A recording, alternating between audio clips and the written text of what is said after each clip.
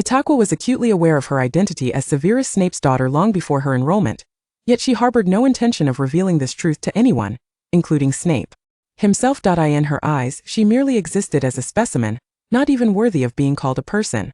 She was determined not to burden others with her presence. However, her meticulously crafted plans began to unravel the moment she encountered someone on the Hogwarts Express. Itakuya gazed at the exquisite gem before her, suddenly overcome with a desire to preserve it in her private collection. This tale unfolds as a narrative of love and redemption, gradually revealing the protagonist's lineage. Many years later, Itakuya would still firmly believe herself to be a dragon. After all, how else could she remain impervious to the allure of such a beautiful gem? So, is this your reason for spying on me while I bathe? Draco Malfoy raised an eyebrow, yet made no move to halt his wife's actions. I believe father would be most eager to know what you have been up to. I advise you against it. He might, in a fit of rage, brew us into a potion. Chapter 1. St. Cyril's Orphanage. St.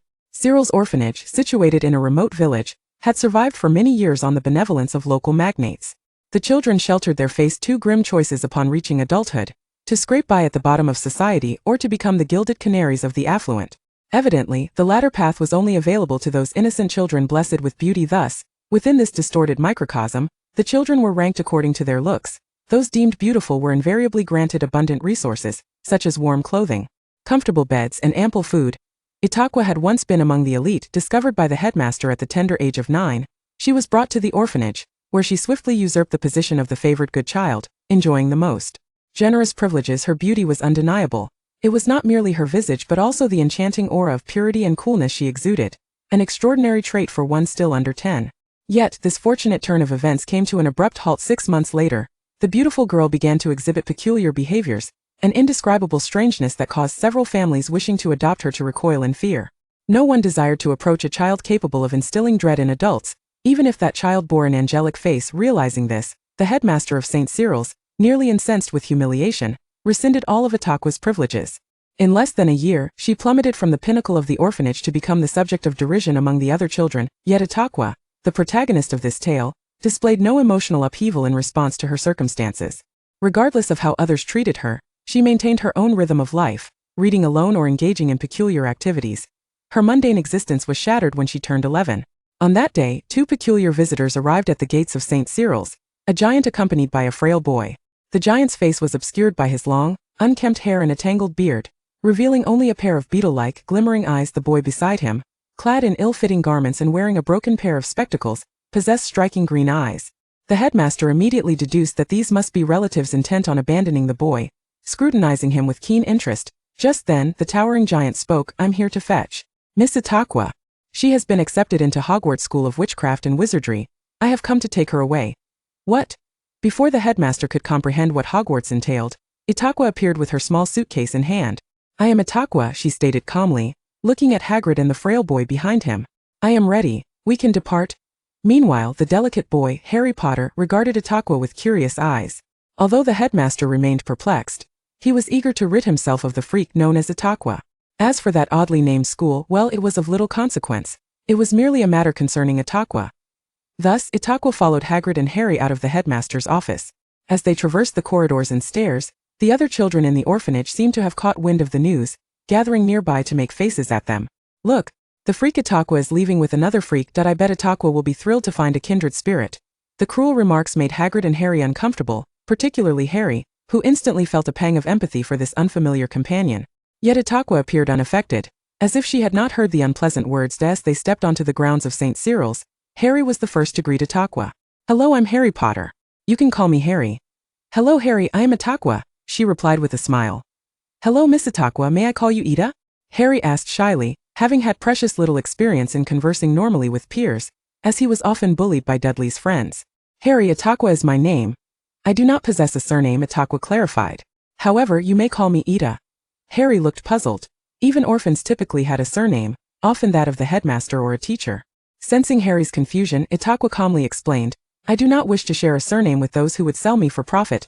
Young Harry gazed at Itakuya with innocent bewilderment, clearly unaware of the malevolence lurking in human hearts. Hagrid, on the other hand, understood immediately. He first angrily waved his umbrella in the direction of the orphanage, then, as if struck by a thought, retracted it and looked at Itakuya with a loving gaze. Oh, my poor child, perhaps you could adopt my surname, or choose one from the professors at Hogwarts. I believe they would not refuse. Itakuya shook her head. Thank you for your suggestion, Mr. Hagrid, but I rather like Itakuya. I find it quite satisfactory as it is. So Itakuya, you knew about Hogwarts and, magic and such beforehand. Harry awkwardly shifted the topic. You seem much more composed than I was yesterday. In truth, I only learned of Hogwarts when the owl delivered the letter. Itakuya maintained her serene demeanor. Smiling gently, however, I had long been aware of the existence of magic. The ones who left me at the orphanage, I believe, were my mother, who also left me some books about spells and potions. Harry's eyes sparkled with excitement. Spells, do you mean magical incantations? Can I see them? Itakuya shook her head apologetically. They have all been destroyed by the other children at the orphanage. Oh, I am so sorry. It is quite all right. The remainder of the journey was silent as Hagrid led the 2 first-year students to their destination, Diagon Alley.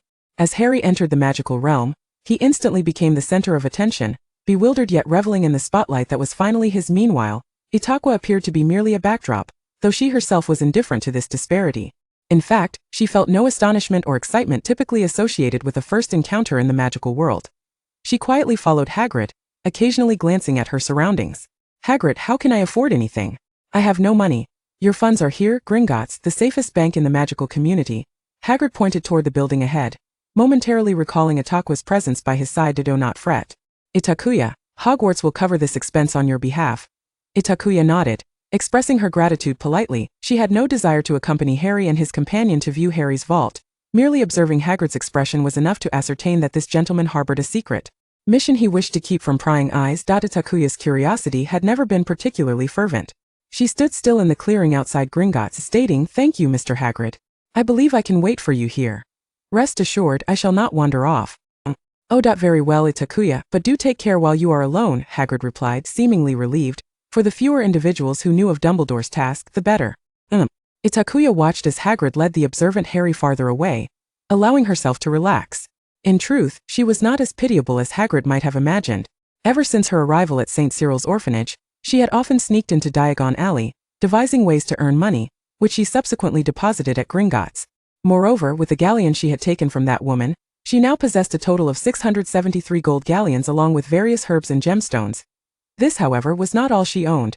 Even more precious items were concealed in another location, an absolutely secure one. Though this sum was not vast, it was certainly sufficient to cover her schooling expenses at Hogwarts. Yet, revealing this would compromise her. Itakuya did not wish to draw attention to herself. She preferred to maintain the guise of an ordinary Hogwarts freshman. Her refusal to enter Gringotts with Hagrid stemmed from this very reason. Although she always endeavored to obscure her face, who could guarantee she would not be recognized? Unlike the other eager children, Itakuya had harbored her own motives from the outset, patiently awaiting the arrival of her acceptance letter via Hogwarts Owl. Itakuya. Harry's excited voice interrupted her contemplation. Itakuya, I just realized how wealthy I am. If it's possible, I could assist you in covering the cost of the items on your list. Itakuya lifted her gaze to meet Harry's. Harry Potter, the boy who lived, the rumored savior. Itakuya had long been aware of the tales surrounding him, yet she feigned ignorance upon their first encounter. In truth, she cared little for the moniker of savior, nor for the name that instilled fear in many, Voldemort. These matters were of no concern to her. Itakuya was acutely aware of her own reasons for attending Hogwarts. She had obligations to fulfill, however. The current savior appeared to be merely a naive and bashful 11-year-old boy, Itakuya mused. Although having too much interaction with the savior might not benefit her, cultivating a relationship with him was evidently advantageous, and such an opportunity seemed to lie before her. With this thought, Itakuya donned an expression that conveyed, "How splendid! You are truly a great help," and addressed Harry's striking green eyes, saying, "Really? If that is the case, I sincerely thank you, Harry." Chapter 2. She and the gemstones. Itakuya, and I still require a wand. A wand? Then let us visit Ollivander's wand shop. There, you shall discover the wand that resonates with your essence, Hagrid declared. Children, you should wait there for a while. I have matters to attend to, and I shall return shortly. Itakuya and Harry stepped into a store that exuded an antiquated charm, its walls laden with an array of wand boxes. Even Itakuya could not help but feel a twinge of curiosity, for she had never before graced this establishment, having previously resorted to covertly using that woman's wand.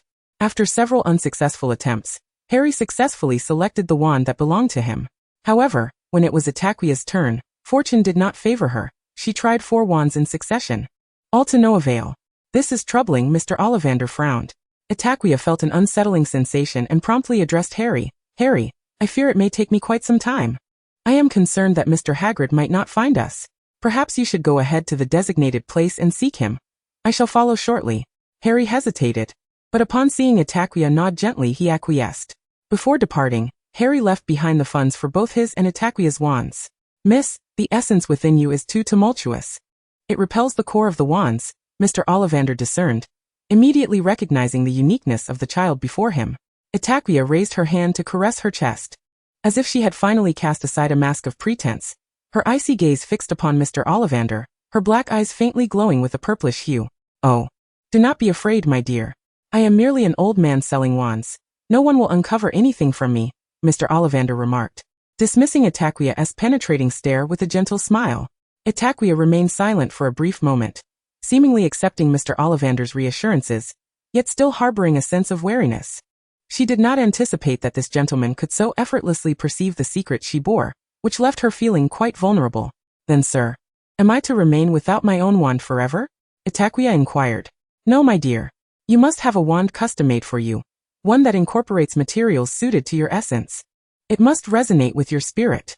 Once you have found such materials, bring them to me, and I shall craft a wand that is uniquely yours. Itakuya nodded, pondering her impending journey to Hogwarts, and furrowed her brows. Then, sir, may I possess a wand that is less than ideally suited for me in the meantime? You see, life at Hogwarts may be quite dependent on a wand. Oh, certainly, my child. Let us try a few more wands. After several minutes, Itakuya departed Ollivander's wand shop with her new wand, a 10-inch wand of hawthorn, with a core from the spine of a river creature. It was the only wand she had tested that did not seem to recoil from her. Itakuya, over here. Harry called out enthusiastically from a distance, standing alongside Hagrid, who held a gift from Harry, an alabaster owl. Hagrid had gathered the remaining supplies in Diagon Alley, and soon it would be time for the Hogwarts Express to depart. King's Cross Station. Itakuya bid farewell to Hagrid, who still wished to impart further advice to Harry, and emulating a wizarding family, she successfully passed through the barrier to platform 9 3/4. Appreciating the vintage allure of the Hogwarts Express for a moment, she then boarded the train and settled into an empty compartment. Itakuya took a seat by the window, aware that there was still ample time before departure. Young witches and wizards lingered, conversing with their parents, some brimming with excitement while others expressed reluctance, with many choosing to embrace their parents. Amidst the cacophony of voices, loneliness seemed to envelop her more profoundly. As Itakuya gazed out the window, she was engulfed by a bittersweet sensation of sorrow. A refreshing breeze inexplicably swept through the compartment, tousling the strands of hair that fell across her forehead.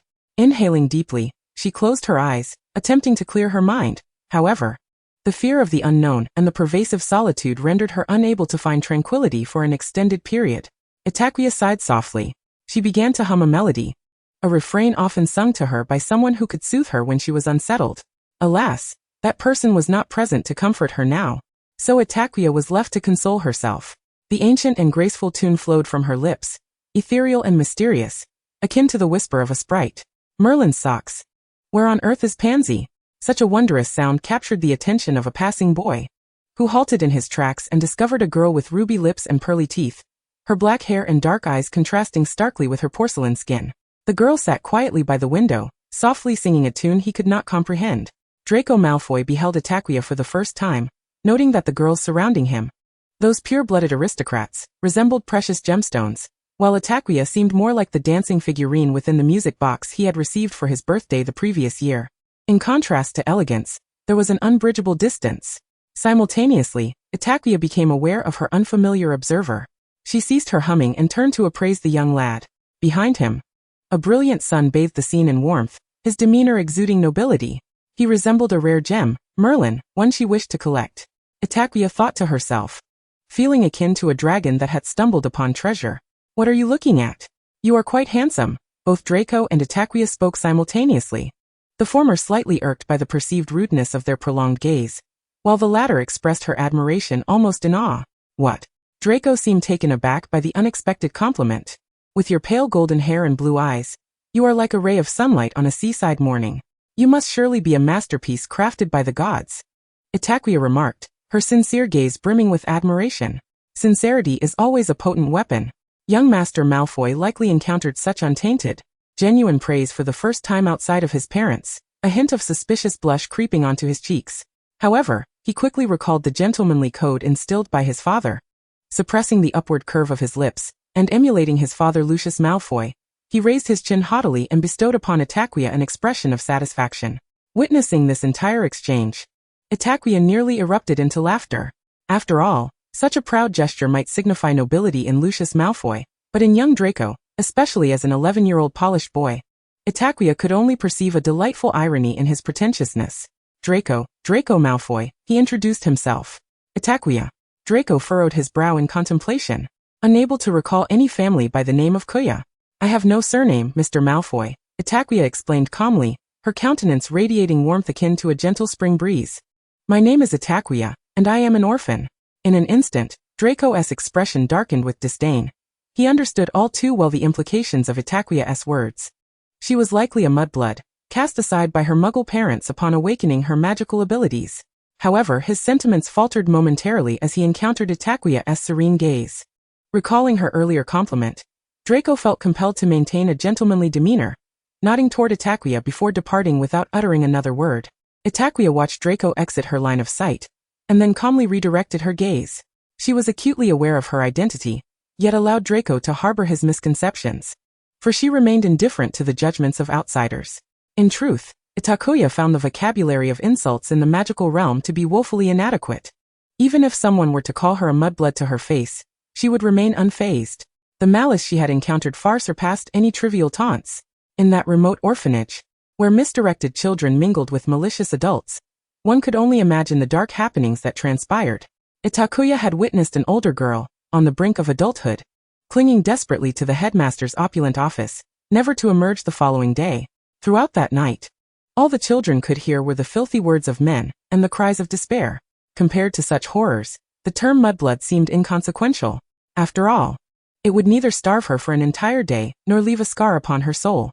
Not long after Draco's departure, Harry finally found Itakuya. Hi Itakuya. Hello Harry. Come in, she greeted with a gentle smile. Harry took a seat opposite Itakuya, gazing out the window at the scene of farewells with his family. His expression heavy with unspoken thoughts even as the car drove far from the platform. Clearly, the young savior felt the same solitude.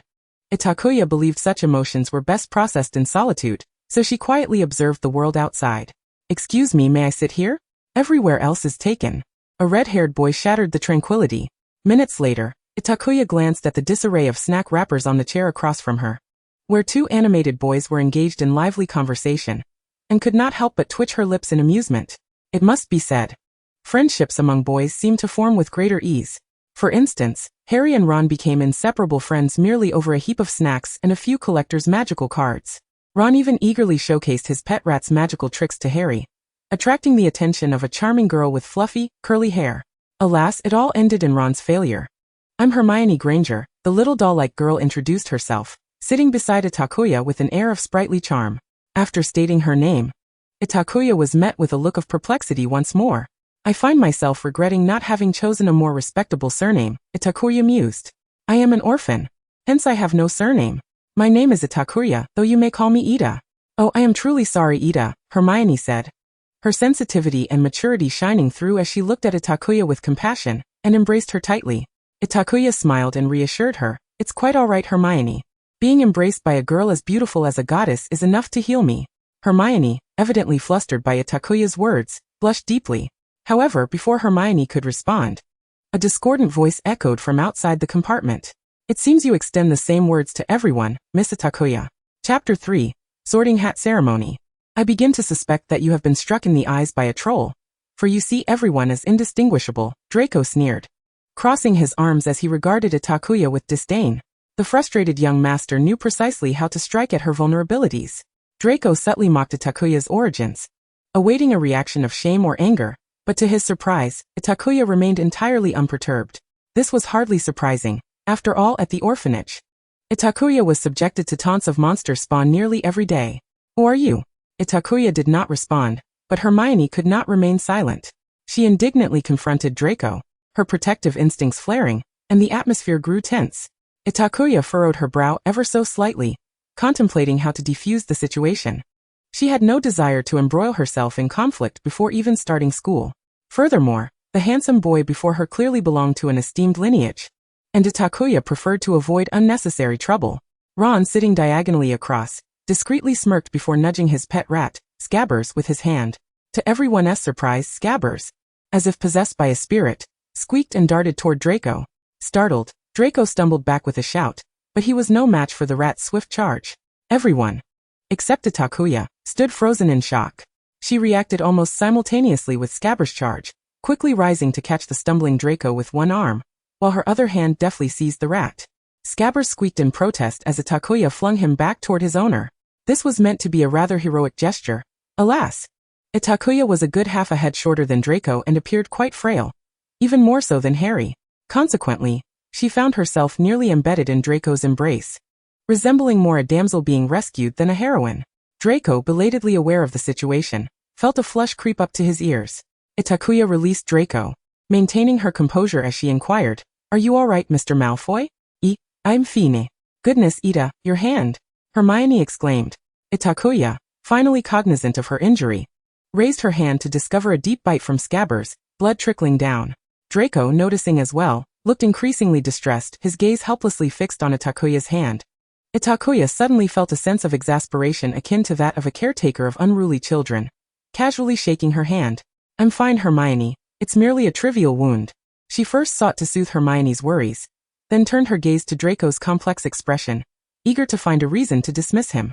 For reasons unknown, Itakuya felt an instinctive aversion between Draco and Harry and Ron. "Mr. Malfoy, I apologize for soiling your clothing. Perhaps you should tend to that first." Following Itakuya's gaze, Draco looked down to find her blood smeared on the hem of his attire. He shot Itakuya a glare, his expression indicating incredulity. Itakuya interpreted Draco's look, thinking how his fury resembled that of a little stray cat outside the orphanage. "You should be the one to address this," Draco sneered, gesturing at her hand. "I cannot believe someone would bring a rat to school. I thought such creatures were fit only for filthy gutters." His words were tantamount to branding her as destitute. Ron's face flushed crimson, yet he remained speechless. The atmosphere in the compartment plummeted to a chilling silence, and Itakuya lamented her choice to sit there. "I fear we are nearing Hogwarts. I must change into my robes, for I do not wish to disembark in such a disheveled state," Itakuya subtly suggested. Draco paused, glancing out the window to assess their surroundings, realizing the impending arrival. As a pureblood aristocrat bearing the Malfoy name, he had to maintain his dignity at all times. He scanned Itakuya's calm demeanor and the injury on her hand before departing without a word. After Draco left, Itakuya casually found a cloth to bandage her wound and, amidst the complex gazes of the three, calmly announced her intention to find another place to change into her robes. "Ida, you can change here. Ron and I will step outside," Harry called after her. Itakuya nodded in agreement. At last, the Hogwarts Express arrived at its destination. Hagrid, holding a square lantern, urged the first-year students to follow him promptly. One by one, the little ones trailed behind Hagrid onto the boats, and amidst the mist enveloping the cold lake, the mysterious castle of Hogwarts finally revealed its grandeur. Itakuya and Harry, along with their companions, stood together on a staircase, where an elegant witch in a green robe awaited them. After a brief exchange with Professor McGonagall, she departed. Among the crowd, Itakuya's gaze was drawn to a gemstone that fluttered into Harry's path, loudly capturing everyone's attention. "So you must be Harry Potter," it exclaimed. Upon hearing this, Itakuya sighed inwardly, already envisioning the ensuing events.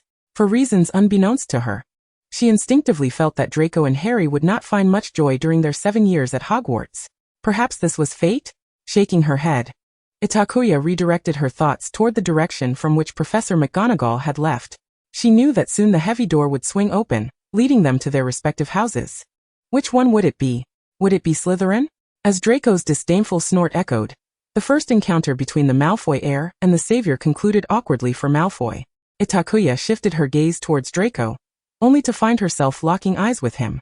Subsequently, she caught Draco's scrutiny as he scanned her from head to toe, his gaze lingering on the fabric-wrapped hand before shifting to the side, where Hermione stood behind Itakuya. With a huff, Draco turned his head away, dismissing her. "Itakuya?" Itakuya was the last first-year student to have her name called. She looked towards the professors seated at the long table, first meeting Hagrid's reassuring smile from the corner, before her gaze settled on Dumbledore's kindly expression, which always brought comfort. Slightly tilting her head, she noticed the dark-haired, stern-faced professor intently listening to Professor Quirrell, his gaze fixed on the Gryffindor table. Itakuya's eyes remained on the cold-faced professor, where a flicker of emotion finally breached his calm demeanor. This overt scrutiny caught Snape's attention. and he shot a frosty glance in Itakuya's direction, prompting her to quickly avert her gaze and take a seat. Professor McGonagall placed the sorting hat upon Itakuya's head. Contrary to its usual boisterousness, the hat fell silent for a moment upon contacting her, before it spoke slowly. Child, I see the tumultuous conflict within your heart. You possess an extraordinary thirst for knowledge. Perhaps Ravenclaw or Hufflepuff would suit you. Yet you also possess the courage befitting Gryffindor. However, there may be a house you wish to join even more, am I correct? The sorting hat seemed to await a response from the first-year student, who might respond with excitement or trepidation. Unfortunately, it encountered Itakuya, a peculiar girl adept at maintaining her composure and silence. Thus, before the eyes of all four houses, the sorting hat received a rather awkward reply of silence from Itakuya. After a prolonged pause, it cleared its throat, chuckling nervously. Ahem, very well, your house is Slytherin. Itakuya nodded quietly and made her way to the Slytherin table, taking her seat with poise under the scrutiny of her new housemates. What family do you belong to? A small girl with green eyes and short black hair inquired, lifting her chin slightly. Itakuya realized this was a test of her identity. She thought to herself that even if she could evade this question today, her true identity would eventually come to light, bringing with it inevitable complications. To her right sat Draco, the young Malfoy, who appeared to be engaged in a casual discussion with an upperclassman, all the while casting surreptitious glances at Itakuya. With a voice slightly louder than usual, as if intending for the entire house to hear, Itakuya declared, I have no parents, no surname. Itakuya is my name. I grew up in a Muggle orphanage. Goodness, couldn't she speak more softly? Or say less? Draco's expression soured as he surveyed his peers, who instinctively revealed looks of disdain. The only one unperturbed at the long table was Itakuya herself. Even when the Bloody Baroness' sudden appearance at the dining table caused a commotion among the first years, Itakuya's expression remained unchanged as she calmly finished her steak, unperturbed by the ghastly sight. Such resolute behavior, coupled with her cryptic origins, immediately led to her isolation within Slytherin, with the students collectively deciding to shun her. Itakuya? That evening, Itakuya lay in the comfort of her quiet single room, pondering for a long time, but failing to comprehend where the difficulty lay. The first lesson of the new term was with Professor McGonagall. Slytherin continued their tradition of isolating Itakuya, refusing to sit with her. Thus, she quietly enjoyed the large table all to herself, albeit having to squeeze in with the tardy Harry and Ron at the end. Itakuya. The Slytherin students think your expression is quite frightening, Harry remarked, more perceptive than Ron, sensing Itakuya's precarious situation. As she took notes of Professor McGonagall's words with her quill, she softly replied, because I come from a Muggle orphanage, and most Slytherin students are purebloods, or at the very least half-bloods living in the magical realm. They harbor a dislike for anything associated with Muggles. Moreover, here I am, sitting with the savior of Gryffindor, Slytherin's arch-rival. Harry frowned with concern, while Hermione frequently glanced back at her. Looking at her good friends, Itakuya began to regret not having established clearer boundaries with these kind-hearted Gryffindors from the outset. Don't worry about me, I can handle things. You, on the other hand, should avoid getting too close to a Slytherin like me, Itakuya deflected. However, Harry hesitated. There's no buts about it, just pay attention in class. Itakuya attempted to perform a transfiguration on the matchstick before her, the tip of her wand glowing as the matchstick transformed at a speed nearly imperceptible to the eye, ultimately reverting to its original form. Sighing in frustration, she rubbed her wand, acutely aware of the rejection Mr. Ollivander had mentioned. It felt as if she were accustomed to grasping objects with her hands, only to be forced to use an unwieldy spoon a meter long. Throughout the entire lesson, Itakuya endeavored to adapt to this wand, yet the sensation of rejection remained palpable. The only comfort was that Professor McGonagall encouraged both Itakuya and Hermione, as they were the only two in the class capable of altering the matchstick. By the time potion class commenced, Slytherin's isolation of Itakuya became increasingly evident, as Snape required partners for potion making, leaving Itakuya to work alone. For Itakuya, this was of little consequence. She had ample experience brewing potions solo. Yet, as she observed the myriad of blunders committed by her fellow first years, she silently vowed never to partner with anyone. Heaven knows how painful it was for Itakuya to witness those around her ruin a cauldron of potion with their naive and foolish gazes. After all, it took her considerable time and money to acquire her potion ingredients. Chapter 4. Wandless Magic. In my classroom, wands must not be waved carelessly nor spells uttered indiscriminately. You would do well to keep your foolish wands tucked away. Potion making is a wondrous art. Snape strode to the podium, his black robes billowing behind him. and began his first lesson with an expression that conveyed his evident irritation. The head of Slytherin appeared formidable, as Itakuya mused internally, gradually becoming entranced by his low, yet remarkably clear voice. The potion simmered gently, white steam rising in delicate wisps. In just a brief introduction, Itakuya realized that the professor before her was a master of potions, igniting an excitement within her that she could not resist. She watched Snape intently, even as he engaged in silent exchanges of glances with Draco, who sat in the front row. Admittedly, Itakuya had to concede that Draco was indeed the most aesthetically pleasing student in the classroom, which explained his prime seating. She glanced at her own position. Tucked away in the middle corner, flanked by Harry and Ron, who were preoccupied with scribbling notes, decidedly not paying attention. A perfect spot for idling.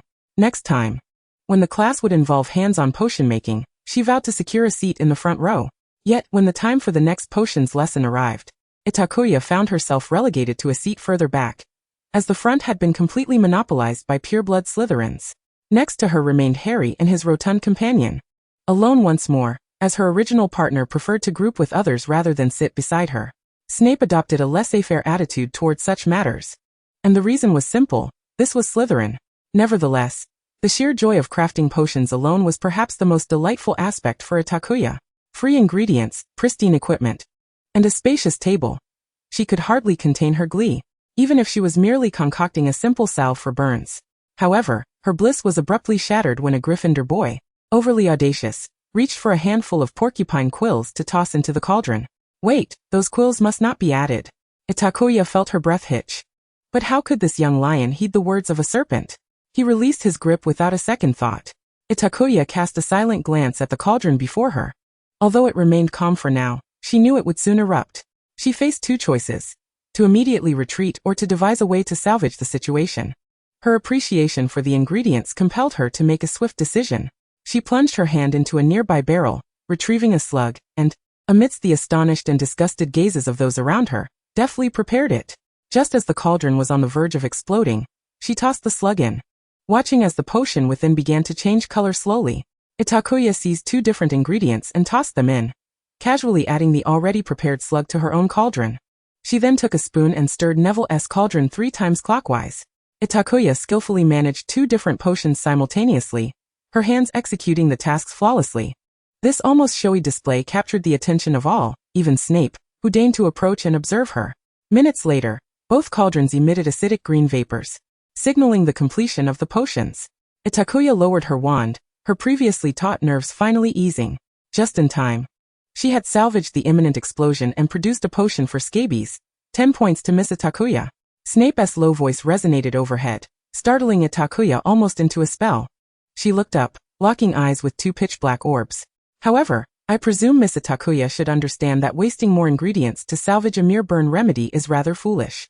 And unless your intellect resembles that of a troll, no one would be so naive as to attempt crafting 2 potions simultaneously. Itakuya paused, realization dawning upon her as she recognized her folly. I apologize, Professor, she nodded.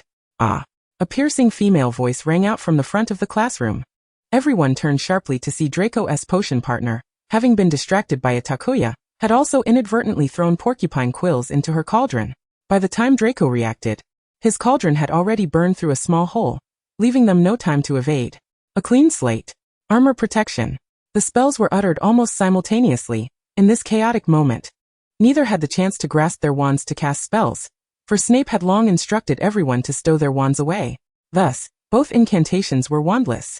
The first was directed at the cauldron on the verge of explosion, cast by Slytherin's head, Snape. The latter was aimed at young Master Malfoy, conjured by first-year Slytherin Itakuya. It was only when she felt the weight of everyone's gaze, including Snape's, upon her that Itakuya realized she might have acted foolishly once more. In that critical moment, driven by an instinctual need to admire and protect Draco's gem-like visage, she had unconsciously waved her hand and uttered the spell. As she usually did, the scrutinizing stares from those around her sent a shiver down Itakuya's spine, causing her to grip her wand tighter. Damn it!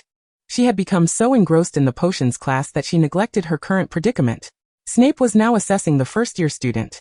He had noticed her when Neville, that Gryffindor troll, foolishly reached for the porcupine quills.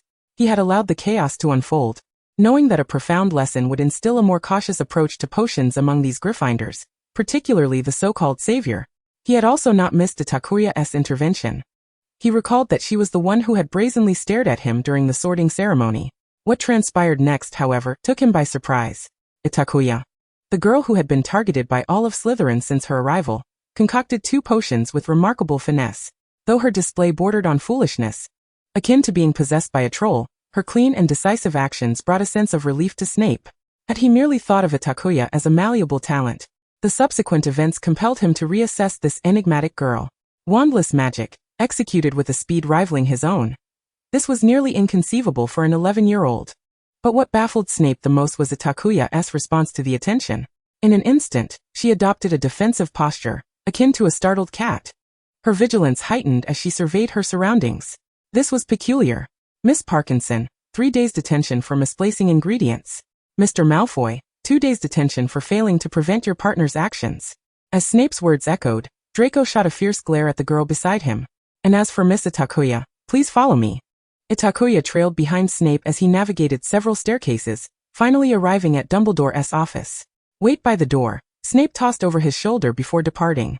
Itakuya stole a glance at Dumbledore's face before the door closed. He winked playfully at her. Yet, Itakuya had no inclination to acknowledge Dumbledore's mischievous expression. Her mood was dismal. It had been a long time since she felt so helpless, as if her fate lay in another's hands. The wind howled through the corridor like a banshee. Itakuya inhaled deeply, crossing her arms against the wall, taking measured breaths to regain control of her emotions. Severus, I assure you, in the name of the headmaster, that the child outside is not what you presume. But Albus, it is nearly impossible. An 11-year-old first year. Having lived in the Muggle world until now, how could she be talented enough to perform wandless magic? Severus, relax. I can assure you that, thus far, that child has no connection to them. Dumbledore's eyes, concealed behind his half-moon spectacles, radiated a profound wisdom. As for the other matters, why not inquire directly with the individual concerned? The door swung open from within, and Snape addressed the arms-crossed Itakuya, saying, Miss Itakuya, please come in. Itakuya nervously glanced at Snape, but regrettably, she found it difficult to decipher anything from his perpetually cold demeanor. Miss Itakuya, Snape continued, would you care for a sweet treat? A lemon sherbet always lifts my spirits. Dumbledore gestured for Itakuya to take a seat, where an array of confections adorned the table before him. However, Itakuya had little appetite. Her peripheral vision swept over the shelves behind Dumbledore, landing on the sorting hat. That hat must know something, she thought, recalling her suspicion during the sorting ceremony that it had likely gleaned some of her memories. If that were the case, then this esteemed headmaster before her would undoubtedly be aware of her true identity. Itakuya exchanged glances with Dumbledore, silently praying that this great white wizard would refrain from saying too much in Snape's presence. She was not yet prepared. Do not be anxious, Miss Itakuya, Dumbledore said kindly, smiling at her. You're head of house, alongside the potions master, and I merely wish to discuss a few matters with you. Itakuya gradually met Dumbledore's gaze, who winked at her once more. This time, she finally comprehended the unspoken meaning behind Dumbledore's words and sighed in relief. Yes, Headmaster Dumbledore. I believe Miss Itakuya would be quite willing to explain to you, poor headmaster, the circumstances surrounding her use of wandless magic. It was evident that Snape had grown impatient with the veiled exchanges between Itakuya and Dumbledore. She turned to face the arms-crossed Snape. In truth, Professor, I am not entirely sure what wandless magic entails. I received my first wand through the support of Hogwarts. Prior to that, I had always performed spells in this manner. Snape's expression shifted slightly. Are you suggesting that you have always cast spells without a wand? Chapter 5. Dumbledore Itakuya's life at the orphanage had not been without its challenges. However, with the aid of some innocuous charms, she managed to navigate them with ease. The reason she had been able to use magic on Muggles without repercussion for all these years stemmed from 2 factors. The spells she employed were of low magical potency, and she did not require a wand. In fact, it was only upon entering Hogwarts, through some inadvertent inquiries, that she discovered wizards were prohibited from using magic on Muggles. I had always believed that everyone could perform magic without a wand until I witnessed my classmates on the Hogwarts Express chanting spells while brandishing their wands. If you are not even aware of something as fundamental as the wand, I must wonder, Miss Itakuya, how you came to know the incantations and potions. Surely, you did not master the entire syllabus in just a few days since the term commenced? Snape pressed on. When I was abandoned at the orphanage, I found a few books about spells and potions in the box beside me. Unfortunately, they were destroyed by other children within the first 6 months of my arrival. I only remember some vague concepts and a few torn pages that contain spells and potion recipes. During your class earlier, I simply felt compelled to act in a certain way, and when others looked at me, I feared I had made a mistake. Itakuya lowered her head, then suddenly lifted it, gazing at Snape with misty eyes. The latter was momentarily taken aback, before retorting, "Then I suppose Slytherin might be fortunate enough to have another prodigy emerge." With that, Snape departed with a swish of his robes. He placed an emphatic weight on the word another, as if hinting at something.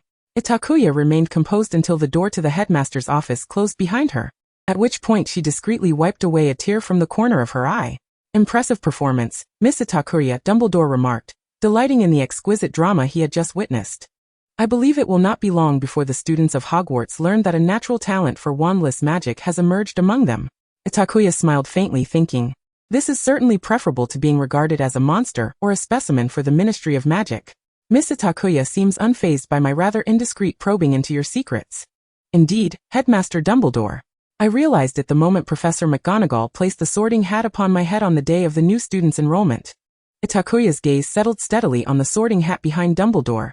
No one could conceal anything from the greatest white wizard of our time, though that may be a compliment. "It brings me great joy, old as I am," Dumbledore said, a hint of childlike mischief sparkling in his eyes as he nudged a pile of cockroach clusters closer to Itakuya. Itakuya's experience with magical confectionery was lamentably limited, and when that peculiar treat exploded with a flavor more bizarre than any potion in her mouth, she could no longer maintain her calm facade. "Haha, very well, Miss Itakuya. As the headmaster of Hogwarts, I feel it is my duty to reward your prodigious talent." Dumbledore pondered for a moment. Access to the restricted section of the Hogwarts library would be a splendid choice, would it not? Itakuya's smile broadened. "Thank you, Headmaster Dumbledore. This will save me precious time I would have spent brewing an invisibility potion." She rose to express her gratitude and bid farewell to Dumbledore. As she reached the door, a sudden thought struck her, and she turned to inquire of Dumbledore, "Headmaster Dumbledore, regarding my heritage, I trust no one will discover it?" Dumbledore's elegant and wise gaze faltered momentarily. "Of course not, my child." Satisfied with his affirmative response, Itakuya departed, leaving Dumbledore to observe her retreating figure with a gentle smile. He mused inwardly, father and daughter truly share the same stubborn disposition. Her conversation with Dumbledore caused Itakuya to miss the first flying lesson of the semester, but it seemed she had not lost much, for in that lesson, Neville Longbottom accidentally injured his hand, prompting Madame Hooch to escort him to the hospital wing herself. With the afternoon free, Itakuya preferred to avoid the attention of her peers in the Slytherin common room. Thus, she made her way directly to the library, armed with her newly granted privilege to access the restricted section. "Miss Itakuya, this is the restricted section. You should not be here." "Professor Quirrell?" Itakuya rose to see a man with a turban speaking hesitantly. She had little recollection of him. His defense against the dark arts class wouldn't commence for another 2 days, and she had only seen him on the day of sorting. "Professor Quirrell, I have received authorization from Headmaster Dumbledore to access the restricted texts." "Oh, that is truly remarkable, especially for a first-year student." Quirrell appeared taken aback, but offered no further comment. "Yes, Professor Quirrell, I feel privileged to have such an opportunity. What do you hope to explore here?" Quirrell rubbed his hands together. "Perhaps you are interested in defense against the dark arts? I could recommend some titles." Itakuya pondered, realizing she had no specific direction in mind. However, her curiosity leaned more toward potions than dark magic. "Oh well. My aim is to explore every book in the restricted section." With that thought, she nodded and smiled. "That would be splendid. Thank you, Professor Quirrell." Itakuya remained in the library until evening, returning to the Slytherin common room with several books in her arms. The Slytherin common room, located in the cellar, offered a view of the lake's depths through the windows. Heaven knows how soothing the sound of the gentle water was for someone like Itakuya, who often struggled with insomnia. Upon entering the common room, she found Draco seated on his exclusive sofa, flanked by his 2 lackeys. The young boy reclined on the sofa, his legs crossed, and his eyes flickered with a hint of displeasure upon seeing Itakuya return. "Humph, the genius of Slytherin has finally deigned to return. I thought I would have to wait until the Gryffindor common room to see you, Miss Itakuya," Draco remarked. Itakuya responded with a raised eyebrow. "Well then, what seems to be troubling this young master?" Draco, positioned near the fireplace, was illuminated by the flickering flames, which accentuated the flamboyance of his features. "Mr. Malfoy, I did not expect you to wait for me," Itakuya said, moving to sit beside Draco on his designated sofa, much to the astonishment of those around them. "Wait for you? A Malfoy would never wait for anyone," Draco shot back, casting a glare at Itakuya. Very well, Itakuya replied, arching an eyebrow. Then allow me to take my leave. Good night, Mr. Malfoy. With that, she feigned an attempt to rise from the sofa. Wait a moment, Draco said urgently, reaching out to grasp her arm. Itakuya calmly turned to face him, patiently awaiting the revelation of his intentions. You should feel honored, Miss Itakuya, Draco declared, his tone haughty. Given your remarkable proficiency in spellcasting, I have decided to acknowledge you as a friend of the Malfoys. Itakuya stifled a laugh. She suspected that Draco's interpretation of friend was more akin to follower. However, for a pureblood aristocrat to admit to having a subordinate was tantamount to declaring himself under protection among the students of Slytherin. This seemed beneficial for her, especially if Itakuya were merely a naive, unfortunate child of unknown origins. And what must I do, Mr. Malfoy? Itakuya inquired further. Draco nodded with satisfaction, seemingly pleased with Itakuya's compliance. Tonight at 11:30, I have a duel arranged with St. Potter and his Weasley friend. You must prove your allegiance before me. A Slytherin's allegiance. Itakuya felt a headache coming on. She could surmise what was about to unfold. This pampered young Malfoy truly was a spoiled brat. Noticing Itakuya's silence, Draco frowned. What are you hesitating for? Itakuya observed him closely, not missing the fleeting panic that flashed in his gray-blue eyes. She surveyed her surroundings and noted that while the other Slytherin students were engrossed in their own pursuits, they were subtly watching this exchange. She realized that this spoiled young lord valued his dignity above all else. He could certainly bask in the limelight of the Malfoy name, were it not for the presence of the chosen one, Harry.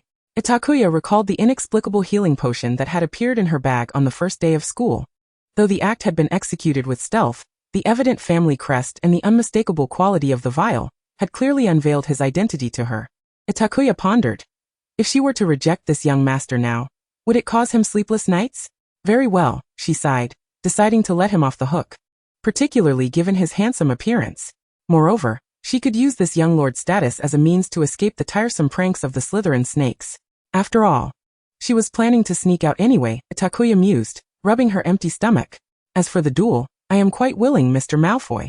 She noticed Draco visibly relax. However, Mr. Malfoy, I think it would be better if I went alone.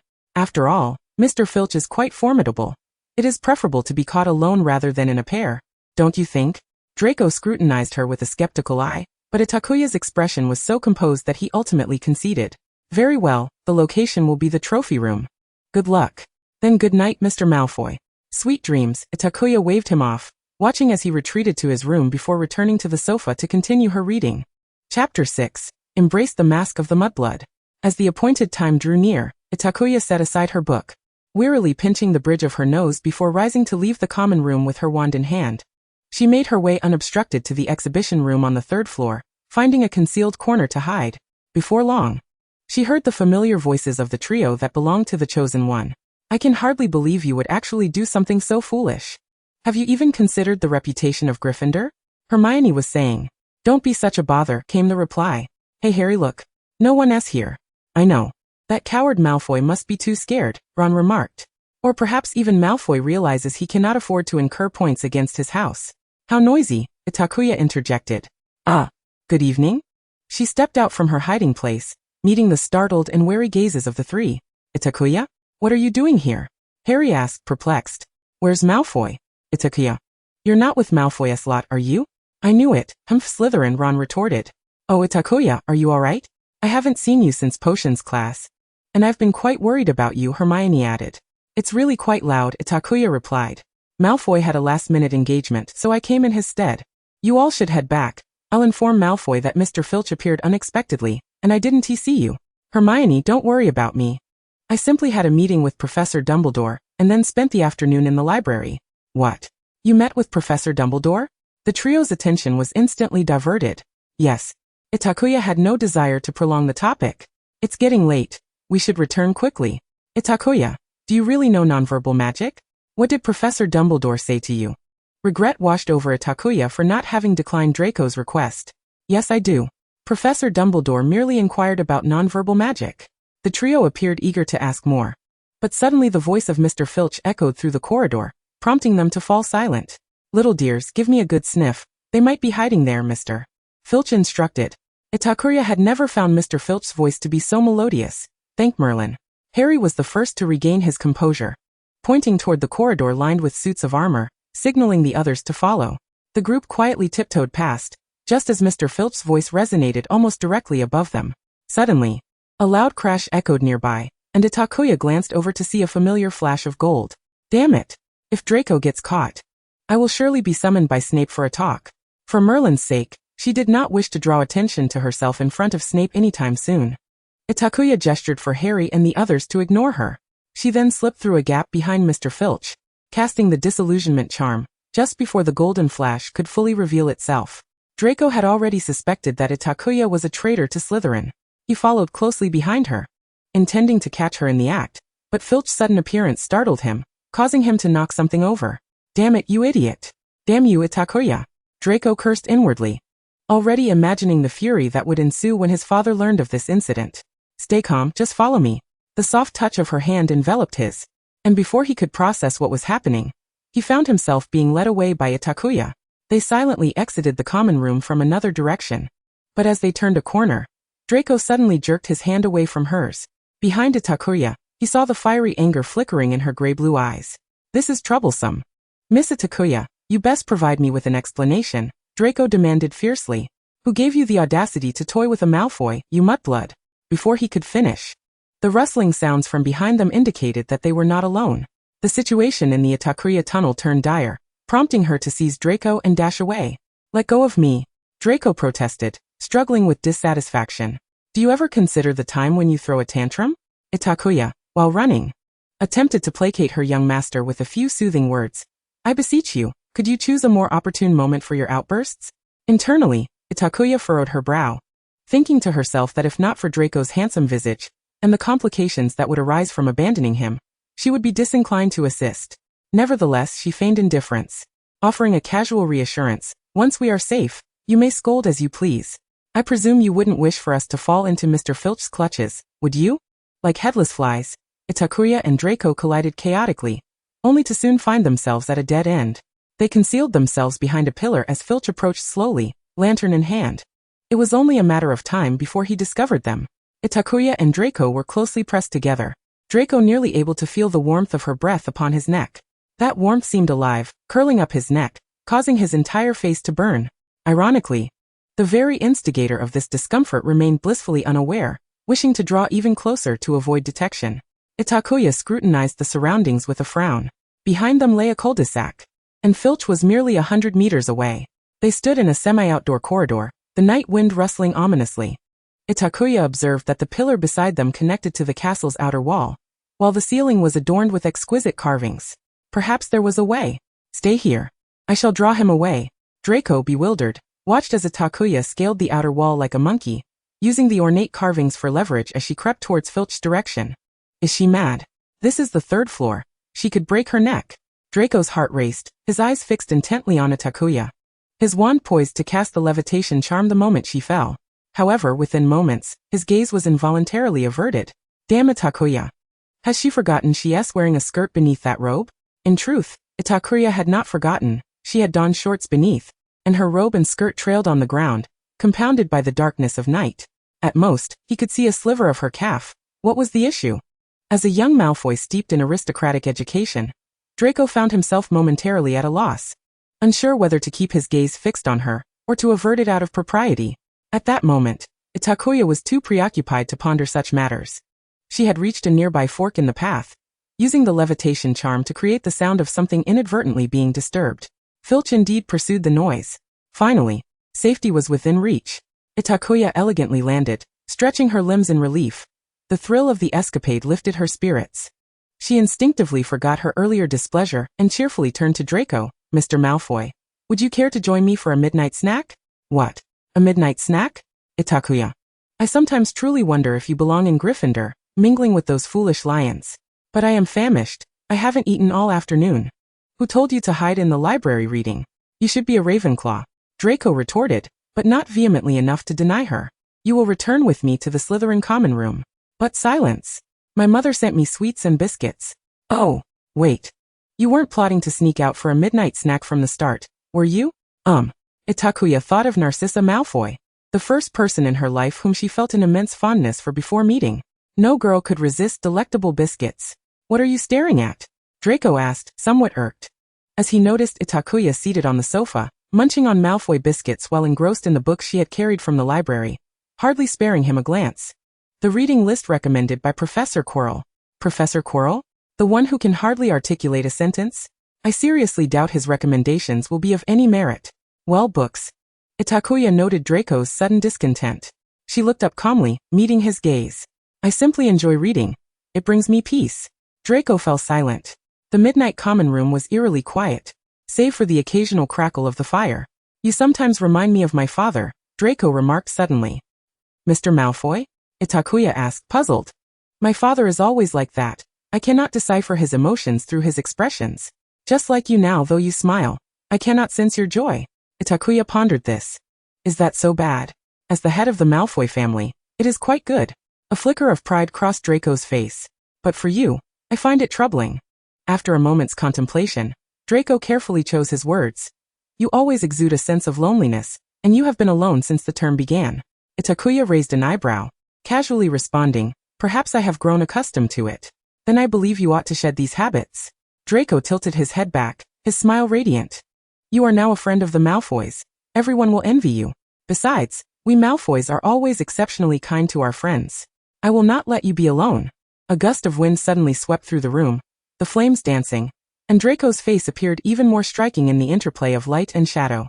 His gray-blue eyes sparkled brightly in the firelight, like the warm sun of winter illuminating Itakuya's countenance. Draco. Itakuya. She unexpectedly dropped the formal address. You look truly splendid. What nonsense are you spouting in the middle of the night? Itakuya lowered her gaze, smiling in silence. Humph, I shall return to rest. Draco stepped back. His face slightly flushed. Itakuya nodded and stood. So do I. Good night? Wait. Draco called after Itakuya, finally voicing the question that had plagued him for some time. Why were you not angry just now? Just now? At the exhibition room door, I called you Draco, and you hesitated, reluctant to continue. Call me? What should I call you? Itakuya tentatively suggested, Mudblood? Draco's voice was subdued. Itakuya mused inwardly, surprised that this young master was aware of his own faults. Perhaps it is because I grew up in an orphanage. Draco inquired, confused. Compared to a bunch of unruly children without parental guidance, your pure-blooded insults are rather refined. Itakuya recalled her peers at St. Cyril's orphanage and candidly remarked, truly, your pure-blooded insults carry a certain aristocratic flair. Are you mad? Draco grasped Itakuya's meaning, exasperated. How can you become accustomed to such things? Moreover, you are still a Slytherin. So? Draco rolled his eyes. Slytherin only rarely accepts children of Muggle parents. The Sorting Hat would place you here only if at least one of your parents is a wizard. Therefore you are not a mudblood. Itakuya pondered this, resting her chin on her hand. But you also said rare circumstances. What if what? Draco retorted, displeased. You are so capable. Using nonverbal magic in your first year. You must hail from a powerful wizarding lineage. Itakuya couldn't help but laugh softly, murmuring, powerful indeed. Chapter 7, The Godfather. In Slytherin's first year, there was a prodigy who could perform nonverbal magic. Within half a day, Itakuya's name had spread throughout the house.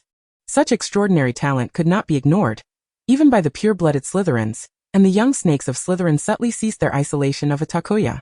They were all influenced by their family elders. The instinct to seek advantage and avoid harm was almost ingrained in their very bones. Moreover, yesterday in the lounge, young Master Malfoy publicly declared his protection over Itakuya. Consequently, Itakuya found herself privileged to abandon her former corner seat at breakfast today, now positioned elegantly at Draco's left front, a location closer to the nexus of power among the first-year students. To this, Itakuya graciously expressed her gratitude, albeit insisting it was unnecessary. Today, she realized that this assembly of noble Slytherins was incessantly engaged in socializing, observing her classmates deftly navigating conversations from potions to the trade of magical ingredients. Itakuya pondered. Did they not require sustenance? Listening to the incessant praise of $2 per pound wares had already diminished her appetite, compounded by the scowling gaze of a certain individual across from her.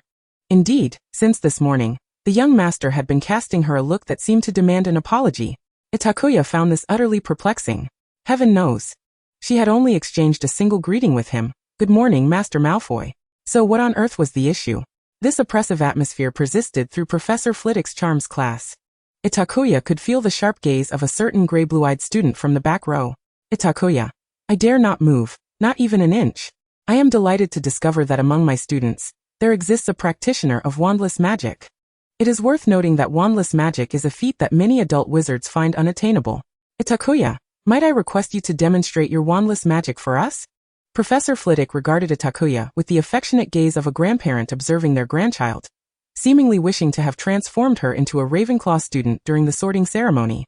The Slytherin and Gryffindor students present appeared equally excited, as this was their first opportunity to observe wandless magic up close. Itakuya stood and responded, "Very well, Professor Flitwick." She extended her right hand, gracefully gesturing as if conducting an orchestra, while reciting the incantation, Wingardium Leviosa.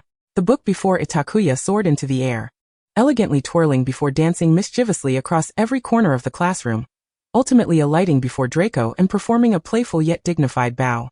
Naturally, Draco became the center of attention, proudly lifting his chin and returning Itakuya's gaze with an expression that seemed to say, "Now that's more like it." Thank goodness, at last, she had placated him. An exceptionally precise control of magical energy, Miss Itakuya.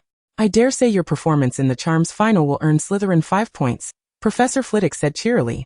Now everyone, pick up the feather before you, and let us commence our lesson. To align with Professor Flitwick's teaching, Itakuya deliberately showcased the levitation charm, resulting in a noticeable effect. As every student in the class engaged earnestly, Itakuya continued her attempts to cast spells with her wand, still trying to find a harmonious connection with her poor wand. Look, Miss Granger has succeeded. 5 points to Gryffindor. Itakuya looked up just in time to see Hermione beaming, and they exchanged a friendly glance. Alas! Hermione's joy quickly transformed into sorrow. Before dinner, in the girls' lavatory, Hermione, are you alright? Itakuya called from outside the stall, where the sound of sobbing emanated. Why? I hate them, Hermione cried. I just wanted to study better, like you, Ida. Itakuya was at a loss for words. She was unaware of what Ron had said to Hermione to cause such distress, but it surely was not kind. Itakuya sighed. Actually, Hermione, I am not as remarkable as you think. In Professor Snape's potions class, when everyone focused on my wandless magic, I felt terrified. The sobbing from within the stall ceased. Itakuya smiled wryly. Indeed, gossip was a fundamental aspect of human nature. In the orphanage, attracting attention was not a boon. It signified jealousy and harassment from peers.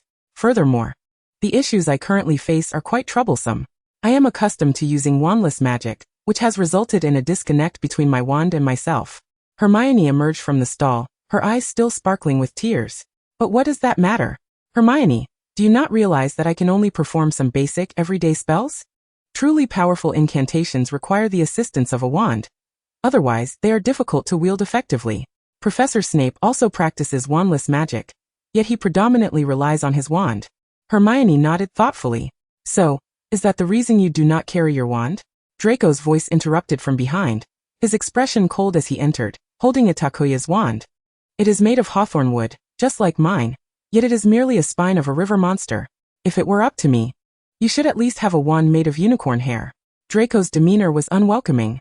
Wands held immense significance for wizards, yet Itakuya had carelessly left hers behind in the classroom. Had he not discovered it in time, how would Itakuya defend herself in the face of danger? Master Malfoy. This is the girls' restroom, Itakuya hesitated to point out. Draco's already unappealing expression grew even colder as he thrust Itakuya's wand into her arms. I know. And what did you call me? Master Malfoy? Just Malfoy. You dare to learn from that saintly Potter? Draco shouted. Itakuya was rendered speechless. What was the matter with this young master? Draco, Ida, he wants you to call him Draco, Hermione interjected quietly from behind. Oh Draco, may I call you that? Itakuya finally grasped the situation. Draco did not respond, which could be interpreted as acquiescence. Casting a scrutinizing glance at Hermione behind Itakuya, he hesitated, the words to insult her swirling on his tongue. How long are you going to chat with this Gryffindor in this wretched place? Itakuya turned back to see Hermione offering her a knowing look. Ida, you should head on. I'll tidy up and join you shortly. Alright, but Hermione, be careful on your own. Draco, where are you going? Itakuya followed the golden-haired boy. What a question. Back to the Slytherin common room, of course. Surely you do not intend to spend this time in that damned library with that lion-headed fellow? I can hardly believe you wasted Halloween in the library with that lion. Is today Halloween? What? You mean to say you've never celebrated Halloween? Draco laughed at Itakuya's foolish question, halting to turn and raise an eyebrow, only to be met with her utterly sincere affirmation.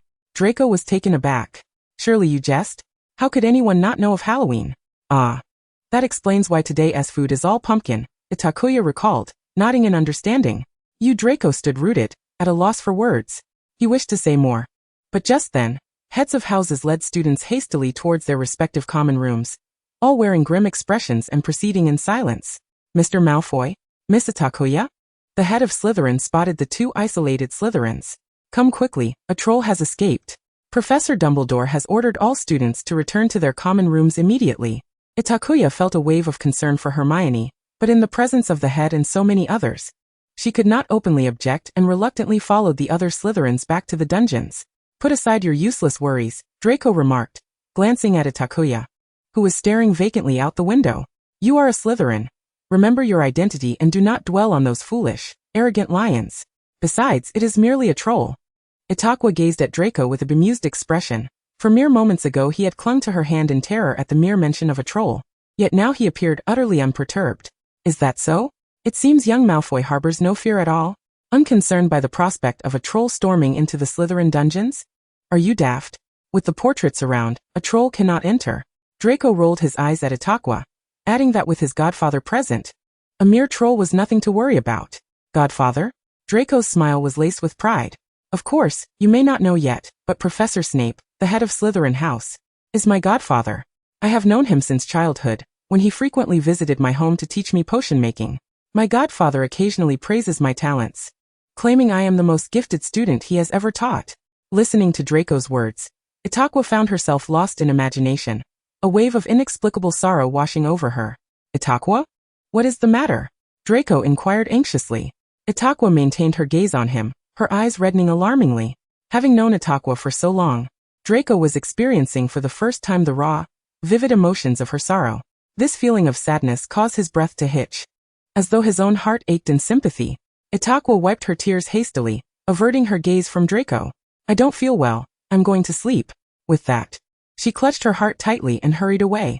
Chapter 8. The Dragon. Itakuya locked the door behind her, and cast several locking charms and silencing spells before finally collapsing onto the carpet in her room. A fierce wind suddenly swept through the enclosed space, scattering everything in disarray. Itakuya's hair whipped around chaotically, her body drenched in cold sweat as she gasped for breath. One hand gripping her chest as if she might wrench her heart from her body, with her other hand buried in her hair. The agony of her soul left her unable to utter a single sound. Itakuya, Itakuya, Itakuya, Itakuya, take a deep breath. You must control your heart, suppress all your emotions. Itakuya, calm down. The gentle yet powerful voice from her memories echoed in her ears, gradually bringing her some semblance of peace. Struggling, Itakuya drew her wand and murmured the incantation. Summon the Guardian. A brilliant white light erupted from the tip of her wand, coalescing into a spectral dragon. The dragon unfurled its wings, enveloping Itakuya, allowing her to finally relax as her consciousness began to fade. Just before losing awareness, Itakuya softly whispered her own name. The following day. What? What do you mean you can't undo it? She asked just a first-year student. Itakuya was roused from a deep slumber by a cacophony of voices. She had spent the night on the floor, suffering a severe headache. Fine. I'll go find my godfather. Supporting her head for a moment, Itakuya suddenly grasped the significance of the phrase I'll go find my godfather, jolting her into full awareness. She scrambled to her feet, grasping her wand and casting several spells to tidy herself up before flinging the door open and striding towards the golden-haired boy. I'm fine, I'm fine. There's no need to call Professor Snape. Itakuya? Draco growled angrily, gripping Itakuya by the arm. Look at your state. Does that look fine to you? You've already missed 2 classes. Realizing her disheveled appearance, Itakuya glanced down at herself. She was still in yesterday's clothes, the collar askew, wrinkled and dusty. Well, perhaps I do look a bit worse for wear. It's nothing really, I just accidentally brushed against something. Itakuya waved her wand and instantly appeared more presentable. Draco, exasperated, retorted. Look at your face, Merlin's socks. His concern was not unfounded. Itakuya's complexion was alarmingly pale. Mr. Malfoy, perhaps we should let Miss Itakuya visit the hospital wing? Itakuya, upon hearing this, noticed that a small crowd had gathered outside her door. The speaker was a 4th-year girl. Pansy, a member of Draco's close-knit group, along with Daphne, stood together, casting disapproving glances at her. Meanwhile, she was being dragged along by Draco, looking quite disheveled in front of so many onlookers. Itakuya, are you alright? I heard from Slytherin students that you were unwell. During dinner, Itakuya encountered the reconciled trio. I'm fine. Just got a bit too engrossed in my reading and forgot to take a break. More importantly, Hermione, I heard you encountered a troll. Yes, right where we parted ways. I was terrified until Harry and Ron came to find me. Hermione recounted, still shaken. Oh, Hermione, I should have stayed with you. It's not your fault, Ida. No one expected a troll to appear. Itakuya, I believe I have already advised you to consider the company you keep as a Slytherin. Draco interjected, interrupting the conversation between Itakuya and Hermione. Draco. Itakuya frowned. Please don't speak about Hermione that way. Draco's eyes widened in surprise. What? Itakuya. You dare to contradict me? To which Itakuya swiftly stuffed a piece of green apple into Draco's mouth, effectively silencing the dispute on a physical level. All right. We still have to go to Professor Snape for detention. Without further ado, Itakuya tugged Draco away. Due to her oversleeping, Itakuya had missed Snape's potions class, and Draco had skipped class to find her. The consequence of their actions was that they both had to deal with 3 whole days of collecting slugs. Heaven knows how awkward it was for Itakuya to face Snape's withering glare. As days passed, Itakuya's life gradually returned to a semblance of normalcy. Most of her time was spent in the Hogwarts library, where nearly everyone envied her special privileges in the restricted section granted by Dumbledore. Hermione was particularly excited, even practicing nonverbal spells in secret. Itakuya had risen from being one of Draco's followers to becoming his closest confidant. After all, compared to the gluttonous Goyle, the brutish crab, and the infatuated pansy, Itakuya was far more suited to Draco's temperamental nature, being able to tolerate his jests without taking offense. Moreover, Itakuya's potion-making skills were sharp and efficient, allowing her to complete Snape's requirements in record time, earning her double the praise from him. Draco was thoroughly satisfied with Itakuya as his companion. Thanks to the reputation of the Malfoy name, most of Slytherin extended kindness towards Itakuya, although she could sense their disdain and dislike, especially when they learned of her past hardships. The only 2 Slytherins who genuinely accepted Itakuya for who she was were Draco Malfoy and Theodore Nott. The former is self-explanatory, while the latter, Theodore Nott, was a solitary figure similar to Itakuya, treating everyone with an indifferent demeanor. As for the professors, Professor Flitwick had the best relationship with Itakuya. Upon discovering her exceptional spellcasting abilities, he appointed her as class representative, and permitted her to read other books during lessons, provided they were related to spells. When he learned that Itakuya was an unfortunate orphan without a surname, Professor Flitwick even contemplated adopting her, though Itakuya politely declined in the end. Thank you, Professor Flitwick. But I quite like the name Itakuya. I am who I am, Itakuya. Very well, Miss Itakuya. However, should you ever reconsider, feel free to come to me at any time. The professor in second place is Professor Quirrell. This unfortunate, garlic-scented, stuttering instructor of defense against the dark arts commands little respect from the students. He often succumbs to nervous stammering when faced with the trials posed by his pupils. During such moments, he invariably calls upon Itakuya to answer questions, for she is the only student capable of maintaining a calm demeanor in the presence of Quirrell's pervasive odor. As she puts it, she once resided next to a pigsty for 6 months, and that stench was far more unbearable than Quirrell's garlic scent. It may also be due to Itakuya having completed Quirrell's recommended reading list well in advance, allowing her to respond to his inquiries with impeccable precision. The relationship between Slytherin's head, Snape, and Itakuya is far from cordial. This is partly because the cold-blooded Serpent King, Snape, is not one to foster amiable interactions. Moreover, Itakuya has taken to deliberately avoiding contact with Snape, even completing her detentions in silence. She only seeks his counsel when faced with potion-related dilemmas, and even then, she must bring Draco along for protection. Draco often mocks Itakuya for her apparent fear of Snape's reprimands. Yet, does the indifferent Itakuya truly harbor any dread of Professor Snape's monotonous sarcasm? Perhaps only Itakuya knows the answer to that. November's chill is excruciating for the cold-sensitive Itakuya. She has forsaken most outdoor activities, even abandoning the library in favor of sitting by the fire in the Slytherin common room, clutching her book. Itakuya. You're about to tumble into the fire, Draco grumbled. Itakuya perched on a makeshift stool she had fashioned from a stone, a mere 10 centimeters from the flames. Just days prior, she had occupied Draco's exclusive sofa, but as the weather turned colder, she decisively abandoned it.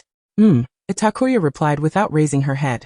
This clearly exasperated Draco, who stepped forward and snatched the book from her hands. Don't tell me you're going to huddle in the Slytherin common room on a day like today. Today? What day? Itakuya looked up, bewildered. Why, it's Quidditch match day. Itakuya pursed her lips, unable to comprehend the notion of braving the freezing cold for a match. Yet, she caught sight of Draco's furious gaze, and she was certain that should she utter a single negative word, this young master would erupt in anger. All right, Draco. Let us be off, Itakuya conceded. Keep up. The satisfied young master led Itakuya out of the Slytherin common room, while she silently scoffed to herself. She truly couldn't fathom why he was so agitated. After all, he wasn't even competing. Of course, Itakuya dared not voice this thought. For who knows how long Draco had complained upon learning that Harry had become a seeker in his first year. Chapter 9 Christmas. Itakuya stood with her fellow Slytherins, the biting cold forcing nearly everyone to don their house scarves. She even wished to wrap hers around her entire head. The match had commenced some time ago. In the sky, red and green dots darted about chaotically. Itakuya yawned in boredom. In truth, she possessed a fair amount of talent on a broomstick. Unlike the other girls, she was not afraid of heights and could navigate the broom with remarkable composure, often flying faster than most. Draco was excited at the prospect of her joining the Quidditch team in her second year. However, Itakuya's enthusiasm for flying had vanished with the cold. She refused to chase a small ball amidst the howling wind. He caught the golden snitch. Harry Potter has caught the golden snitch, earning 150 points for Gryffindor. Came the exhilarated voice of the commentator. Itakuya turned her head to see Draco dejectedly covering his face with his hands. It was bad enough that Slytherin had lost the Quidditch match, but even worse that Harry was the primary reason for their defeat. Come on. Let me take you for something nice to eat. Itakuya patted his shoulder in consolation, the only method of comfort she could muster. In the Slytherin common room, the gloomy young master vowed, next year, when I participate in Quidditch, I will undoubtedly defeat Harry. Meanwhile, Itakuya leaned against the hearth, cradling a cup of hot tea while admiring Draco's exquisite features, his sapphire-like eyes, and golden hair reminiscent of sunlight. Ah. I wish I could steal that gem and take it home, Itakuya mused. I can scarcely imagine that tomorrow we will be celebrating Christmas. Yet today we still have to visit the library, Ron lamented. Stop complaining, Ron. We must quickly locate the Nickleby in order to discern what Snape intends to pilfer from Dumbledore, Hermione stated with gravity. Harry nodded in agreement. They had been searching the library for quite some time, regrettably making little progress. Harry even contemplated extracting more information from Hagrid. Suddenly, he spotted a figure leaning against the wall, clutching a book larger than her face. Itakuya. At the sound of her name, Itakuya looked up to see the trio of heroes. She had frequently encountered them in the library lately, and they appeared to be searching for something. Hello, Harry, Hermione. And Ron, Itakuya greeted politely. Are you heading to the library? Harry nodded. Suddenly, Hermione had a flash of inspiration and exclaimed, of course, Itakuya, perhaps you might know. Hermione. She's a Slytherin, Ron interjected. For a moment, the three hesitated until Harry asked, Itakuya, do you happen to know the name Nickleby? Itakuya pondered for a moment, finding the name somewhat familiar. I believe I've seen it in one of the books, but I've read too many lately and will need to go back and check. If you've seen it, Hermione asserted, that means the book is in the restricted section. That's splendid, Itakuya. Could you lend us that book to peruse? Harry inquired tentatively. Itakuya shook her head. Professor Dumbledore has instructed me not to lend out any books from there, lest I lose that privilege. Oh, but Harry began disheartened. Harry, I hope you realize how perilous your inquiry is. Very few in the magical world dare to covet anything belonging to Dumbledore. Itakuya admonished the youthful savior. And if you lack the capability to navigate the restricted section to quell your curiosity, then as a friend, I would have to prevent you from entering into danger. Moreover, Itakuya glanced at Ron. As a Slytherin, I cannot tolerate anyone questioning my head of house. Professor Snape is an exceptional and highly skilled potions master. He would not resort to such measures. But we all witnessed Snape casting a spell at Harry during the Quidditch match. Harry nearly broke his neck. Ron retorted indignantly. Itakuya sighed. Harry, how do you perceive my potion skills? Quite well, Harry replied, albeit confused. Very well, then let me inform you that at my level, I could concoct at least 3 potions that would have you lying in the hospital wing until the end of the term, and you would be utterly defenseless against it. I suspect Professor Snape has far more elaborate methods at his disposal. He has no need to employ such an inelegant approach in front of so many. Additionally, please refer to him as Professor Snape. But Ron still wanted to protest, but Hermione restrained him. Observing the trio's defiant expressions, Itakuya understood that these 3 young Gryffindors did not accept her assertions. Oh well, it matters not. They will only grasp the truth through personal experience, Itakuya shrugged, choosing not to continue the dispute. Please, you all go ahead. I have arranged to wait for Draco here, Itakuya advised. Ever since Harry Potter triumphed in Quidditch, the rivalry between him and Draco escalated to an almost irreconcilable level. Almost every class attended by Slytherin and Gryffindor saw Draco confronting Harry. Initially, Itakuya attempted to intervene, but soon realized that these two boys were, quite simply, natural adversaries. Fortunately, their exchanges were merely verbal jabs, and Draco refrained from using the term mudblood or targeting Hermione too sharply in Itakuya's presence. Thus, she decided to let it be. "Ha, Malfoy," Ron scoffed, expressing his disdain for the Slytherin who constantly ridiculed their family's financial situation. "I truly do not understand why you insist on following him." Itakuya replied with an air of nonchalance. "What other reason could there be? It is undoubtedly for his gem-like, exquisite face. I assumed you were already aware. After all, it is merely a waste of time. I would rather squander my time while admiring beautiful scenery." Well, Potter, I heard you signed your stayover application at Hogwarts. How unfortunate." A familiar mocking voice echoed from around the corner, causing Itakuya to massage her temples in exasperation. "Speak of the devil, and he shall appear. Those poor unfortunate souls who had to remain at school for Christmas were truly wretched children, weren't they?" Itakuya sighed and grasped Draco's hand. Indeed, like myself. Farewell, Hermione, we shall take our leave." Hand in hand, Itakuya and Draco made their way toward Slytherin, during which Draco remained notably silent, a fact that piqued Itakuya's curiosity. Under normal circumstances, Draco would have sulked for a while due to her interference. "Draco? Did you also sign your stayover application?" Itakuya inquired. "Damn, I should have anticipated that." Draco, appearing somewhat irked, replied, "I shall attempt to communicate with my father, and see if it is possible to bring you back to Malfoy Manor for Christmas." Itakuya chuckled lightly. "I would prefer not to. Your family's rules are far too numerous for me to adapt to." Draco shot her a glare. "Please do not let my unpleasantness with Mr.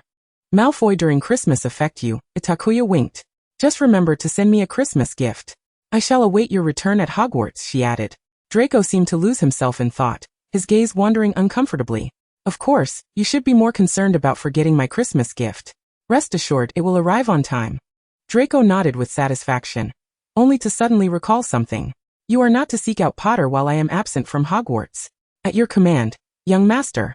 None of the Slytherin students remained at Hogwarts. Most were engaged in numerous festive balls during the brief Christmas holiday. When Itakuya awoke, she felt a surreal sense of nostalgia, as though she had returned to the lonely, sunless days of her childhood before the age of 9. However, she quickly gathered herself, for she had more pressing matters at hand, brewing potions and perusing books. Professor Snape had bestowed upon her a plethora of potion ingredients, demanding that she clean and transform them into potions. This task was both immensely draining in terms of magical energy and dreadfully tedious. Even Draco found Snape's demands somewhat unreasonable, yet Itakuya reveled in the endeavor.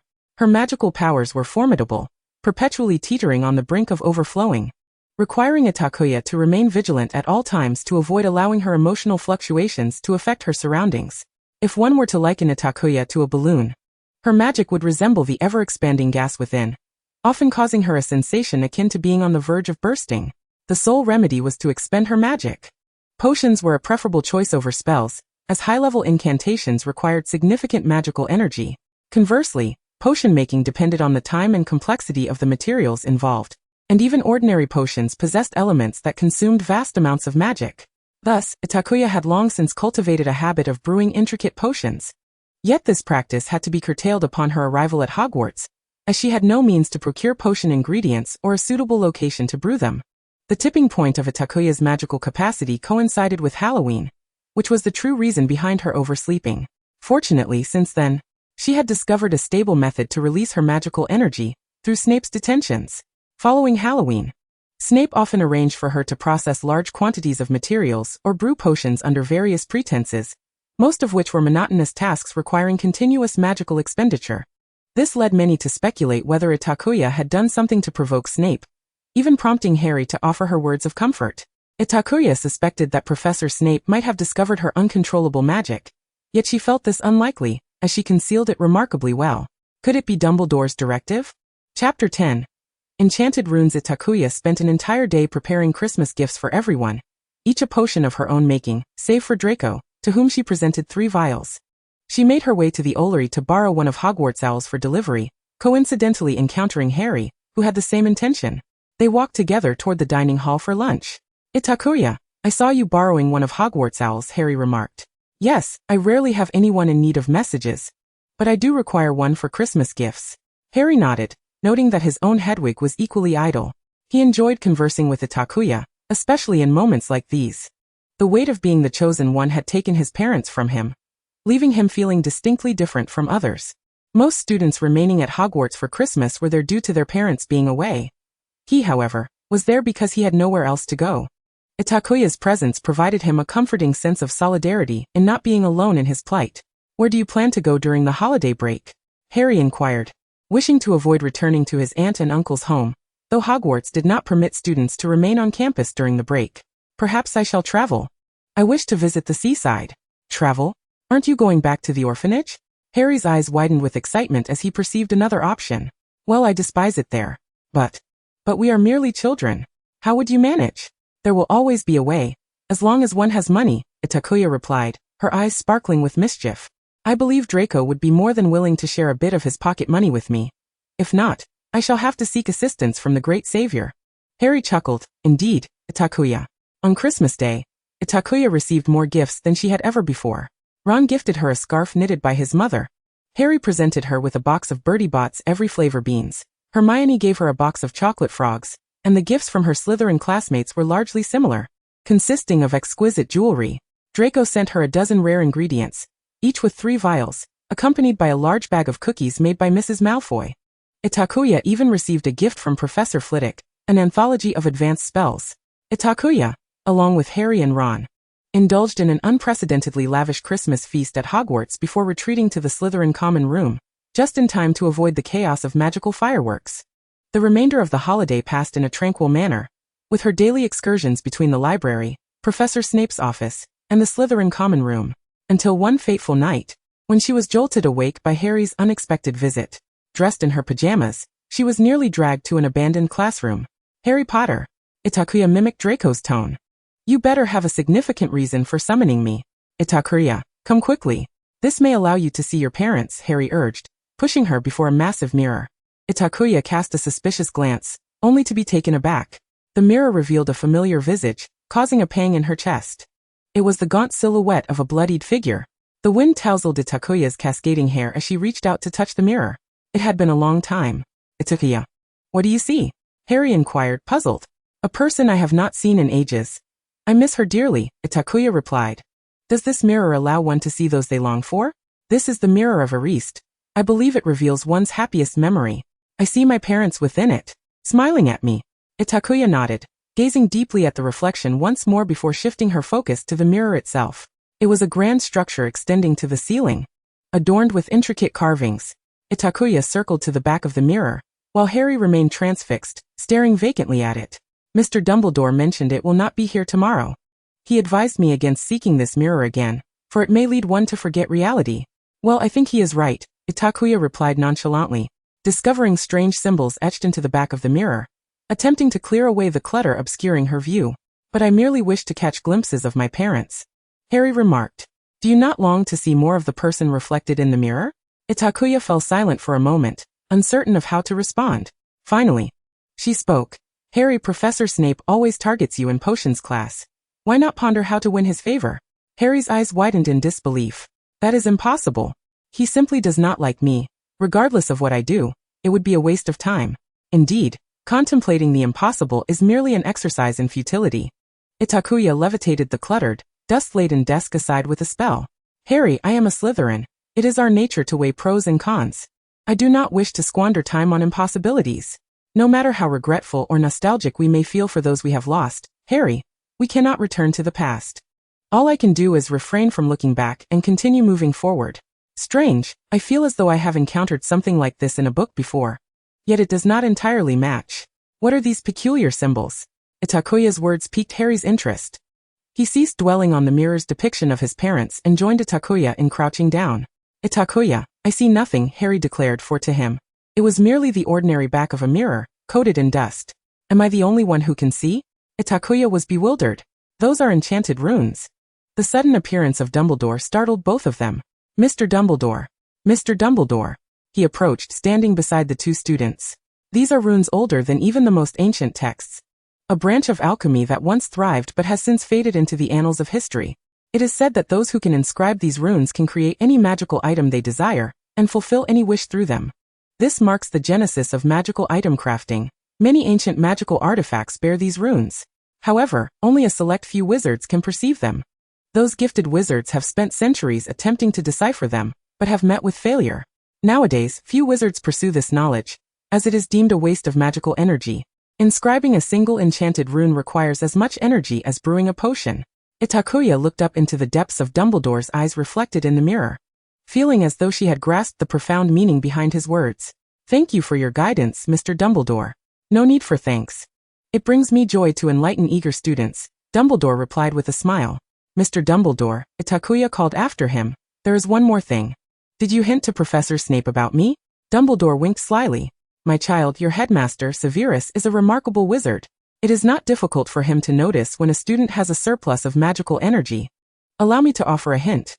I have observed that Severus has recently purchased an abundance of potion ingredients at his own expense, some of which are rather troublesome to handle. Oh, Itakuya mumbled. A gentle breeze swept through the small classroom before silence returned. Dumbledore vanished as the two students stood in stunned silence.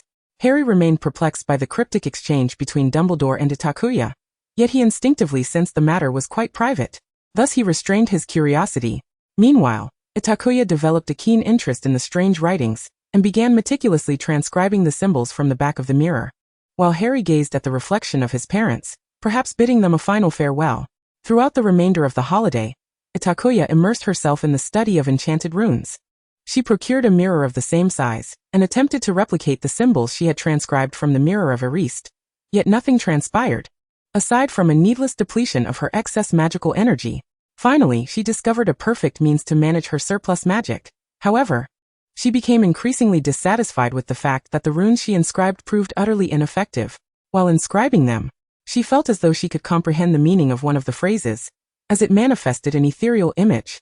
It was an entirely subconscious sensation. To validate her intuition, Itakuya placed her hopes in the vast library of Hogwarts.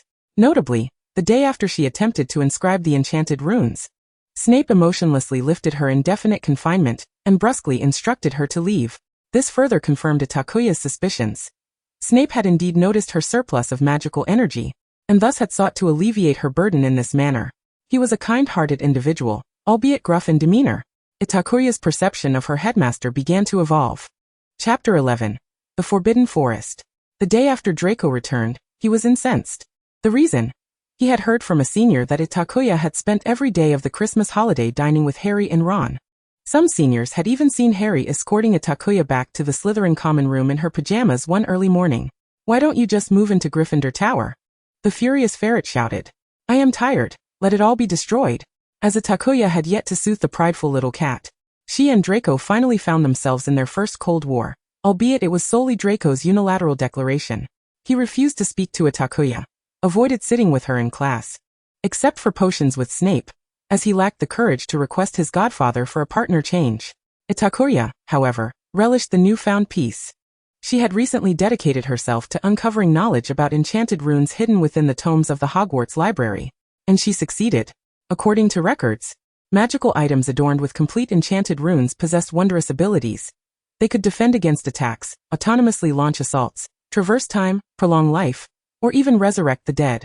If one could fully grasp the intricacies of enchanted runes, they would ascend to the status of a deity of creation. This notion was thrilling, yet in reality, the magical community had yet to decipher even a single complete enchanted rune. The number of wizards capable of perceiving such runes was exceedingly few. The most prosperous lineage among them had once resided in a city in western England, but decades ago, they were annihilated for their refusal to submit to Voldemort.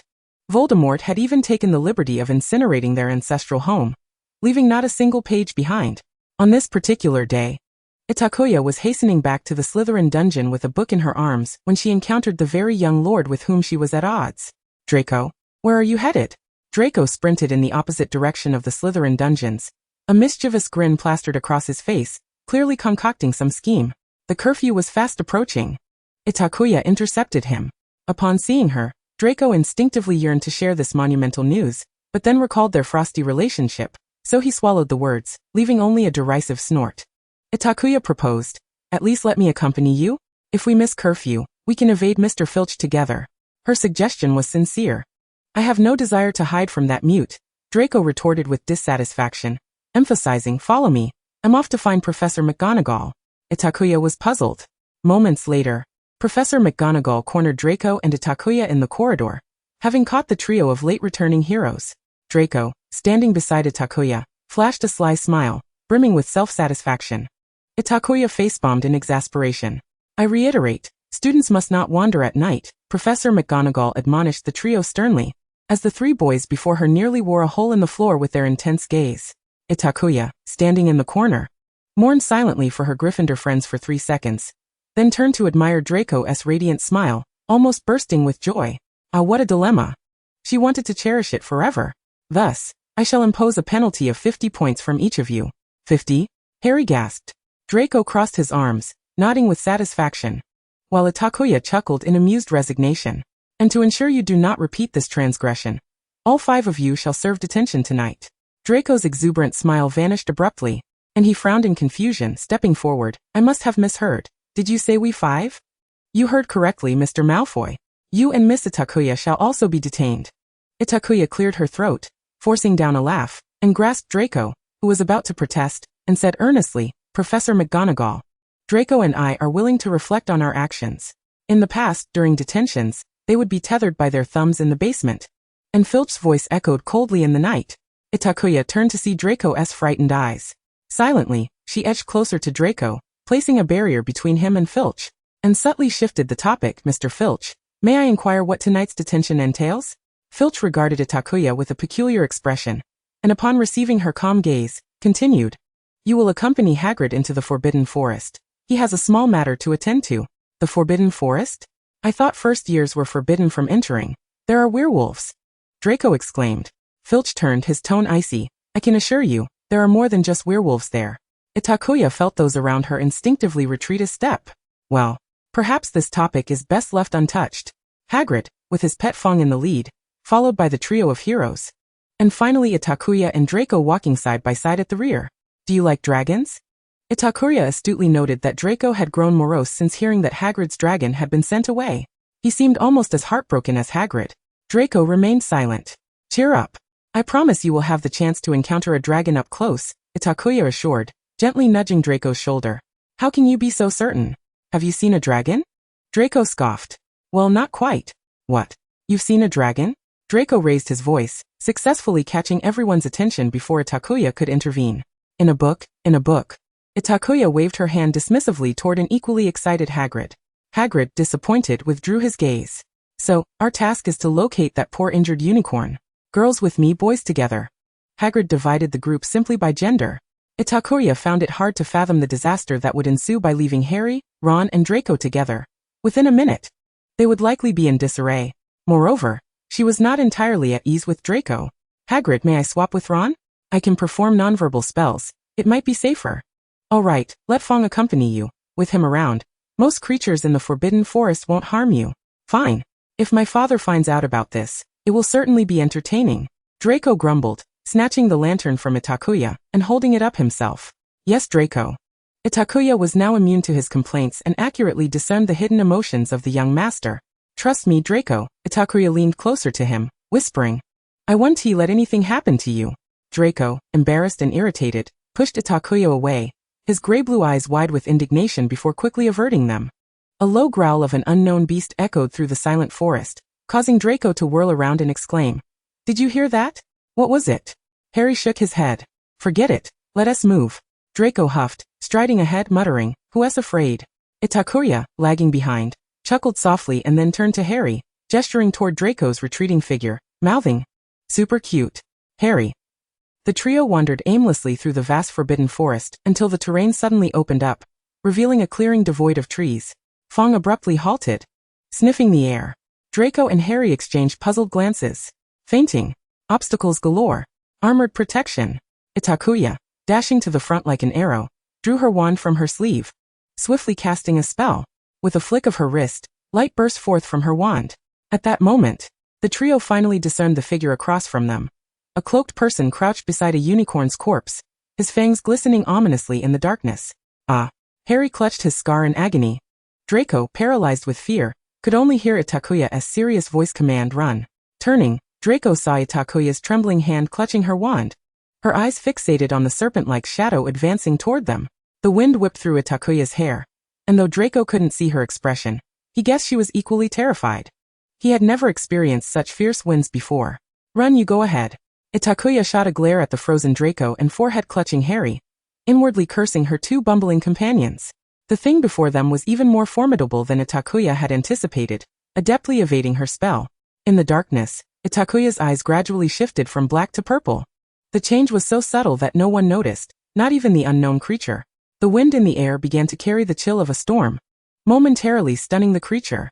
Seizing the opportunity, Itakuya's wand erupted with immense magical energy. Stupefy, stupefy, stupefy. Fortunately, the last spell grazed the creature's arm, forcing it to halt in pain. Unfortunately, Itakuya's hand, gripping the wand, suddenly throbbed with excruciating pain. Itakuya cried out, the wand slipping from her grasp and rolling away into the murky darkness. Suddenly, Itakuya recalled Mr. Ollivander's warning from the wand shop. "Miss Itakuya, I must inform you that the core of the White River creature's spine can handle most spells well, but you should refrain from casting overly powerful charms. It may cause your wand to reject you. I believe you have experienced that sensation, have you not? It feels akin to being electrocuted." Mr. Ollivander truly had a knack for foretelling misfortune. Itakuya harbored complaints within her heart. Chapter 12. A bite. Take it, Itakuya. In a moment of urgency, Draco swiftly thrust his wand into Itakuya's hand, then turned to seize Harry and flee. However, Harry stumbled to the ground due to Draco's abrupt pull, receiving a disdainful glance from the latter, before he vanished into the woods like a rabbit. At least one was safe, Itakuya reassured herself, clutching tightly to Draco's wand. The man in the black cloak seemed incensed as he rushed towards them, clutching his arm. Itakuya's heart raced, nearly leaping from her chest as she barely managed to cast two spells. Stupefy, stupefy. Alas, this time they were deftly evaded by her adversary. The shadow advanced step by step towards Itakuya and Harry. Itakuya placed her hand over her heart, hesitating over whether to extract the object nestled within. Suddenly, the clear sound of hooves echoed in the distance, and a towering centaur, standing at 3 meters tall, charged forth from the shadows, swiftly driving the figure back. Itakuya felt her limbs weaken, collapsing to the ground, her sweat mingling with the dirt that clung to her. "Harry Potter, you must leave this place." The centaur evidently had come to aid Harry, and the two engaged in conversation as if oblivious to their surroundings. Itakuya lacked the strength even to eavesdrop.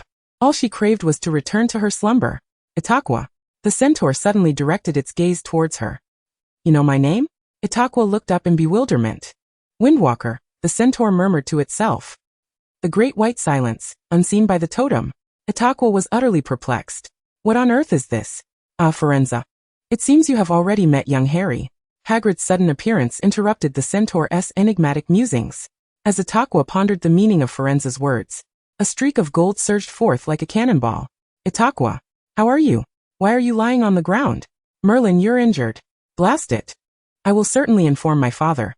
First years ought not to venture into the forbidden forest." I'm fine. Itakuya tugged at Draco's robes, signaling him to remain calm. "I was merely startled and have temporarily lost my strength. I will be all right in a moment." Draco anxiously inspected Itakuya from head to toe, and upon confirming her safety, he exhaled a sigh of relief, half squatting beside her and generously offering half of his shoulder for her support. Hermione approached with concern etched upon her face, while Hagrid and Ron also turned their attention towards her.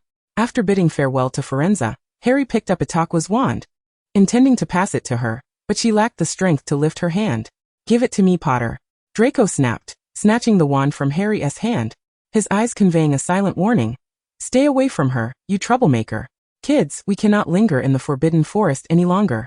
Come, let me escort you to the infirmary." Hagrid stepped forward, extending his hand with an apologetic expression.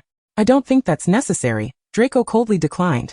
The formation as they returned mirrored that of their arrival, with Hagrid and Fong leading the way, followed closely by the trio, and a short distance behind trailed Draco and Itakuya. Hagrid continued to drone on about some tedious subject, though no one was truly listening. The trio of saviors frequently glanced back, exchanging hushed words among themselves. For behind them, Draco carried Itakuya upon his back. "Goodness," Harry thought as he caught a glimpse from the corner of his eye, a look of dawning realization crossing his face. Ron, however, wore a countenance of disbelief. "Inf. I noticed that long ago." Hermione proudly lifted her chin, occasionally casting glances back, her face lighting up with a satisfied smile. Hermione did not particularly like Malfoy. That arrogant young master was always devising ways to cause them trouble. She regarded Itakuya as the most good-natured girl she had ever encountered. She had never seen Itakuya lose her temper. Even when Slytherin students insulted her lineage, she remained composed. Thus, when she surmised the nature of the relationship between the two, her heart brimmed with worry for her dear friend Itakuya. Nevertheless, this concern slightly diminished after today. She had been walking along a different path with Hagrid and Ron when they spotted Draco running toward them in a panic. Itakuya is in trouble. Something attacked us. Draco babbled in a frenzy, his tie askew, and his sleeves dirted. She had never seen Malfoy in such disarray. Most alarming was the rare mistiness in his eyes.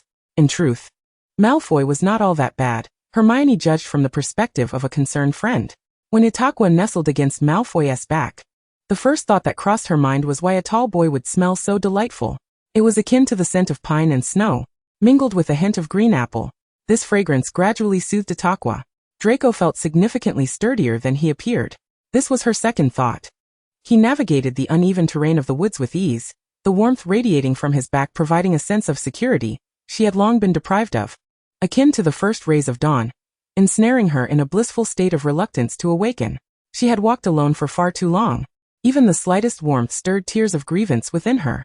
Itakuya inhaled deeply, allowing herself to bury her head into Draco's neck. In response, Draco's body went rigid. Itakuya's hair brushed against his chin, and he felt as though half of his body had been petrified. Embarrassment and anger surged within him. He wished to shout for Itakuya to cease, yet feared the trio of Gryffindors ahead would mock him, leaving him only able to force out, "Merlin, what are you doing? Stop." Poor young Malfoy had no idea that his warning had the opposite effect.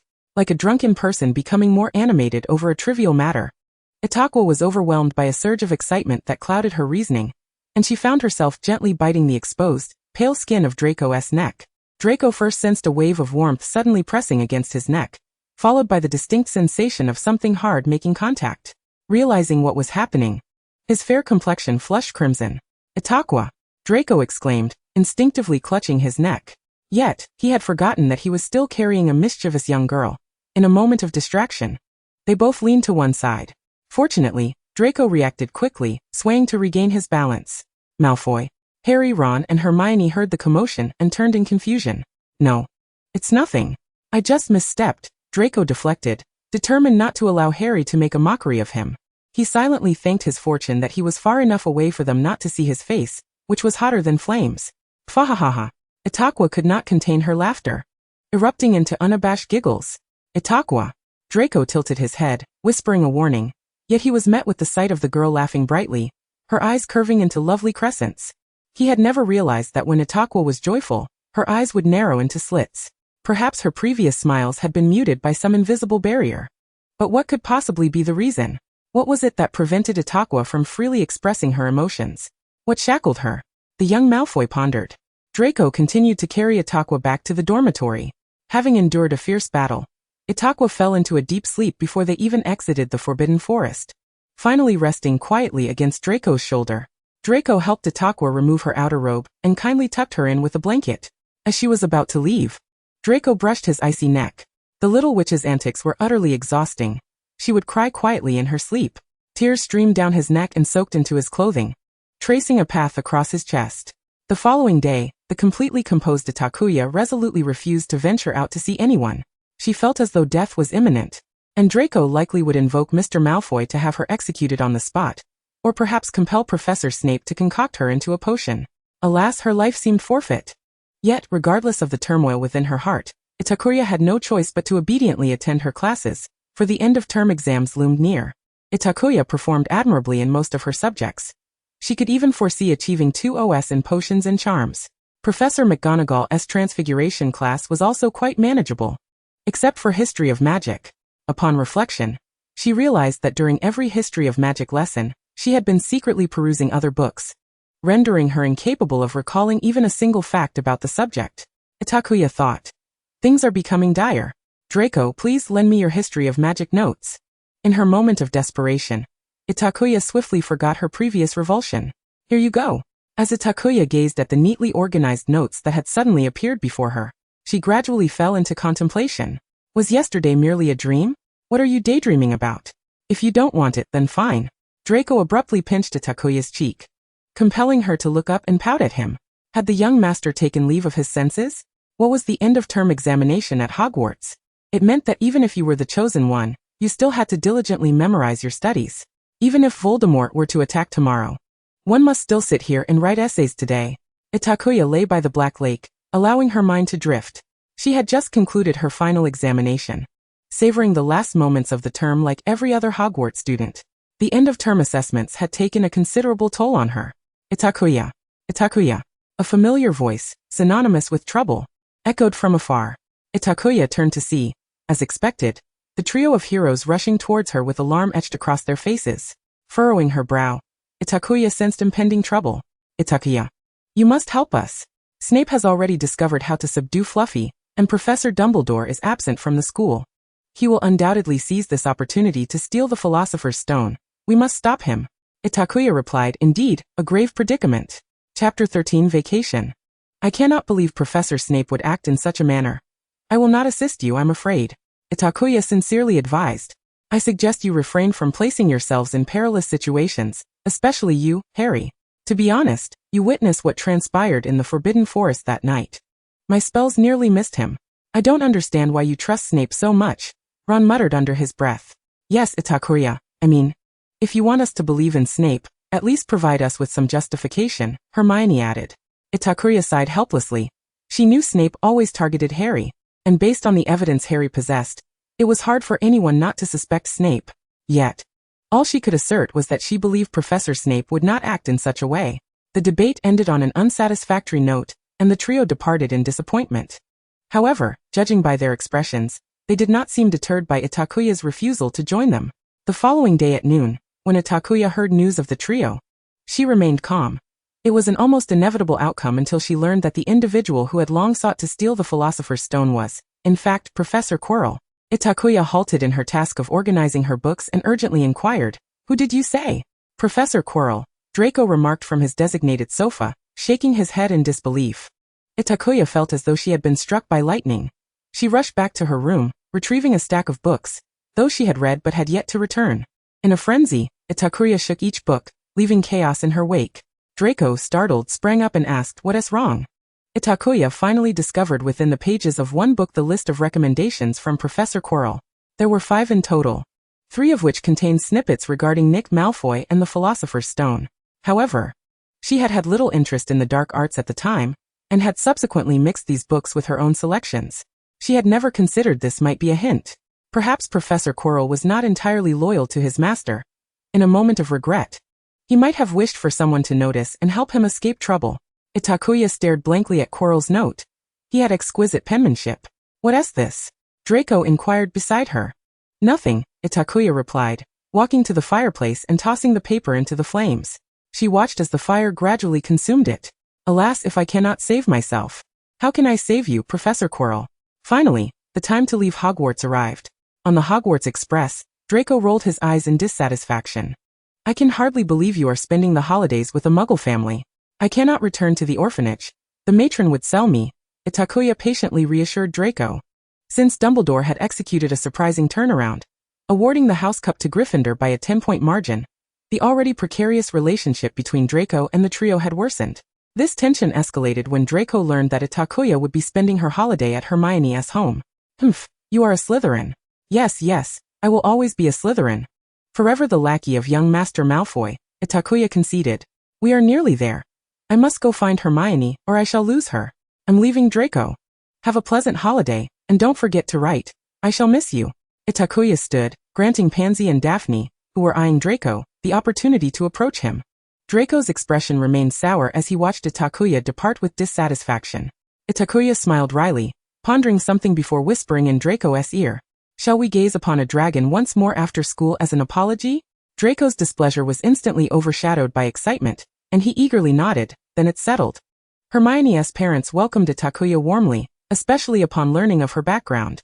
Itakuya thoroughly enjoyed her time at Hermione's home, as she could spend entire days in the room with Hermione, engrossed in books or delving into complex spells. "Oh my, this is simply extraordinary." Hermione showcased a page to Itakuya, revealing that enchanted runes could amplify the magical properties of items far beyond the original creator's capabilities. and they could even merge materials with different attributes to forge entirely new substances. These were profound magical concepts, such as time and space. I truly wish to witness them as you do. Indeed, Hermione. Enchantment is a branch of alchemy. It is said to be the origin of magical item creation. Itakuya held a red gemstone in her right hand while gripping her wand in the other. Magic flowed from the tip of her wand, gradually forming peculiar symbols upon the gemstone's surface. After a minute, the symbols slowly dissipated into the air. Itakuya sighed in resignation, crossing the red gemstone off her notebook, before picking up an emerald of vivid green. Yet, I suspect these may merely be tedious myths. Apart from wasting a considerable amount of magic, Hermione, I fear I have gained nothing. How could that be? Have you encountered difficulties? Hermione set down her book and leaned closer. I stumbled upon some records of enchantment runes within the tome, yet they vanish within a mere minute of my inscribing them. I surmise this may be due to incompatible materials. Hermione perused Itakuya's notebook, the initial pages adorned with enchantment runes. On the left side were chaotic figures that could scarcely be termed as script, while the opposite side corresponded to a series of words. Manifestation glyphs, memory charm, metal absorption, release charm, magic perception, target lock, energy formation, divination charm. Goodness, Itakuya, can you decipher these runes? Hermione exclaimed, for the enigma of studying enchantment runes lies in the fact that no one has unraveled their meanings. I am uncertain. It is merely an instinct. It resembles the moment one suddenly realizes they have acquired a new language. It is utterly bizarre. Itakuya shrugged. Perhaps it is merely an illusion of mine. I could be mistaken. Itakuya waved the recently acquired ruby before Hermione's eyes. See, they are utterly useless. Do not abandon hope so swiftly, Itakuya. Hermione reassured her. Let me ponder this. Itakuya set down her wand, wearily stretching her wrist. Isn't Harry's birthday approaching? Itakuya's peripheral vision caught the calendar, and she sighed with a furrowed brow. I cannot conceive of an appropriate gift. Otherwise, I might as well gift him potions like at Christmas. The last potions you gifted to Harry and Ron were used by them to feign submission of their assignments to Professor Snape, who promptly discovered their ruse, resulting in a deduction of 5 points each and a punishment of dealing with the Rackspurts. Itakuya recalled this incident, her headache intensifying. What shall I do then? Perhaps I could gift him insights on potion brewing? You know, Hermione, I am woefully inept at interpersonal relationships. I cannot even recognize all the first-year Slytherin students. That is because you spend every moment either attending classes or buried in books, utterly neglecting any social activities, Hermione retorted. Even the ever-diligent Hermione understood the necessity of participating in group activities occasionally, whereas Itakuya seemed to embody the essence of a lone wolf. She had never witnessed Itakuya engaging in casual conversation with anyone, not even Draco, who was only seen in her company during classes or en route to them. She was as if possessed, immersed in the library's tomes. Alas, this is exasperating, Itakuya lamented. I would much prefer to delve into these accursed enchantment runes. Hermione paused, suddenly recalling something. What gift did you present to Draco on his birthday? He boasted for days about how marvelous your gift was, though he never revealed what it was. An experience that fulfilled one of his dreams. The scene shifted back to a day close to the conclusion of the first term. Itakuya stealthily led Draco away from prying eyes into the Forbidden Forest. Is this truly the birthday gift you prepared for me? To venture into the Forbidden Forest? Draco frowned, recalling less than pleasant memories associated with it. In truth, Draco's birthday had passed a few days prior, and Itakuya had cryptically informed him that her gift was extraordinary and required a few days for her to present it in person. Consequently, Draco had awaited eagerly, only to find himself brought to the Forbidden Forest. Of course not. I brought you here merely to avoid complications if we were discovered. Complications? What exactly have you done? All right, no more complaints. We have arrived. Itakuya guided Draco to a secluded stream deep within the forest, where the ground was level and desolate. Now, I must forewarn you, do not be startled. Itakuya emphasized. And are you certain you are not afraid of heights? Merlin, are you questioning the future seeker of Slytherin? Draco retorted indignantly. Very well. You said so. Itakuya left Draco standing as she retreated. This is far swifter than Quidditch. Itakuya untied her hairband, allowing her inky locks to cascade down, then slipped off her shoes, her bare feet sinking into the damp earth, and slowly unfastened her wizarding robe. Draco found himself momentarily stunned, his face flushing as he halted. No, we are still too young for this. No sooner had he spoken than Itakuya's form began to shift in the distance. In the next moment, Itakuya vanished, leaving behind a magnificent dragon. 3 meters tall and 6 meters long. Draco gradually comprehended the revelation. Goodness, you are an animagus.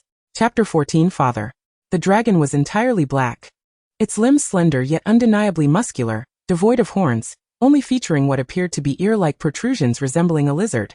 Its eyes gleamed a deep crimson, exuding a gem-like quality.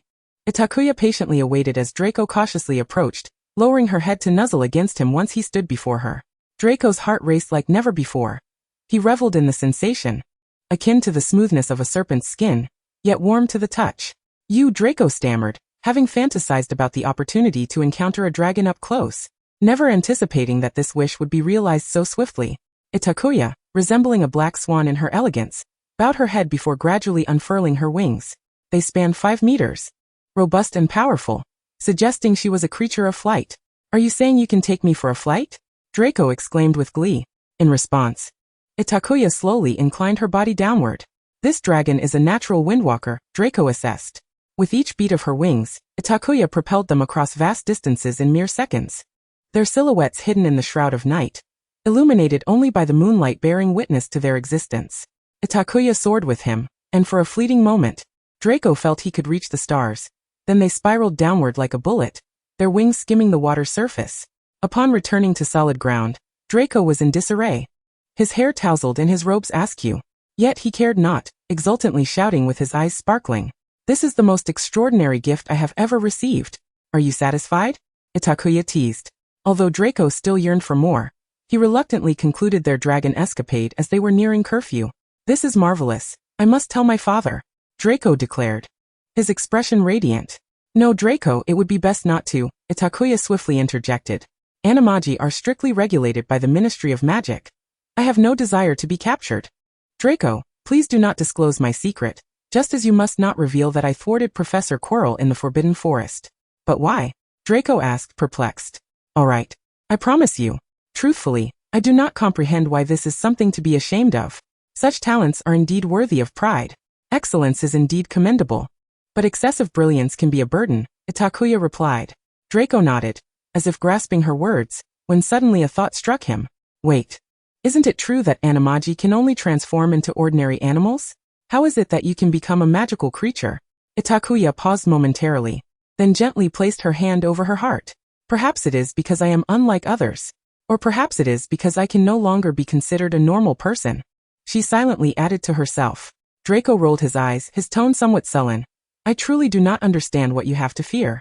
If I could perform wandless magic like you, wield advanced spells, or become an animagus, my father would be immensely pleased. Itakuya offered a wry smile.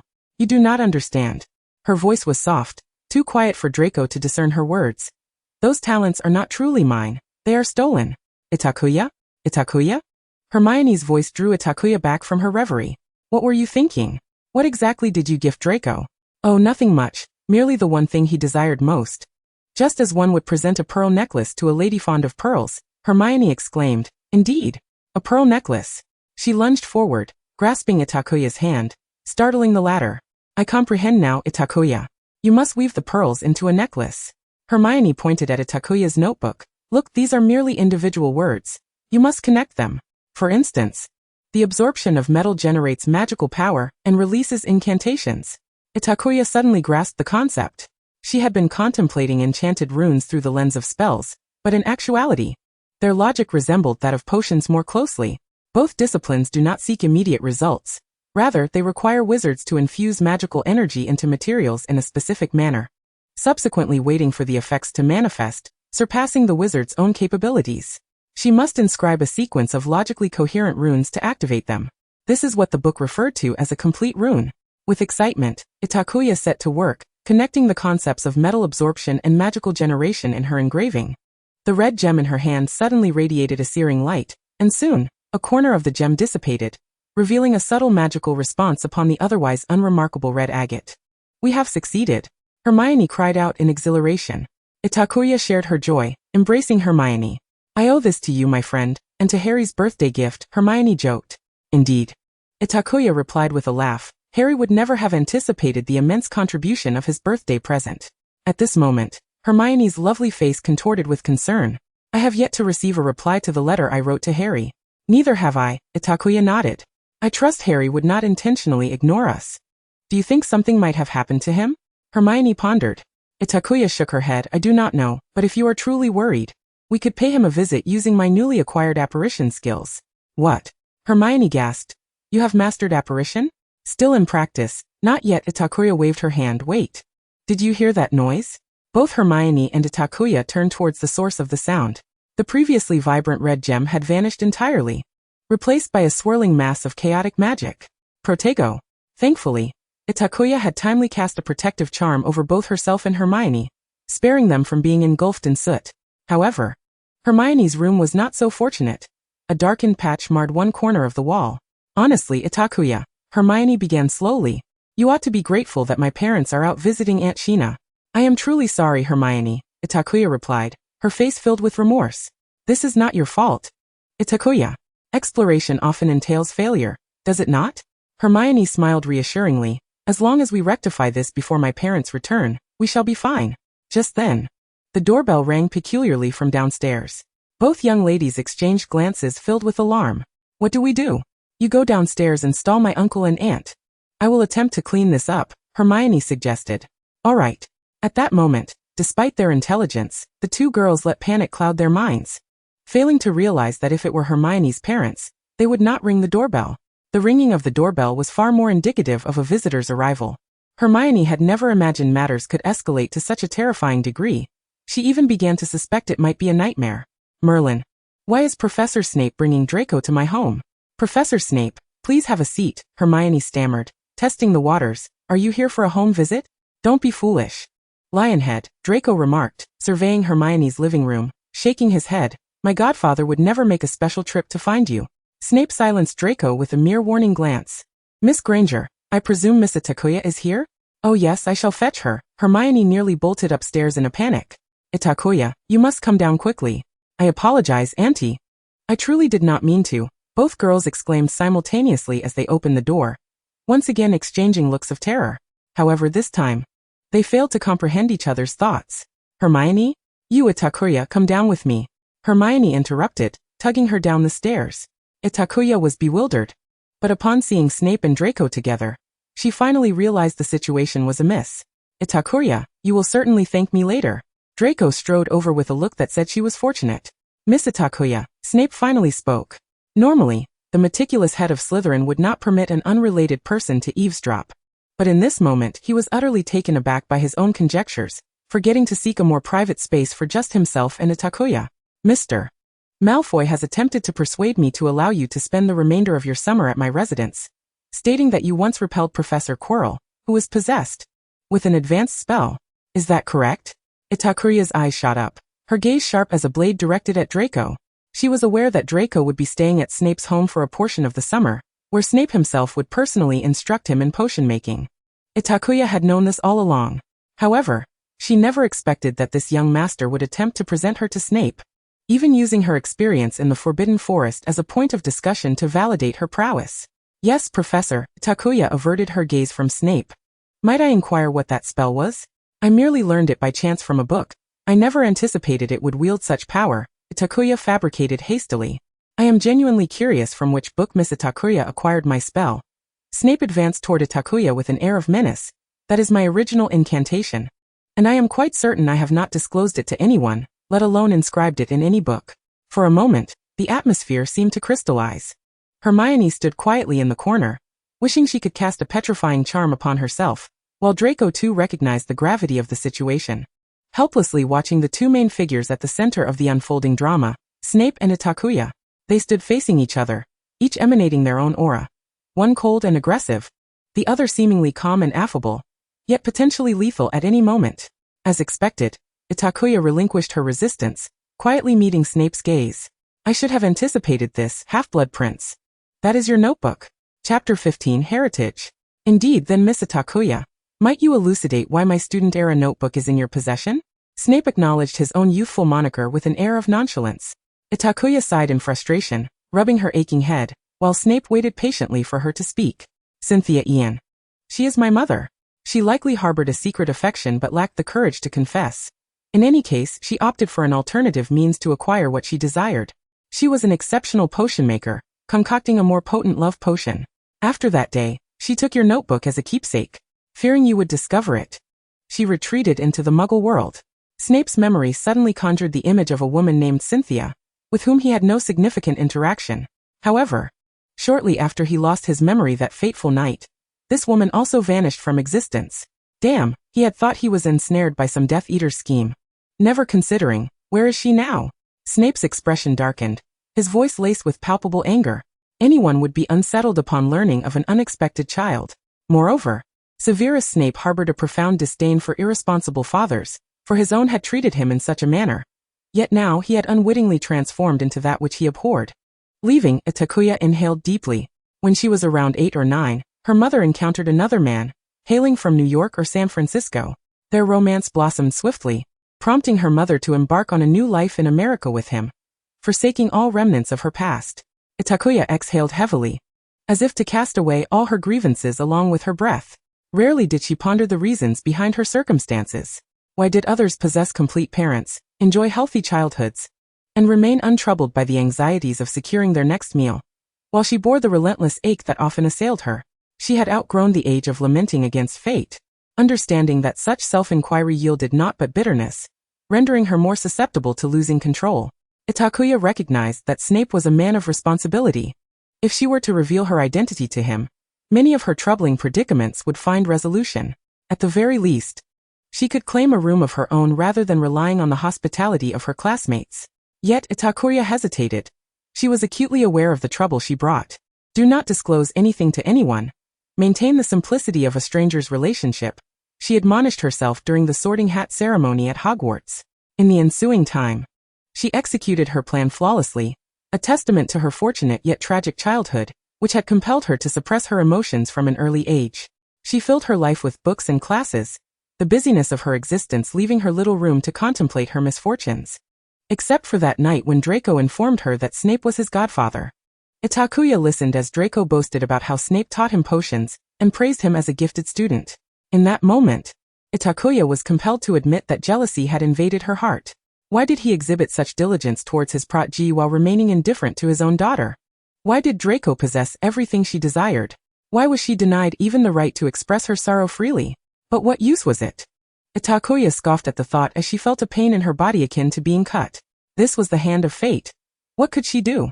Yet, Itakuya remained deeply saddened. Perhaps, deep down, she harbored the hope that one day Snape would recognize her, treating her as he did Draco. Allow me to ascend and return your notes, she stated, indifferent to how others perceived her, turning to ascend the stairs and locking herself in her room. The notes that belonged to Snape lay at the bottom of her trunk, which she had brought from the orphanage to Hogwarts and then to Hermione's home. She had carried them with her always. Itakuya's belongings were few, rendering each item significant. Thus the prospect of relinquishing one weighed heavily on her heart. Her chest aching from the tumultuous magic within her. She endeavored to calm her restless spirit, but alas, her efforts were in vain. Anxious Hermione and Draco ascended the stairs simultaneously, reigniting the age-old rivalry between Slytherin and Gryffindor. Step aside, you foolish Gryffindor lion, she is of Slytherin. I believe it is you who should move, lest you forget this is my home. Your home? Indeed, filled with Muggle trinkets. Only someone of your ilk would call it home. The door swung open with a bang. What sort of person? A lowly breed raised in the Muggle world? An illegitimate child of unknown parentage? Whose home could possibly compare to yours, young Malfoy? Yet such an exalted Malfoy could not even maintain the confidentiality of others' privacy? I had thought that was the most basic of courtesies, one even Muggles could uphold. Itakuya burst forth, thrusting Snape's notes into Draco's arms. She scoffed, unabashedly undermining Draco's dignity before Hermione. Itakuya. Draco barked. You insult a Malfoy. If you were not my friend, you friend? I am but your shadow. A tool for your boasting, Itakuya interjected coldly. She had indeed inherited Snape's lineage, as her words darkened Draco's expression. Can you not see that I am merely humoring you? Tolerating your entitled temper? Hermione is my true friend, one who does not divulge my affairs. Draco, evidently incensed, retorted without restraint. Her? A mudblood? You truly associate with such a person? Were it not for me, you would have remained in this Muggle household until school began. Where would be the opportunity? The opportunity to discover that you are, in fact, the daughter of the head of Slytherin? So, I now have the right to follow in your footsteps? No longer an illegitimate child of unknown parentage? A filthy mudblood? Who cares, Draco? Who truly cares? Do not define me by your pureblood ideology. Itakuya advanced toward Draco. Her voice a fierce whisper. Severus Snape, I have known this name as my father's since before I turned 9. Do you presume me foolish enough to be unaware of my headmaster's full name? What? Draco furrowed his brow. You knew? You have long known your godfather is your father. Yet why? Because I did not wish for him, nor anyone, to know of this matter, Itakuya interrupted, her eyes shimmering with a crimson hue, her pupils flashing with a violet-black light. As she concluded her furious declaration, an unnameable wind swept through the house. The windows rattled as the gust roared. Yet Hermione's home remained unscathed, a protective charm silently cast by Snape. Itakuya closed her eyes, striving to regain her composure, and the tempest gradually subsided. Why? You are the godson of Severus, Draco murmured, seemingly shaken by Itakuya's words. Itakuya let out a mocking laugh. Reaching out to brush Draco's face and then trailing her fingers downwards, her gaze filled with dispassionate appraisal. Draco Malfoy, the young master of the Malfoy estate. I wager you have never realized just how fortunate you are, have you? Your father indulges your whims. Your mother lavishes affection upon you, sending you homemade sweets weekly. From the very moment of your conception, your parents have anticipated your arrival. Itakuya locked eyes with Draco. But not everyone shares your fortune. With that, Itakuya turned and retreated to her room, leaving Draco, Hermione, and Snape with varied expressions. The atmosphere within the room fell once again into a profound silence. Throughout, Snape had remained reticent, only calling to Hermione once he was certain Itakuya would not emerge. Miss Granger. Ah yes, Hermione responded, slightly delayed. I shall return for her in a week. Snape stepped forward, taking the notes from Draco's hands, while his other hand grasped Draco's. Apparate. Itakuya, are you all right? Hermione asked anxiously from outside the door. I am fine, Itakuya replied, unlocking the door with a nonverbal spell. She stood by the window, gazing out at the scenery, presenting only her back to Hermione. Hermione stepped forward and embraced Itakuya. Itakuya was initially startled but gradually relaxed. What did he say? Professor Snape mentioned he would come for you in a week, Hermione said, cupping Itakuya's face. Listen, Itakuya. If you do not wish to go, you may stay at my house until Hogwarts commences. When the term begins, we can approach Professor Dumbledore together and request that he assign you to Gryffindor. Itakuya chuckled softly. It is all right, Hermione. I anticipated such an outcome. I merely did not expect it to arrive so suddenly. But let us not dwell on that, Hermione. Itakuya withdrew her wand. Let us seek out Harry and discover what has transpired. Yet Hermione was preoccupied, her entire focus devoted to her dear friend.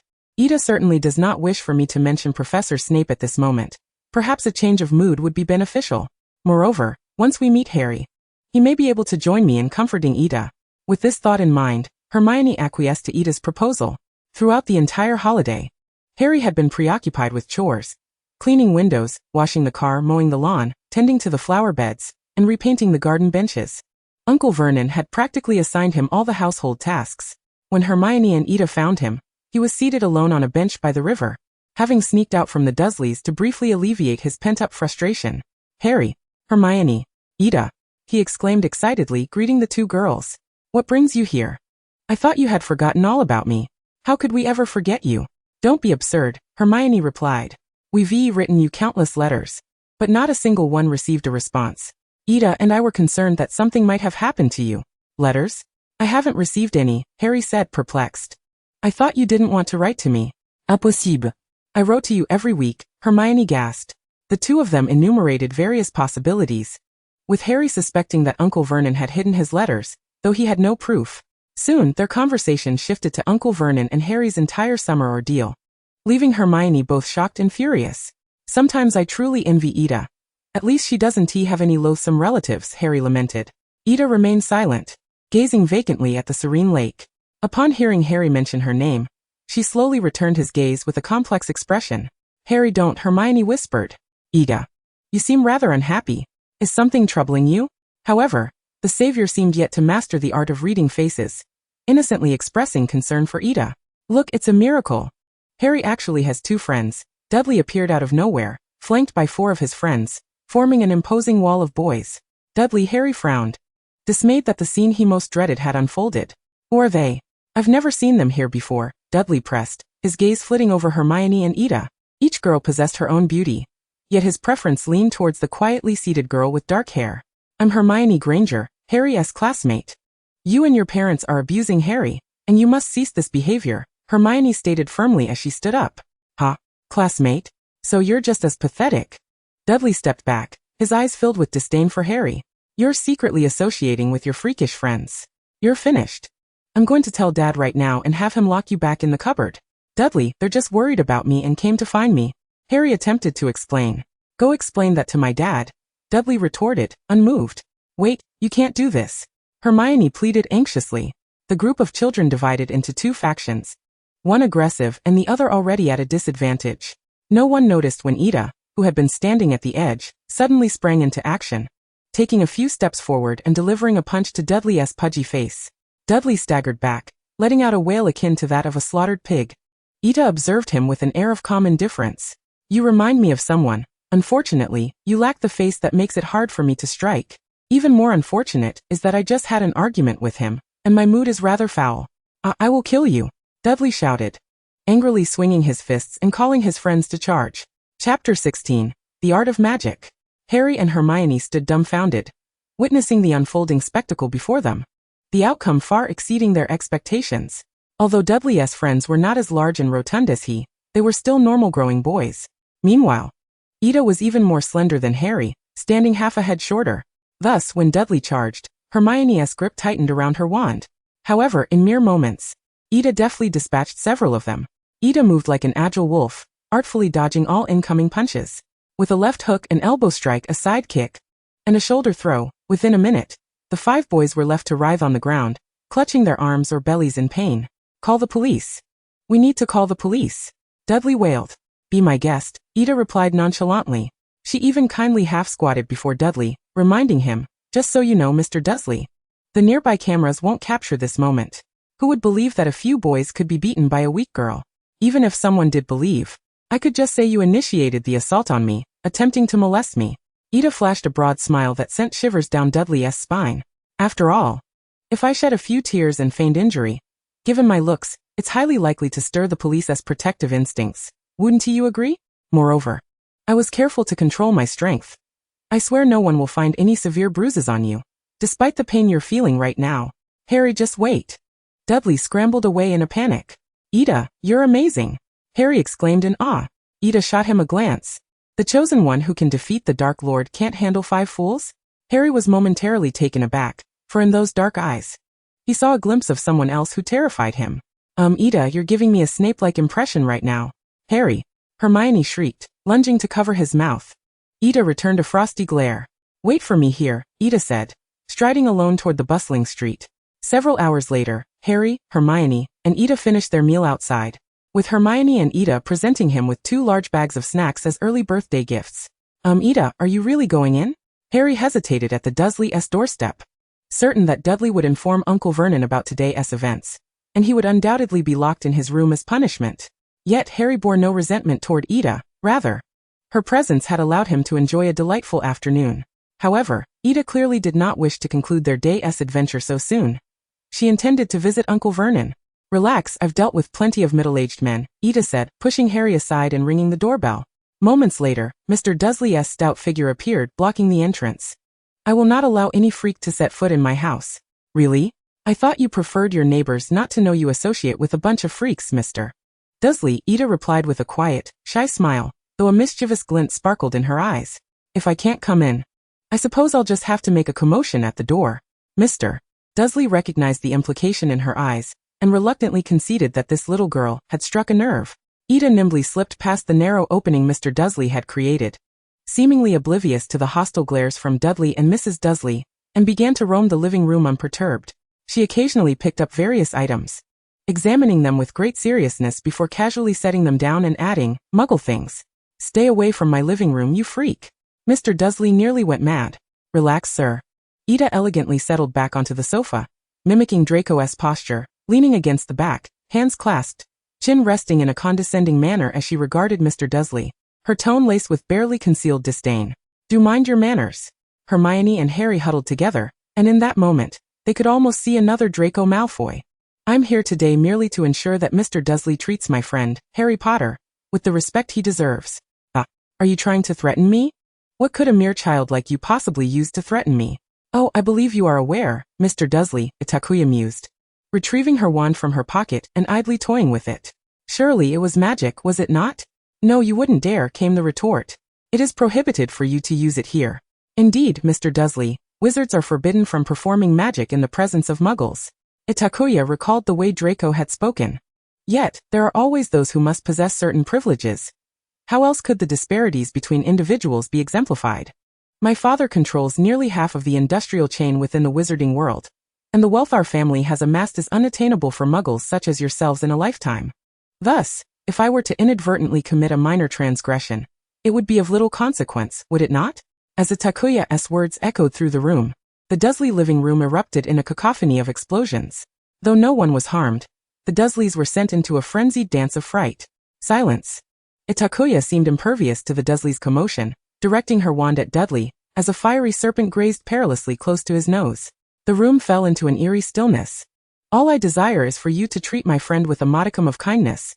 He shall not impose upon you for long, as he must attend school. Itakuya articulated her ultimate intention, then rose gracefully before the Dudsleys, bowing elegantly. I trust you are a sensible man. Otherwise, I shall have to pay you another visit. She approached the two bewildered young lions, winking as she remarked, I believe my friend Harry would be more than willing to accompany me partway. Oh, indeed. Harry and Hermione followed Itakuya, their movements stiff. As they departed, Mr. Dudley begrudgingly inquired, What is your name? With a self-satisfied grin, Itakuya replied, Malfoy, Draco Malfoy. Ha ha ha. This is indeed the most flawless plan. Hermione nearly collapsed with laughter against Itakuya, for even if Harry's uncle were to encounter someone from the Ministry of Magic, they would be too intimidated by the Malfoy name to pursue any inquiry. Rest assured, the Ministry will not intervene, Itakuya waved dismissively. But you have used magic. Even if Hermione and I vow to keep your secret, it is uncertain that the Ministry will remain oblivious, Harry pondered. Oh, come now, Itakuya rolled her eyes. What need have I for magic to deal with your uncle? But have you never witnessed a magic performance, Harry? Itakuya tossed a bag she was carrying towards him. He caught it, noting that it bore the label of magical props. I see, Harry replied, enlightenment dawning. Oh. By the way, Itakuya suddenly recalled 10 galleons. What? Harry asked, bewildered. A fee for my services, 10 galleons. I would have settled for 1. But given the rather unpleasant remarks you made by the riverbank, it is now 10. Remember to pay me when school begins. Harry nodded, all right. They chatted a while longer before parting ways, Harry's eyes filled with reluctance. Spinner's End. Severus Snape resided in Spinner's End, the youngest potions prodigy in the wizarding world, and head of Slytherin House, living in an unremarkable, even somewhat dilapidated brick house. Although he possessed a dedicated suite at Hogwarts, Snape spent most of his time there, only occasionally returning to Spinner's End during the holidays. The furnishings in his home remained unchanged for decades. He had no need for a house elf, as simple wandless magic sufficed to meet his basic needs of sustenance and a place to sleep. Every time Draco visited his godfather's home, he was required to bring along the Malfoy family as house elf, equipped with all the necessities for living. Despite this, he often felt as though he were imprisoned in such a life. Fortunately, Itakuya was not as delicate as other children. She possessed a remarkable adaptability to her surroundings. After all, what excessive demands could a child raised in an orphanage make of life? The father-daughter life between Itakuya and Snape was relatively harmonious. At least Snape believed that this girl, connected to him by blood, was far superior to Draco. After bringing Itakuya home, Snape merely stated, Your room is on the 2nd floor, at the far right, before retreating to his sofa to continue his reading. Itakuya sensibly ascended the stairs in silence. The room was modest but notably tidy, furnished simply with a bed, a wardrobe, a small bookcase, a desk, and a bathroom with a shower. She organized her belongings, piling her failed attempts at enchanting runes and raw materials on the desk, then opened the bookcase to place her books and notes inside. She had assumed the bookcase was empty, only to discover it contained a stack of tomes, all pertaining to potion making, some related to the upcoming term's curriculum, while others were slightly more advanced than her current potion proficiency, requiring careful study to comprehend. Atop the stack lay her familiar, the Half-Blood Prince's potion notes, a silent acknowledgement from Snape of his ownership of the text. Snape's potions lab was located in the basement, furnished almost identically to that at Hogwarts. The exclusive desk of the cellar's Serpent King was positioned centrally, while a similarly sized table occupied a corner, both equipped with complete potion-making apparatus. The corner table, aside from the equipment, was empty. Itakuya set aside the necessary ingredients, only to notice the unmistakable and familiar signs of previous use on the setup. Itakuya suspected that this table had once belonged to Draco. Chapter 17, Spinner's End. Are you waiting for the potion to brew itself? Snape's deep voice jolted Itakuya from her reverie. My apologies, she muttered, clearing her mind of fanciful thoughts and refocusing on the ingredients before her. The first task Snape assigned to Itakuya was to brew a sample of every potion she had self-studied, which he would then examine, pointing out her mistakes, and require her to rebrew until she achieved perfection. Itakuya soon realized the multitude of minor flaws in her potion-making, as she approached each recipe anew, much like a novice. Fortunately, she possessed ample patience and a high tolerance for Snape's sardonic remarks, enabling her to complete his regimen flawlessly within a week. Afterward, Snape ceased to oversee her work. Itakuya was left to navigate her studies with only the books Snape had provided, attempting new potions, while he occasionally offered guidance when she found herself in difficulty. Nevertheless, Itakuya relished this pace of learning. She fully grasped the profound mastery Snape held in the art of potion-making. Furthermore, she adored the ever-open doors of the potion material storeroom. Heaven knows how many of Snape's precious ingredients she had wasted. There were times when she believed she was surely doomed. Yet Snape would merely cast her a cool glance before tossing her a cleaning solution. They spent half their time together in the basement's potion lab, while the rest was dedicated to her study of enchanting runes. For instance, at this moment, she sat at the coffee table in the living room, delving into flight runes, while Snape sat nearby by the large windows, engrossed in a book.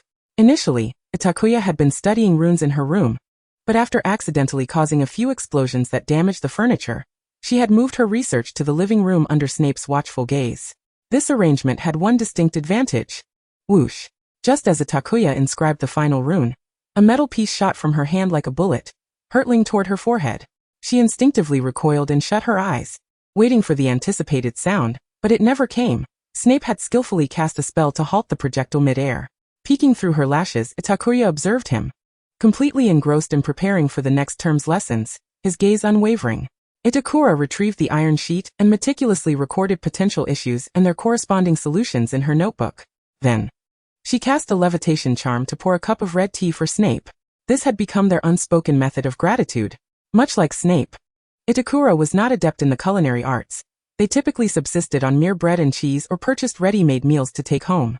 However, Itakuya surpassed Snape in this regard, possessing an exceptional skill for brewing tea and coffee, a talent specially imparted to her by Dean St. Cyril. When Snape first savored the red tea she had brought, he was momentarily taken aback, and from that point onward, Itakuya acquired the additional responsibility of preparing tea and coffee.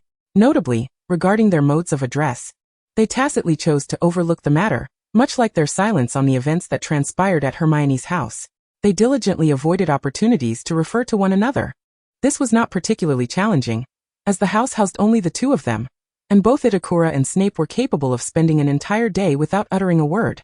This existence persisted until the eve of the school term, when she received a letter from Hogwarts, indicating that she needed to find time to visit Diagon Alley.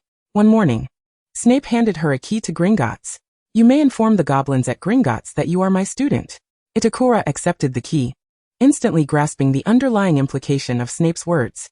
On that day at Hermione's house, Snape had overheard her declaration that she did not want anyone to know of the matter. Snape had always assumed that Itakuya wished to distance herself from being the daughter of Severus Snape, a former Death Eater. You may have misunderstood. I have never thought that way. Itakuya realized that her words could easily have led to a misunderstanding for Snape. You are a good man, esteemed professor, profoundly knowledgeable. I merely do not wish to burden you with the sudden arrival of a daughter. Itakuya nearly snapped the key in her grasp. The raw honesty of the moment made her feel physically ill. The room fell into an oppressive silence as Itakuya averted her gaze, unable to meet Snape's expression. I hope that next time, you will not underestimate my capacity to bear burdens. Itakuya's ears flushed crimson as she glanced up at Snape, only to find his expression as stoic as ever, though perhaps slightly softened. Itakuya mused.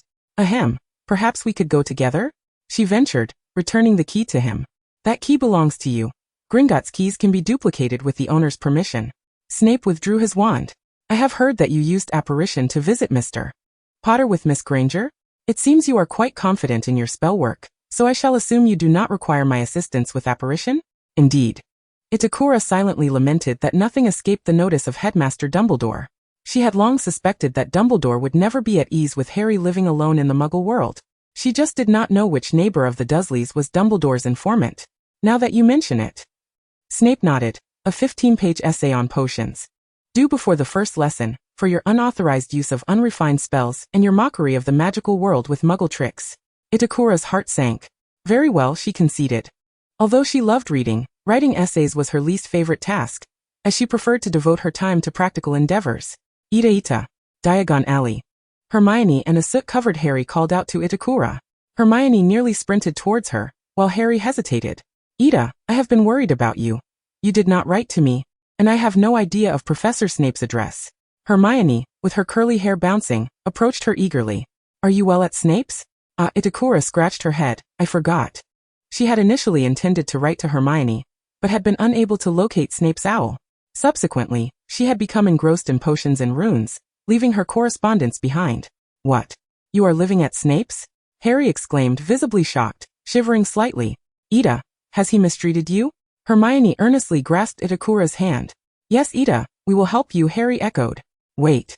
No, Itakura attempted to interject, but Hermione and Harry continued to speak rapidly, one sentence tumbling over another, forcing her to cover her face in despair. Ita, good luck. Ita? What is wrong? Hermione and Harry continued their incessant inquiries, but soon they realized something was amiss. Maliciously scheming against the professor. You should be grateful this is not Hogwarts. Otherwise, Gryffindor would lose points for your foolishness, you two bumbling Gryffindor trolls. A familiar, chilling voice that filled Harry with dread echoed behind them. I feel compelled to remind you. Itakura buried her face in her hands. Professor Snape. Professor Snape, Hermione and Harry instantly fell silent, exchanging furtive glances at Itakura, as if questioning how Snape could possibly be present. I presume you have completed your shopping for required school supplies? Snape directly addressed Itakura, ignoring the two Gryffindor fools. Yes. I still need the textbooks for defense against the dark arts. Itakura glanced at the list, filled with titles that seemed rather dubious regarding the quality of their upcoming defense against the dark arts instruction. Ah! A shrill scream of excitement erupted from the bookstore in the distance, the very establishment Itakura was about to enter. Stealing a glance at Snape's expression, she noted his scowl was as dark as ever.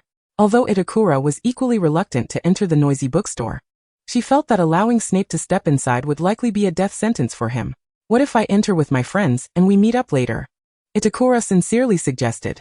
Snape appeared quite pleased, accepting the parcel from her hands and sweeping away in his black robes, leaving Itakura alone with the two Gryffindor statues. Hey, wake up. Itakura snapped her fingers. Goodness, I must wonder if I am dreaming. Harry stared blankly in the direction Snape had departed. Professor Snape actually brought you to Diagon Alley, and carried your things. Well, you will soon discover why. Itakura pulled Harry and Hermione along. Having prepared herself for the inevitable revelation of her lineage, by Draco once school commenced.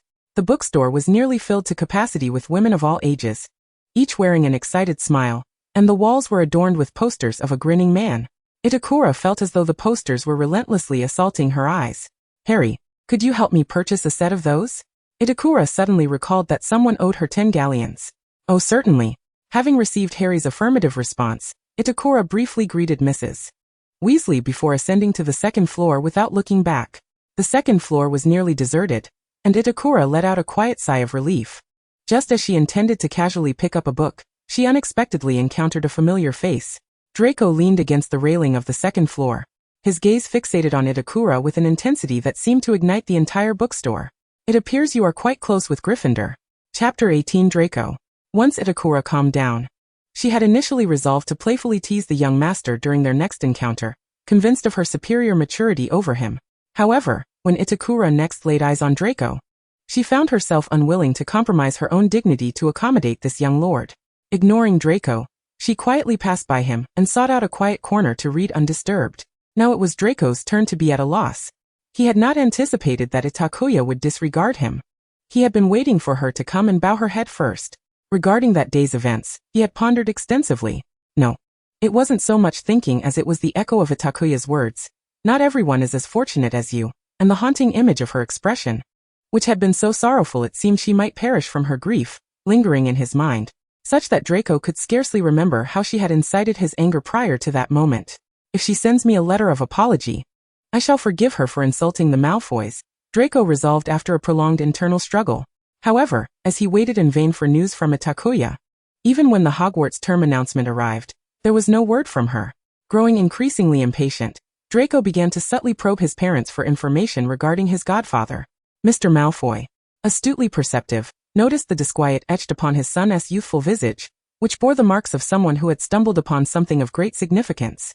Although Draco initially hesitated to speak, fearing it might further anger Itakuya, the weight of his father's authority proved overpowering, and he divulged the entirety of the matter to his parents.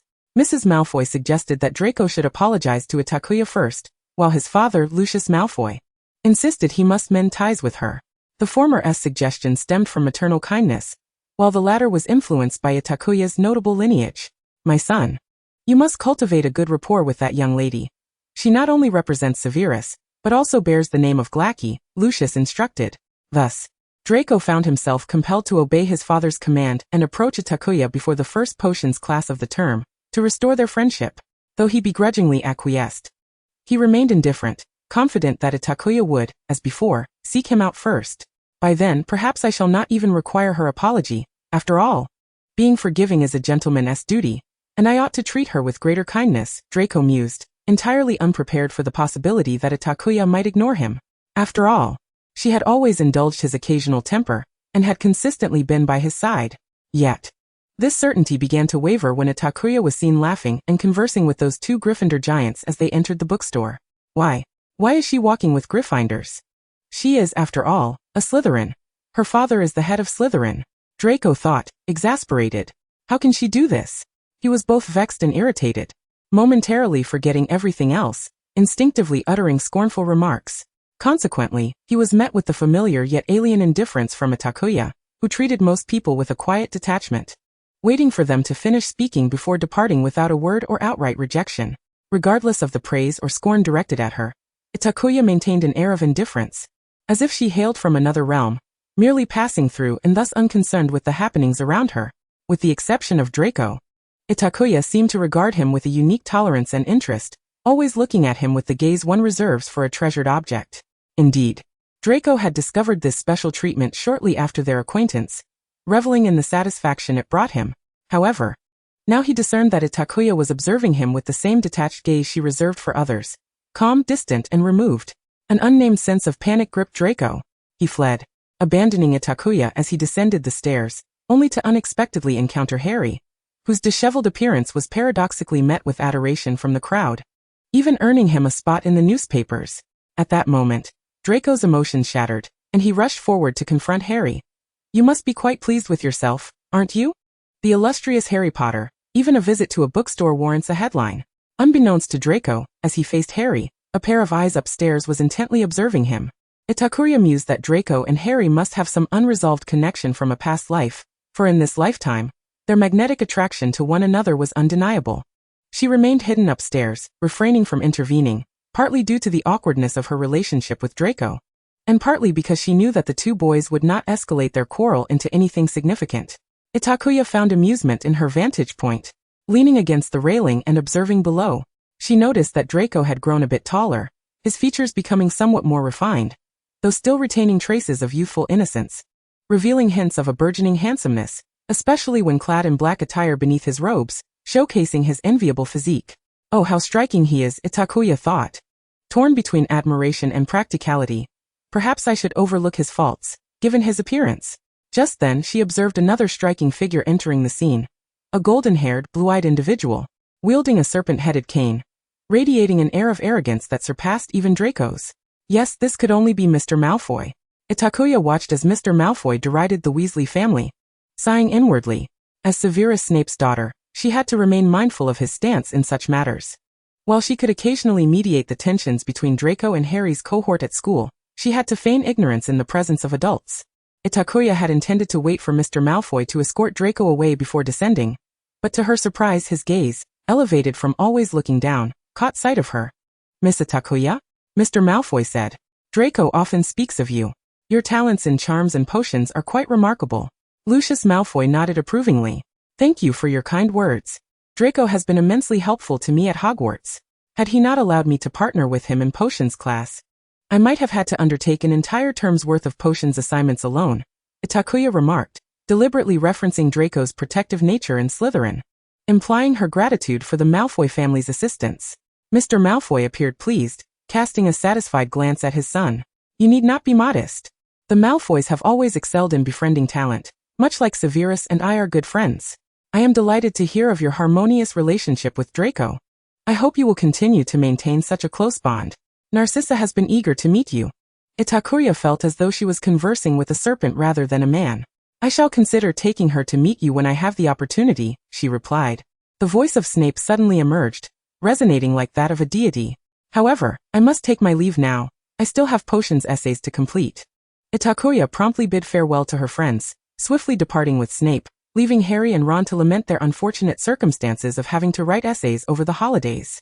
Snape and Itakuya exited in silence, not acknowledging her rapport with Draco. Itakuya wisely refrained from mentioning their relationship. It was not until she returned to Spinner's End that she discovered an unexpected addition to her belongings, a living creature. A sparrow? The tiny bird, no larger than the palm of her hand, was plump with gray-black feathers, staring at her with round eyes, cocking its head inquisitively. It seems you ought to learn a thing or two about owls, she mused. Owls? Itakuya exclaimed, holding the diminutive creature in her hands. Is it really this small? She received a cold glare from the king of serpents in the cellar, realizing she had misspoken, and promptly fell silent. Do not let me catch a single feather falling from it. Understood. Itakuya stifled a giggle. Severus Snape, the esteemed professor at Hogwarts, had to return to the castle earlier than the students. After visiting Diagon Alley that day, he departed. Itakuya was quite delighted, having secretly utilized Snape's potions desk and cauldron. She had always believed that Snape's cauldron was far superior to her own. After all, how else could he consistently concoct perfect potions? On the Hogwarts Express, Hermione and Itakuya found an unoccupied compartment. Itakuya was nestled by the window, diligently working on her essay, still faced with 5 unfinished pages. With potions class scheduled for the very next day. I can hardly believe you would read such a book.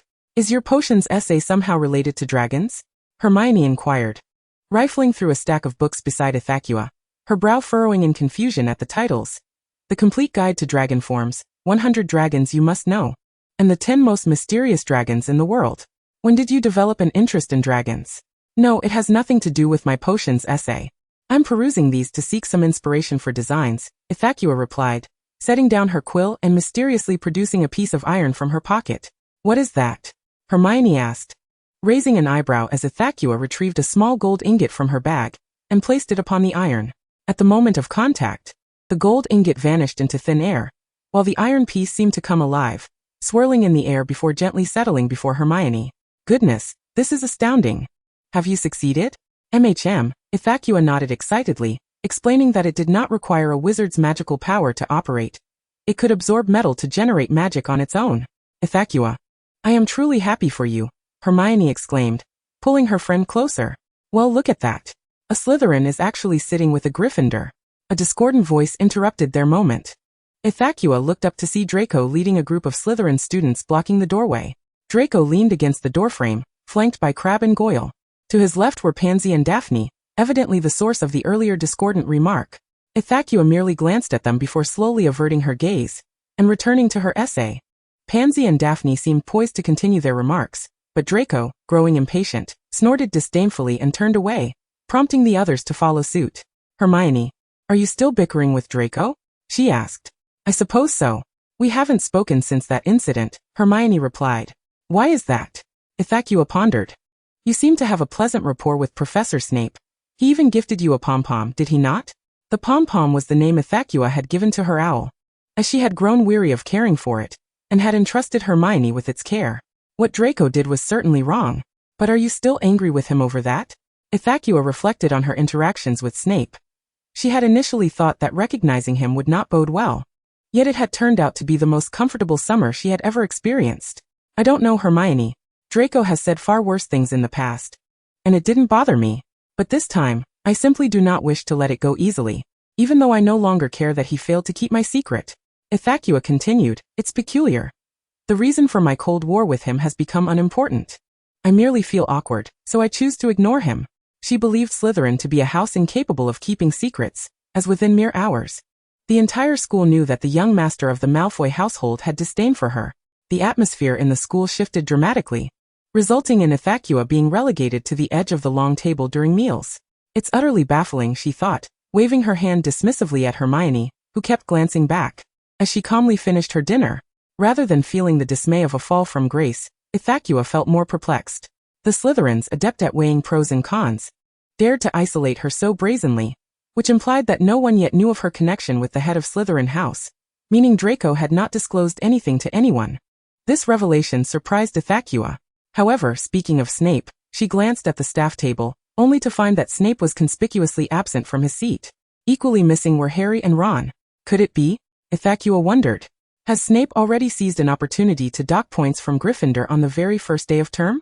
Before long, Itakuya learned the truth. Mrs. Weasley had sent Ron a howler, and all the students dining were made aware of the incident. This is mortifying, Itakuya thought. In the third greenhouse, Professor Sprout's herbology class commenced. Slytherin and Gryffindor students stood on either side of the long table, facing pots of vibrant green mandrakes. Mature mandrakes could be used to concoct potions to counteract petrification. This had proven to be one of Itakuya's significant challenges in potion making over the summer. It wasn't until she had exhausted Snape's supply of mandrakes that she finally managed to produce a satisfactory potion. Clearly, once they matured, she would need to seize another opportunity to practice further. As Itakuya entered the greenhouse with the crowd, she instinctively stood beside Draco, a habit formed from the previous semester. By the time she realized it, the surrounding students were casting unfriendly glances in their direction. Good morning, children. Welcome to the third greenhouse for second years, Professor Sprout announced cheerfully, oblivious to the Slytherin turmoil, as she began the lesson. You should know this spot belongs to my follower, Draco muttered. His gaze fixed on Professor Sprout as she lectured.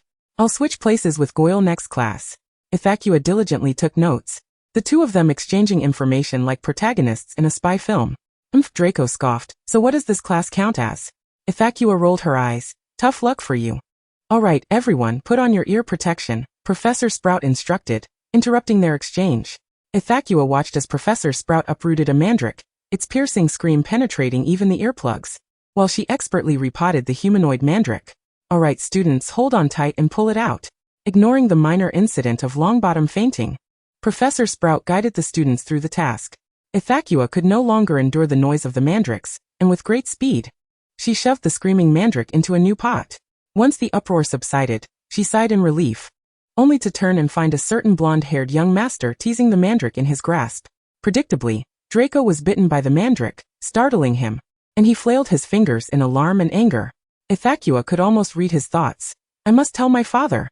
Swiftly and accurately, Itakuya pinched the back of the mandrake's neck, causing it to release Draco's finger. Freed, Draco forcefully shoved the mandrake into its pot, casting Itakuya a look that conveyed, I can handle this myself without your help. In the subsequent lessons, Itakuya perfectly upheld her promise to maintain a distance of at least 1 meter from Draco. He ceased to acknowledge her, engaging in merriment with Pansy throughout the entire Transfiguration class. Conversely, Pansy occasionally shot Itakuya a triumphant glance. Although Itakuya and Draco maintained a tacit agreement to respect the distance typical of a Cold War, this boundary vanished in Potions class. Neither dared to request a change in partners, despite one being a mentor and the other a cherished daughter. Thus, even amidst their Cold War, they were compelled to collaborate under Snape's watchful gaze, dutifully and politely exchanging insights. I believe that you have joined the ranks of the black-clawed crab-claw enthusiasts a bit late, Itakuya remarked. Indeed, Draco, I concur. I shall be more mindful next time. Itakuya nodded in agreement. No matter, Itakuya. I doubt this will hinder our ability to concoct a flawless potion. Yes, I eagerly anticipate it, Draco. It was perhaps the insincere exchange between Draco and Itakuya that repulsed Snape, prompting him to silently vacate his position at the front of the classroom and stride towards the back, where Harry and his potion partner were seated. Itakuya exhaled a sigh of relief, adhering to the principle of a dead comrade is better than a dead friend, and silently lit a candle for Harry in her mind. Sure enough, moments later, Harry received his first demerit of the new semester. Itakuya cast a sidelong glance at Harry, feeling a pang of empathy wash over her. So concerned for the Gryffindor celebrity, are you his girlfriend? Inquired a Slytherin boy, whose family could almost be considered an offshoot of the Parkinson clan. Itakuya turned to face the boy, noticing Pansy beside him.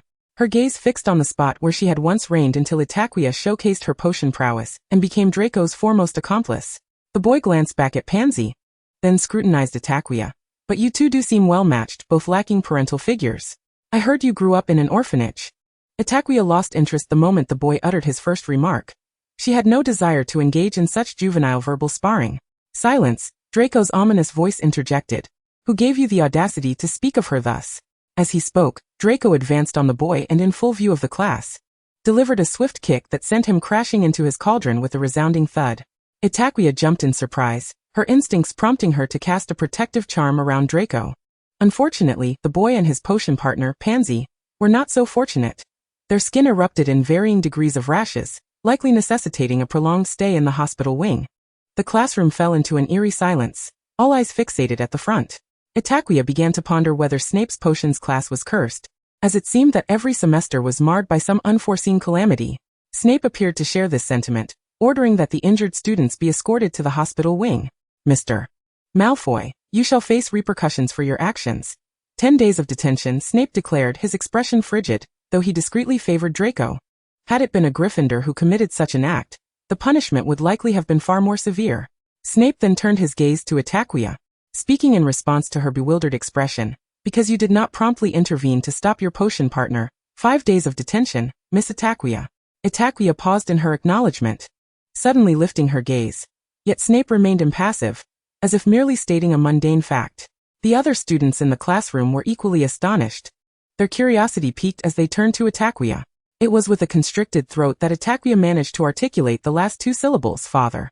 A murmur of shock rippled through the classroom, yet Snape remained unfazed. In my class, I expect you to address me as Professor. Very well, Professor. The potions master possessed a formidable psychological resilience. Such trivial matters would not disrupt his teaching agenda. However, it was evident that none of the students inherited his remarkable composure. Even Itakuya stumbled twice in succession, while Draco observed her for the entirety of the lesson. The remaining students fared no better. With each completed task, they rewarded themselves with furtive glances at Itakuya at the front, whispering to their partners, "Is she really Professor Snape's daughter? But she has no parents? Just look at her hair and eyes, they are both black-haired and dark-eyed." Indeed, Itakuya mused, realizing that this semester would be anything but tranquil. Chapter 20. Reconciliation following potions class was defense against the dark arts, necessitating a lengthy trek down the corridor to reach the classroom.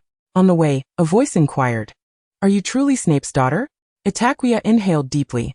This was far from the first person to pose the question. She turned and offered a polite smile. "Yes. I only reunited with my father this past summer. I must say, Hogwarts is quite a remarkable place, is it not? Indeed, it is a fascinating tale, though I shan't delve into the specifics. Also, I kindly request that you refrain from inquiring about my mother. That is my private matter." Ron scratched his head. "Could you reiterate that?" It was then that Itakuya recognized the trio of the chosen one. Weary, she waved her hand dismissively. "Ask Hermione, she knows." "What? Hermione? You knew all along? And you didn't tell me?" Ron exclaimed. "Ron, this is Ida's private matter. I will only share it when she wishes to," Hermione interjected. "Oh. Forget it. Just tell them, Hermione. There's no longer anything to conceal. Even if I don't speak, the students of Hogwarts will find 100 ways to uncover it." Itakuya sighed resignedly. "Very well. You know how we encountered Professor Quirrell in the Forbidden Forest last semester, and Ida used an advanced spell? That spell was originally conceived by Professor Snape, and that is how they recognized one another. That day, Professor Snape came directly to my home." Hermione thoughtfully omitted the less pleasant details, succinctly explaining the situation to them. "So this is what you call a friend who can keep secrets?" Draco appeared out of nowhere, positioning himself before the group. "Within a day, the entirety of Hogwarts will be aware of my identity. Even if I wish to remain silent, they will find a way to learn it," Itakuya explained. "So you simply allow her to broadcast your secret? Did you not wish for anyone to know about this?" Draco advanced towards Itakuya. Itakuya gestured for the trio to proceed ahead. "Draco, regarding that statement, I must admit I did not fully contemplate it before speaking. Initially, I believed I was a burden, and did not want to disrupt the tranquility by informing my father, nor did I wish to cause him any trouble. However, I later realized that perhaps I should not constantly reject everything. If Godfather were aware of your thoughts, he would likely scold you as a giant," Draco muttered. Itakuya chuckled. "Father has also admonished me, advising me not to underestimate his ability to handle trouble. That is good to know." "Draco, thank you," Itakuya said earnestly, gazing at Draco. "You have not divulged my secrets to others and even risked detention in the recent class to defend me." Draco's cheeks flushed slightly as he glared at Itakuya. "Dare you mention it again? I will surely be punished with nose-picking duties. Then let us go together." I can secretly assist you, just like last semester. Inf. You do show some sense, Draco conceded begrudgingly. Let us hurry. We are running out of time. Draco extended his hand toward Itakuya, who clasped it in return. The two Slytherin snakes hastened to rejoin the larger group. They had finally reconciled, restoring their former camaraderie, yet it felt subtly transformed. Itakuya had become increasingly certain of her opinion. This semester's defense against the dark arts instructor was utterly inept. No, perhaps even devoid of any redeeming qualities. Itakuya averted her gaze from Professor Lockhart's exaggerated grin, turning to Draco and whispering, "Next time, let us sit in the back row." Draco nodded emphatically. However, Lockhart's madness did not cease with his lengthy recounting of his past exploits. He also distributed a quiz to each student. Itakuya glanced at the questions. 1. What is Gilderoy Lockhart's favorite color? What is Gilderoy Lockhart's greatest wish? It's truly suffocating. What on earth are these things? Itakuya complained. Have you not read his book? Aren't you an avid reader? Draco raised an eyebrow. What I adore are books, not vacuous ramblings. Itakuya responded earnestly. However, it was evident that others did not share her sentiments. Her voice caught the attention of the girls in the front row, who turned and glared at her. What are you looking at? Draco said, propping himself up on the desk, his impatience palpable. The girls, daunted by the Malfoy family's reputation, reluctantly turned back. Miss Granger knows my greatest wish is to eradicate dark creatures and successfully promote my hair potion. A clever girl, indeed. Who is Hermione? Itakuya exclaimed, her eyes wide with horror as she watched Hermione stand up, beaming like a naive teenager. Oh no, my sister has lost her senses. I am relieved you are not like them. Otherwise, I would truly be nauseated, Itakuya remarked. Draco observed that a significant portion of the girls in the classroom wore expressions akin to Hermione's, including some Slytherin students, and he could not hide his disdain and mockery. How is that possible? Itakuya rolled her eyes. I'm not blind. She shot Draco a meaningful glance, as if to say, who would be greedy for stones when they already held gold? Draco's ears turned crimson at her words, and he turned away, falling silent. First and foremost, my duty is to teach you how to combat the most dangerous magic in the world. Confront your innermost fears. Rest assured, as long as I am here, you will be safe. Professor Lockhart tapped his wand against a cage beside him, draped in a red cloth, obscuring its contents. However, the students quickly discovered what lay within. A Cornish pixie. This creature, aside from its penchant for annoying pranks, posed little danger. Itakuya felt a wave of relief wash over her. She had feared the professor might unveil something beyond his control, which would have been catastrophic. Minutes later, Itakuya thought furiously, I have grossly overestimated this professor. She cast a spell to repel the flitting pixies and in the ensuing chaos, grabbed Draco and fled the classroom. This is madness. My father will surely hear about this. Draco's golden hair was disheveled by a pixie's antics, and ink from someone else had stained his shirt, which drove him to the brink of exasperation. Indeed, young master. Perhaps you should have your father attend Hogwarts instead, Itakuya teased. Itakuya. Draco shot her a disgruntled glare. All right. I stand corrected. I shall take my leave to the library to atone for my sins. Professor Flitwick, just as fond of Itakuya as he had been last term, especially after she had swiftly intervened to prevent Ron's errant wand from causing havoc, praised her. Excellent reflexes, Slytherin earns 3 points. Flitwick's compliments were tinged with a hint of melancholy. Since learning that Itakuya was Snape's daughter, he understood that deceiving her into Ravenclaw was nearly an impossible task. He had taken to sighing wistfully every time he saw her. Professor McGonagall, the head of Gryffindor and deputy headmistress of Hogwarts, had also become unusually affected by Itakuya's lineage. It was said that she had brought Snape to Hogwarts, in a sense witnessing his growth. I never imagined Severus would have a child. Child. You share many traits with your father, McGonagall remarked, gently ruffling Itakuya's hair. I can see you possess the same stubbornness as Severus. Itakuya stiffened under McGonagall's affectionate touch. But you are far more endearing than he was at your age. Professor, if you continue this conversation, I may very well lose consciousness, Itakuya retorted.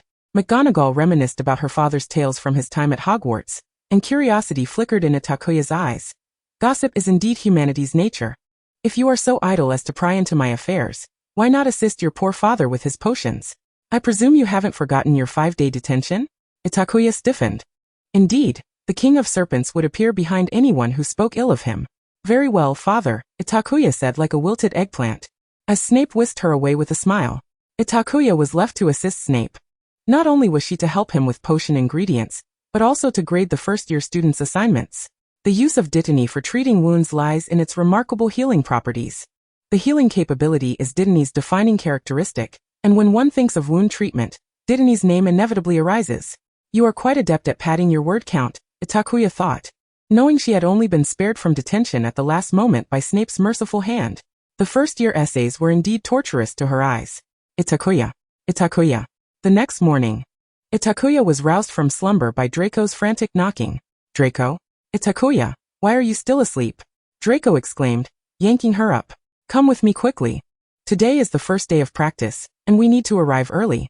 Quidditch? Wasn't I eliminated? Itakuya, still half asleep, leaned against Draco. That was before. Now you are the daughter of the Slytherin head. Draco fussed over her robes. Merlin, can't you at least care for your appearance? It's only 5 o'clock. I believe I should be more concerned about not collapsing. At the start of the school year, the Slytherin Quidditch team had issued a call for new members. Madame Hooch believed Itakuya would make an excellent chaser and recommended her to Captain Flint. Initially, Flint appreciated Itakuya.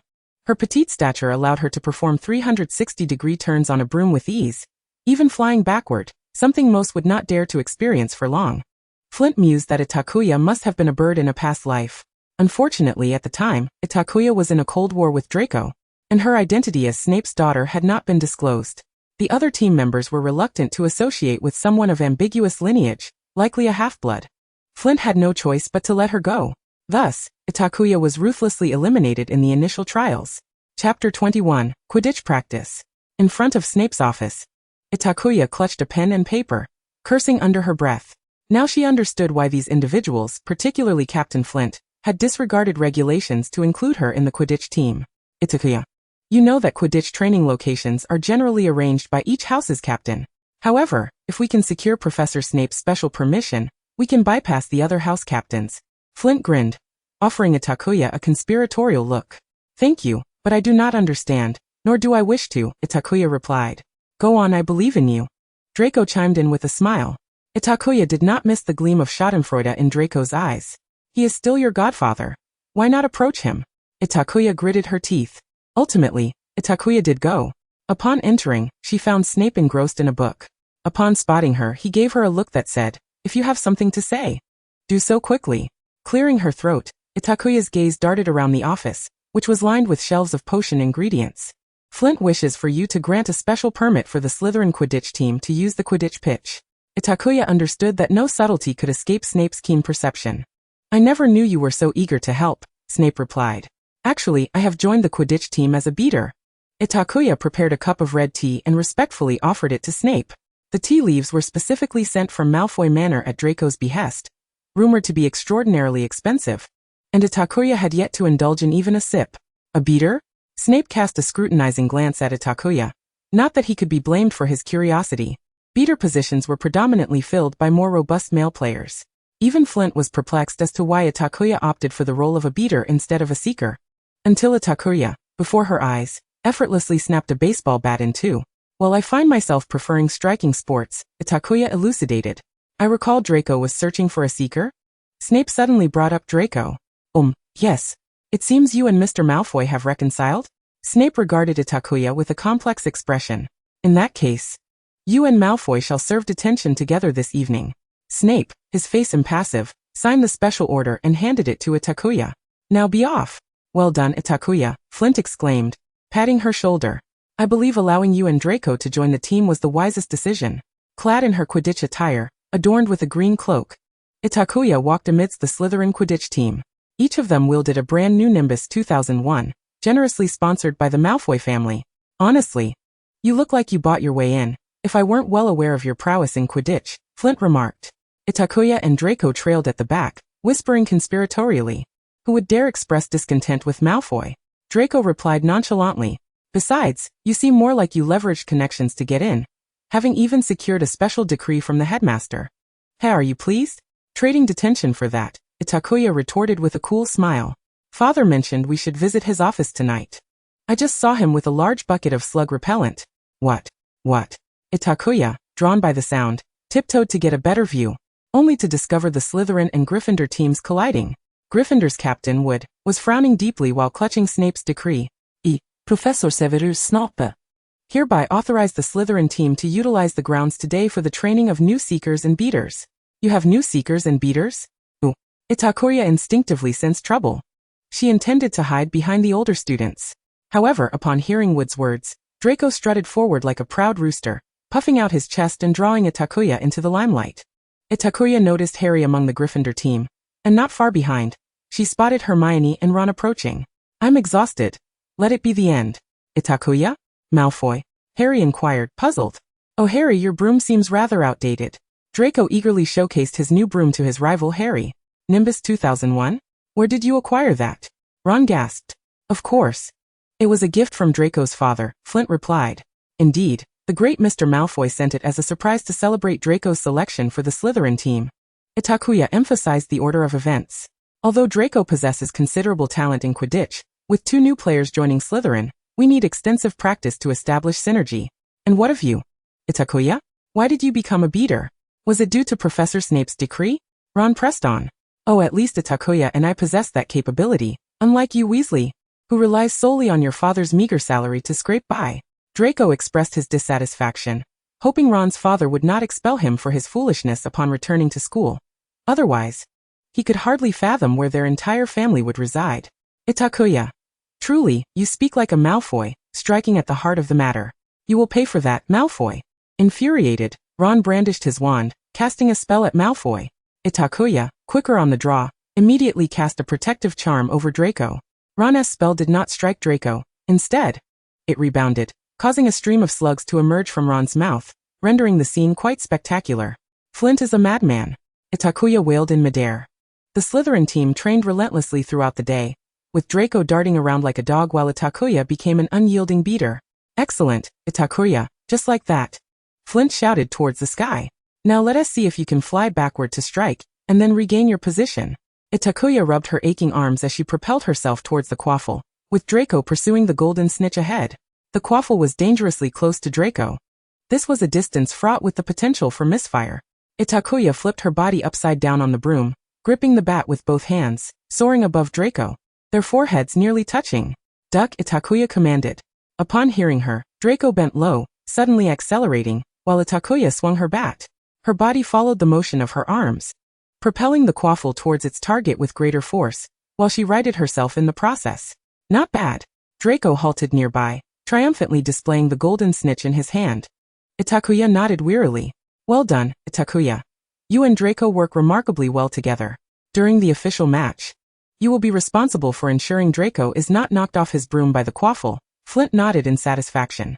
Now let's try to coordinate with Derek, simultaneously striking the quaffle to send it hurtling towards the opposing players. Draco, attempt to evade the quaffle without Itakuya. The team continued with their training. Draco ducked his head to avoid the quaffle while chasing the golden snitch. Itakuya and Derek observed from either side of the field, waiting for Flint's command before charging towards the quaffle. Itakuya, wielding the bat with precision, and Derek, with a reverse grip and a lean forward, struck the quaffle almost simultaneously. Itakuya was a moment slower, yet the quaffle shot off at double its usual speed. With the quaffle no longer obstructing him, Draco seized the golden snitch once more. Alright. Itakuya, you were a fraction slow, but it's nothing to worry about. Just practice your coordination with Derek more. Can I withdraw now? Not until the sun dipped below the horizon did Flint finally release Itakuya and Draco, both nearly collapsing to their knees upon landing. Flint's frenzied training persisted until Halloween. Even in the rain, Itakuya was compelled to swing her bat while donning a damp cloak. Quidditch practice took up a significant portion of her free time, while the remainder was devoted to studying enchantment runes. She had added a small desk in Snape's office for reading and conducting experiments. Poor Professor Snape not only had to endure the peculiar assignments from his students, but also occasionally tossed over a spell to prevent Itakuya from inadvertently harming herself. However, there were some benefits. Snape was spared the nuisance of trivial matters from students across various years, as they wisely chose to seek out Itakuya, who appeared more approachable as a secretary. Itakuya had no choice but to familiarize herself with many students from different years, rejecting the unimportant and outrageous requests, while documenting the remainder on sticky notes to present to Snape each evening, akin to a chief steward tending to an emperor. Furthermore, Itakuya often assisted Snape with potion ingredients or grading assignments. Previously, Snape would randomly select a few hapless students in the academy to shoulder his burdens, but now he found Itakuya to be far more effective. Based on the aforementioned reasons, Itakuya single-handedly reduced the frequency with which Slytherin House faced detention imposed by Snape. Thank you, Itakuya said.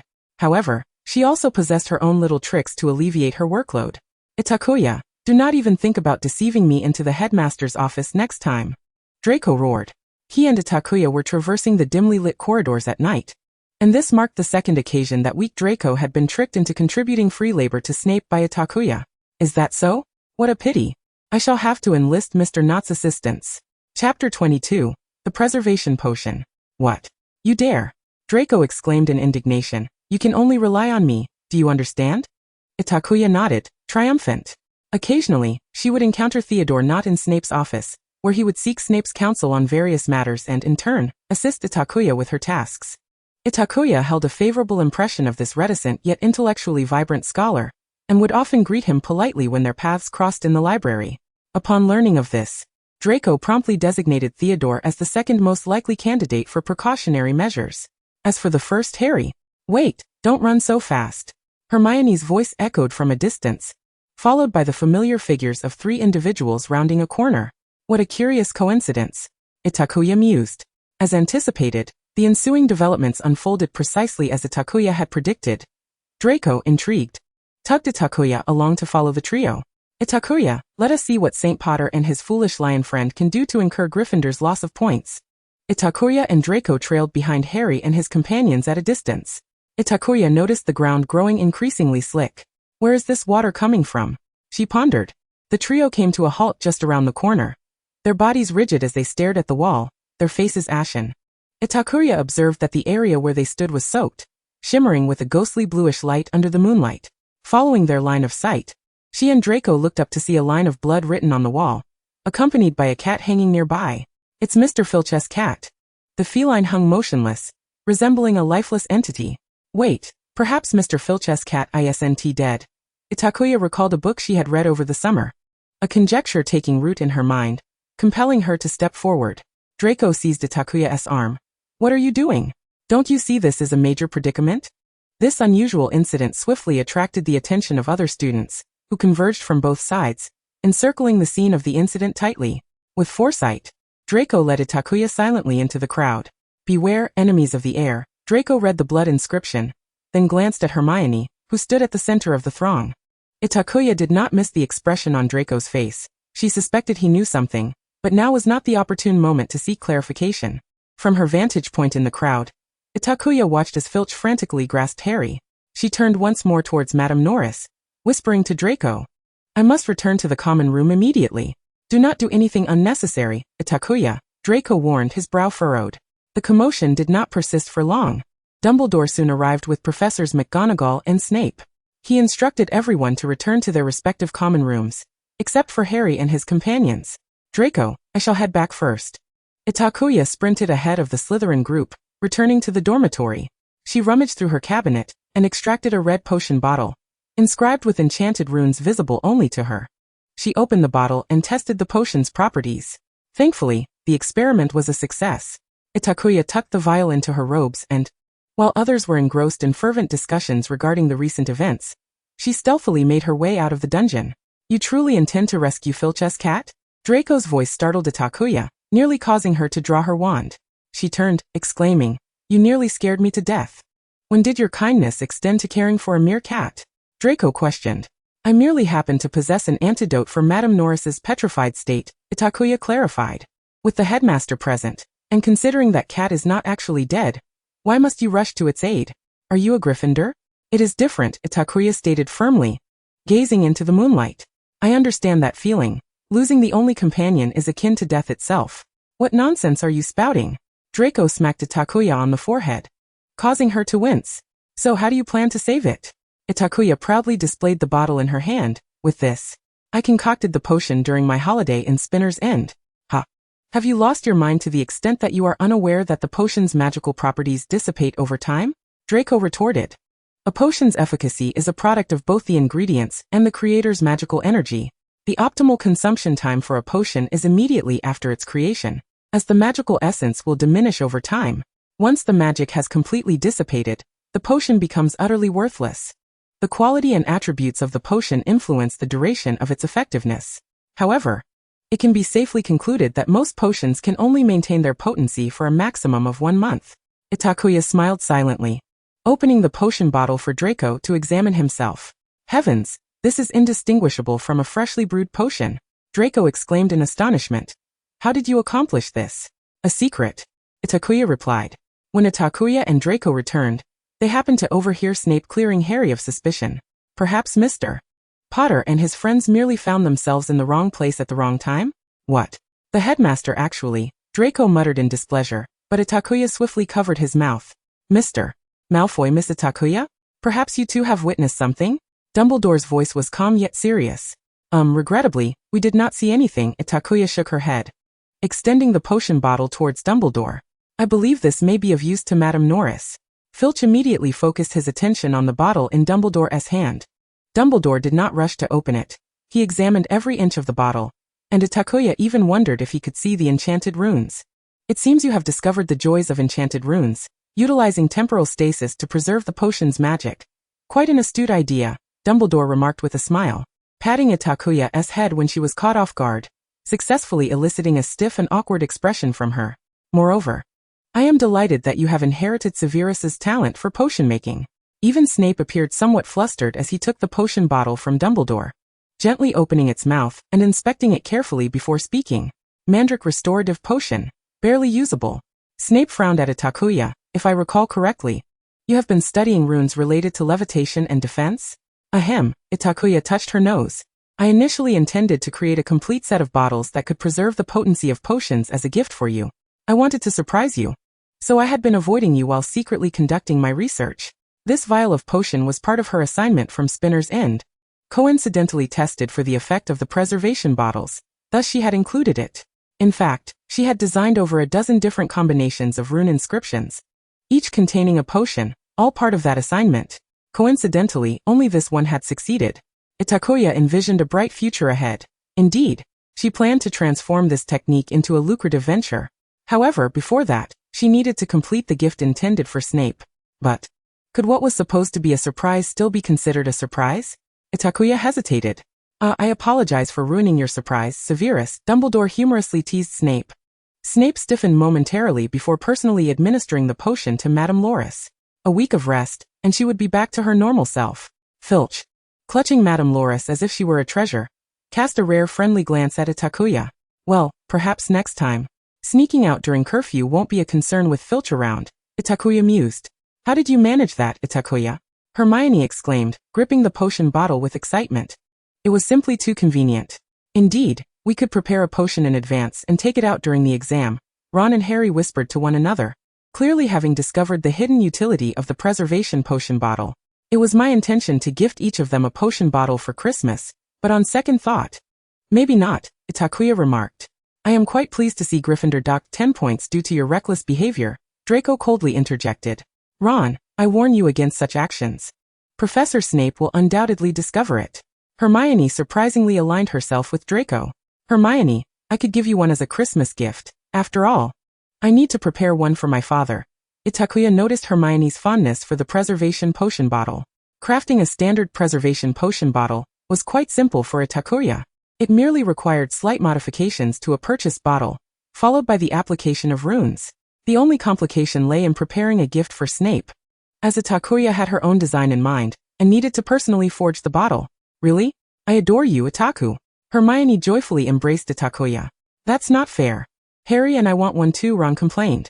To prevent you from genuinely being foolish enough to attempt to deceive my father, I believe I must decline that request. Itakuya shook her head. You are truly kind-hearted to go through such lengths for a Christmas gift. Draco crossed his arms, dissatisfied. Itakuya raised an eyebrow, her skills in placating Draco having reached an impressive level. I assure you, Draco, the Christmas gift I am preparing for you will require even more of my effort. Really? What is it? Draco inquired with curiosity. I know. I can probably guess, Hermione grinned mischievously. Itakuya, realizing Hermione's remarkable intellect, felt a sense of helplessness. To prevent Hermione from revealing further details, Itakuya promptly guided Draco away. Chapter 23. Pansy and Daphne. Upon their return, Itakuya and Draco were intercepted by the prefect. As all Slytherin students remained dutifully in the Slytherin common room, only Draco and Itakuya were missing. Mr. Malfoy, Miss Snape, you had better provide me with a reasonable explanation. Draco and I. She and Draco were summoned by Professor Snape, apparently due to some private matter. Itakuya looked over, astonished to find Pansy coming to her defense, with Daphne nodding alongside her. What is going on? Have these two lost their minds? Itakuya thought in disbelief. The two girls had previously orchestrated pranks against Itakuya during their first year, but back then most Slytherin students harbored animosity towards her, causing Itakuya to overlook the two young ladies. It was only after last Christmas, when Itakuya showcased her remarkable talent in spells and grew closer to Draco, that the Slytherin students, despite their internal mockery, treated Itakuya with a semblance of civility, except for Pansy and Daphne, who remained unfriendly towards her. At the commencement of this semester, upon learning of the Cold War between Draco and Itakuya, these two girls promptly sought to create trouble for Itakuya, even as other Slytherins cautiously observed from the sidelines. The boy who had mocked Itakuya in potions class, only to be kicked down by Draco, had acted under Pansy and Daphne's instigation. In that case, consider this matter settled. However, next time I hope you will inform me in advance should a similar situation arise. The prefect nodded and departed from the Slytherin common room. It was late, and after exchanging farewells, Itakuya and Draco prepared to return to their respective quarters. As she was leaving, Itakuya caught a glimpse of Pansy and Daphne still seated in the common room, clearly with something they wished to discuss. Miss Parkinson, Miss Greengrass, do you two appear to be seeking my attention? Oh well, it's nothing really, Miss Snape, Pansy stammered, her gaze darting. It's merely about Kent. Daphne and I have given him a stern lesson. Yes, we too find Kent's behavior inexplicable. You know, sometimes he simply cannot control himself, Daphne added. I never expected him to lack even basic gentlemanly etiquette. It is truly laughable. The Parkinson family would never consort with such a family. Pansy and Daphne, speaking in unison, went to great lengths to distance themselves from Kent, who was the boy that had insulted Itakuya during potions class. He is not, as far as I know. Kent is merely a pathetic scapegoat, is he not? Itakuya interrupted Pansy and Daphne. To be honest, I have never taken note of your actions since last semester, including your attempts to make Kent trouble me. I merely assumed you would at least have the courage to own up to your actions, unlike Draco, who would never stoop to using others to target Harry.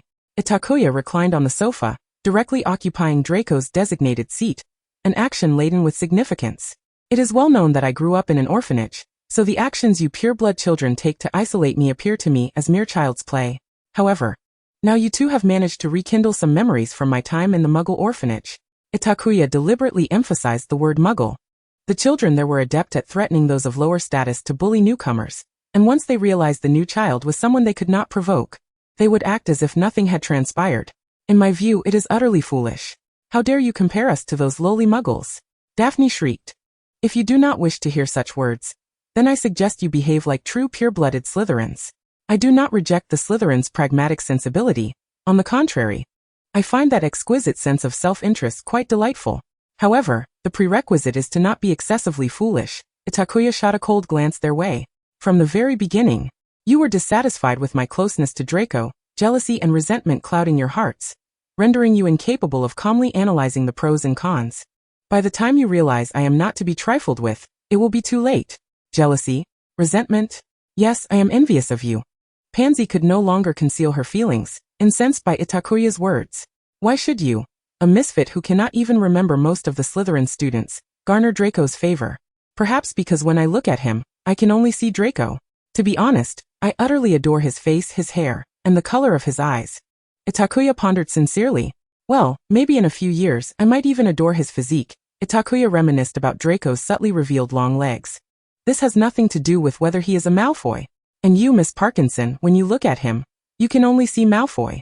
I suspect you are constantly weighing every action to determine whether it will help you become Mrs. Malfoy in the future. Am I right? And what about you? Itakuya Snape, do you truly believe you can marry into the Malfoy family? Just because of your half-blood father? Pansy retorted angrily. Itakuya's gaze sliced through the air like a knife. Pansy was immediately struck with fear, and it was then that she realized the foolishness of her recent utterance, causing her to break into a cold sweat. Never had she envisioned marrying into Malfoy Manor, through the so-called alliances of pureblood families. Itakuya sneered. Do you even comprehend the gravity of your words? You are questioning the very essence of pureblood families. Pansy stammered. I am questioning the significance of your existence as a genuine individual, Parkinson. If your sole ambition in life is to wed into a pureblood family, Then you are no different from an exquisite ornament, Itakuya asserted, rising to approach Pansy. Miss Parkinson, I hope you will reflect earnestly on what I have conveyed.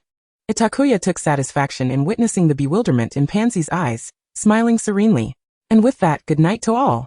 Itakuya left Pansy and Daphne behind, returning to her dormitory alone. Indeed, Pansy and Daphne appeared somewhat foolish amidst the venomous serpents of Slytherin. Yet foolish individuals are easier to manipulate, are they not? Itakuya understood that one day she would have to confront the pureblood aristocrats. Her maternal lineage was a substantial prize in their eyes. Thus, before that day arrived, she needed to establish her foothold amongst this cadre of purebloods, and Pansy Parkinson and Daphne Greengrass served as valuable tools in her scheme. After changing into her nightgown, Itakuya settled on her bed, illuminated by the soft glow of her reading lamp. Beside her lay a dark red notebook, embossed with the crest of a certain family on its front page. On her bedside table rested a small vial of potion, a wakefulness draught of her own concoction. As the Quidditch match approached, the teams from each house were fervently training, experimenting with various strategies to catch their opponents off guard. Slytherin's tactic was to have the beaters collide the bludgers into as many Gryffindor players as possible, a brutal yet effective strategy. All their players had upgraded to the latest model of broomsticks, making them far more adept at dodging bludgers compared to the Gryffindor team, who still relied on outdated brooms. To align with the team strategy, Itakuya's training intensity was steadily increasing. Fortunately, she was not the primary beater responsible for protecting the Seeker, Draco's safety. Itakuya and Draco always displayed remarkable synergy.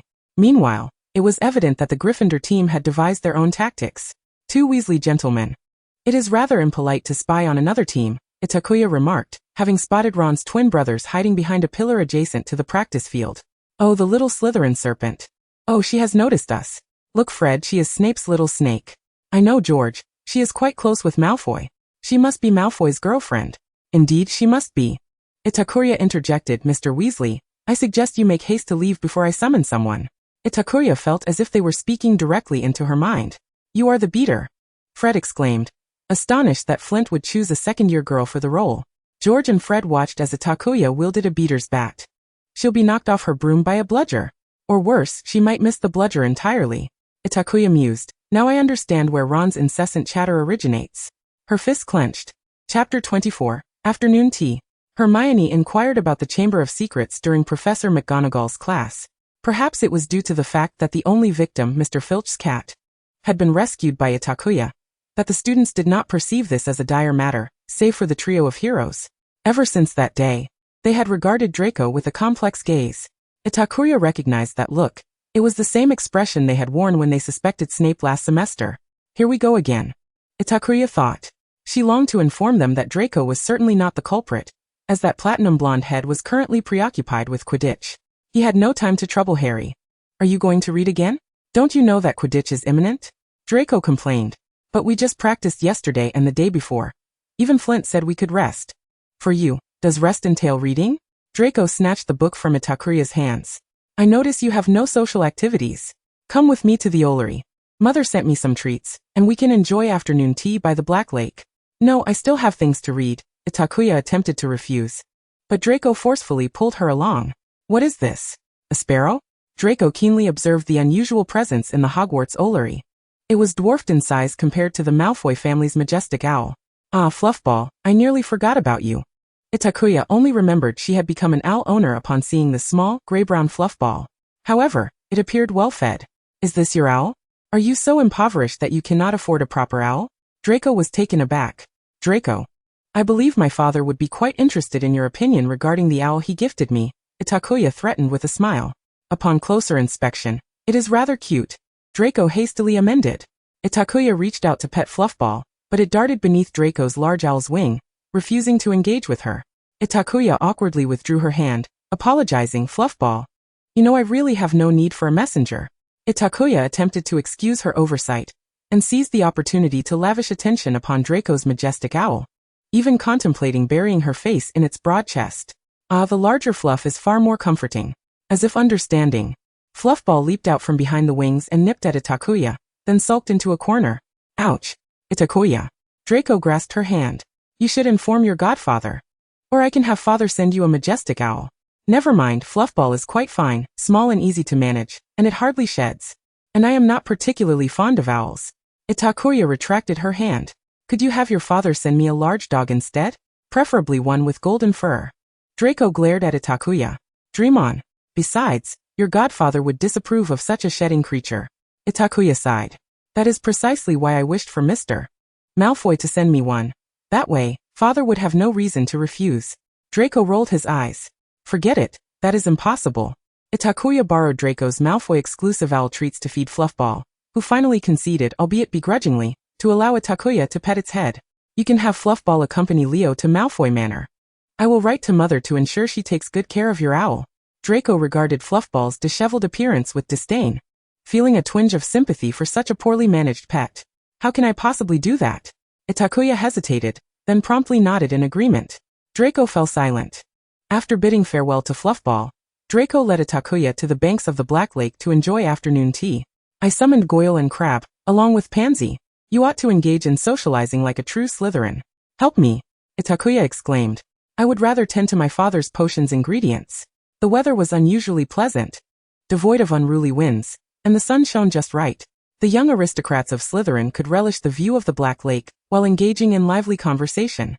Blaise, Daphne, and Pansy were engrossed in discussions about family matters, primarily revolving around a certain patriarch's indiscretions, or which girl at school was the fairest. Blaise, in particular, relished the latter topic. Goyle and Crab quietly indulged in Mrs. Malfoy's pastries, while Theodore seemed more like an invisible presence. In fact, Itakuya was quite puzzled by his appearance at such a nutritionally bereft gathering.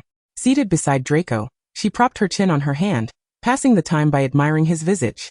Draco, relaxed in his chair, occasionally interjected, though he mostly savored the Earl Grey tea in his hands. Almost everyone cradled a cup of the fragrant brew. Itakuya once again captivated all with her exquisite tea-making skills. You never mentioned you could do this, Draco remarked, his tone tinged with dissatisfaction. He disliked being kept in the dark about Itakuya's secrets. I thought requesting fine tea from you was already an indication, Itakuya replied, stirring her spoon. But you said it was for the godfather, to curry favor for our Quidditch pitch usage permit. Indeed, but who do you think is brewing the tea? Itakuya placed the sweetened Earl Grey before Draco, replacing the now tepid cup he had been holding. You two truly resemble a married couple, teased Blaise, reveling in Draco's bashfully pleased expression. In a nonchalant manner, Itakuya retorted, if you still look this good in a few years, I might just consider tarnishing the noble Malfoy name. Draco's face reddened further. Finally, the Quidditch match arrived on a fateful Saturday. Slytherin, riding the Nimbus 2001, quickly took the lead over Gryffindor, while Itakuya, in tandem with Derek, created chaos for the Gryffindor chasers using the bludgers. The Weasley twins finally faced the consequences of underestimating Itakuya. How does she do those moves? It's as if she can truly fly, mate. The Weasley twins witnessed Itakuya dangling from her broom, gripping it with her knees, effortlessly striking the bludger with her bat before righting herself with remarkable grace. This was precisely why Flint had agreed to let her play as a beater. Who would have thought someone would suddenly hang upside down to hit a bludger? Most merely assumed the girl had lost her grip on the broom. The Gryffindor team was utterly unprepared for Itakuya's sudden onslaught. Of course, the spectators below were equally caught off guard. One moment they worried whether Itakuya would fall, and the next they beheld her striking the bludger with unimaginable finesse, putting pressure on Gryffindor. Her contorted positions included, but were not limited to, half kneeling on her broom, striking with both hands, spinning like a bullet as she hit the ball, and turning to strike backward while gripping the broom's tail. This was perhaps the most excruciating match the professors had ever witnessed, as they had to grip their wands tightly, prepared to gently lower Itakuya should she falter. Seated in the stands, Snape's countenance was as dark as ink. The only calm presence was the Slytherin team, who had long been acquainted with Itakuya's peculiar flying styles, particularly Draco, who perfectly complemented Itakuya's moves, and even managed to replicate some of the high-difficulty maneuvers she had specifically taught him. As if calamity begot calamity, Gryffindor, already trailing far behind Slytherin, lost their seeker, Harry, to the relentless bludger, leaving him no chance to seek out the golden snitch. Are you practicing ballet, Potter? Draco seized the opportunity to taunt Harry, who had barely dodged the bludger's attack. Draco, be careful, Itakuya shouted, spotting the bludger hurtling towards him. Draco ducked sharply, narrowly avoiding the oncoming ball. Meanwhile, the golden snitch finally revealed itself, prompting both seekers to dart beneath the stands in pursuit. The rogue bludger seemed to have a vendetta against Harry, relentlessly pursuing him. Itakuya had no choice but to follow suit into the stands. As Itakuya entered the stands, Draco and Harry were side by side, hot on the trail of the golden snitch, both fixated on it, occasionally exchanging provocative glances with their opponents, neglecting the relentless bludger behind them. You two be careful. That ball is trouble, Itakuya warned, but the distance between her and Harry was too great. And the errant bludger was closing in on one of them. In a moment of desperation, Itakuya spotted the wooden support beams of the stands. With determination, she pressed against her broom, merging her form with it, her left hand gripping the broom and her right wielding the bat. She twisted the broomstick, allowing herself to spin wildly while advancing, and at the opportune moment, she hurled the bat. The bat, propelled by her rotation, struck one of the support beams, causing that section of the stands to collapse, burying the bludger beneath the fallen debris. Itakuya tightened her grip on the broomstick and soared upward just before a severed beam could crush her. It grazed her arm on the way down, igniting a fiery pain in her left limb as crimson seeped through her clothing. The splintered wood had likely cut her, hiding her injury beneath her cloak. Itakuya caught sight of Harry and Draco also flying out from the stands, both wearing concerned expressions. I'm fine, chase the golden snitch, Itakuya insisted, shaking her head. The two resumed their relentless pursuit of the elusive snitch. Chapter 25. The Golden Snitch. The bludger was indeed peculiar, seemingly harboring a grudge against Harry, as it charged towards him once more. Unfortunately, this time it struck his arm, and Itakuya noticed he could hardly muster any strength. Surmising that it must have broken a bone, Draco seized upon this opportunity, darting skyward in pursuit of the golden snitch, while Harry, unwilling to concede, quickly followed. The bludger trailed closely behind them. Itakuya maintained a slightly lower altitude, mindful of her role as a beater. Any inadvertent contact with the snitch would result in penalties. Ultimately, Draco's Nimbus 2001 proved decisive as he pulled ahead of Harry by a few meters, stretching his hand toward the golden snitch. Harry, realizing this, accelerated, hoping to impede Draco by forcing him to dodge the bludger. Sensing this, Draco hesitated momentarily. Itakuya would not stand idly by. She soared upward. Draco, Itakuya cried, trust me. Draco glanced down to see Itakuya's unwavering gaze, her hair tousled by the wind, her lips pale. In that instant, he recalled the figure that had shielded him in the Forbidden Forest, when Itakuya had uttered similar words. With gritted teeth, Draco forced himself to disregard the menacing bludger, focusing entirely on the golden snitch before him as he reached out once more. Just as Harry was about to collide with Draco, he suddenly veered downward, and the pursuing bludger, propelled by inertia, hurtled towards Draco's head. Meanwhile, Itakuya remained just over a meter below Draco, unable to reach the bludger in time. Draco was on the verge of being grievously injured by the bludger, Harry thought in terror. Even Mr. Malfoy in the stands stood up, gripping his wand yet hesitating to cast a spell, for the distance was too great, risking collateral damage. However, Itakuya and Draco remained astonishingly composed. Draco fixated on the golden snitch, as if the bludger were non-existent. Itakuya shifted her position, half-crouched on her broom. She released her grip on the broomstick and unfastened her cloak. With a powerful push, she leapt upward, employing this method to close the remaining distance. In midair, Itakuya found herself suspended, deftly wielding her cloak to ensnare the elusive quaffle, relying on her own gravity to propel the ball downward with remarkable swiftness. At that moment, time seemed to decelerate. Itakuya's cloak enveloped the quaffle, and Draco could even perceive the fabric brushing against his ear. Then, together with the golden snitch, they soared further ahead. Itakuya gripped her cloak tightly, her form swirling chaotically alongside the quaffle, as the crowd erupted in terrified cries. Let go, Ita! Draco's voice rang out. Itakuya glimpsed Decola steering his broomstick toward her, clutching the golden snitch in his other hand. Finally, their efforts bore fruit. Itakuya exhaled in relief, loosening her grip on the cloak, and then fell freely, her back facing the ground. In midair, she even had the leisure to admire Draco's anxious, yet resolute countenance. The arrogant young master appeared even more striking while aloft. Just 20 meters from the ground, Draco intercepted her, and the two tumbled into the sand, their mouths filled with grains. They lay sprawled on the ground side by side. You are utterly insane. How could you dare to leap from such a height without your broom? Draco gasped, still shaken. Itakuya, however, felt no fear. Instead, she was filled with exhilaration. Oh, how delightful! She shouted. It's my first time flying in the air without transforming into a dragon. Draco turned his head, catching sight of her obsidian-hued eyes, shimmering like the most exquisite black gemstones under the sunlight, sprinkled with starlight.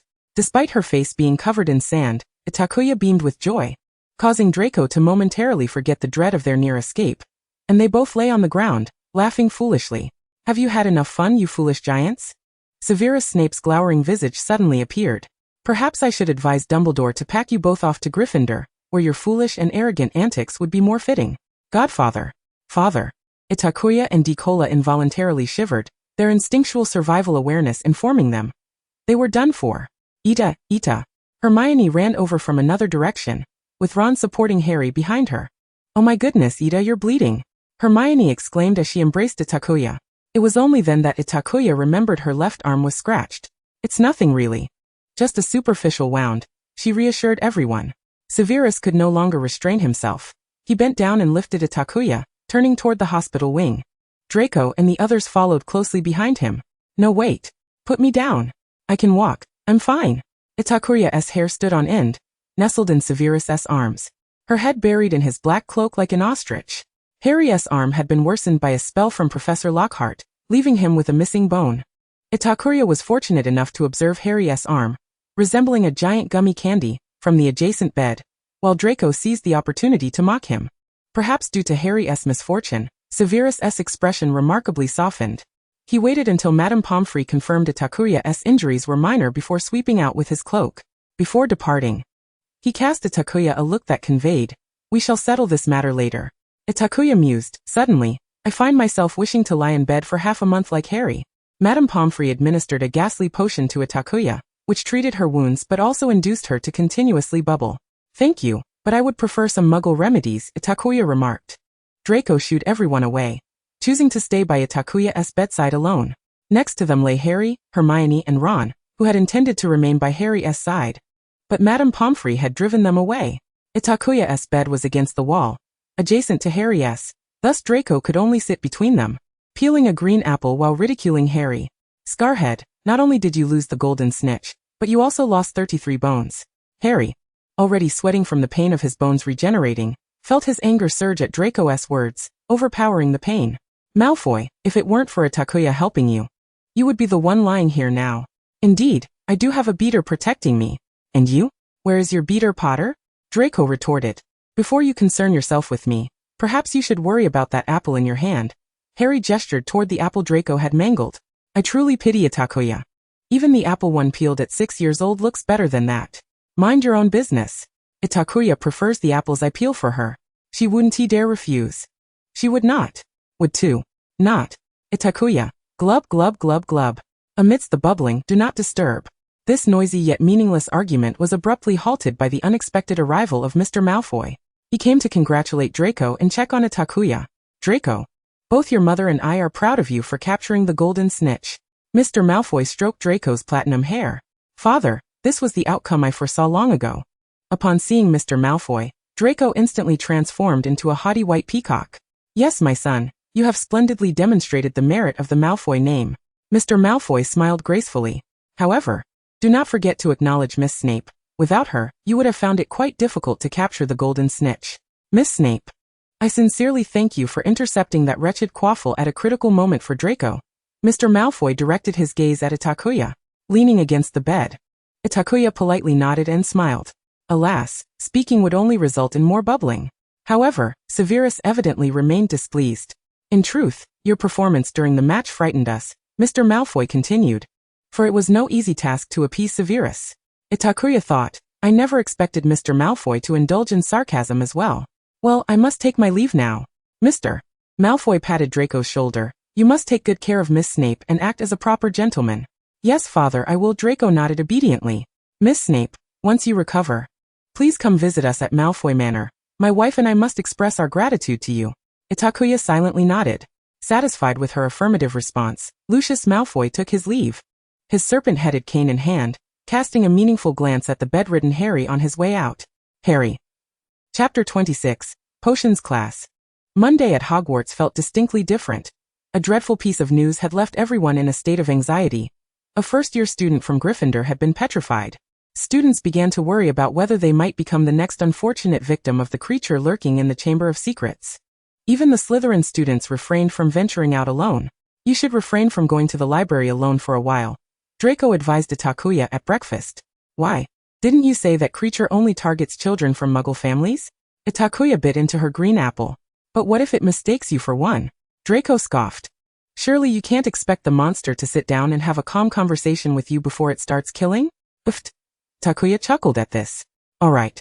Then you can accompany me to the library to borrow a few more books, and I'll take them back to the dorm to read. Merlin, were you a bookworm in your past life? Draco grumbled but nodded in agreement. During Thursday's potions class, Severus, as he had done in countless previous sessions, meticulously deducted points from Gryffindor. The singular distinction was that even Harry and his companions could discern that Severus Snape's mood was remarkably grim, as evidenced by the fact that he was deducting points at twice his usual rate. Meanwhile, the instigator, Itakuya, sat quietly in the front row, maintaining a low profile. Have you not yet had a proper conversation with the professor? The atmosphere in potions class was dreadfully oppressive, and even Draco, Snape's favored pupil, found himself chastised for minor mistakes. I've been holed up in the Slytherin common room all weekend. I haven't had the chance, Itakuya murmured. Moreover, I haven't quite figured out what to say. She sought to justify her procrastination. You'd best hurry, Draco advised, casting a sidelong glance toward the back of the classroom. You wouldn't want to witness your lion-headed friend being put on the spot by the professor, especially since he has already scolded St. Potter. Itakuya turned to look. And indeed, she saw Snape standing before Harry, mocking the boy's pot of bubbling potion, which had turned out far too dilute. Mr. Potter, I boldly presume you can distinguish between a potion and boiling water? Yes, Professor Snape. Then do not insult my class with a cauldron of boiling water. Snape's voice remained as calm and deep as ever. As Snape's main focus, Harry had evidently grown desensitized to his biting sarcasm. He even had the presence of mind to glance toward Hermione. Ha ha ha, foolish baby Potter, Draco snickered under his breath. Shoo, he's looking this way, Itakuya gasped, noticing Snape's piercing gaze zeroing in on her and Draco, as if he had eyes in the back of his head. They immediately shrank back into their seats, diligently stirring their potions, praying that Snape would overlook their distraction. Ordinarily, Snape would indeed be lenient, as both she and Draco were among the few students in his class who met his approval. However, today, it seemed that the Quidditch match had emboldened them to shirk their responsibilities in his classroom. Mr. Malfoy, Miss Itakuya, 3 days of detention, Snape declared, clutching a textbook in one hand. Draco's joy turned to despair as he frowned and nodded. This is all your fault, Itakuya, he complained in an irritated tone. Why didn't you think to blame me when you caught the golden snitch?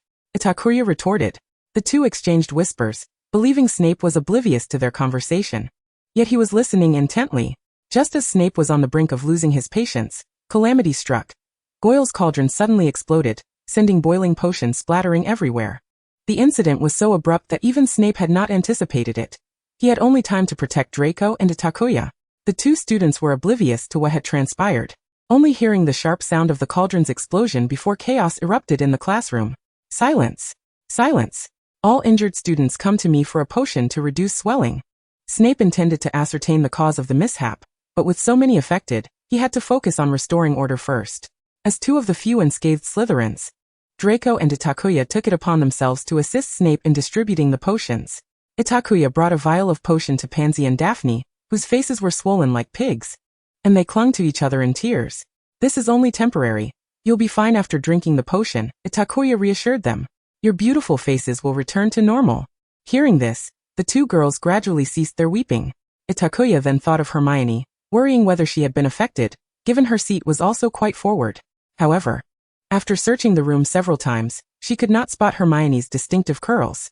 Her heart sank. Looking toward Gryffindor, she finally saw Harry and Ron, who stood apart, each silently engrossed in their own tasks. A surge of anger ignited within her. She could guess with her very toes what mischief those foolish Gryffindors had been up to. Meanwhile, Snape had finished distributing all the swelling potions and approached Goyle's cauldron, retrieving a burnt-out black firework from within. If I discover who is responsible for this, that individual will be expelled immediately, Snape warned, his gaze fixed suspiciously on Harry. The potions class concluded under Snape's furious glare, and he departed the classroom in silence. Draco approached, displaying a brownish substance smeared on his sleeve. Merlin's socks. I'd better not find out who did this. My robes have been sullied with potion. I can clean it for you, Itakuya offered, drawing her wand. No, I want to go back, change it, and toss it into the fire, Draco replied disdainfully. Very well. Itakuya nodded, glancing in the direction where Harry and Ron had departed.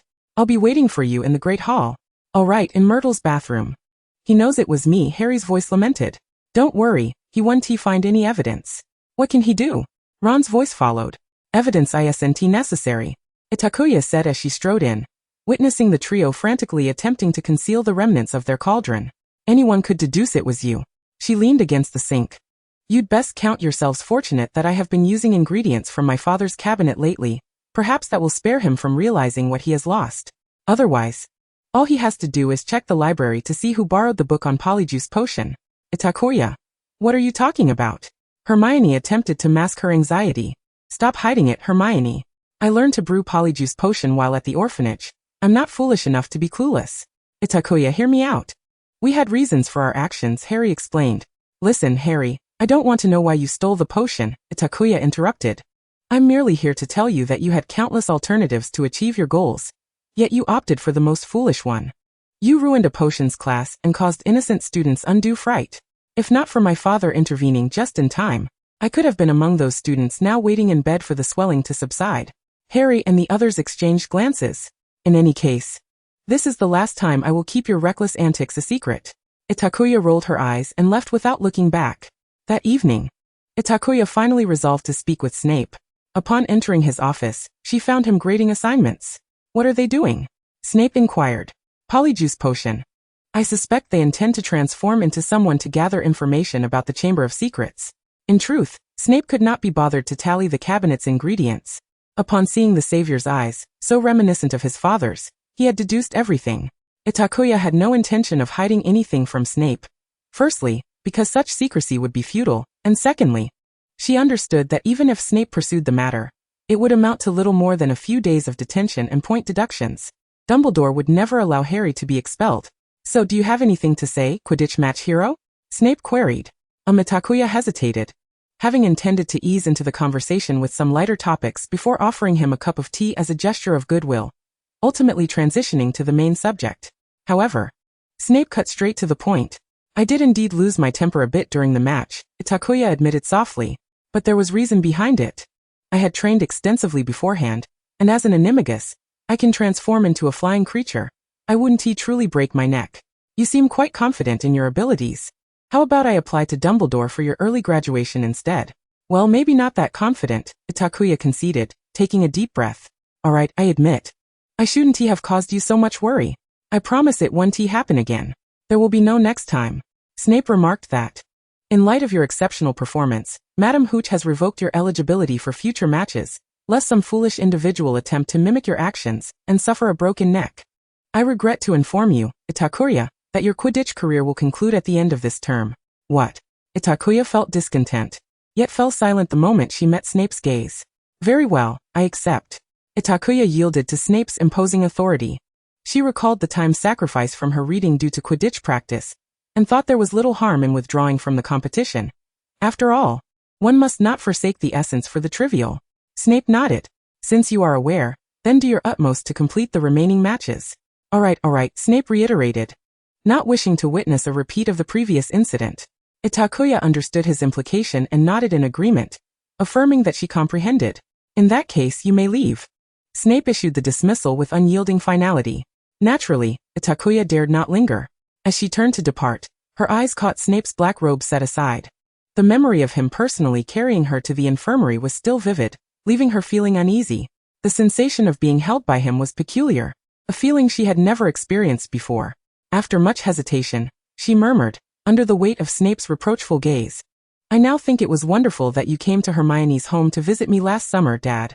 Chapter 28. The Dueling Club. Professor Lockhart, in an inexplicable turn of events, insisted on hosting a dueling club. Initially, Itakuya believed it was organized by her beloved Professor Flitwick, and eagerly awaited with Draco in the transformed Great Hall. However, her anticipation waned upon Lockhart's arrival. Dressed as if for a ball, Itakuya's lips twitched at the sight of Lockhart's attire, and she regretted not spending the time reading instead. Now, allow me to introduce my assistant, Professor Snape. Itakuya. Draco. Lockhart, resembling a contestant in a beauty pageant, bowed to Snape, who merely nodded with a face full of incredulity. I can hardly believe that buffoon has the audacity to challenge the Godfather, Draco muttered to Itakuya. Just wait and see. That fool is bound to make a spectacle of himself. Itakuya? With no response, Draco looked at her, puzzled. Draco, Itakuya said, observing Snape from this angle. My father's legs are incredibly long. Draco. Moreover, I have just realized his physique is quite impressive. He looks rather dashing in that ensemble of black. Draco. Indeed. Is this the allure that belongs solely to mature men? Itakuya mused. Draco suddenly recalled Itakuya had exhibited a similar demeanor towards a certain Hufflepuff upperclassman a few days prior. Someone named Cedric? So you now have a preference for older individuals, that Hufflepuff? Draco gritted his teeth. Itakuya hurriedly shook her head. It's merely admiration, just admiration. She then sighed regretfully, reaching out to touch Draco's platinum hair. An appreciation for mature men is a woman's nature. What can I say? You are still just a young sprout. Itakuya. Draco glared at her, his voice cutting through the dense, quiet crowd, instantly garnering everyone's attention. Itakuya and Draco then realized that the duel between Snape and Lockhart had concluded. The outcome was predictable. Lockhart had been sent flying before he could even utter a spell. And now he was attempting to salvage his dignity, only to be interrupted by Draco's voice. Yes, Miss Snape. Lockhart could hardly overlook the presence of Miss Snape, especially after being thoroughly bested by another Snape. I believe you could assist me in demonstrating how to evade spells. Itakuya was at a loss for words. She found it hard to believe Lockhart was seeking to regain his lost prestige through her. The problem was, it seemed Lockhart was unaware of his own incompetence in wandless magic. If he were to struggle against me, it would be even more embarrassing, she thought. As she had no desire to offend a professor who held her fate in his hands come finals. Professor Lockhart, I fear I may not be particularly adept. Oh. What a splendid idea, Snape interjected before Itakuya could finish. Why don't you give it a try? Perhaps Lockhart will award points to Slytherin for your commendable performance. In that fleeting moment of eye contact with Snape, Itakuya clearly discerned her father's underlying message. If you dare to let that fool win, you will be in grave trouble. I apologize, Professor Lockhart, but as the saying goes, a friend's death is preferable to my own. Indeed, father, Itakuya responded with a charming smile, understanding the gravity of the situation as she ascended the dueling platform. Relax, Miss Snape, Lockhart said, misinterpreting her apprehensive expression as fear. You shall be perfectly safe. I assure you, based on my experience battling vampires, not to mention my heroic escapades saving an entire village from a troll. Lockhart grinned widely, patting Itakuya on the shoulder. I have heard you are the representative for the charms class, but there is a distinct difference between theory and practice. I am honored to assist Professor Snape in imparting this wisdom to his lovely daughter. Itakuya thought help. He is even more bothersome than the Weasley twins. Professor. May we commence? Itakuya urged. Oh, of course. The familiar scene unfolded once more, yet this time, it was Itakuya who sent Lockhart sprawling. Family who understands. I truly did not exert myself. Indeed, I cannot possibly retaliate against a beautiful lady as a gentleman. Lockhart once again rose, disheveled, and chuckled as he embraced Itakuya. That is why I allowed your spell to strike me. No need to thank me, Miss Snape. Itakuya suddenly grasped the exasperation her father had just displayed. Perhaps we should first teach the students how to defend against dark curses, Professor. Snape forcibly extracted Itakuya from Lockhart's embrace, interrupting him without mercy. Ah. That is a splendid suggestion, Lockhart awkwardly concurred. I would like 2 students to come forward. Potter and Weasley, how about you two? Weasley's wand was so unreliable that even the simplest spells went awry. Perhaps they would need to send Potter to the hospital in a matchbox. May I select someone from my own house? Snape raised an eyebrow. Malfoy. Itakuya remarked, Father, you truly revel in stirring the pot. Following Snape down from the dueling platform, Itakuya brushed past Draco, witnessing a triumphant smile in his eyes. Another day of unrest awaits. It was evident that the duel between Draco and Harry would be anything but tranquil. The two exchanged spells back and forth, entirely disregarding Lockhart's admonition to only cast simple charms, until Draco unleashed a spectacular blunder. A black serpent slithered forth from Draco's wand, uncontrollably advancing towards Justin Finch-Fletchley. As the onlookers gasped in astonishment when Harry spoke in Parseltongue. Merlin, Harry is a Parselmouth. Could he possibly be a descendant of Slytherin? But how could he end up in Gryffindor? So Harry is the heir of the Chamber of Secrets? The Slytherin students whispered among themselves. Draco, what is a Parselmouth? Itakuya inquired, genuinely perplexed. Merlin, don't you study history of magic? Draco retorted, incredulous. In all the books you read, is there not one that speaks of our house's founder, Salazar Slytherin? You know, I harbor no fondness for biographies or history. My sole interest lies in the magic that can be wielded. Draco rolled his eyes. Salazar Slytherin, renowned for his ability to converse with serpents, is what we refer to as a Parselmouth. Itakuya instantly grasped the gravity of the situation. She feared that Harry might find himself embroiled in considerable trouble. Indeed, following that fateful duel, nearly everyone shunned Harry, save for Hermione and Ron. Meanwhile, Draco seethed with indignation at Harry's continued ability to steal the spotlight. "I refuse to believe that Potter is the heir of the Chamber of Secrets," Draco exclaimed in frustration. Yet, the fact that he could communicate with snakes was evident to all. This is a hallmark of Slytherin's lineage, Pansy rationally analyzed. But if he is a descendant of Slytherin, why would he be sorted into Gryffindor? Surely, the sorting hat must have erred? Blaise chimed in. In any case, St. Potter is simply impossible, Draco asserted. Chapter 29, Christmas Eve. Itakuya was disinterested in the chatter of her peers. She clutched her belongings, seeking a tranquil haven. "Where are you off to?" "Her biology class has been suspended," someone asked. "I'm going to visit my father," Itakuya replied. In truth, she had no intention of seeking out Snape. Ever since she uttered a certain sentimental remark in his office, she resolved to minimize their encounters before Christmas. After all, the awkwardness was unbearable. However, with the holiday approaching and the gift she was preparing for Draco still unfinished, she had no choice but to avoid him while he toiled away. Had it not been for Quidditch consuming her time, she wouldn't find herself in such a predicament. "Alright, just remember not to stay out too late. It's rather unsafe lately," Draco cautioned, genuinely believing Itakuya would heed his advice. Wandering the halls of Hogwarts, Itakuya sought a secluded corridor to embark upon her studies in runes. Snow had fallen early, casting a gray pall over the sky, while the Hogwarts grounds were aglow with candles to enhance visibility. The warm orange light contrasted sharply with the howling winds, inviting one to retreat to the cozy embrace of the common room. In such weather, only those compelled to attend classes, or the truly deranged would meander about the campus. Clearly, Itakuya and Harry belonged to the latter category. "Itakuya?" Harry's voice interrupted her reverie. "Harry, how did you find me?" Itakuya inquired, lowering her wand. "Hermione mentioned she occasionally spots you here." Itakuya nodded in understanding. "Do you need something?" Harry nodded but hesitated to articulate his thoughts. "Itakuya," he called again, casting a puzzled glance her way. Itakuya, Hermione said you once, like me, inexplicably discovered you had learned a language." "Ah, you mean enchanted runes?" "Yes." "Could you tell me how you learned it?" Harry seemed to hope this would illuminate why he could speak Parseltongue. Itakuya shook her head. "I cannot disclose that, Harry." Seeing the disappointment in Harry's eyes, Itakuya continued slowly. "I can only say that it does not belong to me. This includes my talents in potions and charms. They were conferred upon me by another." Noticing Harry's bewildered expression, she chuckled softly. "You might interpret it as a divine gift." "How splendid, a divine gift." Harry mused thoughtfully. "I wish someone would bestow upon me a measure of talent, I mean the kind that is considered normal." "Do not envy me, Harry," Itakuya replied, catching a snowflake in her hand and watching it gradually melt away. "People tend to see only what one has gained, overlooking what was lost. Much like how others may see your scar, but forget the pain it signifies.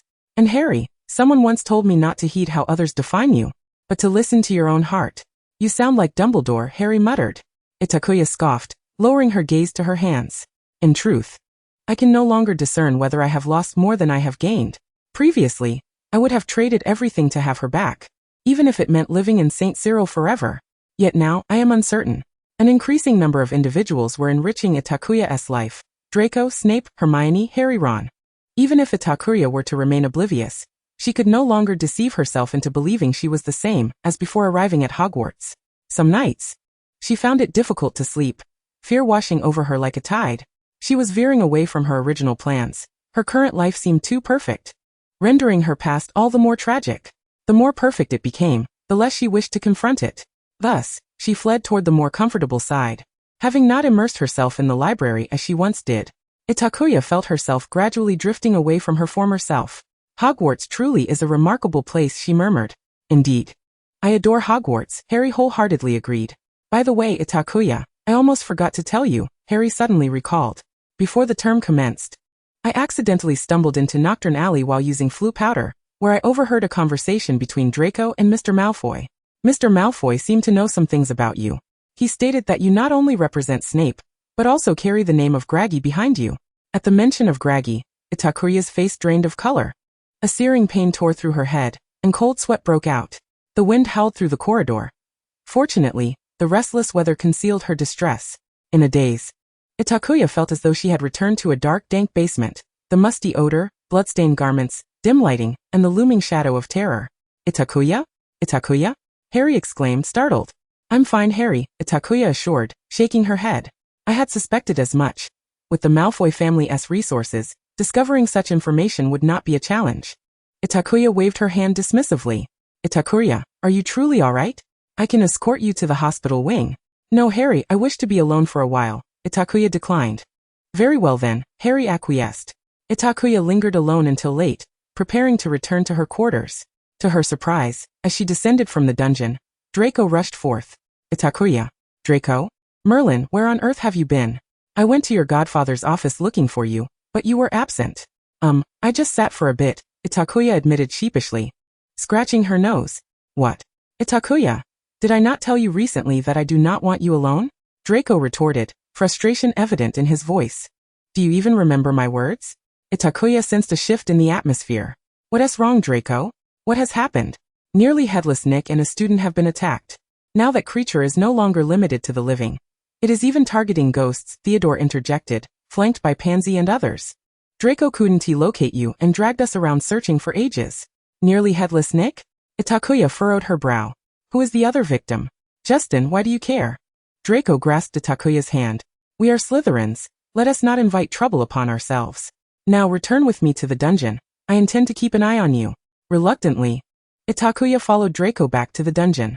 Before retiring for the night, Itakuya pondered over the pages of her book. If the heir of the Chamber of Secrets had emerged to cleanse Hogwarts, why would they target ghosts? The door to the chamber has been opened. Beware the enemies of the heir. When everyone read that line, they assumed it was a warning directed at those of impure blood.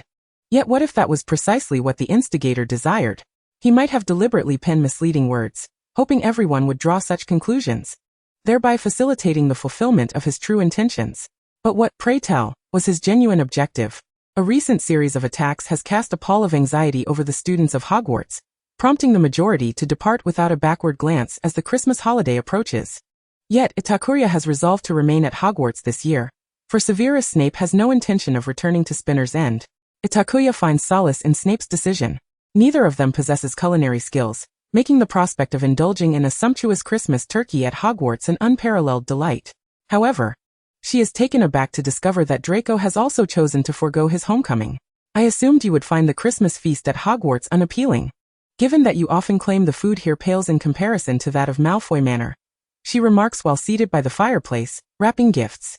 This year, she has prepared lavish presents for everyone. For Hermione, there is an adorable, compact, canary yellow preservation potion bottle, containing a modest amount of Felix Felicis, the ingredients of which were reluctantly sponsored by Snape after several failed attempts nearly led to his wrath. The remaining gifts comprise preservation flasks or pastry boxes, designed to maintain the freshly made quality of the food within. The wrapping paper, procured from Draco, exudes an air of sophistication. Ha! You think I would allow you to frolic with those foolish Gryffindors all Christmas, just like last year? Draco bites into a green apple, his tone incredulous. Dream on. I will be watching you, always. I'm merely dining in close proximity to Gryffindor, and Harry's visit that day was purely coincidental, Itakuya explains with a hint of exasperation. I don't believe you. Very well, as you wish. Itakuya waves her hand dismissively. By the way, may I borrow your owl? My little furball is too small. I worry it cannot deliver so many packages. Then you ought not to be sending Christmas gifts to excess recipients, Draco points out, indicating the gifts for the trio of heroes. Itakuya raises an eyebrow. Fine, I shall ask Harry for Hedwig. You dare. Draco threatens, warning that if his godfather discovers his Christmas gift was delivered by Harry's owl, he will surely be disapproving. Draco, I doubt my father is that miserly, Itakuya retorts, rolling her eyes as she gestures towards the elegant silver-black box beside her. Besides, he is close enough that I can hand it to him directly. Is this your gift for your godfather? Draco's attention is drawn to the object at hand. What is it? Did you not say you would gift him a potion bottle you crafted? Indeed, Itakuya replies proudly, showcasing her masterpiece to Draco.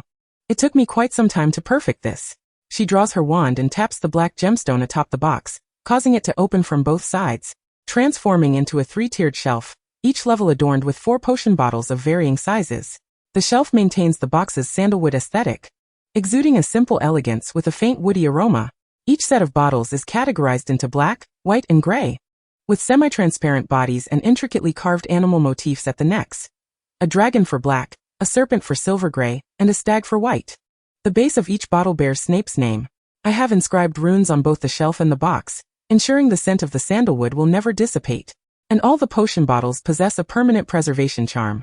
Additionally, Itakuya continues, displaying the black crystal atop the cork. This crystal retains the owner's magical signature, meaning that once my father imbues it with his magic, none but he will be able to open it. The same applies to the crystal that unlocks the box. Essentially, it is a potion storage box with a password. Itakuya feels an overwhelming sense of pride for her creative ingenuity that day, though the inspiration was derived from Muggle fingerprint unlocking technology. Wow, Draco exclaims, a hint of envy creeping into his demeanor as he contemplates his godfather's good fortune. And what of me, Itakuya? What is my Christmas gift? He asks, a slight edge of acidity in his tone. You haven't merely prepared a potion bottle resembling a lion's head for me, have you? Of course not, Itakuya quickly reassures him. Trust me.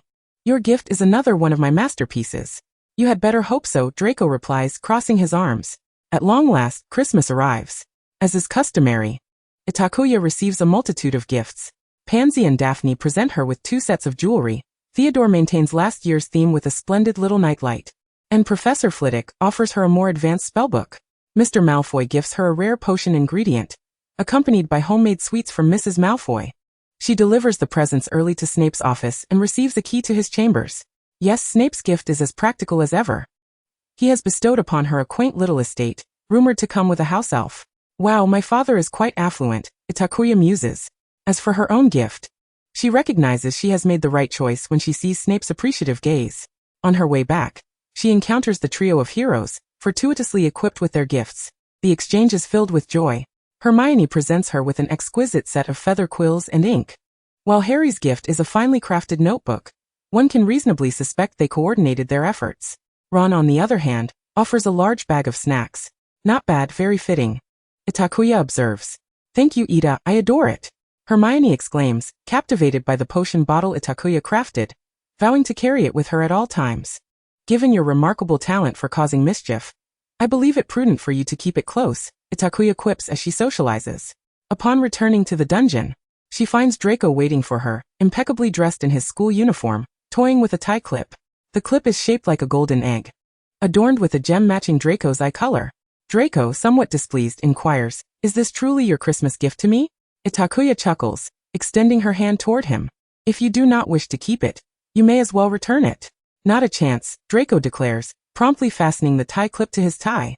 His expression a blend of reluctance and begrudging acceptance that elicits laughter from Itakuya.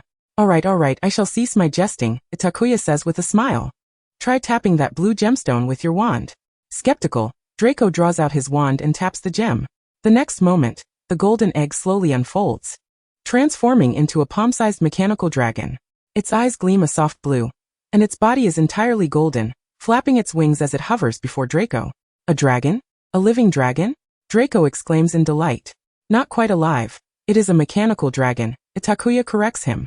However, it can perform simple spells such as the summoning charm, and follow your commands to retrieve items.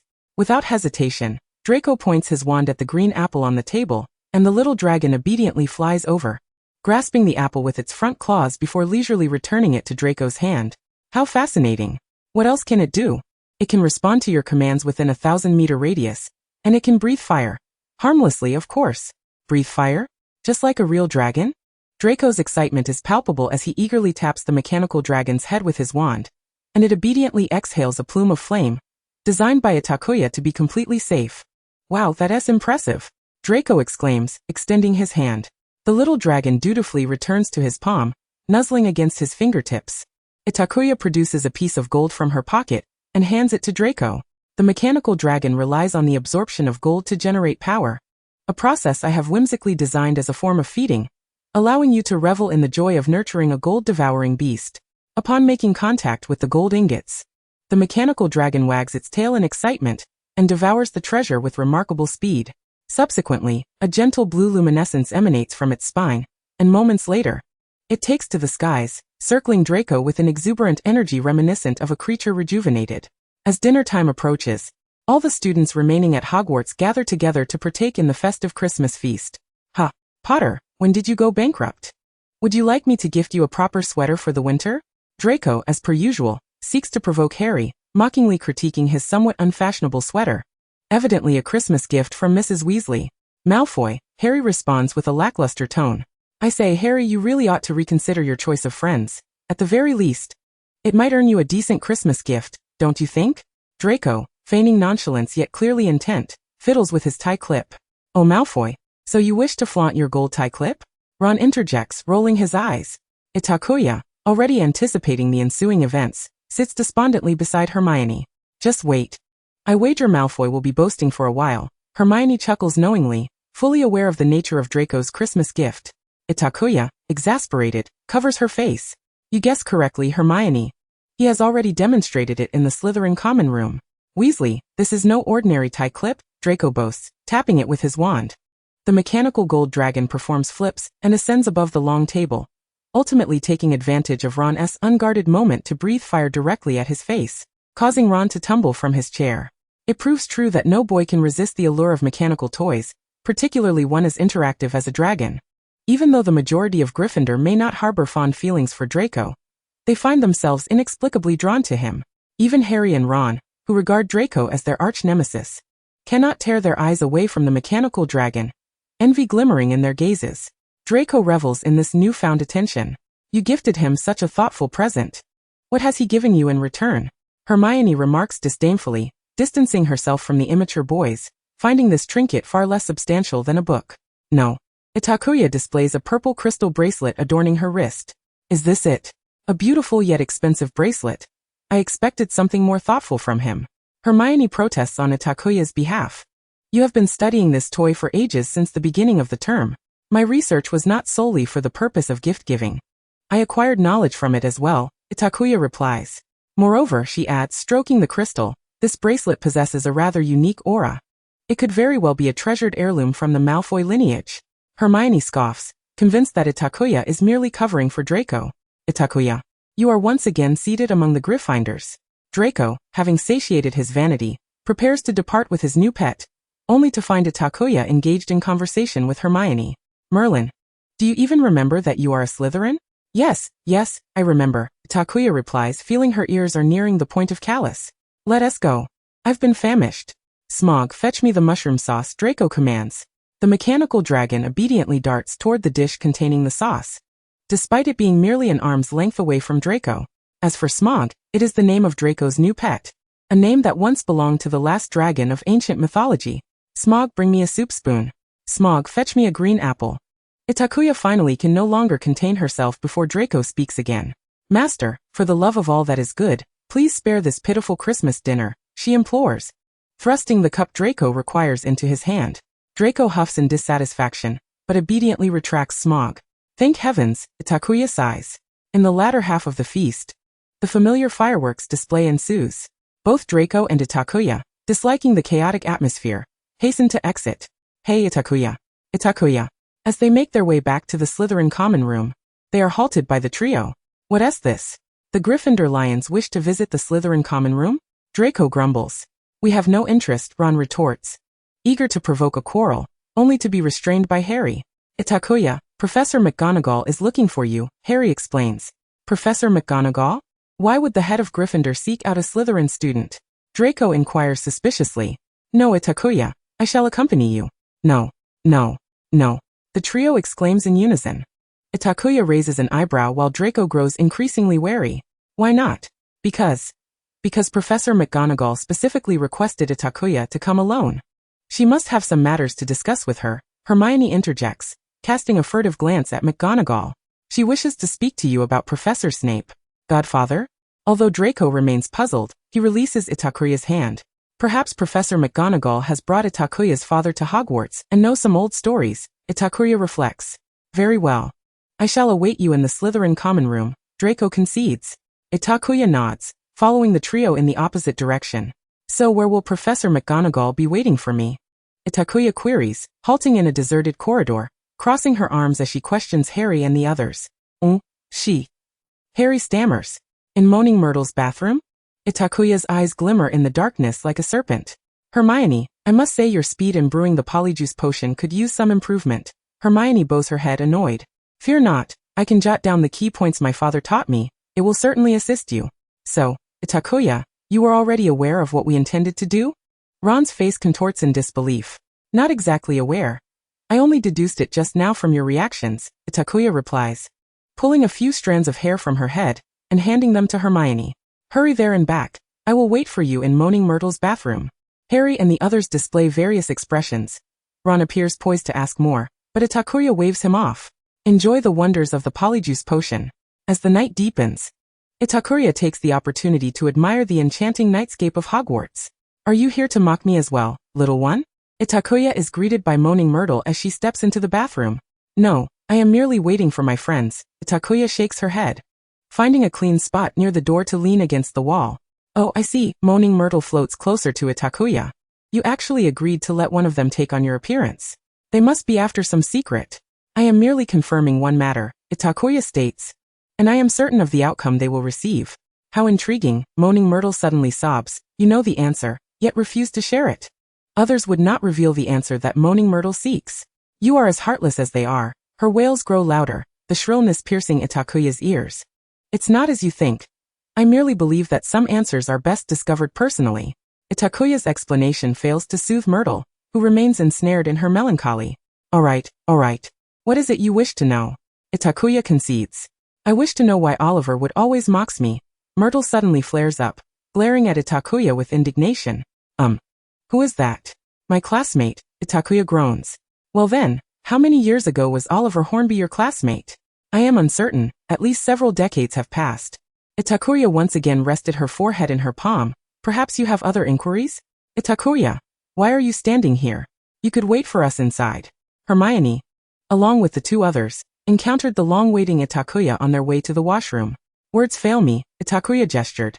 And what about you all? Have you obtained what you desired? The trio fell silent for a moment. Perhaps you are right, Itakuya. Draco truly knows nothing. Harry recalled how Draco had merely insisted on admiring the mechanical dragon earlier. But this means we must again search for clues, Hermione remarked, somewhat disheartened. Itakuya was perplexed by the trio's fascination with what seemed a troublesome matter, offering a mere symbolic consolation. Oh, speaking of clues, Itakuya grinned mischievously as she patted Harry's shoulder. I have just promised Moaning Myrtle that the great savior would assist her in uncovering the truth behind her demise. Harry's eyes widened in disbelief. Well, since you borrowed my appearance and identity, there must be some price to pay, Itakuya said, rubbing her ears as she bid farewell to the trio. Blast it. I shall never set foot in that washroom again, she muttered under her breath. Throughout the remainder of the Christmas holiday, Itakuya remained in the Slytherin common room, engrossed in her reading. What gift will you present to the godfather? The birthday of Snape arrived shortly after Christmas, and Itakuya had already prepared a gift while contemplating her Christmas offerings. A mechanical deer that could autonomously tidy the potion table and cleanse cauldrons, powered by the consumption of gold.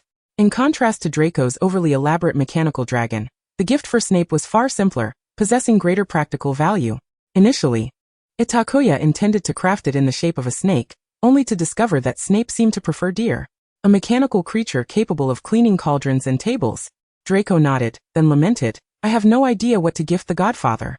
Previously, my father would provide me with suggestions, but since... Draco hesitated, reluctant to disclose that the bracelet he had given her was extracted from the Malfoy family's precious collection, for which his father had been displeased for quite some time. Since you possess such strong opinions regarding Miss Snape's Christmas gift, it shall be your responsibility to decide on all future presents, declared Mr. Malfoy. Since when? Itakuya inquired. It's nothing, Draco replied, his expression uneasy. In any case, you must help me think of something. I have no idea what the godfather would like, as he wears the same expression for everything. Perhaps a tea set and some fine black tea? Itakuya mused. The teapot in my father's office is truly unsightly. That's clearly what you desire, Draco retorted. All right, if you wish for it, I shall gift it to you on your birthday. He waved dismissively. By the way, Itakuya, when is your birthday? Draco pondered, realizing he had never heard Itakuya mention hers. Oh, regarding that, my father inquired as well. Itakuya turned a page in her book. I do not have a birthday. What? Draco exclaimed. What do you mean you have no birthday? Everyone must have one upon being born. Perhaps I do, but I am unaware of when it is, Itakuya replied while reading. The woman who gave birth to me, my mother, never spoke of it. As for the orphanage that took me in, you know they do not celebrate each child's birthday individually. Chapter 31. Pansy joins the fray. Itakuya herself remained remarkably calm. Yet Draco was quite the opposite, snatching the book from her hands. How can you be so tranquil? Draco felt an indescribable sensation within. Shall I weep for you? Itakuya jested. I do not care. Come with me, Draco insisted, pulling Itakuya along. Where are we going? She asked. To celebrate your birthday, today, right now. Upon hearing this, Itakuya quickly grasped Draco's arm. Shouldn't it be my father who determines my birthday? You cannot simply choose a day and declare it mine. Itakuya poked Draco's chubby cheek. Moreover, winter is dreadfully cold. If we are to set a birthday date, it ought to be in the mild spring or autumn. Draco frowned still. I see that you care for me. Itakuya stroked Draco's hair, leaning closely to him. Draco's face flushed crimson. He extricated himself from her embrace and returned to his previous position, sipping tea. If anyone anticipated the first class after the Hogwarts Christmas holiday, it was undoubtedly Draco. For it meant he could flaunt his mechanical dragon to new acquaintances, even though he had already written to close friends describing it. I thought you had crafted an ancient dragon for him, Pansy remarked, glancing at the diminutive toy that diverged greatly from the description. What did Draco write in the letter? Itakuya inquired. You know, Draco tends to embellish when it comes to things he enjoys, she replied, exasperated. So you merely sought me out for idle conversation? Itakuya asked Pansy. In fact, she and Pansy were seated in the Slytherin common room while Draco showcased his invention to others. What's wrong? Am I a burden to converse with? Pansy retorted. You pureblood aristocrats share a common language. Itakuya laughed helplessly. It is my honor to communicate with the illustrious Parkinson. Do not employ your tricks to charm Draco upon me. Then what would you like? Pansy inched closer. What did you mean by what you said that day? About my life's worth, or something like that. Oh that? Itakuya feigned nonchalance. I merely express my thoughts.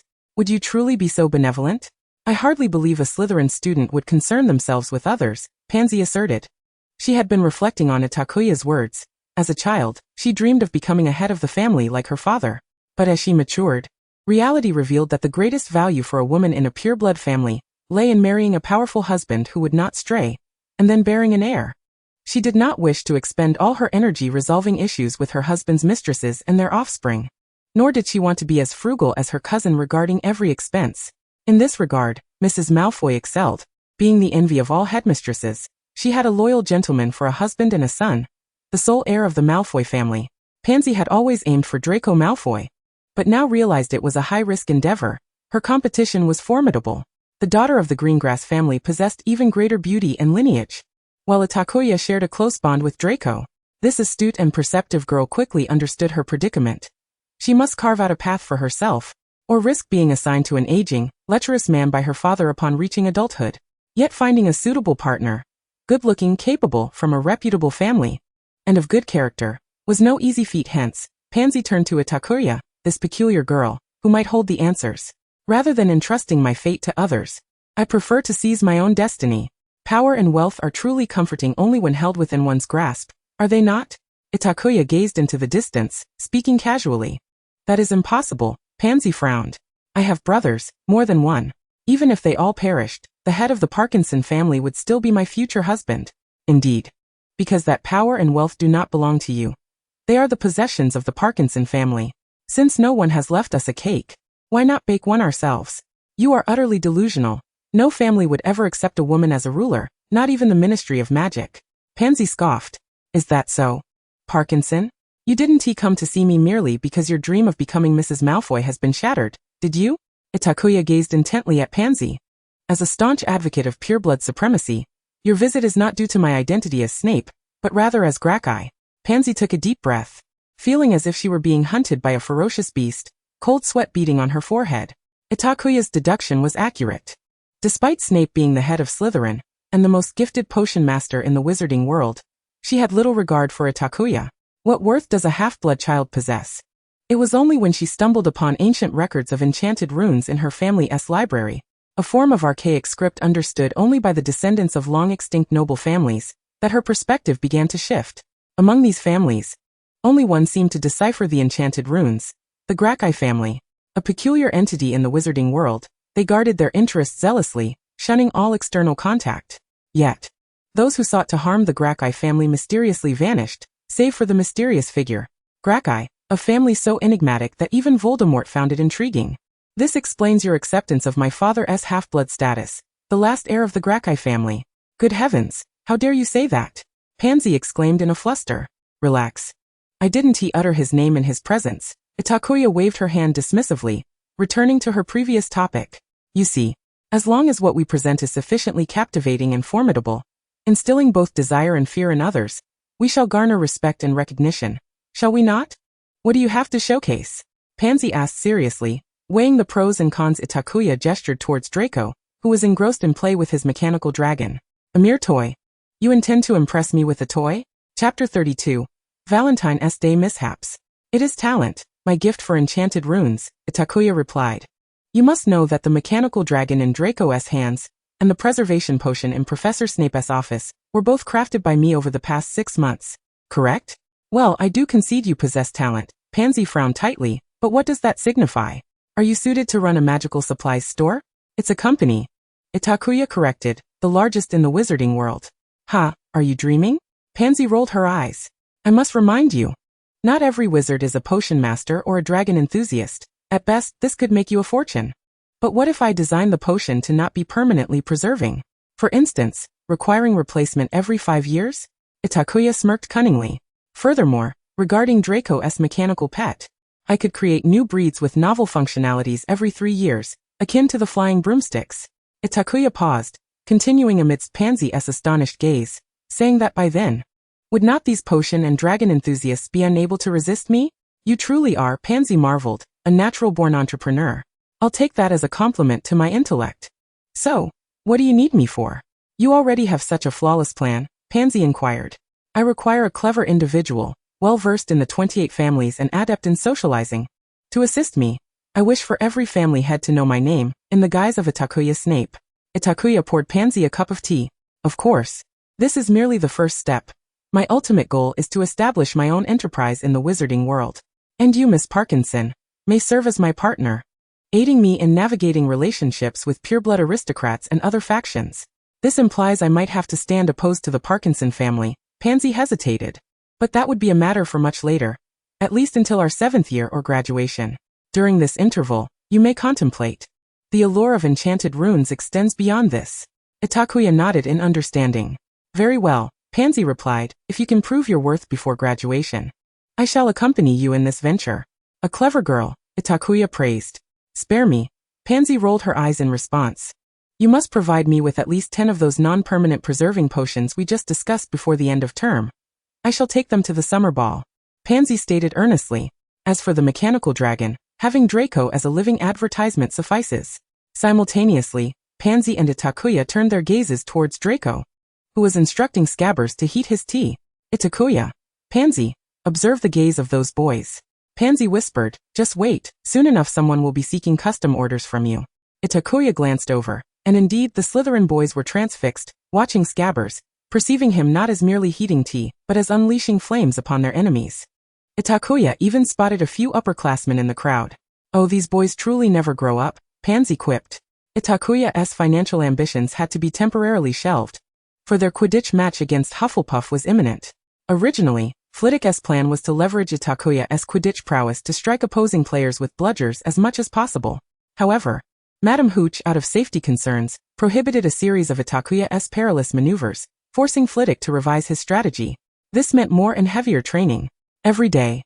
Itakuya returned to the Slytherin common room utterly exhausted, already beginning to rejoice at the prospect of escaping this sport next semester. Draco, however, did not share her sentiments. I can hardly believe they would bar you from participating in next semester's Quidditch matches. Draco expressed his discontent. It is jealousy. They envy Slytherin's strength. I shall inform my father, urging him to bring you back. No, Itakuya refused emphatically. I truly feel I am not suited for Quidditch. Besides, that is father's desire. He does not wish for me to watch from the sidelines during every match. Draco fell silent. This unusually fulfilling routine continued until February. Professor Lockhart planned to stir some trouble on Valentine's Day. When Itakuya entered the Great Hall, witnessing the pastel decorations and the row of fairies disguised as Cupid behind Professor Lockhart, she firmly believed another disaster was imminent. The fairies flitted about Hogwarts throughout the day, unceremoniously interrupting classes, and disregarding the professor's exasperated glares. Among them, none were more incensed than Snape. He had been interrupted 4 times during class, his expression dark and forbidding. I now feel fortunate that the little fairy delivered me a letter before class, Draco remarked, as he and Itakuya huddled together, attempting to remain unnoticed by Snape. Aren't you embarrassed now? Itakuya inquired. Just on the way to class, Draco was accosted by a fairy, nearly drawing his wand in alarm. Fortunately, the fairy merely presented him with chocolates and a love letter. Naturally, the proud young Malfoy disdainfully discarded both. How dare that grotesque creature send me chocolates? This is utter humiliation. Draco fumed. I shall inform my father. Just wait, Lockhart will remain at Hogwarts only until the end of term.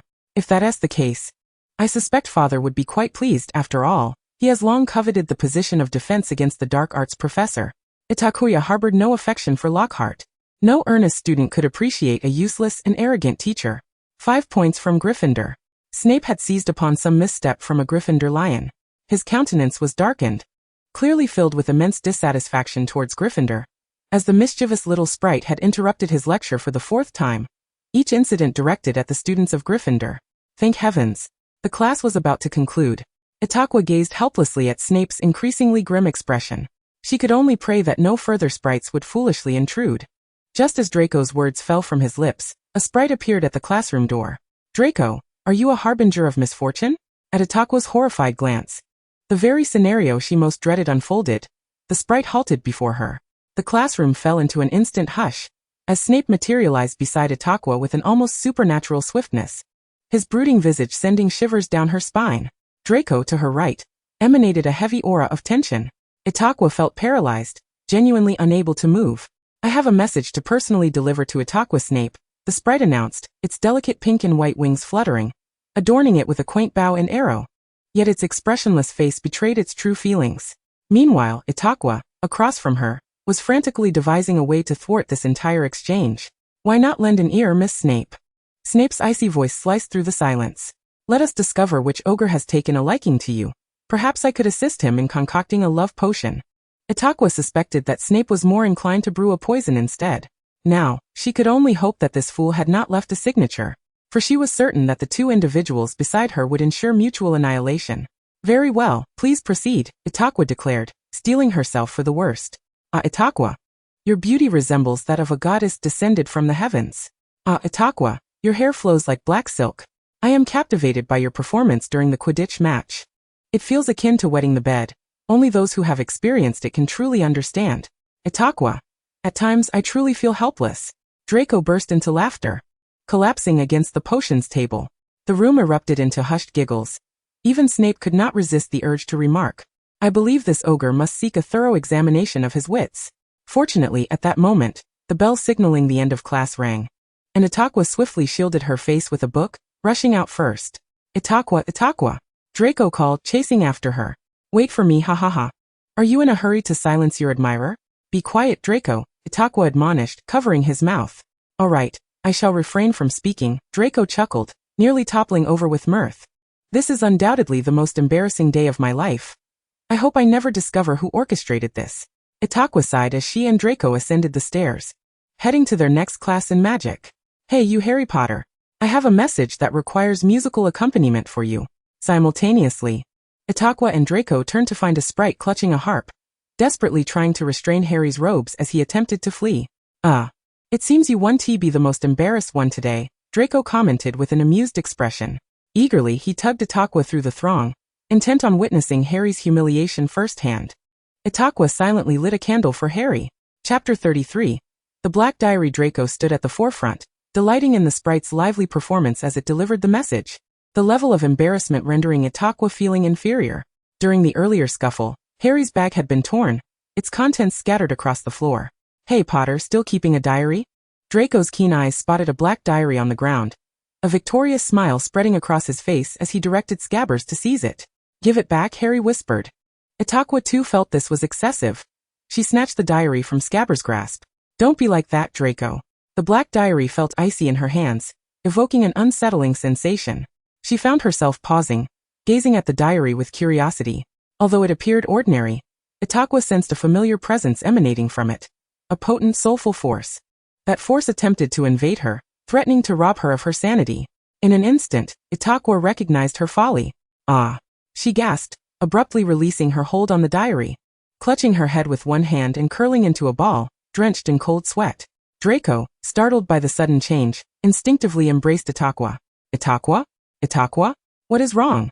Itakuya was tormented by a familiar anguish, unable to utter a word, leaning against Draco, feeling as though 1,000 needles were simultaneously pricking her mind. Damn it, Potter. What have you done? What have you done? Draco questioned frantically. Harry was equally flustered. I did nothing. It's not my fault. As Itakuya expelled a mouthful of blood, she barely managed to absolve Harry of any wrongdoing before slipping into unconsciousness. Itakuya. Itakuya. Draco was terrified, holding her tightly, his beautiful blue eyes glistening with tears. Mr. Malfoy. We must take her to the infirmary immediately, the sensible Gryffindor had announced, though his voice trembled. With Percy's assistance, the unconscious Itakuya was swiftly transported to the infirmary. Snape arriving post-haste. Harry and the others intended to follow, but Draco obstructed them, firmly believing Harry had a hand in this calamity. She is not in any mortal danger. But I've examined her thoroughly, and I can find no traces of injury, Madame Pomfrey stated. Miss Snape does not appear to have been poisoned, Snape remarked. Perhaps I suspect she has been cursed, Madame Pomfrey mused, her brow furrowed. What a curse! Draco exclaimed, certain it was Potter's doing. It cannot have been Mr. Potter. Snape refuted. To induce sudden unconsciousness requires a powerful dark wizard. The bloodstains on Itakuya were cleaned away, and Madame Pomfrey dressed her in a hospital gown. She lay pale as death, peacefully asleep. It is not a curse, Dumbledore interrupted their thoughts. I believe Miss Snape has suffered a spiritual attack. Impossible. If someone were to use the soul-sucking curse at Hogwarts, it would not go unnoticed, Snape responded gravely. No, it is not the soul-sucking curse. Dumbledore shook his head. It is merely a gentle spiritual assault, innocuous to most, yet it affects Miss Snape differently due to her unique constitution. I cannot believe my daughter possesses such an anomaly. Snape gazed at Dumbledore. Relax, Severus. Everyone has secrets they do not wish to divulge, including your daughter. Dumbledore attempted to assure him with a wink. She will be fine, Severus, I assure you. She merely requires some time to rest. Itakuya momentarily drifted into memories. Itakuya. Upon awakening, she found herself lying on a tattered mattress, her right hand shackled, the other end of the chain anchored to the center of the room. The dim light failed to illuminate the entire chamber, but it was clear that the space was rather confined. Itakuya, she has returned, a voice echoed. Itakuya's voice was childlike, for she had transformed into her 7-year-old self. What have I done? Itakuya inquired. Same old story, another voice replied. Aren't you afraid? I mean, it has always been you. No, Itakuya, you must remember, I am the great dragon, a powerful dragon. I fear nothing. The voice paused momentarily. Itakuya, I will always protect you, trust me. Itakuya nodded. I believe in you. Now let us play our favorite game. Itakuya had inadvertently missed the Quidditch match, leaving her uncertain whether to consider herself fortunate, as the game between Slytherin and Hufflepuff had been abruptly cancelled. At the very least, the news brought a sigh of relief to Flint. With nothing to occupy his time, Draco found himself visiting Itakuya in the hospital wing, as was his custom. She remained in a deep slumber. Snape had once attempted to brew a potion to heal her soul, only to discover that the unconscious Itakuya instinctively rejected his concoction, expelling every dose he administered. As the duration of Itakuya's sleep extended, Draco's mood deteriorated exponentially, to the point where even Goyle and Crabbe hesitated to approach him. Upon entering the hospital wing, Draco was taken aback to find Harry and Ron inside. A surge of indignation immediately clouded his reason. Potter, I expressly forbade you, the murderer, from visiting her, he exclaimed, rushing forward only to encounter Professor McGonagall, who stood beside them. The three of them gathered around another bed where a petrified Hermione lay in a rigid posture. Mr. Malfoy. McGonagall interjected. I merely brought Mr. Weasley and Mr. Potter to visit Miss Granger. Draco quickly grasped the situation. The Gryffindor lion had also fallen prey to the monster in the Chamber of Secrets. Ha! St. Potter, you don't even spare your friends, attacking the lion's head, Draco retorted, turning his gaze to Ron. Looks like you're next, you red-haired mole. Malfoy, I told you it wasn't me, Harry insisted, suppressing his rising fury. Ever since Itakuya's incident, Draco had intensified his antagonism towards Harry, convinced that Harry was somehow responsible for Itakuya's plight. Draco's rumors had caused Hogwarts students to avoid Harry even more, as if he were on the verge of committing murder. Then why don't you just produce that damn diary? Draco glared into Harry's eyes, his voice dripping with venomous intent. Once he regained his composure, Draco quickly realized that the diary might hold the key to the mystery. He immediately sought out Snape, and the two made their way to the Gryffindor common room, only to find a flabbergasted Harry amidst the chaos of his dormitory. Harry insisted he had only learned of the incident minutes before Draco and Snape arrived, and that someone had stolen the diary. I told you, the diary was taken. Harry frowned, aware he was speaking the truth, yet it sounded highly suspicious. Just the day before, he had seen the past within its pages, and now it had vanished. Who would believe your nonsense, Potter? In just 3 days, you've managed to lose it? Draco's voice was low and accusatory. You must have hidden it. I did not, Malfoy. Enough. Until there is evidence to support any of this, I suggest you gentlemen take your leave, McGonagall interjected, separating Draco and Harry. A faint cough echoed from behind them. Itakura. Draco dashed forward. Chapter 34, Awakening. Has she returned? Itakura murmured, still ensnared in the realm of dreams, rubbing her temples as she followed her body's instincts. Who? Draco was bewildered. Blinded by the glaring sunlight, Itakura squinted and, with Draco's assistance, managed to sit up, albeit in a half-blind manner. Draco, she said, massaging her temples, taking a moment to comprehend her circumstances. He was gripping her arm tightly, worry etched on his face. How long have I been asleep? 5 days. Itakura inquired. You've been asleep for 10 days. Draco exaggerated, his tone laden with disbelief. Itakura sighed, realizing that her absence had slowed her soul's natural healing process. Draco. What on earth happened? Neither Dumbledore nor Madame Pomfrey can determine the cause. Dumbledore even suggested that it was merely a soul injury, and advised us to remain calm. Draco huffed dismissively. Who is secretly harming you? Don't worry, I will immediately inform my father. As a board member, he will not stand idly by regarding the safety of Hogwarts students. As he spoke, Draco pushed Harry away, vigilantly preventing any Gryffindor from approaching. He cast a sidelong glance at Harry's position, insinuating, whoever it is will pay dearly. Itakura found his protectiveness both amusing and exasperating, thinking that even the illustrious Draco Malfoy was not someone to be trifled with. However, she resolved to conceal part of the truth. In fact, no one is harming me, Draco. She grasped his hand, using this gesture to soothe him, a tactic that had proven effective in the past. Draco, feeling slightly uncomfortable, withdrew his hand and took a seat beside Itakura's bed, casting her a reproachful glare. He was particularly sensitive about Itakura using this tactic in front of others. Meanwhile, Harry and Ron exchanged incredulous glances, while McGonagall appeared astonished. In truth, if one were to assign blame, it would likely fall upon my own negligence, Itakura remarked, unaware of the varied expressions surrounding her. That diary was a magical object, imbued with some form of soul impact. For an ordinary person, it would pose no threat. She took a gentle breath, her spirit still weary. My soul is incomplete. She pointed to her head, where a slight fissure marred its integrity. McGonagall's expression grew serious. Usually, it would not affect me, but should I experience any soul impact, even the faintest, it becomes unbearable. I should have been vigilant regarding all unknowns. I was careless. Magic or magical objects concerning the soul are exceedingly rare. I suspect Mr. Potter may not have realized the diary's connection to soul power. However, Miss Snape, given your unique constitution, you must exercise caution regarding any unknown magical items you may encounter henceforth. Understood, Professor McGonagall. Itakura nodded obediently. It was then that she belatedly realized something was amiss. Hermione was absent. In Itakura's perception, the three of them were inseparable, always together in all endeavors. Where's Hermione? She must be worried about me too, right? Itakura asked. Harry and Ron's expressions turned grave once more. Itakura, Hermione. Ron's voice trailed off as he drew back the curtain separating Itakura from her right. As the curtain parted, a rigid Hermione gradually came into view. Oh my gosh, Hermione. Itakura gasped. Itakura, you'll find a way, won't you? You still have the potion to reverse the petrification, right? Ron clung to her hopeful words, as if they were a lifeline. Itakura shook her head. Colin was petrified when the professors asked me about it. The potion given to Mrs. Norris was the last of its kind. Oh, Ron's disappointment was palpable. Mandrix will soon be ready, and my father will personally brew the potion. His skills far surpass mine. Itakura reassured him. I wish it were you, Ron muttered, nudged by Harry's elbow. Enough. Weren't you here to see the lion's head? Stop loitering around, Draco interjected, protective as a child guarding a treasured toy. But Itakura, Harry insisted urgently, the diary. Do you dare to bring it up? If it weren't for you, Itakura would never have encountered that diary. Draco barked.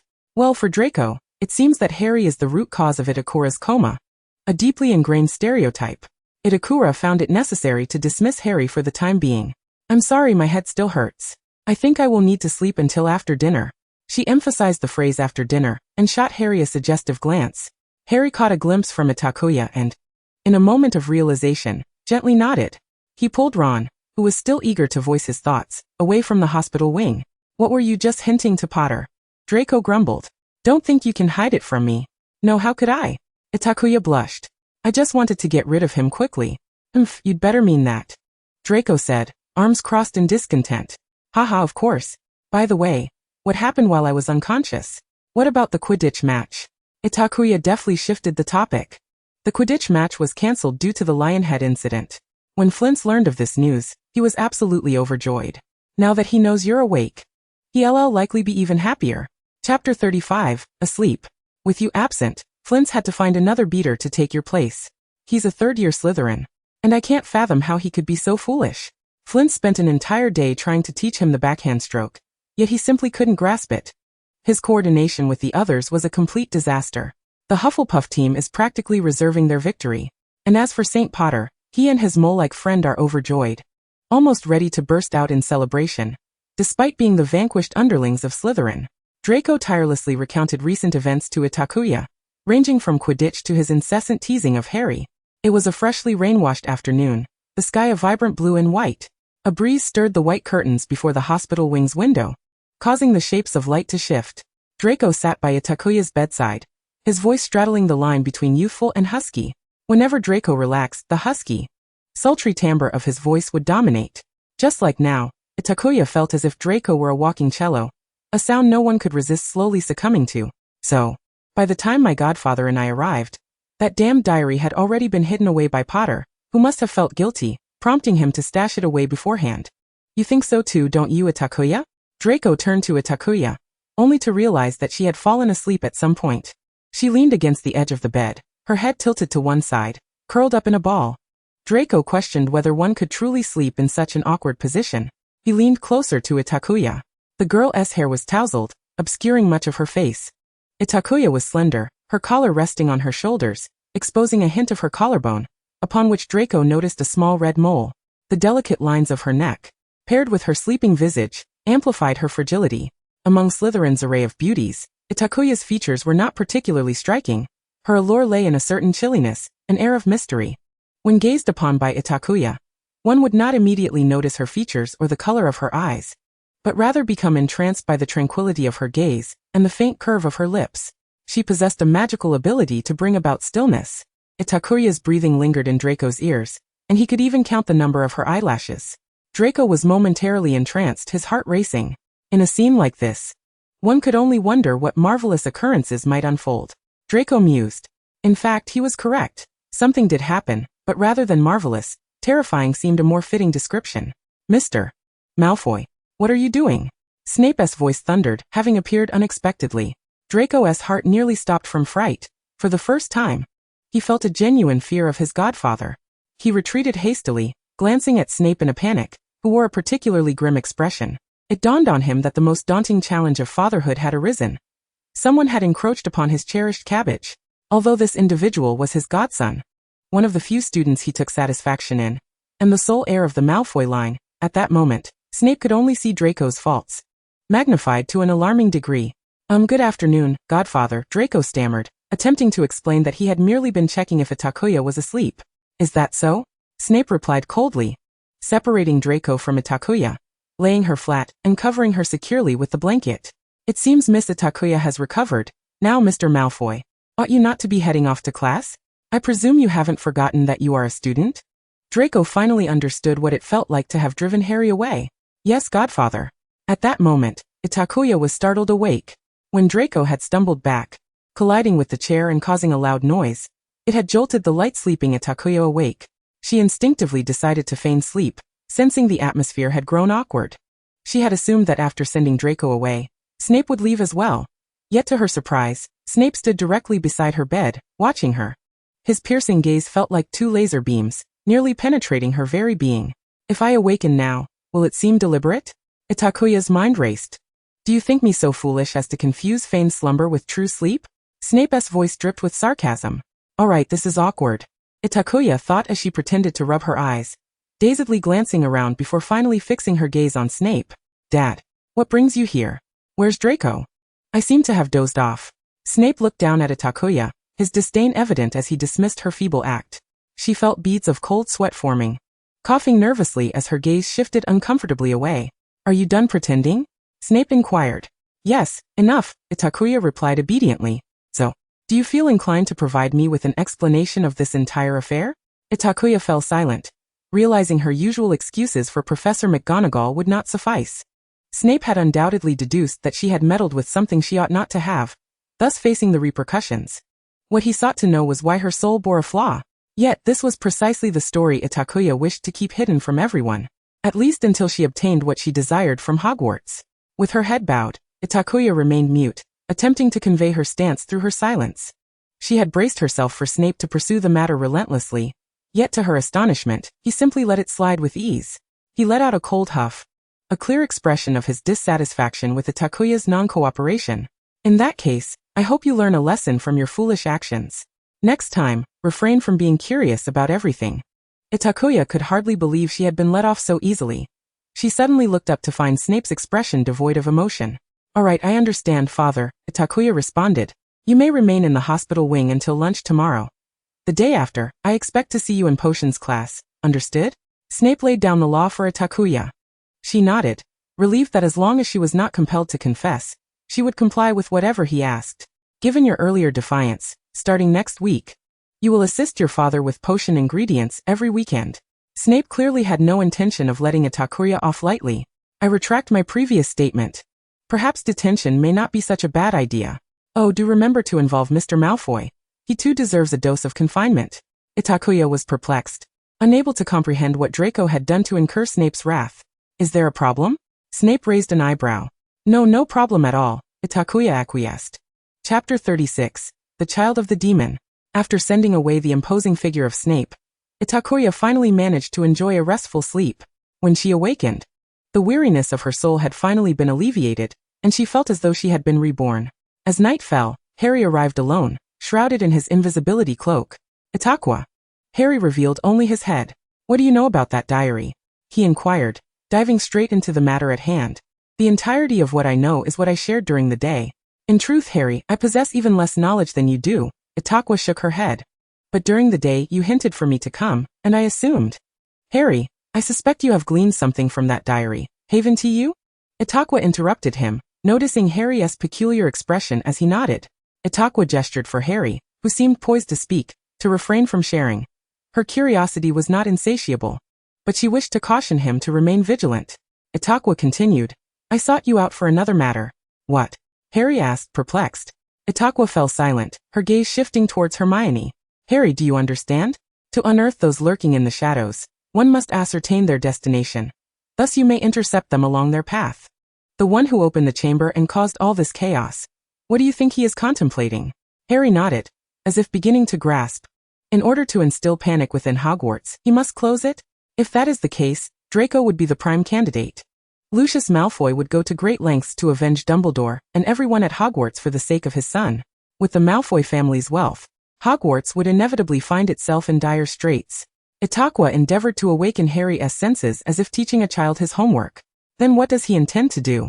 Perhaps he merely wishes to achieve his goals without harming purebloods, Harry speculated. Itakuya remained silent. Very well, let us approach this differently. Harry. Observe these petrified individuals.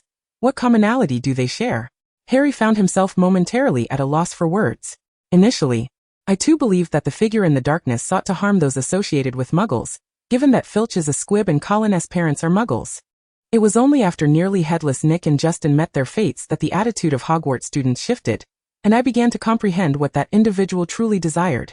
Itakuya paused, then fixed her gaze firmly upon Harry's eyes in the moonlight. What he desires is you. He wants you to investigate the chamber and discover its secrets. Harry felt as though he had plunged into an icy abyss. From Filch's cat to nearly headless Nick, all those affected were connected to him, and naturally, outsiders would suspect him of wrongdoing. To clear his name, Harry would have to unearth the true identity of the one who had opened the chamber. Hermione's demise only heightened Harry's urgency. In fact, he was preparing to confront Hagrid that very night. You mean to say I should not pursue the chamber, thus thwarting that individual's plans? Harry frowned. But Hermione, Itakuya, I cannot allow such a thing to transpire. That is your own choice, Harry. Itakuya shook her head. I merely wish to remind you that you are currently being led by the nose by that individual, thus you must remain cautious about everything you uncover. For what you believe to be the truth may merely be a fade deliberately presented for your eyes. Maintain your reason. Do not be beguiled by appearances, much like with Quirrell last semester. Harry nodded gravely. Thank you, Itakuya. I understand. Harry had intended to ask Itakuya if she would accompany him into the Forbidden Forest to seek out Hagrid, but upon seeing her pallid complexion, he swallowed the words he wished to utter. Itakuya, perceiving Harry's inner turmoil, could surmise some of his thoughts. However, even if he voiced them, she would ultimately refuse. She was a Slytherin. Well then, good night, Itakuya. Good night. The two exchanged farewells, and as Harry's head vanished, the hospital wing returned to its desolate state. Itakuya returned to her bed, closing her eyes, and it was not until several hours later, nearing dawn, that she suddenly opened them. Itakuya gazed at the ceiling. In truth, she had deduced who the Slytherin heir that opened the chamber was. While her soul had indeed suffered damage, it was not so fragile as to be easily shattered. Or rather, only spells wielded by wizards far superior to her posed a threat to her soul. A powerful wizard, harboring ambitions towards the savior, yet too fearful to reveal himself in public. The answer was glaringly evident. The Dark Lord. Itakuya sighed. Her maternal lineage was shrouded in mystery, so much so that most were oblivious, and among the few who understood, they merely recognized that this family possessed extraordinary and enigmatic powers. Furthermore, apart from her, only two individuals could claim comprehensive knowledge of this family, Dumbledore and Voldemort. Ironically, Voldemort had been the catalyst for this family's downfall several decades prior. Itakuya held no interest in the sordid history of this cursed family. Even if Voldemort were to recount to her how the great Dark Lord had once slaughtered her entire lineage, Itakuya would be inclined to merely munch on some sunflower seeds. The pressing concern, however, was whether Voldemort would accept her existence. After all, given his meticulous nature, sparing even an infant from his wrath, should he discover the existence of this elusive fish that slipped through his net, he would likely lack the patience to sit down and engage in casual conversation with Itakuya.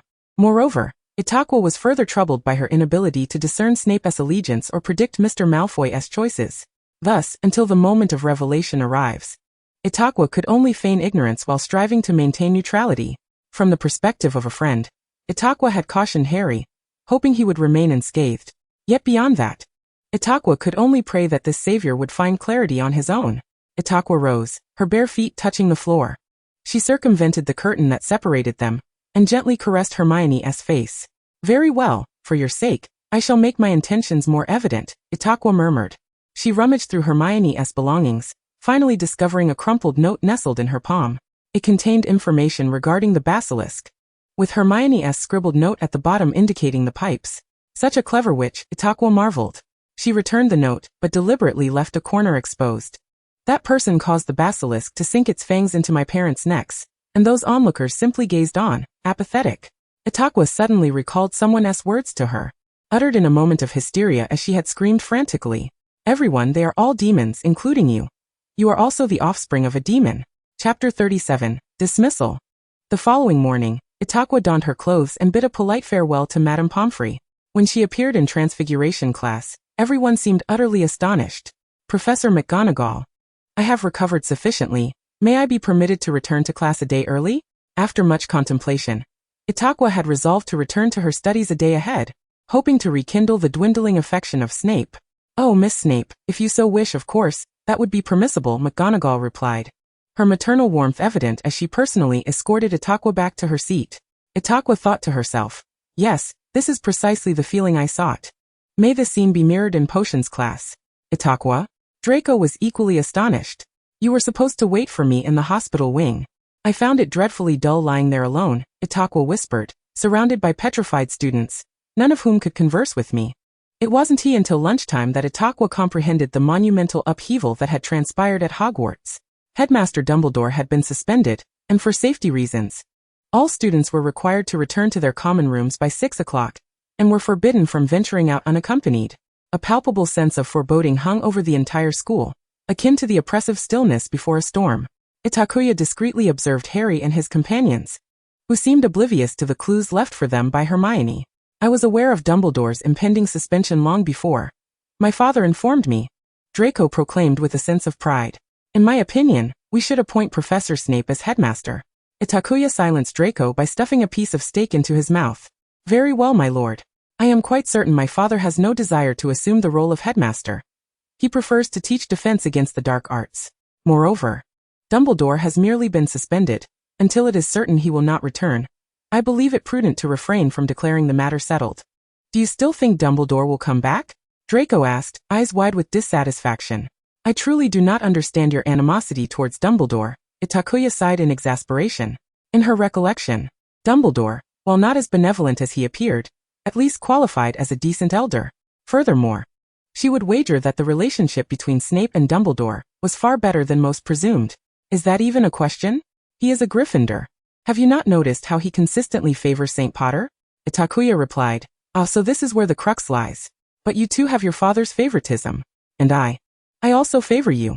After nearly 2 years of practice, Itakuya had gradually become adept at handling Draco's entitled temperament. Really? Draco's demeanor softened as he tilted his head in inquiry. Indeed, I swear you are unequivocally my first choice. Itakuya jested. I vow to forever submit to your charm. Well, I am pleased to hear that, but I must correct you. A man should be described as handsome, Draco said. Itakuya stifled a laugh, knowing she was using beauty to describe the little turnip before her. Itakuya, Draco bellowed. To prevent any further incidents of petrification, Hogwarts mandated that all professors escort students to and from classes. So Snape feeds you store-bought bread? No wonder you're so thin. Professor McGonagall appraised Itakuya's somewhat malnourished frame. It was evident that Itakuya's ploy had somewhat backfired in McGonagall's eyes. She now appeared as a pitiful yet stubborn exemplary student. Actually, I feel I've gained weight since coming to Hogwarts. Itakuya shot a pleading glance at Draco. Draco, arms crossed and walking slightly behind Itakuya, wore an expression of helplessness. That only proves you were too thin before. I can scarcely imagine what life was like for you in the orphanage, McGonagall remarked with concern. Itakuya reflected on her time in the orphanage. Using wandless magic to give the adults she despised 2 weeks of nightmares, prompting them to attempt various exorcism methods, ultimately landing them in the hospital due to food poisoning, sending photographs of the headmaster and his mistress to every wealthy individual seeking to adopt from the orphanage, and single-handedly challenging all the boys in the orphanage to kneel and call her father. Actually, it's not so bad, Itakuya replied sincerely, once again garnering McGonagall's affectionate gaze. Mr. Potter, it seems that without Miss Granger's guidance, you are utterly clueless about potions. Gryffindor loses 3 points. Snape continued his customary tirade. This time, however, Itakuya and Draco found little amusement in the spectacle, as Snape was clearly still vexed with them. I understand my father's anger towards me, but why is he also upset with you? Itakuya queried, perplexed. Draco paused in his task of naming ingredients, reluctant to disclose that it was because he had almost kissed Itakuya that day, only for Snape to witness it. I really do not know, Draco replied vaguely. Fortunately, Hogwarts' latest regulation mandated that all students return to the common room by 6 o'clock, and with Dumbledore's departure, her father had become quite busy, Itakuya muttered. Otherwise, we would have to go to my father's office to prepare ingredients. Draco nodded in agreement. By the way, why do you prohibit others from commissioning mechanical toys from me? Itakuya lamented, realizing that with the impending finals, her mechanical toy business had stagnated. Pansy informed her that Draco had single-handedly threatened all students wishing to order mechanical toys from Itakuya, commanding them not to approach her. This is a birthday gift you gave me. How can you give it to someone else? Draco protested, equally aggrieved. What I gifted you was a sphinx, which is different from what I provide to others, Itakuya explained. I also gave Hermione a preservation potion bottle, and my father had no objections. How is it different? If you make it for someone else, it ceases to be unique, Draco countered. Does your godfather not provide you with pocket money? If it comes to it, I can share half of mine with you. That is not the point, Itakuya sighed in exasperation. I wish to profit through my own abilities. Not only will it earn me galleons, but it will also grant me respect and status. I don't care. You simply must not, Draco insisted obstinately. Exhausted, Itakuya sighed, aware that the young master despised anything that might undermine his sense of uniqueness. How about this? I won't sell mechanical dragons, only other animals. Do you promise? Draco asked. Skepticism etched across his face. I promise. Observing Draco's softening disposition, Itakuya swiftly offered a more enticing condition. You like dragons, do you not? When the opportunity arises, we can venture into the forbidden forest together, and I will transform into an animagus. Draco's eyes sparkled with excitement. It appears you both have mastered today's lesson. Otherwise, how dare you converse in my presence? Snape ruthlessly rapped Draco and Itakuya's heads. In that case, each of you shall submit a 15-page essay before the next class. Itakuya's heart sank. Yet, misfortune did not cease there. Snape overheard Itakuya's grand plans for Draco. If you dare venture into the Forbidden Forest at this time, I shall ensure you spend every evening of the next term in detention. As Snape escorted the students to herbology, he seized Itakuya by the collar, coldly threatening her. Haha, how could that be? It was merely idle chatter between Draco and me. We had no intention of violating school rules at this time. Itakuya replied, a cold sweat trickling down her back. Nor at any other time. Do not say I did not warn you. The Ministry of Magic conducts stringent examinations of animagi. Snape's expression conveyed that he would keep a watchful eye on her. I do not wish to explain to the Ministry why I suddenly have a daughter. Itakuya mused that she now understood Harry's feelings toward Snape. Thus, I propose we all tread carefully for the time being. In the Slytherin common room, Itakuya and Draco sat side by side at a table, furiously scribbling. I assure you, if my father discovers even the slightest error on our part, he will undoubtedly chop us into pieces and stuff us into his cauldron. Itakuya gestured emphatically. I can imagine, Draco sighed, as he closed the book before him. When your godfather speaks with you, the murderous intent in his eyes could frighten anyone. Alas, has it really been so unfortunate lately? Itakuya lamented, only to be astonished when she noticed Draco had already begun to pack his belongings, while she still grappled with the last 3 pages of her essay. Wait. Have you finished? Draco nodded. You really completed it? 15 pages? Did we not start together? You did not write it in advance, did you? Itakuya questioned incredulously. That is because you spent half your time daydreaming, Draco stated. I truly cannot believe you have read so many books yet struggle with essay writing. That is because I am more adept at practical tasks. I would rather slice slugs. Itakuya complained. You ought to speak to the godfather and see if he might show you some mercy and absolve you of your essay, Draco retorted. Itakuya, feeling vexed, scratched his head. And suddenly a mischievous glimmer sparked in his eyes as he turned to Draco with a smile. Dear Master Malfoy, do refrain. How many times have I assisted you? Draco remained steadfast, insisting, I will not help you write your essay. Itakuya chuckled softly and leaned closer to Draco's ear, whispering, in truth, my animagus form possesses 2 manifestations. Would you not wish to see the juvenile dragon state? An hour later, Itakuya, thoroughly satisfied, held the conclusion of the essay that someone had written for her. All right. May I see it now? Draco inquired eagerly. Itakuya nodded, casting a confundus charm on Draco with wandless magic, then skillfully maneuvered through the crowd to lead him back to her dormitory. Why must we be here? Draco asked, standing stiffly at the threshold. Itakuya's room was not disheveled. In fact, she possessed a touch of obsessive-compulsive disorder, with everything meticulously arranged in its rightful place, devoid of any disorder. Yet, the subtle scent of ebony rose in the air left him blushing.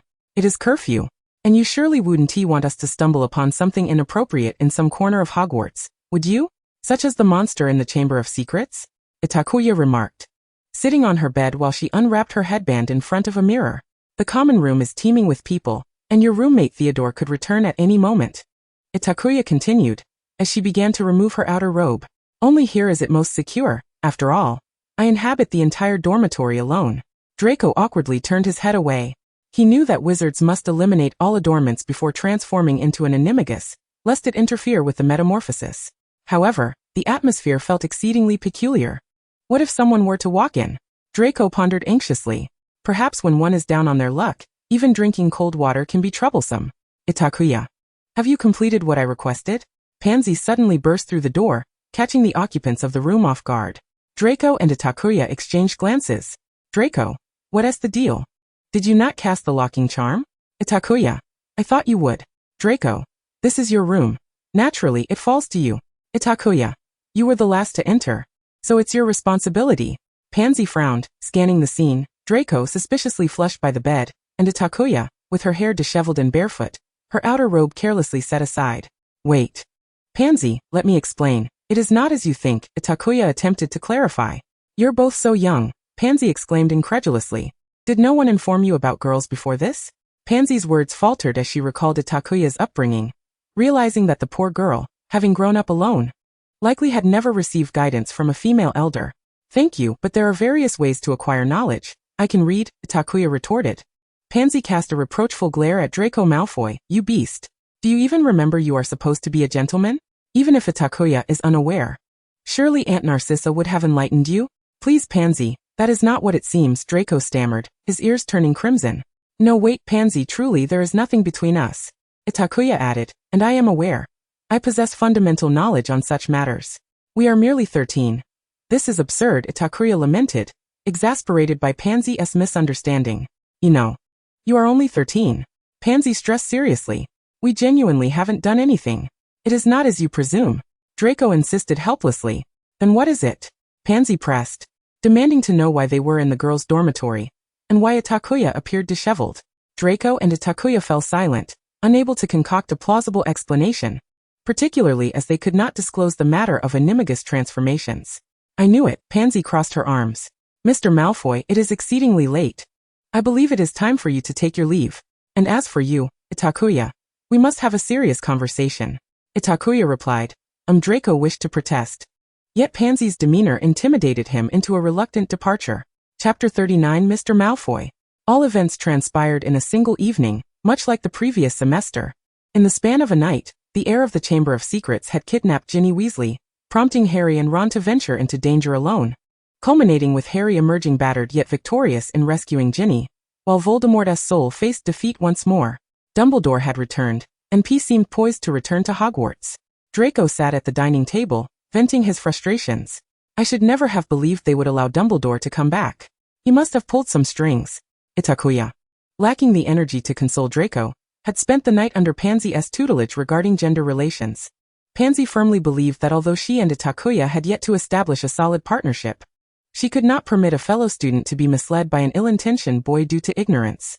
In Pansy's eyes, Draco had transformed from a promising heir into a villain ensnaring naive girls, even if the naive girl in question had been enamored with Draco from the outset. As Draco awaited Scorpius to bring him fruit, he finally noticed Itakuya's distracted demeanor.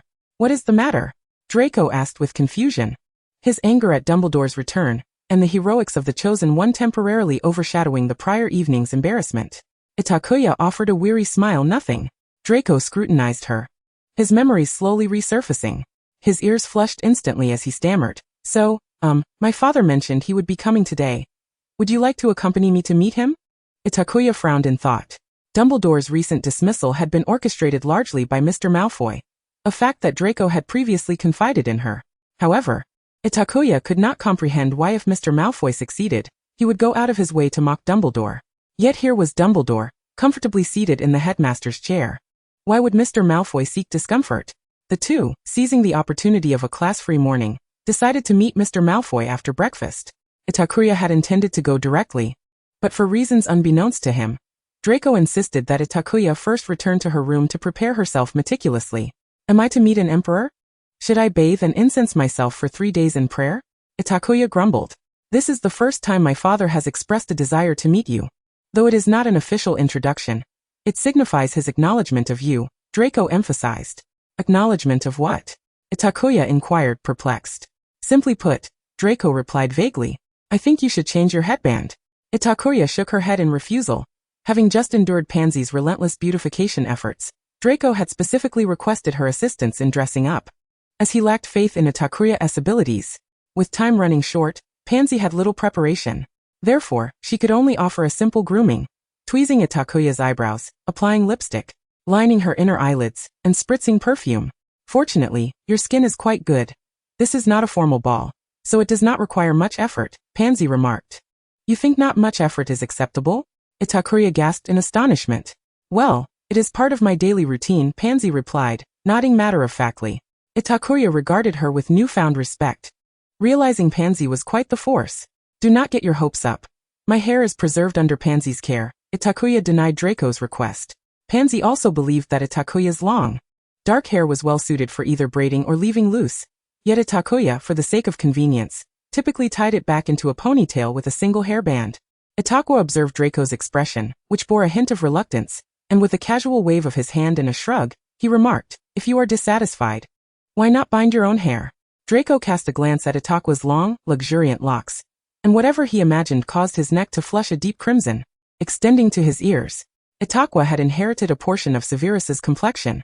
Her skin, though fair, possessed a warm undertone.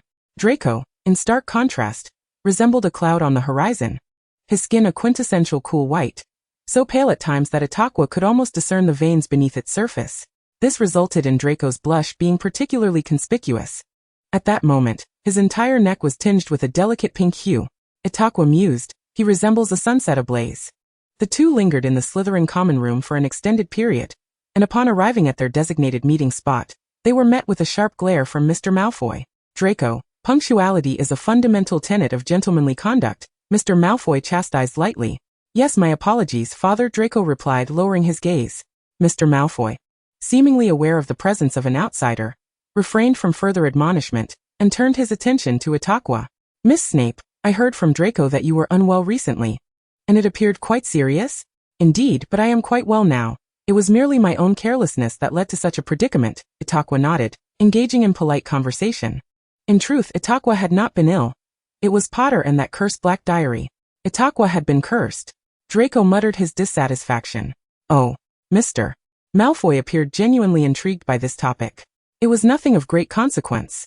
I inadvertently came into contact with an object I ought not to have touched, and its magic retaliated against me, Itakuya interjected, preventing Draco from continuing. The foolish boy remained unaware that the accursed diary contained a fragment of Voldemort's soul. Mr. Malfoy nodded knowingly and proceeded, as a responsible elder would, to inquire about their experiences at school, offering tailored advice. It is best to stay far away from the foolish subject of Muggle studies. Although most lack talent in divination, I would recommend you both give it a try. As for the history of magic, it may seem of little utility, yet for a noble, the ability to reference notable figures and events from the past is quite essential, as it reflects one's knowledge. Should Miss Snape find it challenging, she is welcome to seek assistance from Draco, who has been reading history of magic books since the tender age of 5. I am pleased to note your excellent performance in potions and charms. Draco revered Mr.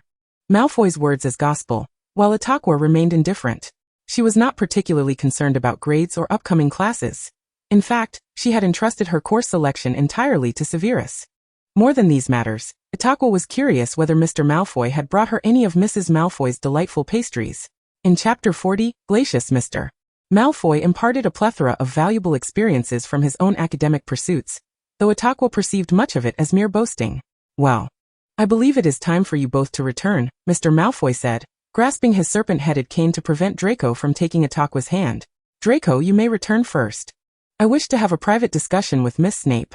But Father, Draco hesitated to protest, reluctant to provoke Mr. Malfoy's ire. He glanced at Itakuya, who offered him a reassuring expression.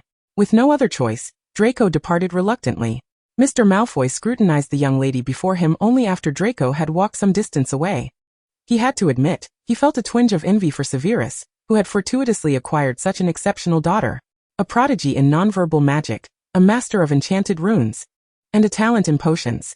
Itakuya had perfectly inherited the gifts of both her parents. Mr. Malfoy foresaw that as this girl matured, she would undoubtedly accomplish great things. However, this was not what Mr. Malfoy valued most. He was captivated by Itakuya's unflappable demeanor, having taken on family responsibilities at a young age. He was now a man of middle age, exuding the authority of a patriarch in every gesture. Not only children but even his colleagues occasionally trembled in his presence. He had just encountered Harry, the so-called savior, that wretched boy who had thwarted his plans. Though he had been outmaneuvered, Mr. Malfoy could clearly discern the boy's emotions, fear and anger, towards him. Yet Itakuya was different. Mr. Malfoy found it nearly impossible to decipher the emotions concealed beneath her calm facade. Even under his scrutinizing gaze, she met it with a composed smile. Neither subservient nor imposing, she maintained an air of vigilance that kept others from relaxing their guard.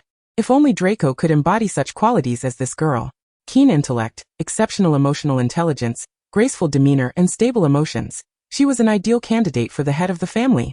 Mr. Malfoy could not help but feel relieved at the downfall of a certain family. Otherwise, Miss Snape would pose a significant threat. Contemplating this, Mr. Malfoy ventured tentatively. Miss Snape, I have heard that your mother left you at a Muggle orphanage before departing? Itakuya nodded with a serene expression, revealing no hint of extraneous emotion. She did not wish to remain in Britain, so she went to another country. As for which one, I am not privy to that information. Such a heartbreaking tale. Poor girl, Mr. Malfoy lamented. Have you not considered reaching out to your mother's relatives? Itakuya finally understood the purpose behind Mr. Malfoy's decision to speak with her alone. And she chuckled softly, as though someone had offered her a pillow just as she was nodding off. She had been pondering how to manipulate the Malfoys to her advantage. They are all deceased, are they not? I presumed you were aware of that, Mr. Malfoy. Mr. Malfoy paused, then arched an eyebrow with a smile. It seems the astute young lady does not require my prompting to grasp her own lineage. Yes, my mother revealed it to me during a drunken episode. The child of a former Death Eater and Glacius. A rather intriguing pairing, would you not agree? Itakuya delivered this statement with a sharp edge. At this, Mr. Malfoy's elegant facade began to show signs of cracking. She even divulged this information to you? That woman is utterly foolish, unable to restrain her heart or her tongue. Itakuya felt no affection for her mother.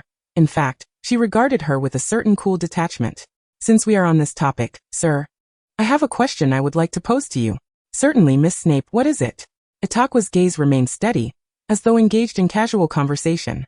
I wish to know whether I have the right to inherit Glacius's estate, bypassing my mother. Itakuya's mother, Scientia Ian, should have been known as Scientia Glacius. Ian was her maternal surname. Scientia was an illegitimate child, born of the Glacius patriarch and his mistress. Because that mistress had captured the patriarch's heart so thoroughly. Even after suffering injuries that rendered her unable to bear more children, the Glacius patriarch willingly provided for them both in opulence and often visited. Yet, the two women could not be seen in public, and very few knew of this secret. Mr. Malfoy had learned of it by chance. Not even Severus was aware. Nor was Voldemort.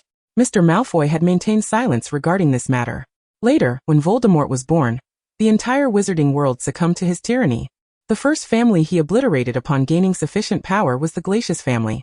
No one knew why the Dark Lord suddenly turned his attention to the distant and quiet Glacius family in the west of England. The Glassy family had repeatedly and unequivocally refused to pledge allegiance to Voldemort, ultimately provoking his wrath. On a fateful snowy night, he annihilated every member of the Glassy family and set their estate ablaze. Only Scientia escaped this grim fate, for she had been studying abroad at that time, bearing her mother's surname. Her mother, the mistress of the Glassy patriarch, remained undiscovered, as her affections for him were genuine. They had grown up as childhood sweethearts, but her family fell into disrepute, reducing her to a commoner. Upon learning of the Glassy patriarch's demise, she took her own life the very next day. By the time Scientia returned home, she had become an orphan, bereft of both parents. Itakuya had long been aware of her lineage, though the Glassy estate lay in ruins. Remnants of the family's wealth accumulated over centuries still lingered, albeit mostly consumed by others. For instance, the birthday gift that Itakuya received from Draco was one of the treasures once belonging to the Glassy family. Nevertheless, some of their possessions had been preserved, dark artifacts that even the Dark Lord preferred to avoid, now quietly slumbering in a hidden corner of the Ministry of Magic. When she reached adulthood, the Ministry would, out of respect for Snape and Hogwarts, recognize her as the rightful heir, Mr. Malfoy stated. Itakuya nodded, contemplating that while being acknowledged as an heir was one aspect, the actual restitution of the Glassy inheritance was another matter entirely. Even if those in power were aware of the malevolence surrounding these artifacts, they were unlikely to relinquish what they had seized, unless Itakuya achieved a significant status within the wizarding community that compelled the Ministry to take notice. Initially, Itakuya did not feel urgency, but the turmoil of the past 2 academic years hinted at an unsettling truth. The Dark Lord might return sooner than she anticipated. Indeed, Itakuya had comprehended from the outset that one capable of extinguishing the Glassy family would not vanish so easily. Thus, she found herself in a position where she had to preemptively guard against impending threats. Chapter 41. The deal is struck. Miss Snape, it appears you are somewhat dissatisfied with the current situation? Mr. Malfoy surmised, prompting her to consider how she might more swiftly reclaim the Glassy family's possessions. Itakuya smiled. Reclaiming is perhaps too strong a term. I am merely an eager student, fervently interested in all forms of literature. The Glassy apocalypse? Mr. Malfoy remarked, realization dawning upon him. I underestimated your ambition. The Glassy apocalypse was regarded as the most significant inheritance of the Glassy family, with every member required to enter the chamber dedicated to this sacred text on a specific day each year. Following the family's downfall, countless individuals sought to uncover its secrets. Yet for those not of Glassy blood, it remained a collection of blank pages. Currently, this unwritten tome lay hidden within the Ministry's vaults, and Mr. Malfoy fortuitously knew its location. In truth, I harbor no grand ambitions. I simply wish to live well, Itakuya replied, though I prefer to keep all advantages firmly within my grasp. Oh, forgive my misunderstanding, Miss Snape. What danger could a 13-year-old child possibly face? Mr. Malfoy engaged her in a subtle dance of words. Truly, I hold you in high regard, Mr. Malfoy, Itakuya said unhurried, as she accompanied him in this verbal sparring. His ability to discern methods to sustain the Malfoy family's prosperity amidst chaos attested to the wisdom of a ruler. Itakuya refrained from directly addressing Mr. Malfoy's immediate betrayal following Voldemort's demise, opting instead for a more oblique phrasing that allowed them both to understand without causing undue discomfort. Mr. Malfoy, in turn, revealed a hint of a smile. Yet I am different. Lacking your wisdom, I must rely on the strength of the Glassy family for my sense of security. Itakuya invoked the power of the Glassy lineage once more. This enigmatic and formidable force, though many remained oblivious to its true nature, piqued Mr. Malfoy's curiosity. Miss Snape, I believe you underestimate yourself. I see in you the qualities of a remarkable merchant, he observed. The hallmark of a merchant is an unyielding pursuit of profit. Itakuya smiled and nodded, acknowledging his insight while internally critiquing their conversation, which skirted around the essence of their intentions. Regardless of how my future relationship with Draco unfolds, he will always remain my dearest friend, Itakuya vowed earnestly. Mr. Malfoy appeared satisfied, nodding in agreement. In my view, it would be advantageous for Draco's future wife to possess intelligence. The Glassy name would undoubtedly enhance the Malfoy legacy. Mr. Malfoy made his requirements clear. If Itakuya aspired to marry into the Malfoy family, her name must at least bear the Glassy designation. Itakuya rolled her eyes internally, bemused by the blatant arrogance shared by Draco and his father. At present, she had yet to decide whether to commit her life to Draco. Instead, she envisioned a day in the future when she could gain his attention within the halls of Hogwarts. Her interest lay in Draco's visage, not merely in the Malfoy name. Thank you for your approval. Should Draco inherit your looks in the future, I might consider it, Itakuya replied with poise. Mr. Malfoy chuckled, seemingly amused by the notion that Draco had correctly surmised her attraction to his appearance. Indeed, he is quite handsome, Itakuya admitted candidly. Then Miss Snape, I formally invite you to visit Malfoy Manor during the summer. Perhaps on that day, you shall receive the gift you seek. Mr. Malfoy bowed courteously. I shall have Draco relay the specifics to you. I have matters to attend to at the ministry. I hope to see you at Malfoy Manor, Miss Snape. Indeed. I look forward to it as well, Mr. Malfoy, Itakuya responded, watching him depart with relief, exhaling a sigh of liberation. The intricate maneuvering of social interactions was mentally exhausting. Itakuya sought a place to unwind, only to unexpectedly encounter Draco around the corner. Draco? Were you waiting for me? Itakuya surveyed her surroundings, reassured by the absence of eavesdroppers. What did my father discuss with you? You talked for quite a while, Draco inquired. It was nothing significant. Your father merely expressed a desire for me to visit Malfoy Manor over the summer. What? Father truly invited you to Malfoy Manor? Draco exclaimed with excitement. Yes, indeed. I'm rather tired. Let us sit by the Black Lake for a while, Itakuya said, deftly diverting Draco's attention. What else did he say? Did he extend the invitation in his own name, rather than on behalf of my mother? Draco pressed for clarity. Yes, it was Mr. Malfoy himself who extended the invitation, she confirmed. With this assurance, Draco's spirit soared, and he followed Itakuya to the lakeside, still somewhat oblivious to her clever ruse until she thrust a dense, esoteric book into his hands. Itakuya, you're trying to trick me into reading this for you again. Ever since Itakuya had been lulled to sleep by Draco's voice while recovering in the hospital wing, she had discovered the enchanting quality of his voice during his vocal transformation, and sought to coax him into reading to her. Every time we do this, you fall asleep. Do you take me for some old woman reading bedtime stories? Draco protested half-heartedly. This time, I swear it won't happen, Itakuya feigned sincerity. I refuse. Draco, clearly having seen through her intentions, understood the delicate balance of giving and withholding to maintain one's hold on another's heart. Draco, my father taught me this with conviction. Lucius, that was meant for you to win over allies, not companions. Itakuya attempted to say something kind again. Yet Draco stubbornly remained unyielding. Itakuya. Odd, you complied readily after a few kind words before. Why not this time? Itakuya's rebellious spirit was ignited by Draco's infuriating expression. Seeing no one around, she swiftly kicked off her shoes and tugged at her belt, transforming while Draco was momentarily distracted. This time, Itakuya did not morph into a towering 3-meter dragon, but rather into a diminutive dragon the size of a kitten. The young dragon was a miniature version of its adult form, gazing at Draco with large obsidian-purple eyes. Draco stared in astonishment at Itakuya, never anticipating that she could truly shrink. This surpassed the limitations of an animagus. Itakuya, are you truly human? Draco could not help but inquire. Itakuya rolled her round, deep purple eyes. Of course, she was human when she was born. However, the extra parts in her heart and blood rendered her a creature neither human nor ghost. Perhaps the very reason she could transform into a magical being as an animagus. Perhaps, Itakuya mused internally. In this regard, including all her gifts, she was bequeathed by another person. Even she was bewildered by the reasons behind it all.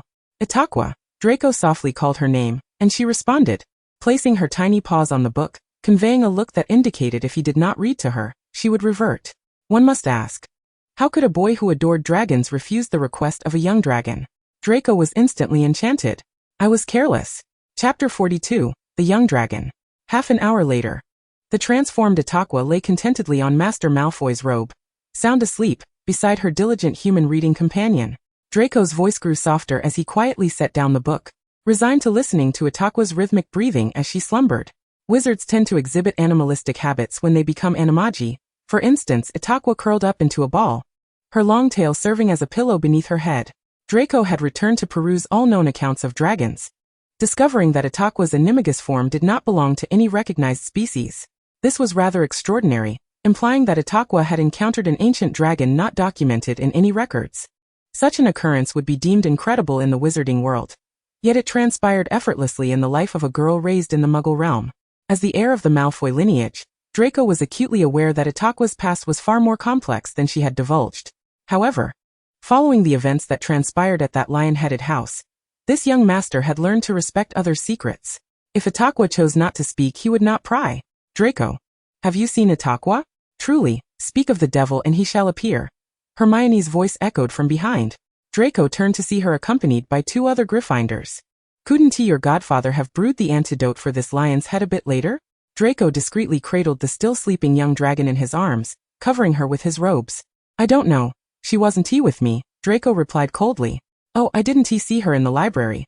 I thought she would be with you, Hermione remarked, perplexed, as she believed Itakuya would either be in the library or at your side with Professor Snape. Perhaps she dozed off there, Draco replied surprisingly amicably. Maybe. If you see her, please tell her I'm all right, Hermione nodded. Yes. Draco suddenly yelped in pain, looking helplessly down at his arms. Itakuya had awakened when Hermione approached, and instead of expressing gratitude for his timely concealment, she mischievously reached her claws towards Draco's belly. Draco, what's in your arms? Ron exclaimed, having noticed something moving beneath Draco's black robes. Nothing, mind your own business, Weasley, Draco replied stiffly, maintaining his pride. Itakuya wrapped her tail around his waist and playfully scratched his belly. What a mischievous little dragon. Draco shouted internally. However, you don't seem quite right, Harry observed suspiciously. Still shaken from an earlier battle, his nerves frayed. St. Potter, keep your distance. You are in no position to lecture me. Draco growled in discontent, then swatted at his arms. Itakuya, startled by the sudden movement, let go of her tail, which slipped from his robes, exposing it to the others. A snake. It's a snake. Ron screamed. Having just battled a basilisk in the Chamber of Secrets, they were now experiencing post-traumatic stress at the sight of anything resembling a serpent. Malfoy, you secretly kept a snake? When? Harry inquired. None of your concern. Draco hastily covered Itakuya's tail with his robes. Itakuya remained calm, understanding that the worst outcome could merely be Hermione, and the others discovering her status as an animagus. However, her composure quickly evaporated upon hearing Snape's voice approach from behind. What are you doing? Snape, cloaked in the scent of potions, had been busy concocting antidotes for the petrified individuals, and had come out for a brief respite, only to find Harry and the others huddled with Draco. Initially, he was merely drawn by the prospect of deducting points from Gryffindor. Professor, Draco is hiding a snake in his robes, Ron protested. I just suddenly thought of getting a pet. Draco frantically explained. A snake? How very Slytherin of you, Ron scoffed. Draco, take out whatever is in your arms. Mr. Weasley, 10 points from Slytherin for your insolence, Snape commanded. No, Professor, it's really nothing, Draco stammered, his attempts to conceal only raising Snape's suspicions further. Snape, uninterested in idle chatter, used a nonverbal spell to remove Draco's robes. Then, before anyone could react, a black shadow darted away, attempting to flee towards the forbidden forest, only to be swiftly seized by Snape by the neck. Itakuya curled her limbs, locking eyes with Snape, her crystalline purple gaze meeting his. Itakuya, oh no, I'm in trouble. Good heavens, it's a dragon. Hermione gasped. No, it was a gift from my father. I am a Malfoy. What's wrong with having a dragon? Draco attempted to cover for Itakuya. Is that so? This is your dragon? Snape regarded Itakuya with a cold smirk. Itakuya, faced with the choice between honesty and admission, opted for the latter. What if Snape did not recognize her? Snape sneered. In that case, Mr. Malfoy, dragons are not on Hogwarts' list of permitted pets. Your creature will be confiscated. Itakuya struggled fiercely, attempting to break free from Snape's grip, yet he held her firmly. She sought help from Draco with her gaze, but he was equally powerless. Itakuya, I'm done for. Snape unceremoniously tossed Itakuya into his office, onto the desk designated for her. Itakuya hesitated for a moment, firmly believing that Snape could not possibly be astute enough to see through another's animagus form. So she adopted the guise of a bewildered little creature, tilting her head innocently at Snape, hoping her adorable appearance might soften the old bat's heart. However, Snape was entirely unmoved. He opened the potion vial storage box that Itakuya had gifted him with his wand, retrieving a gray bottle. With her sense of smell now vastly heightened as a dragon, Itakuya immediately recognized it as a potion of truth. Itakuya, must you be so ruthless? As her true identity was on the verge of being exposed, Itakuya certainly could not allow Snape to waste a vial of potion. She nimbly leaped off the table and transformed back. I was wrong, father. Itakuya admitted with a semblance of humility.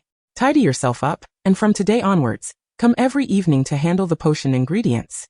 Snape regarded Itakuya with disdain, especially noting her bare feet. Itakuya felt a profound sense of embarrassment, casting a confusion charm upon herself, as she hurriedly retreated to the Slytherin common room. Chapter 43, The Gown. The final stretch of the term was painfully endured in Snape's office. Not only Itakuya but Draco too faced Snape's ire. The two toiled over slime eels and toad spawn, and even managed to compose 3 essays to barely appease the discontent of the potion's master. All students were to take the Hogwarts Express home, including Itakuya. Hours later, she arrived at the station to find Snape waiting to escort her home. The two exchanged awkward glances amidst the heartwarming embraces of parents and children. Itakuya thought to herself, it's quite absurd. At that moment, Harry was seeking her counsel on how to deal with his uncle. It's not about quantity but quality. Given your capabilities, the trick with magical props would serve you well. Itakuya replied.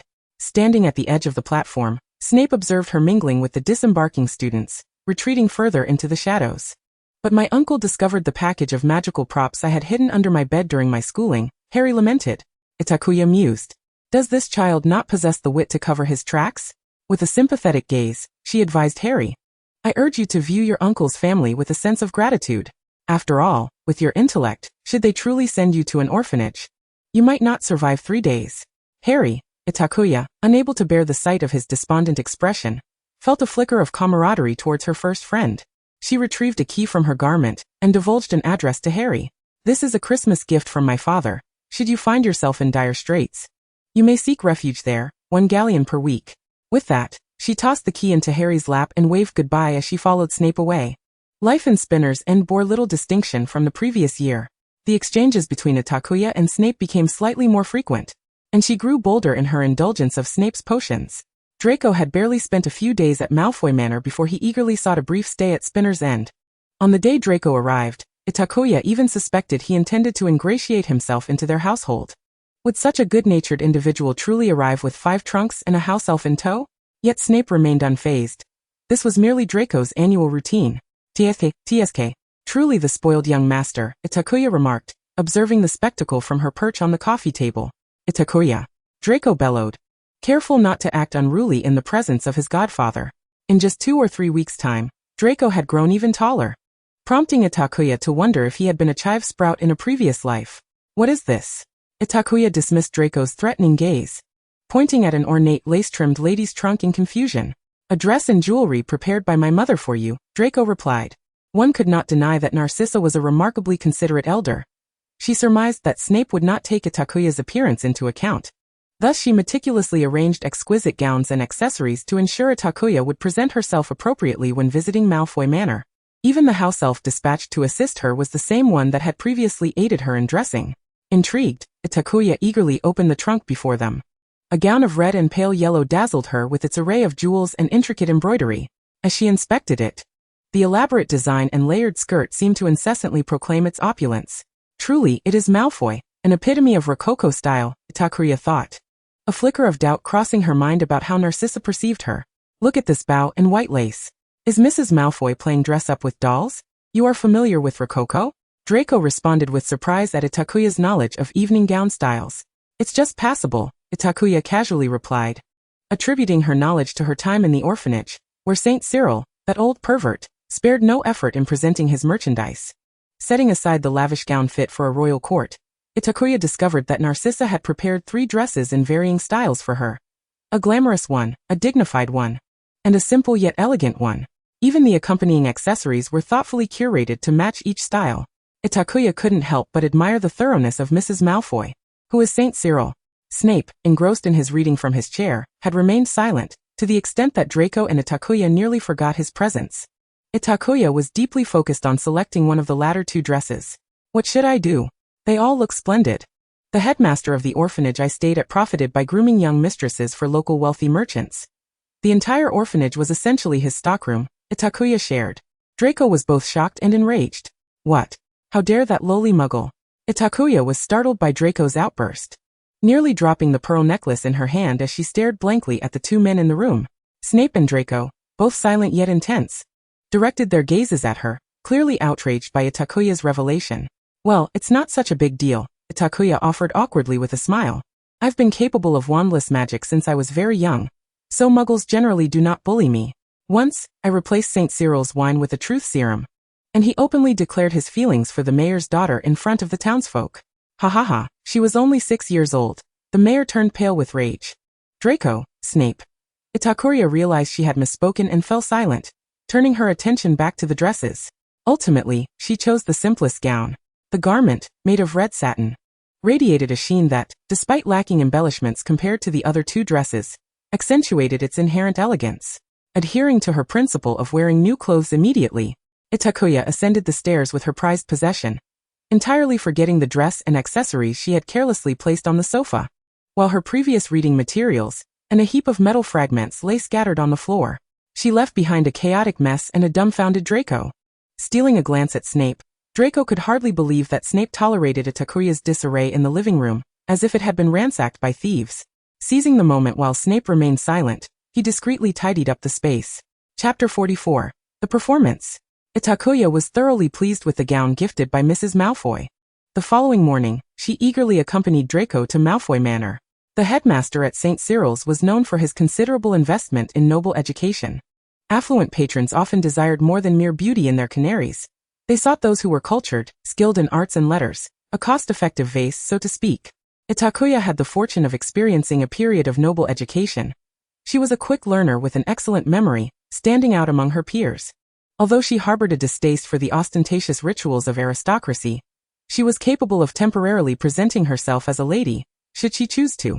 Yet since arriving at Hogwarts, she had begun to embrace her true self.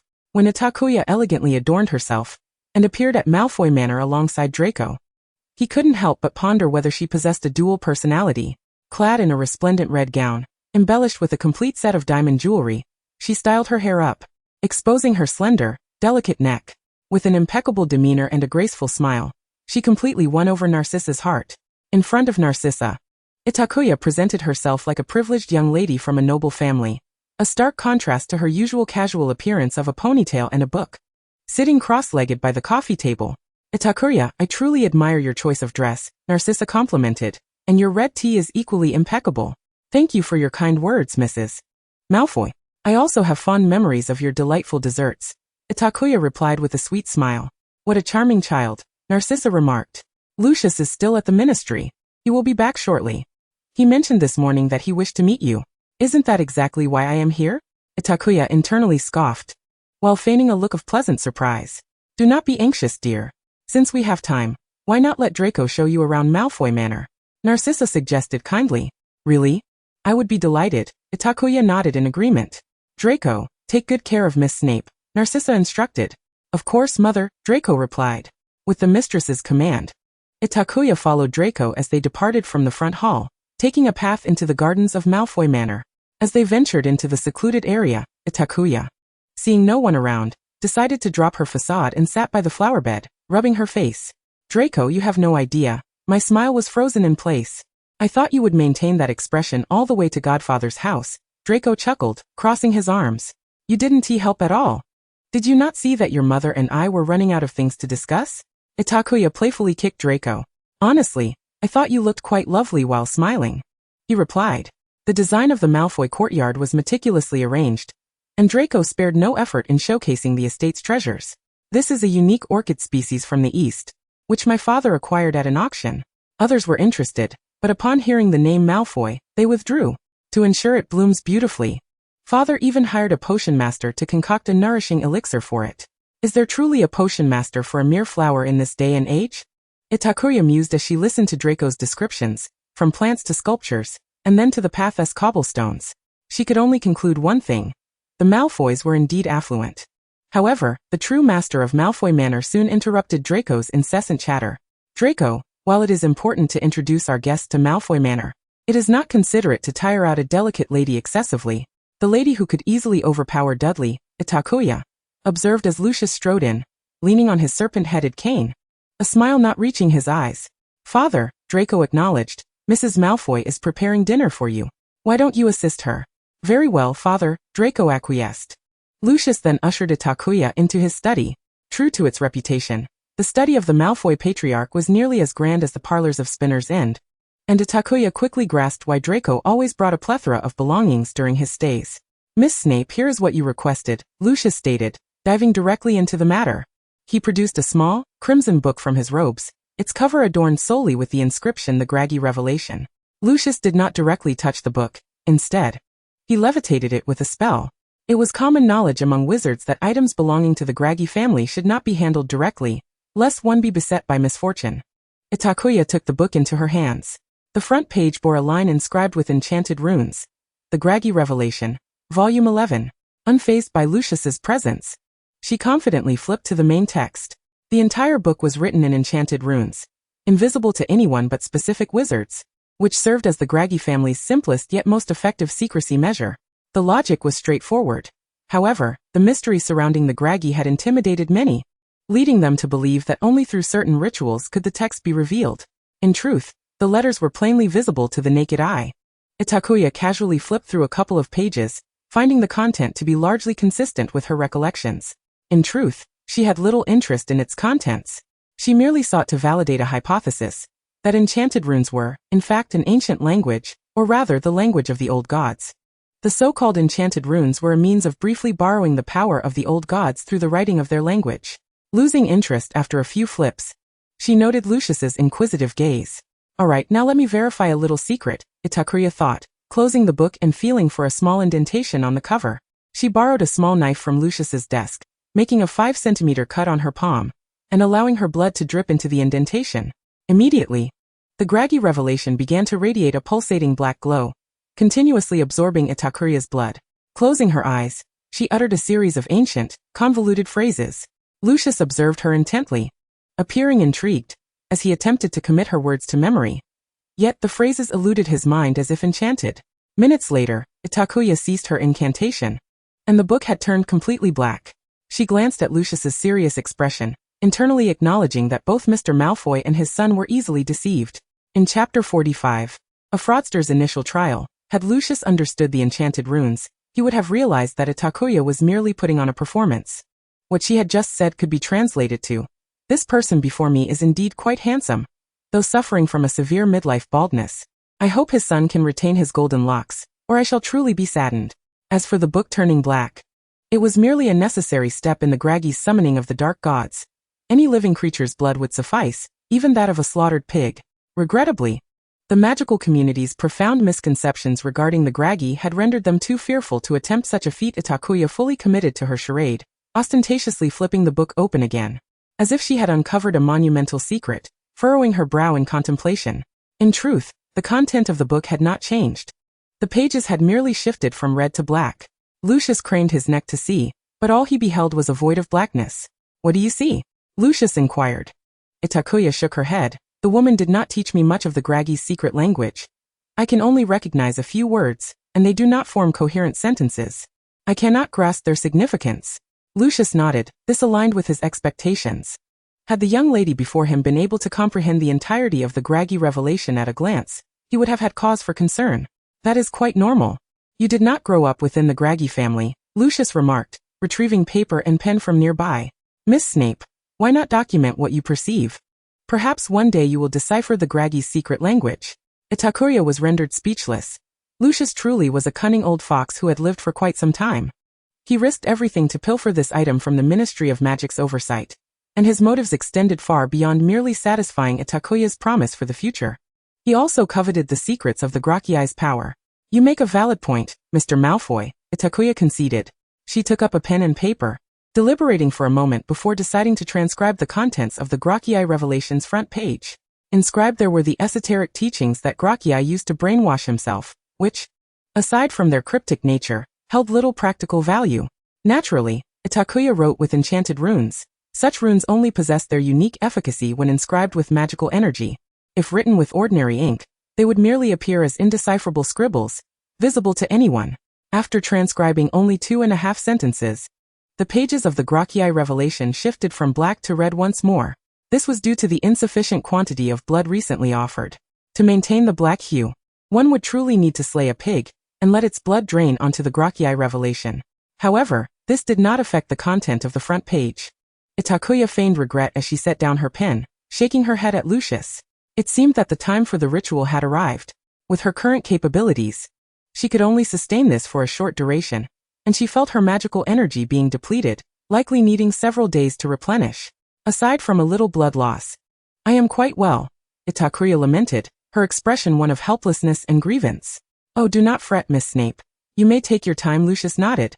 You can view it at my estate before the school year begins. You are always welcome at Malfoy Manor, and I shall have Narcissa prepare your favorite sweets. Very well. Itakuya replied obediently, tearing off the recorded note to take with her, an action that Lucius did not impede.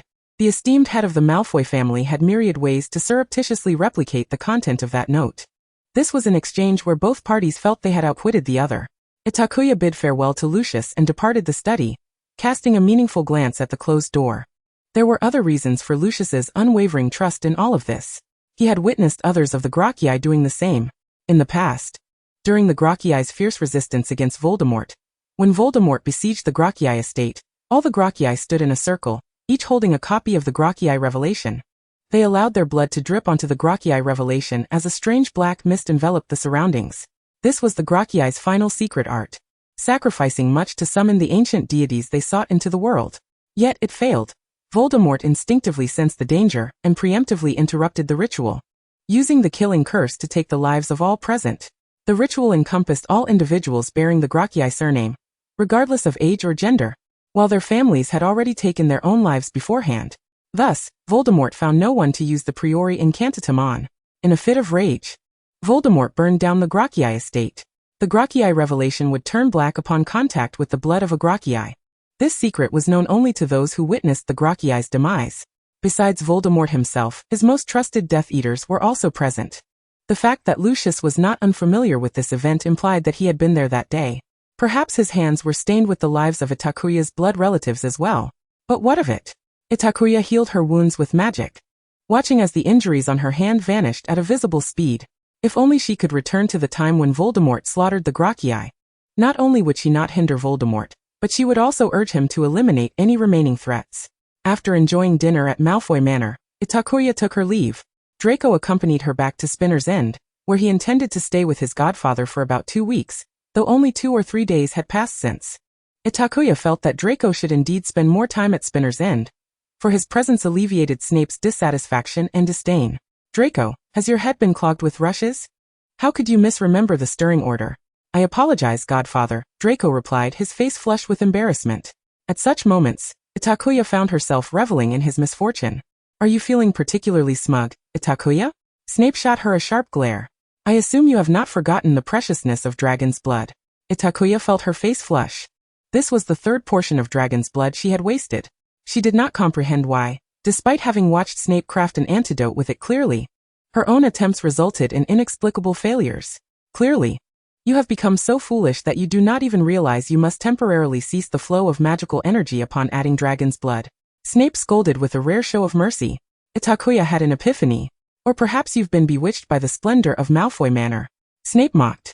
He was quite displeased with Itakuya for frequently accompanying Draco to Malfoy Manor since her first visit a few days prior. While Itakuya explained that she was enamored with Narcissa's desserts, Snape believed it would be more accurate to say she had fallen for the Malfoy allure. Itakuya, that is utterly false. I merely went to transcribe some texts. Chapter 46. A Hidden Haven for Harry. Itakuya sensed that Snape was undoubtedly envious. The day Draco concluded his stay at Spinner's End and returned to Malfoy Manor coincided with Itakuya's final day of transcribing the texts as per her agreement with the elder Malfoy. Lucius, under the delusion that he possessed a complete record of the Gracchiai's secrets, was in high spirits, even if he understood nothing of it. He unusually engaged Itakuya and Draco in casual conversation, the three of them seated in Lucius's study, enjoying the delightful pastries prepared by Narcissa. Itakuya exhibited an unexpectedly high tolerance for Malfoy-style bravado, and had honed her skills in flattering the Malfoys to perfection, leaving both Malfoys present quite satisfied. As for Itakuya, she was thoroughly delighted to witness the two golden-haired, blue-eyed gems conversing before her, her desire for the younger gem growing stronger by the day. After Draco's 14th birthday, he shed his youthful exterior like a spring shoot after rain, evolving towards a mature and alluring demeanor. The baby fat of his childhood had vanished, revealing sharp facial contours. His voice flowed like elegant music, imbued with the unique pride of youth. Itakuya, I absolutely positively want to collect him. Itakuya spent a most enjoyable afternoon at Malfoy Manor. So much so that she lost track of time upon returning to Spinner's End. I apologize, father, for my tardiness. Snape, seated by the hearth engrossed in a book, cast a low, mocking remark upon seeing Itakuya emerge. It seems Miss Snape has wholly succumbed to the allure of Malfoy's wealth and fame, dreaming of becoming Mrs. Malfoy. Itakuya crinkled her nose, candidly asserting, not at all. The only thing I've ever been interested in is Draco's face and physique. Snape, really? I swear. I am not thinking about becoming Mrs. Malfoy at all. I only aspire to be Draco's girlfriend and win him over. Itakuya endeavored to prove her admirable quality of not being materialistic. But you are only 14.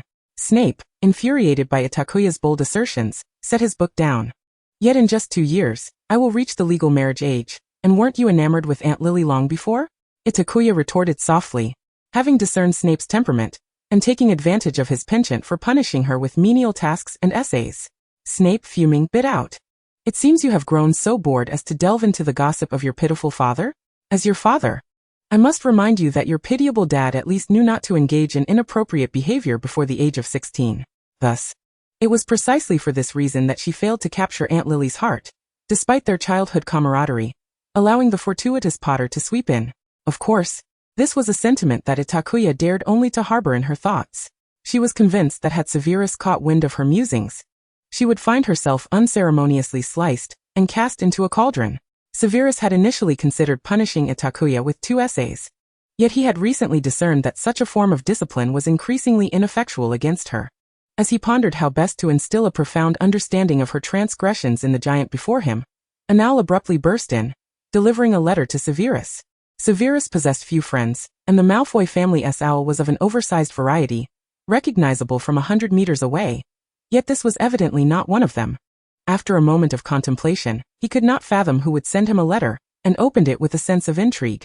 Severus spent several seconds deciphering the contents of the missive, then fixed Itakuya with a chilling glare. Itakuya felt as though those icy eyes could pierce through her, retreating imperceptibly while frantically reviewing her recent actions in her mind. Itakuya mused, surely, haven't committed any egregious misdeeds? It seems my daughter is not merely enamored with Draco. You certainly possess an artistic flair, emulating others by concealing a lover in a gilded cage. Severus's demeanor was as frigid as that of a venomous serpent. What? Itakuya exclaimed, utterly confounded. She had only entangled herself with Draco, hadn't she?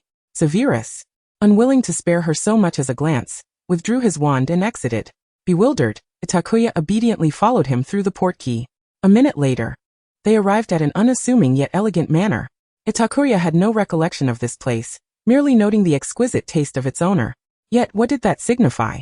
She remained unable to comprehend her father's sudden ire, until she observed Severus unlocking the door, and saw Harry clad in casual attire within. All right. I now understand how I am destined to perish, she thought, never having anticipated that Severus would discover she had lent her Christmas gift to Harry for his stay. No, that couldn't be. Severus should have been unaware. It must have been the letter. Merlin, what on earth transpired? Harry, taken aback by the unexpected appearance of Professor Snape alongside Itakuya, gazed at them in confusion. He wore a black hoodie, and after 2 months apart, he had grown taller. His clear, innocent gaze paired with his doe-like emerald eyes evoked a sense of affection. Itakuya suddenly recalled Severus's teasing remark about keeping a lover. Truly, you are the savior with the ruby lips and pearly teeth, she blurted out, unable to suppress her admiration for those beautiful green eyes. Severus shot her another icy glare. I'm merely affirming your taste, Itakuya retorted, surprised by her own audacity to jest with Severus. Leaning closer, she whispered, honestly, Dad, if you disapprove of my attachment to Draco, I wouldn't mind considering Harry now. Severus was incensed. He could hardly fathom a day in the future when his daughter's name might bear the Potter surname. He would rather transmute Itakuya into a potion right then and there to eliminate any potential future troubles. Professor Snape, Itakuya, good evening? Harry stammered, having noticed the oppressive atmosphere emanating from Severus, managing to utter a mere greeting. The illustrious savior has grown so brazen as to use magic to transform his muggle relatives into balloons for public amusement, Severus sneered. Why seek refuge in my daughter's manor? Are you unaware of how to navigate to Azkaban? What? Itakuya gasped, astonished. She had not anticipated Harry's recklessness in using magic before such a multitude of muggles. Harry, have you been possessed by a troll? It was you who said I could come here for a respite, Itakuya, Harry countered. Goodness, I meant you could take refuge here if you were unable to cope. Not if you caused a debacle, Itakuya snapped, gritting her teeth. Why not commit murder first before seeking shelter here? Chapter 47. The birthday gifts before turning 14. Harry found himself battered by the combined assault of Itakuya and Severus. He felt as though since their recognition of one another, Itakuya's inherited sharp tongue had begun to awaken within her.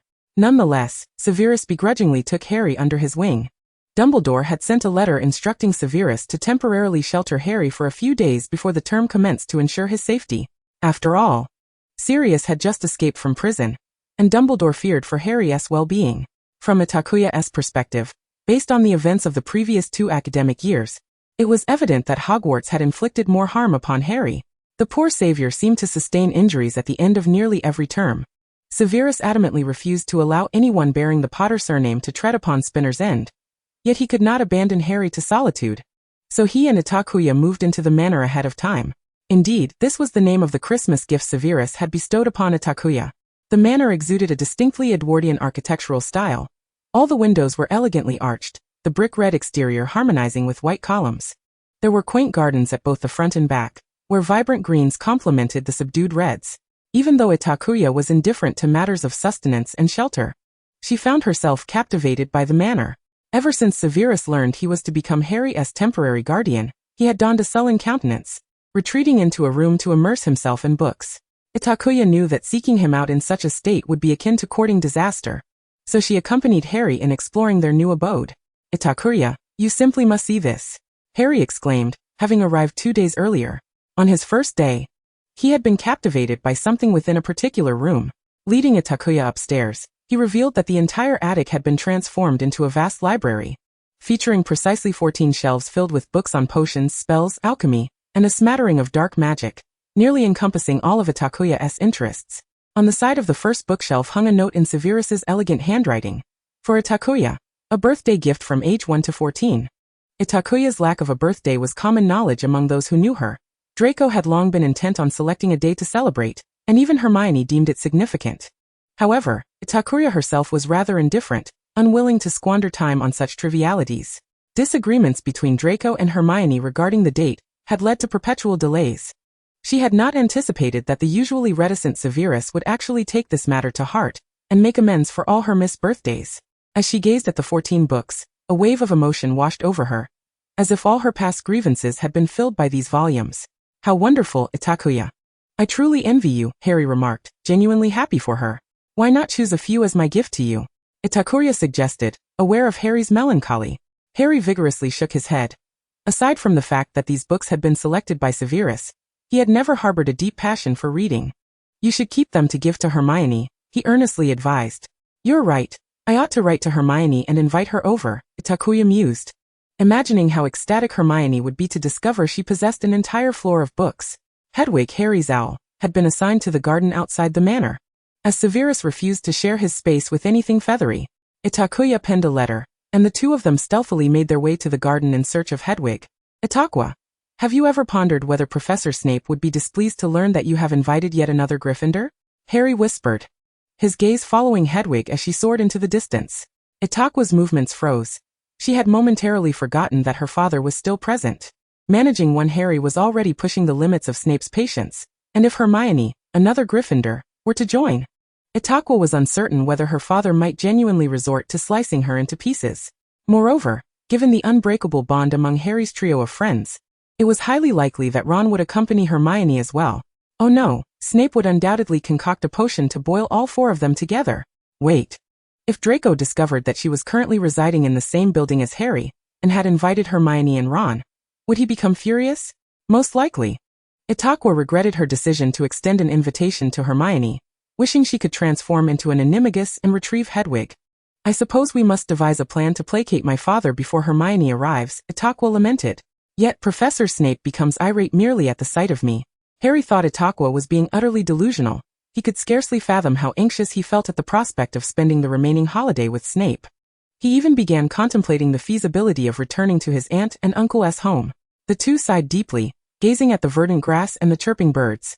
Suddenly, a flock of sparrows took flight, followed by the rustling sound of plants being crushed nearby. They focused their attention to see a dark figure slowly approaching from a distance, prompting Itakuya and Harry to draw their wands. The figure seemed to sense their vigilance, halting its advance and quietly concealing itself behind a tree. Itakuya, I shall investigate, Harry declared, hesitating only briefly before bravely stepping forward. I will accompany you, Itakuya affirmed with a nod. As they drew near, they discovered a large, scruffy black dog, clearly a stray. Harry felt a sense of familiarity with the canine, as though he had seen it before when departing from the Dursleys. Itakuya, wait a moment. I believe I have encountered this dog before. Itakuya, perplexed, boldly approached the dog crouching before it. Noticing that the creature merely gazed at her without any signs of aggression or fear, she cautiously reached out to pat its head. The dog stiffened momentarily, then looked at Itakuya with an almost sentient understanding. Itakuya dismissed any further thought, attributing the dog's demeanor to its calm temperament. Don't be foolish, Harry. Do you have any idea how far your aunt and uncle's home is? There is no way it could have followed us here. Itakuya lost herself in the joy of petting the dog, relishing its unpretentious nature. But I truly feel as though I recognize it. Harry, still skeptical, leaned closer, prompting the dog to abandon Itakuya and approach him instead. Perhaps it is simply a similar breed? Hey, that's not fair. I was the one who petted it first. Why does it only show affection to you? Harry was taken aback by the unexpected enthusiasm of the dog. I cannot say, Itakuya replied, irritated yet determined to entice the dog with food. Harry, wait here. I shall fetch some food. Chapter 48. Humble Harry. As Itakuya cautiously pilfered some meat from the kitchen without disturbing Snape, the large black dog had vanished. Where did the dog go? Itakuya gazed at the empty grass patch. It left just moments ago, Harry responded, equally perplexed. It was as if the dog had sensed some danger, turning away before Itakuya's arrival. It seems you two are having quite the time. Even finding time for a picnic? Itakuya and Harry turned to find Snape looming ominously, his expression dark enough to threaten to bury the two of them in the earth. On the third day of Harry's stay with Snape, Itakuya bore witness to her father's unparalleled skill in delivering scathing critiques. His jibes at Harry had escalated beyond mere comparisons to leeches, snakeweed, trolls, and slugs. Why did you not anticipate the outcome? Are you unaccustomed to having an additional presence about your neck? What could possibly challenge the future savior? You dare to use magic on muggles. I truly hope to see you at Hogwarts in the future, as your poor old professor is utterly clueless about how to reach Azkaban. Do be careful, Mr. Potter. Do not let your tea seep into your brain, for that is precisely how you have managed to act so foolishly. Snape's barbs possessed a unique and delightful elegance. He delivered his sarcastic remarks with a low, clear voice, the rhythm of his speech captivating. Itakuya mused, such elegance truly exquisite. If there was one aspect in which Snape begrudgingly acknowledged Harry's competence, it was in the culinary arts. Harry had assumed the majority of household responsibilities during his time with the Dursleys, including cooking, while his culinary skills could only be considered mediocre. It was fortunate that both Snape and Itakuya were culinary novices. Since Harry took charge of their meals, Itakuya felt her quality of life had significantly improved. After all, her previous sustenance in Spinner's End had often consisted of little more than 2 slices of bread with ham. Of course, apart from the days Draco had stayed over, when the young master had simply arranged for meals from Malfoy Manor to be delivered. Ari, truly. This is the second most sumptuous dinner I have enjoyed during the holidays, Itakuya exclaimed. And what was the first? Draco's wealth. Every meal at the Malfoy residence felt like dining on gold. Snape had returned to Hogwarts several days prior to the start of term to prepare, maintaining a cold demeanor toward Harry until the day before leaving Itakuya Manor. Itakuya was genuinely curious about what Harry had done to provoke his own father. The day after Hermione received her letter, she had wished to visit, but unfortunately, Snape's countenance was so dark that it could have drained Gryffindor's points entirely. For the sake of their future years at Hogwarts, Hermione regrettably chose to refrain from visiting. The day after Snape's departure, Harry was assigned to protect the Ministry's territory, while Itakuya, feeling disinclined to relocate, chose to remain alone until the start of term. Since Snape was still in a foul mood, he declined Itakuya's invitation to accompany her for the purchase of school supplies. Itakuya initially considered inviting Draco, but this young master was infuriated upon learning of Harry's situation, and was outraged that she had been living under the same roof as Harry for 5 days. Not only did he refuse Itakuya's invitation, but he also initiated a third round of cold warfare. Here we go again. Itakuya sighed as she sat beside Draco on the Hogwarts Express, offering a beguiling smile. Young master, do me a favor, and accept this fruit I have personally prepared for you. Shall I give you a shoulder massage? Pansy, seated across from them, silently observed. Having intended to discuss their future prospects with Itakuya, I suddenly feel as though the future is rather bleak. Now I understand why Goyle and Crabbe insisted on sitting with us, Pansy lamented, rolling her eyes and turning away.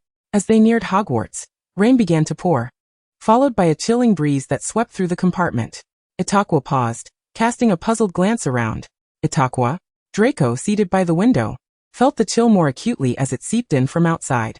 Merlin, how could that creature approach the Hogwarts Express? Draco glanced sideways before pulling Itakuya closer to him. What is it? She inquired. Dementor. Draco's countenance was far from pleasant. As my father informed me, the Ministry of Magic had, astonishingly, employed Dementors as guardians of Hogwarts in pursuit of a certain fugitive. They had allowed a host of these creatures to manifest within the hallowed halls of Hogwarts. This evening, I must pen a letter to my father regarding this alarming development. Ultimately, it is all that wretched Potter's fault.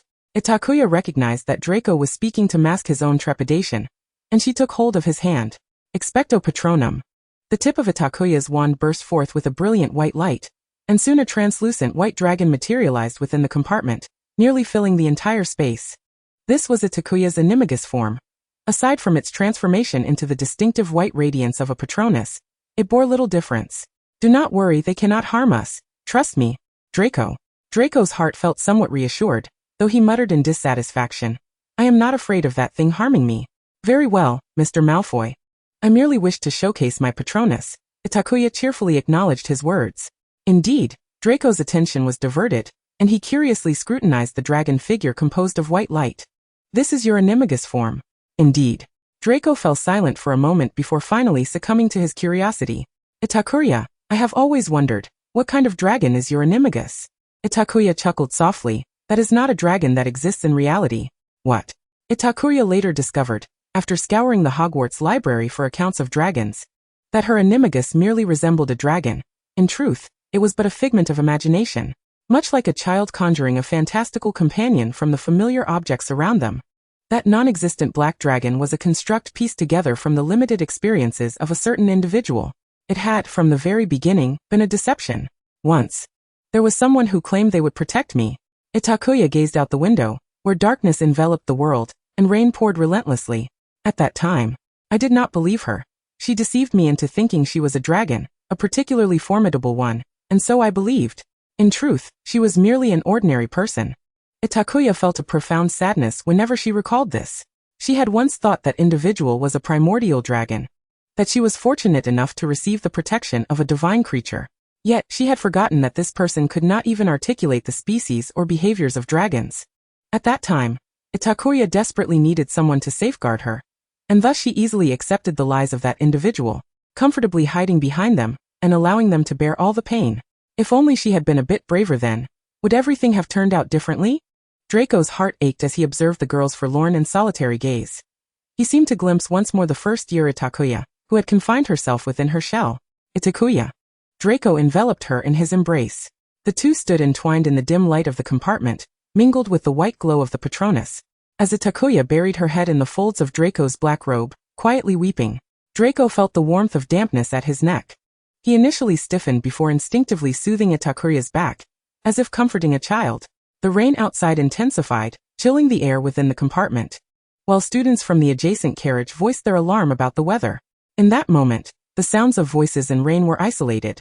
Itakuya and Draco could only hear each other's heartbeats, like two stars twinkling together amidst the vast galaxy, faint, yet powerful. Chapter 49 Lupin. The sudden jolt of the train disrupted their embrace. The carriage lurched momentarily before coming to an abrupt halt.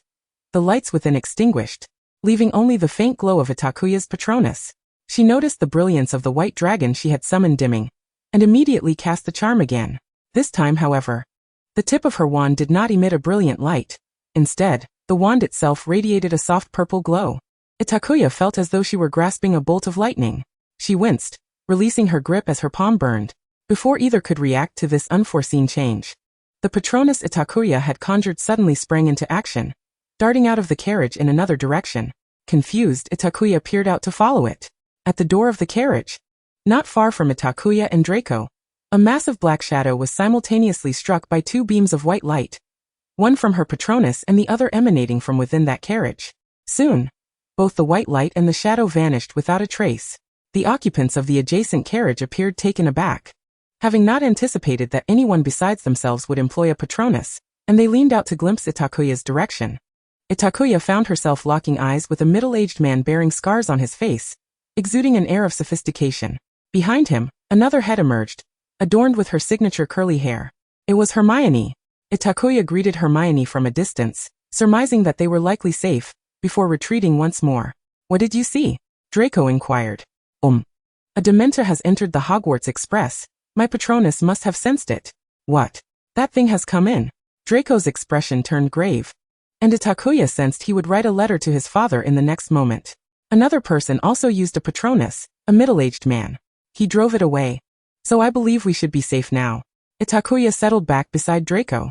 "Oh, he is our new defense against the dark arts teacher. I have heard my father mention him." Draco grimaced. "He is friends with Potter's father. I truly do not understand why Dumbledore refuses to permit my godfather to teach this class, when he is more qualified than anyone else. Perhaps it's that my father is already too busy teaching potions?" Itakuya mused, not entirely comprehending. Draco fell silent, grasping Itakuya's right hand, and using a spell to mend her injury. "You should acquire a new wand. Your current one is increasingly rejecting you," Draco remarked with a furrowed brow. Since the holidays began, Itakuya had struggled with her wand during potion making. As their proficiency in potions improved, so too did the complexity of the brews they encountered, and Itakuya frequently made mistakes due to her wand's inadequacies. "I know," Itakuya replied, her head pounding. Mr. Ollivander had advised her to seek something of the same essence, and Itakuya had felt at a loss until she received the bracelet Draco gifted her for Christmas. Yet, she was reluctant to part with the bracelet, and thus procrastinated further. Meanwhile, in another carriage, quite close to Itakuya and Draco, Remus John Lupin stood in the corridor, gazing in Itakuya's direction. Opposite him, Harry lay unconscious on one side of the seat, while Hermione and Ron anxiously watched. "That is Itakuya Snape, sir. She is in our year, a student from Slytherin," Hermione promptly clarified for her future professor. "Snape?" Lupin repeated the name, incredulous. "Indeed, she is Professor Snape's daughter," Hermione responded. "Snape? He has a daughter?" Lupin seemed to have discovered new territory, realizing why she appeared somewhat familiar. Thankfully, she had not inherited her father's oversized nose. Lupin recalled Itakuya's appearance. Her nose was prominent, yet her nostrils were delicate. "Professor, is it appropriate to speak ill of your colleague in such a manner?" Hermione interjected. The gentle rain continued to fall, shrouding the night in darkness, devoid of stars or moon. As Draco and Itakuya boarded the carriage, several individuals were already present within. Pansy and Theodore occupied one side, while a girl with golden hair, dressed in peculiar attire and possessing slightly bulging eyes, sat on the opposite side. Pansy was thoroughly displeased with the sudden intrusion of this discordant element into a carriage that should have been exclusively reserved for Slytherin. "Hello, can you see it too?" the girl with golden hair inquired, seemingly oblivious to Pansy's disdainful glare as she gently tilted her head and addressed Itakuya, who had just stepped onto the carriage. Itakuya paused momentarily, then realized the girl was referring to the Thestrals. Having encountered information about Thestrals during her first year, Itakuya was not overly astonished on the day of her second year's commencement. Indeed, I suspect we have the highest number of students capable of seeing thestrals in our carriage. Itakuya mused, feeling a certain fondness for this odd little girl. Hello, I am Itakuya Snape, she introduced herself. Luna Lovegood, second year in Ravenclaw, the girl replied. Draco maintained his haughty and aloof demeanor towards anyone not hailing from Gryffindor, positioning himself between Luna and Itakuya. As the carriage began its journey, Itakuya heard Luna remark, "You are quite strange, not quite human." "Hey Ravenclaw." Draco frowned. Itakuya discreetly squeezed Draco's hand, intrigued. "Why do you say that, Luna? Your heart, your blood. They are different from ours." "You are a monster," Luna stated matter-of-factly. "Enough, you mad girl, you are the true monster," Draco retorted angrily. Itakuya was taken aback to find herself so thoroughly perceived by a younger student, and began to scrutinize this Ravenclaw, whose eccentric appearance concealed a clear and pure soul. "Yes, Luna, I am quite astonished that you could see through me. It is nothing, one merely needs to observe the nargles upon you," Luna smiled. She continued, "Itakuya. Are you truly Itakuya?" Itakuya, bewildered, hesitantly nodded. However, Luna furrowed her brow and leaned closer to Itakuya, sniffing and examining her like a curious creature before shaking her head and muttering, "No, you are not Itakuya. Enough, Itakuya. Why are you entertaining this mad girl?" Draco's patience had reached its limit. Just as the Thestrals brought the carriage to its destination, he pulled Itakuya off the carriage, leaving her no choice but to be led away by him. Chapter 50, Trelawney's Prophecy. During the opening feast, Draco had heard from an unknown source about Harry being incapacitated by Dementors. "So your Patronus went to save St. Potter. What a touching friendship," Draco remarked with sarcasm directed at Itakuya. "I swear, it was merely pursuing the Dementors. It has nothing to do with Harry," Itakuya sighed in exasperation. "Really? I think your Patronus was born to protect your dear friend Potter," Draco pressed on. "Impossible. My Patronus exists solely to protect the great Malfoy heir," Itakuya replied with a smile. Draco was begrudgingly amused by her words. Yet before this smile could warm his heart, the socially inept Harry interrupted. "Itakuya, thank you for saving me on the train earlier. You are amazing. You even know the Patronus charm. Could you teach me?" Harry sat directly behind Draco and Itakuya. "Itakuya, dude, you are really himph." Draco scoffed. "Scorpius, hold this apple for me, we are leaving." Draco abandoned Itakuya, taking his little mechanical dragon with him. "Well, here we go again," Itakuya mused, knowing she had to placate Draco once more. Fortunately, she had come to understand his temperament well enough that winning the young master's favor was not an insurmountable task. In divination class, Professor Trelawney stood at the center of the stifling and crowded classroom in the tower. "Welcome, my children. Here, you will delve into the mysterious art of divination." She exerted every effort to appear eccentric and mad, her exaggerated mannerisms and attire enhancing her already enigmatic persona. "This woman does not seem quite sane," Draco whispered to Itakuya as he accepted the teacup she offered. "I truly do not understand why Father suggested we attend her class. The ancient runes sound far more reliable than this." "Mr. Malfoy must have his own reasons," Itakuya replied casually. She held little enthusiasm for Trelawney's lessons, having covertly experimented with a few simple divination methods during the holidays, convinced she possessed no prophetic talent. "Watch closely, Itakuya. I've heard from upperclassmen that this woman issues a death omen to one student each year," Draco remarked mysteriously. "However, none of them have ever come to fruition. Let us see who the unfortunate soul is this time." Itakuya instinctively glanced at Harry, who was seated with Ron, feeling an uneasy premonition that this semester would be anything but tranquil.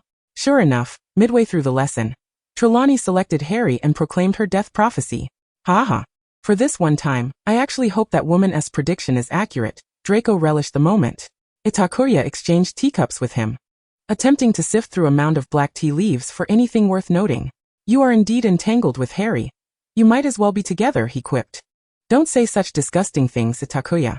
I might vomit," she laughed playfully, completely unaware that Trelawney was approaching. "Itakuya cannot be recorded in the totemic name." Trelawney gripped Itakuya's shoulder tightly, her entire being seeming to convulse as if losing consciousness. "Professor?" Itakuya was startled, fearing Trelawney was suffering from some affliction. Trelawney spoke in a low voice. "She is about to depart, left behind. You must accept the separation. The one who shares everything with you, sharing gifts and body. She is Itakuya. You are the one who changes everything. There is not merely one savior. Harry Potter is the eternal savior." "What?"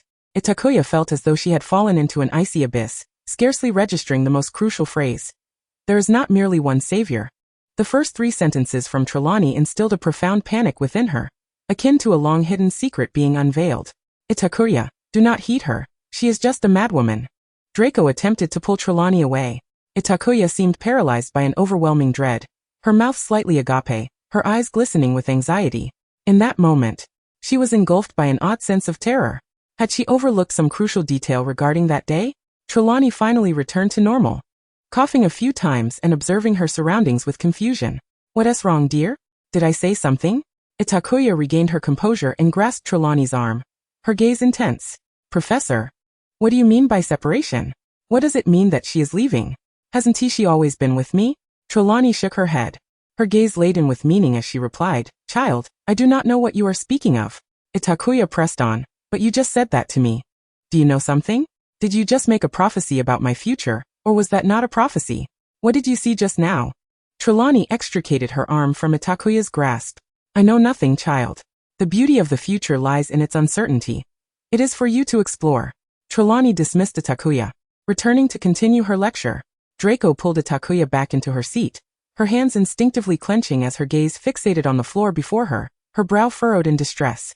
This sudden upheaval had extinguished any desire for learning among the students, who collectively turned their attention to Itakuya.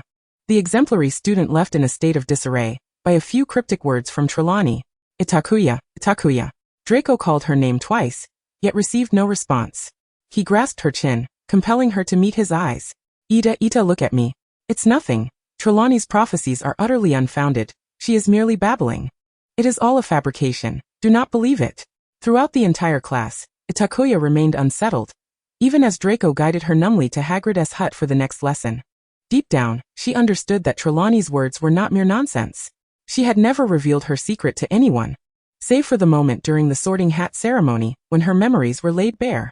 Yet, Trelawney had articulated her greatest secret and made a prophecy. She was destined to leave, to be abandoned, and all that remained was acceptance of the parting. Itakuya clutched her heart tightly. Itakuya, I am merely in slumber. I will rest within you. We shall never be apart. The echoes of an ancient promise intertwined with Trelawney's prophecy, leaving Itakuya uncertain of whom to trust. Chapter 51. The Death of Sirius. Hagrid's care of magical creatures class was set outside his hut, with students following him into the forbidden forest. Merlin, is it truly because of that woman's few words? Are you frightened by her nonsensical ramblings? Draco furrowed his brow, snatching the monster book from Itakuya's grasp to prevent her from stumbling. His belongings were held by the diminutive creature Scabbers, who clutched an object several times heavier than himself, struggling to keep up behind the two. Itakuya inhaled deeply, striving to quell her rising panic. She felt as though she was missing something significant. Trust me, Itakuya. The words of the one who had always protected her echoed in her mind, and with a deep exhale, she resolved to place her faith in that guardian rather than the stranger Trelawney. Perhaps she had indeed overthought it. As Draco had said, most of the time, she was merely speaking nonsense. It's nothing, Draco. I was just startled, Itakuya replied, returning his grip with a tentative smile. I'll write to my father tonight. Trelawney is just a crazy woman spouting nonsense. This elicited a laugh from Itakuya. All right, young Malfoy. You seem to have quite the lengthy correspondence ahead of you. Draco shot her a glare. So, how do you open this book that Hagrid just mentioned? Itakuya inquired, pointing at the monster book in Draco's hands, its incessant noise giving her a headache. You truly are something else, Draco sighed, his fingers deftly gliding over the spine of the book. Touch the spine like this. Itakuya glanced over. Draco's hands were long and strong, his knuckles prominent, veins subtly visible. On his fourth finger rested the Malfoy family ring, symbolizing his status as heir, though he was already the sole heir of the Malfoy lineage. The ring represented his identity being formally acknowledged. In that moment, Itakuya realized that the boy beside her was truly maturing. She couldn't help but wonder what Draco would be like once he became the head of the family. Would he still be as haughty, fixated on pranking Harry? Would he find joy in a small mechanical toy for a long time? Would he still speak incessantly of his father? The future remained uncertain. But Itakuya was certain that Draco was aware of it. If this continues, the school will be in ruins. If my father finds out that Dumbledore has entrusted this fool to teach, it will be chaos. Itakuya observed somewhat numbly, as Draco once again sought trouble with Harry, who stormed over in anger. You two should just lock horns, honestly. Shut it, Malfoy. Draco jeered, tossing his bag at Itakuya. He emerged from the crowd like a noble feline, his perfect visage adorned with mockery. Itakuya mused that while it pained her to say it, Draco had reached a new pinnacle of handsomeness. As Draco approached Harry, feigning fear while pointing behind him, Dementor, Dementor, Itakuya, having anticipated Draco's antics, could only cover her face in resignation. Harry whipped around, realizing too late that he had been deceived, and turned back, only to find Draco and Scabbers, cloaked in black hoods, mockingly impersonating Dementors. Help! How is this slightly adorable? Itakuya exchanged a furtive apologetic glance with Harry, smiling helplessly as she tugged Draco away. You truly have not forgotten your roots, she remarked, playfully adjusting Draco's hat. Are you no longer sullen? Draco raised an eyebrow. Itakuya nodded, rising on her toes to ruffle Draco's hair over the brim of the hat. Draco, you are quite adorable. I told you, do not use such terms to describe me. Draco awkwardly evaded her touch, his ears, hidden beneath the black hat, flushed a deep crimson. Clang, clang, clang.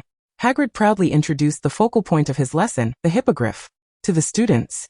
Draco and Itakuya stood at the back, watching as Hagrid presented his new pet, selecting Harry as the unfortunate first volunteer. Itakuya's gaze fell upon the creature, and she suddenly recalled the centaur Firenze, who bore a similar equine form. Itakuya must not be recorded in the totem's name. Itakuya furrowed her brow, suddenly reminded of Trelawney's initial prophecy. She instinctively felt the words were familiar, yet her thoughts had been derailed by what followed. Now reflecting on it, Firenze had spoken the same words in her first year. After a fierce battle with the possessed Quirrell, exhausted and collapsed on the ground, she had heard Firenze say to her, Itakuya Windwalker, the great white silence is not visible in the totem.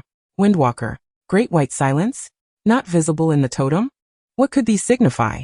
Were Firenze and Trelawney referring to her, or to the essence that coursed through her heart and veins? What was the entity that had tormented her with magical surges for years? Itakuya instinctively sensed that this might be the key to unraveling everything. What had that woman, her mother, done to her? Pondering this, Itakuya felt the urge to secretly venture into the forbidden forest. Yet the vastness of the forest left her wondering where she might find Firenze. You are not dangerous at all, you tall, ugly oaf. Itakuya's reverie was abruptly interrupted by Draco's indignant voice. Following the sound, she saw that Draco had charged to the forefront, closing in on the hippogriff with disdain. From Itakuya's vantage point, she could see the creature's fury rise at Draco's disrespect. Draco, it's dangerous, Itakuya urged urgently. Hearing her voice, Draco instinctively turned back. But by the time he looked again, the hippogriff had raised its front claws, poised to strike at Draco's head. Scabbers! Itakuya was too far from Draco, and she noticed something golden pinned to his tie. As Smog received the command, a dazzling golden radiance enveloped him, transforming into the likeness of a small dragon, which launched forth like a cannonball towards the front claws of the griffin. However, Smog was merely a whimsical trinket designed by Itakuya for entertainment, lacking any real offensive capabilities. In an instant upon collision with the griffin, he shattered into myriad golden fragments. Fortunately, he had bought Itakuya precious time. Under the watchful gaze of all, Itakuya's form shifted. In the next heartbeat, a towering black dragon, 3 meters in height, lunged at the griffin. Its velocity far surpassed that of the griffin, which barely had time to react before Itakuya sent it soaring with a single swipe of her claw, causing it to tumble through the air and crash against a nearby tree trunk, sending leaves cascading to the ground. Chapter 52. Out of control. Itakuya coiled her tail around Draco's waist, her foreclaws slightly bent, shielding him from the impending threat. With her amethyst eyes fixed intently ahead and her wings spread wide, she appeared poised to sever the griffin's neck in the next moment. Opposite her, the griffin, agitated, scratched at the ground with its foreclaws, emitting a series of low growls. Buckbeak. Hagrid rushed forward, attempting to soothe the agitated creature. Alas, the beast's primal instincts had been incited by Itakuya's animagus form. Beneath Itakuya's obsidian scales, a purple luminescence flickered. Ignoring Hagrid's voice, Buckbeak charged forward with a shriek. Yet Itakuya, evidently swifter, released her hold on Draco and, in the blink of an eye, clamped her jaws around Buckbeak's neck, her foreclaws gripping its feathers as she ascended rapidly into the sky. Itakuya. Draco could only watch as the shadow of the black dragon vanished before him. He looked up, but the sky was devoid of her presence. Initially, Itakuya had merely intended to distance the creature from Draco, but Buckbeak, a formidable flyer in its own right, was unfazed by the sudden liftoff, and attempted to retaliate against Itakuya. Struggling against her grip, Buckbeak's attempts to escape left Itakuya momentarily bewildered. This was her first encounter with danger as an animagus, Previously, she had only transformed into a dragon form to play with Draco.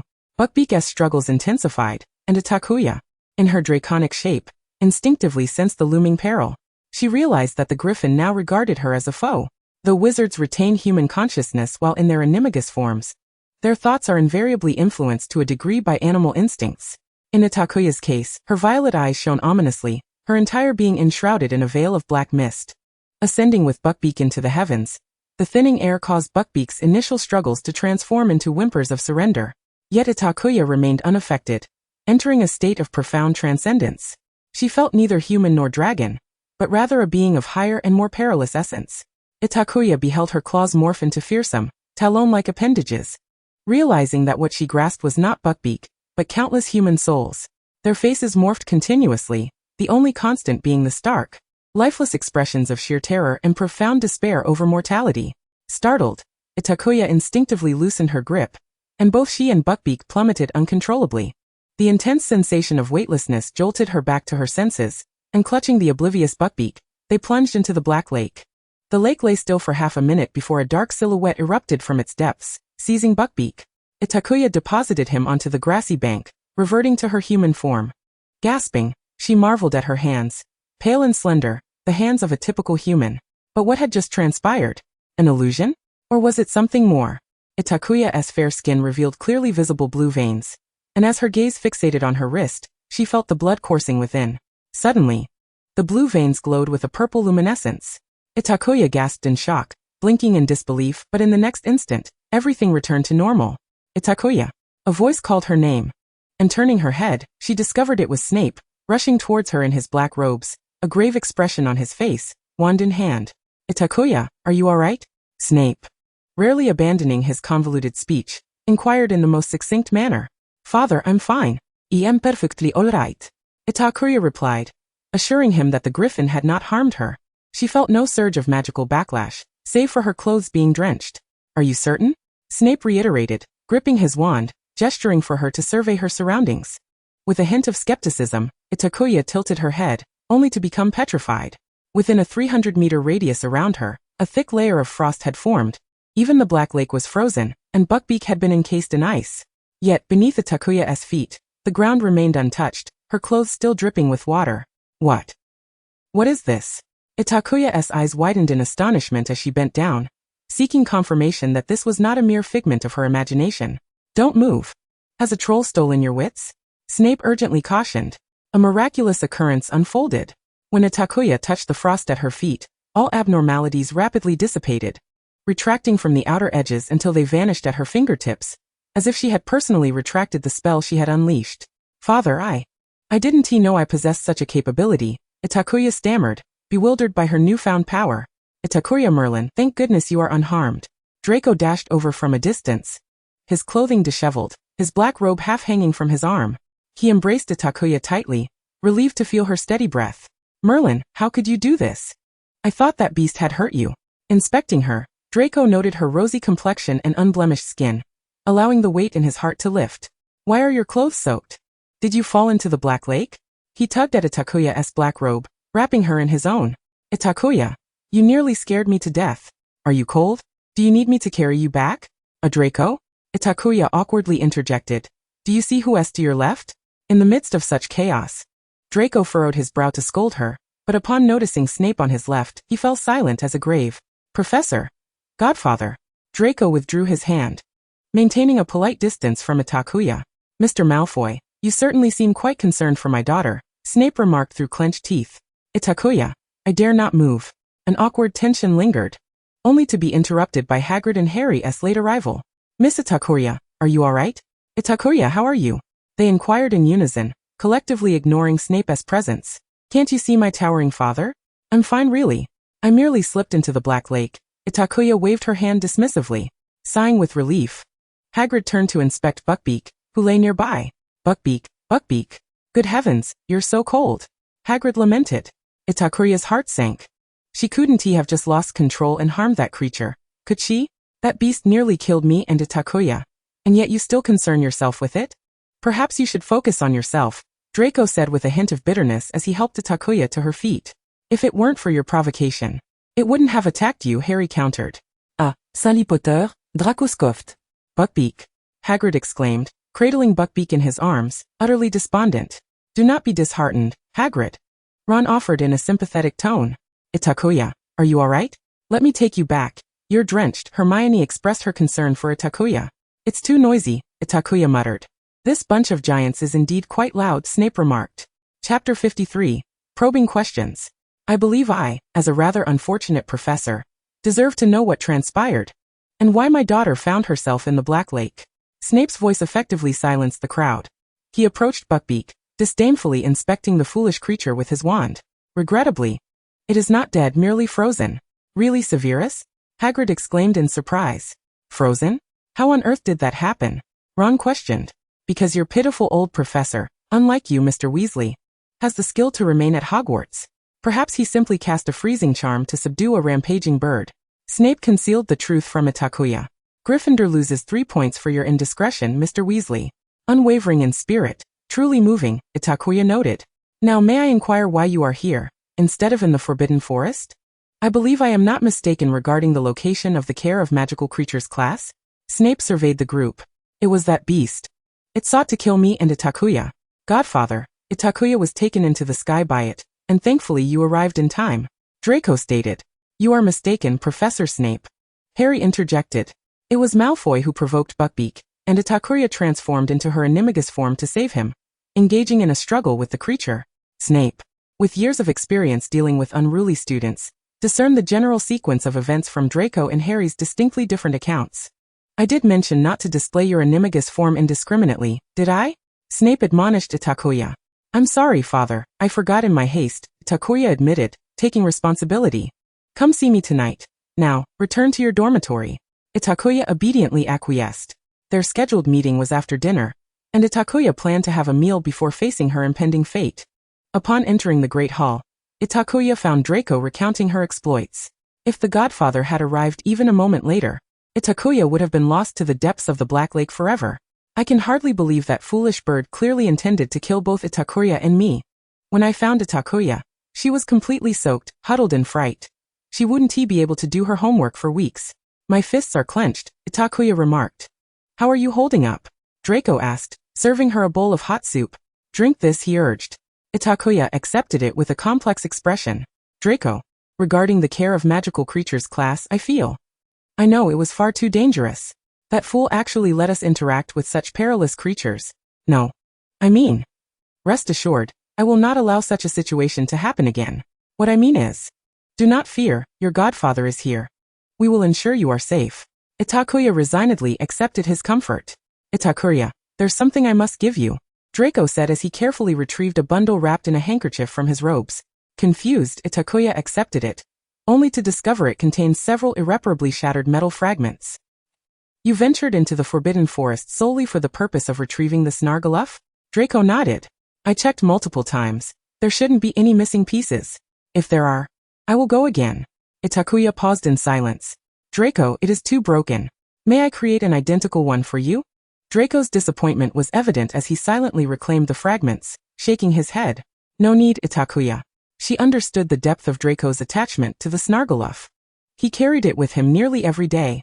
Although Itakuya recognized it as merely a mechanical toy, it had taken on a unique significance for Draco. Some possessions are cherished not for their monetary value, but for the emotions they encapsulate, rendering them priceless. Itakuya knew that even if she crafted an identical Snargaluff, it could never replace the original in Draco's heart. With a resigned sigh, she quietly finished her dinner alongside him. As Itakuya entered Snape's office, she found him engrossed in potion making. Wolfbane potion? This is quite a complex brew, suited only for those of her and Draco's caliber in potion making. For Snape, it was as simple as Draco concocting an engorgement potion. Itakuya could not fathom why Snape would waste his time. Noticing her presence, Snape gestured towards a table piled high with ingredients without lifting his eyes. Very well, standard procedure, she muttered. The Wolfbane potion required considerable time to brew, long enough for Itakuya to finish the potion on the table and move to observe Snape's process. Every wizard has their unique habits when brewing potions. For instance, Draco's movements were elaborate and graceful, resembling a nobleman enjoying a sumptuous feast. Itakuya was meticulous, ensuring no ingredient went to waste. Hermione preferred to time each step with precision in her mind. Snape was the only individual Itakuya had encountered devoid of such superfluous habits. His actions were straightforward and efficient. With impeccable timing, Itakuya often wondered if the cauldron and potion had a consciousness of their own, as they always seemed to brew perfectly under his command. She carefully observed Snape's movements, taking notes with her quill on the intricacies of his technique. She patiently awaited the completion of the Wolfbane potion, her eyes sparkling with anticipation when Snape glanced her way. "Do I need to remind you once more? Until you manage your relationship with your wand, you are prohibited from touching my cauldron or ingredients." Itakuya felt a pang of disappointment. Her wand's reluctance often led to minor mishaps during potion making. Consequently, Snape had revoked her privilege to practice potions independently after one incident where she inadvertently ruined a potion using his cauldron. "Ah, my hands are itching," she exclaimed. "Regarding today's events, what do you know? Don't tell me you are utterly uninformed."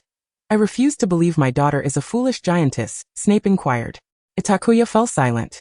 "I am a foolish giantess," she finally admitted. "When I asked you about your wand in Diagon Alley, you claimed ignorance. Last semester, when you were brought to the hospital wing due to a wretched diary, you also feigned ignorance. And now you still profess you do not know?" Snape ground his teeth. "Should I mock your ludicrous lies, or deride your tedious responses? Or do you believe your pitiable old father's mind is filled with chaff, to repeatedly trust your fabrications?" Itakuya quipped, "So my father can actually speak so much in one breath?" Chapter 54. Snape's Soliloquy. "Father, regarding the previous two matters, I did indeed conceal some truths from you. However, concerning today's incident, I genuinely do not know. All I recall is transforming into an animagus, carrying that hippogriff high into the sky, and then falling into the Black Lake," Itakuya explained, bracing herself. At the moment the incident transpired, Severus Snape was engrossed in grading assignments within his office when he beheld two non-human, winged creatures appear outside his window. Remarkably, one of them was a form he had previously encountered, his daughter's animagus shape, a black dragon. This was a transgression of the established norm that animagi could only transform into ordinary creatures, and furthermore, it was a species of dragon that did not exist within the known categories of dragons. Snape was acutely aware of the repercussions should the Ministry of Magic discover this anomaly. All that was unfamiliar and extraordinary in the realm of magic or wizardry would invariably be branded as dark magic. Especially considering his own history as a fervent follower of the dark arts and a former Death Eater, Itakuya would inevitably be apprehended by the ministry for investigation. Yet, his somewhat clever daughter seemed to have lost her senses in such matters, repeatedly flaunting her talents at Hogwarts in a bid to win the favor of a certain arrogant, platinum-haired individual. This time she had brazenly revealed her animagus form before the entire student body. Fortunately, Dumbledore had intervened just in time to prevent him from escorting his giant daughter to the Ministry's dungeons for an unwelcome visit. Snape found himself perplexed. How was it that the composed and rational potion-brewing prodigy he had evaluated in her first year had devolved into merely a girl in his presence after their recognition? Snape had little inclination to pry into others' secrets, even when it involved his own flesh and blood. Thus, despite his awareness that her experiences were far more complex than she had portrayed, he often allowed her to follow her own course. However, Snape now felt utterly misguided. He should have sought to uncover what Itakuya was concealing from the outset, rather than watching her take steps toward becoming a target of the Ministry's scrutiny. Her reservoir of magic was perpetually overflowing, her fractured soul, her extraordinary aptitude for spells, and her animagus form of an extraordinary creature, alongside her rare talent for enchanting runes that only a select few wizards possessed. Severus had scant recollection of the woman named Cyanthea. His subsequent inquiries revealed that she hailed from a small town in western England, had studied abroad, and had only returned to England a decade ago after living overseas. He remembered meeting her at a ball, yet all recollections of the events thereafter had faded from his memory, save for a vague understanding that he had engaged in something he ought not to have. At that time, he had been preoccupied with executing Voldemort's directives and later consumed with worry for Lily and her child, gradually relegating that day's events to the recesses of his mind. Little did he anticipate that he would suddenly find himself with a teenage child. As he gazed at Itakuya before him, he recalled her first entrance into the Great Hall of Hogwarts. At that moment, his attention had been diverted to Quirrell and Harry until he felt the weight of a piercing gaze, prompting him to finally notice Itakuya. She possessed the same dark hair and eyes as he, even sharing a somewhat prominent nose. Yet, it was evident that this new student was far more aesthetically pleasing than he had been at her age. This was Snape's initial impression of Itakuya, a giantess bold enough to hold his gaze during the sorting ceremony. However, he had already been somewhat aware of Itakuya's background, a pitiful orphan raised in a Muggle orphanage, devoid of a surname. Upon discovering this information, Snape could easily envision how she would be bullied by her peers, especially when he heard the Sorting Hat place her in Slytherin. The noble purebloods would surely harbor disdain for a half-blood, let alone a nameless orphan. Yet, all of this was of little concern to Snape, even as the head of Slytherin. After all, prior to Itakuya, he had witnessed far too many similar situations. If she could not find a way to survive in such an environment as Slytherin, how could she have possibly been sorted into it? Snape understood that children like her in Slytherin generally fell into one of two categories. Either they clung to a pureblood's coattails, engaging in sycophancy, or they remained silent, proving themselves through formidable strength. Naturally, the majority belonged to the former group, with only a select few embodying the latter, and Snape himself was one of those few. From his observations on the night of the sorting, he discerned that Itakuya, like himself, belonged to the latter category. Yet, as the term progressed and his observations deepened, Snape began to perceive that this girl was markedly different from his younger self. She exhibited a remarkable maturity. He had witnessed other Slytherins hurling insults at her. Yet Itakuya remained utterly unfazed. There was neither resentment nor bitterness. She appeared to exist in her own world, seemingly deaf to their barbs.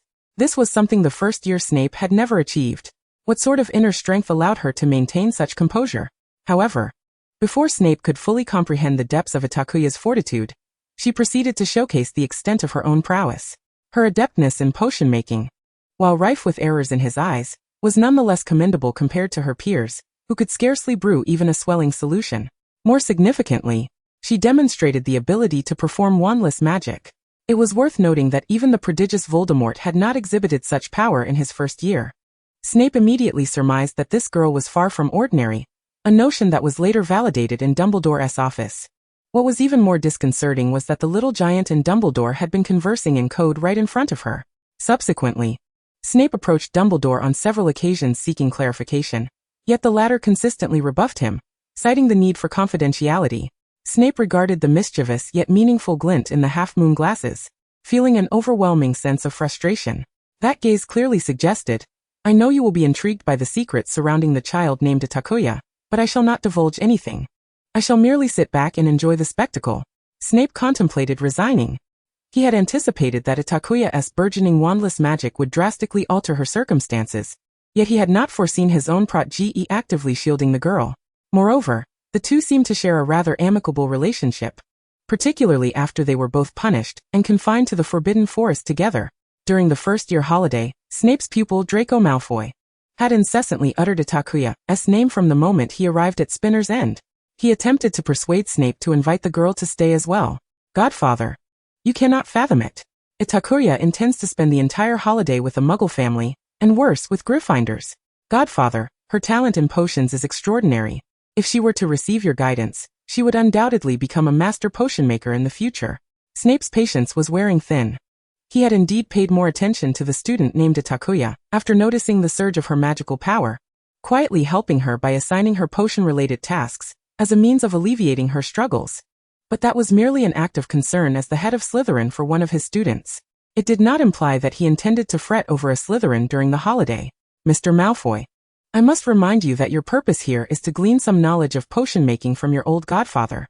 I do not have the space for you and your little friend to rendezvous." Draco's face flushed instantly, and he stammered in protest, "And no, that is not it, godfather. You misunderstand. I merely wish to win over Itakuya. Indeed, my intention is simply to gain her favor. Father insists that as a Malfoy, one must spare no effort in discovering every prodigy." Snape scoffed. "Is that so? A genius who can concoct a few simple potions and cast some rudimentary household charms with wandless magic? Draco, your definition of genius is rather superficial." "No, godfather. Itakuya is indeed remarkable. It was she who cast the spell to thwart Quirrell in the Forbidden Forest." Regret washed over Draco as the words escaped his lips. Itakuya had implored him to keep that a secret. "Is that so?" Snape narrowed his eyes in contemplation. At that time, Quirrell was possessed by Voldemort. And although Voldemort was feeble, to stop him would require a spell with considerable lethal potency. This was not something a first-year student could master. "What kind of spell was it?" Snape pressed further. Draco fell into silence. "Speak up, and I may very well agree with your definition of genius. Perhaps even allow a reunion of lovers between the two of you." With just a couple of sentences, Snape made Draco forget his promise to Itakuya. It was a spell I had never heard of, but I can assure you it was powerful. After casting the spell, Quirrell could only frantically evade.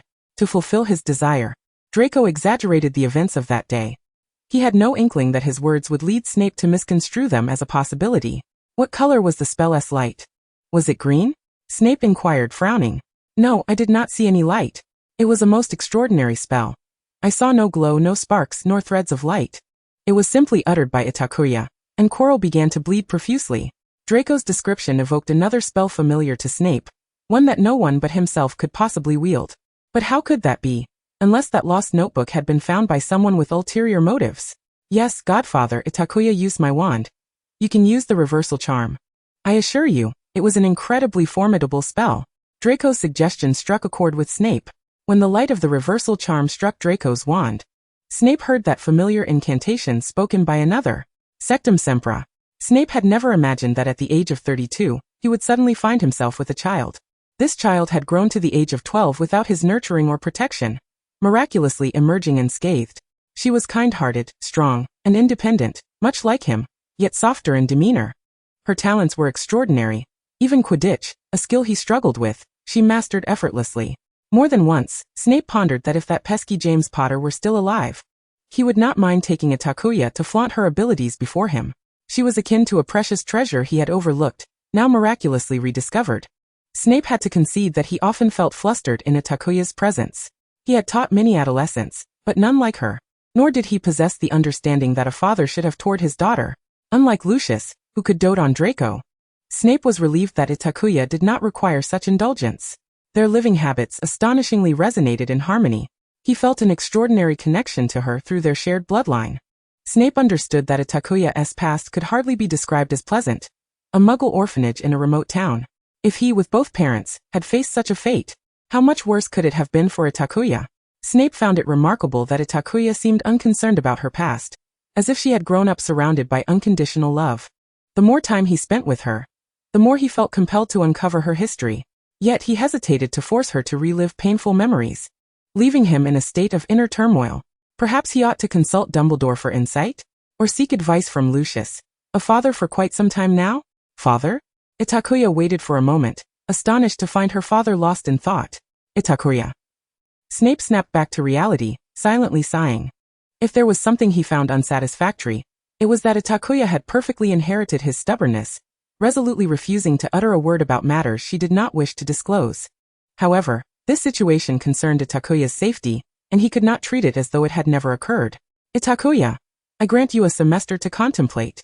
I hope to learn the truth before the term concludes.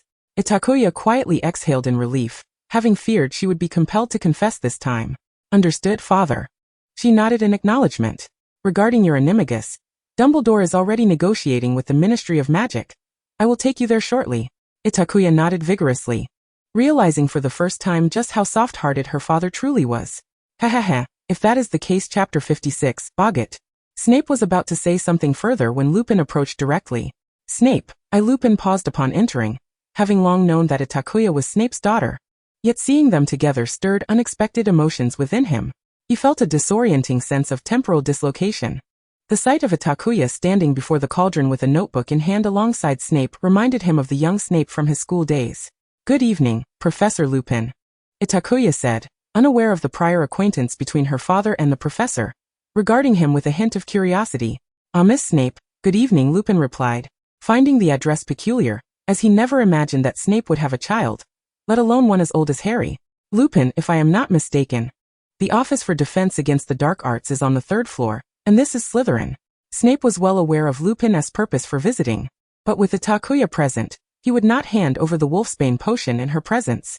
Nevertheless, he relished the opportunity to mock Lupin. Snup. I am merely here to catch up with an old friend, Lupin stated. I do not recall any memories of friendship between us, Snape retorted. In their brief exchange, Itakuya sensed the atmosphere shift, and instinctively felt the need to make her exit. Father, I shall take my leave now. Itakuya bid farewell to Snape.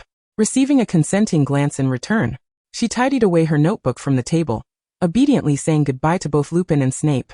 Farewell, Father, Professor Lupin. Lupin watched as Itakuya departed, suddenly wishing for a daughter of his own to play with. Take your belongings and leave my office. Snape tossed a vial of the freshly brewed potion to Lupin, then, with a flick of his wand, animated a small deer figurine on the desk, proceeding to grate a student's paper. The little deer sprang to life, gracefully leaping to the center of the table to tidy up, returning all the instruments to their original positions. Lupin found it amusing and watched for a moment, exclaiming, "Is this the little toy your daughter sent you? Quite intriguing. No wonder even Dumbledore wanted one." Snape huffed dismissively, generously clarifying, "You are mistaken. He desired a different gift." Following Snape's gaze, Lupin noticed a silver black box on a shelf against the wall. "What is this?" Lupin approached to inspect it, but as he reached out, Snape's spell repelled him. "I believe I am under no obligation to enlighten you. Now, kindly vacate the premises of Slytherin." Lupin, the Defense Against the Dark Arts class.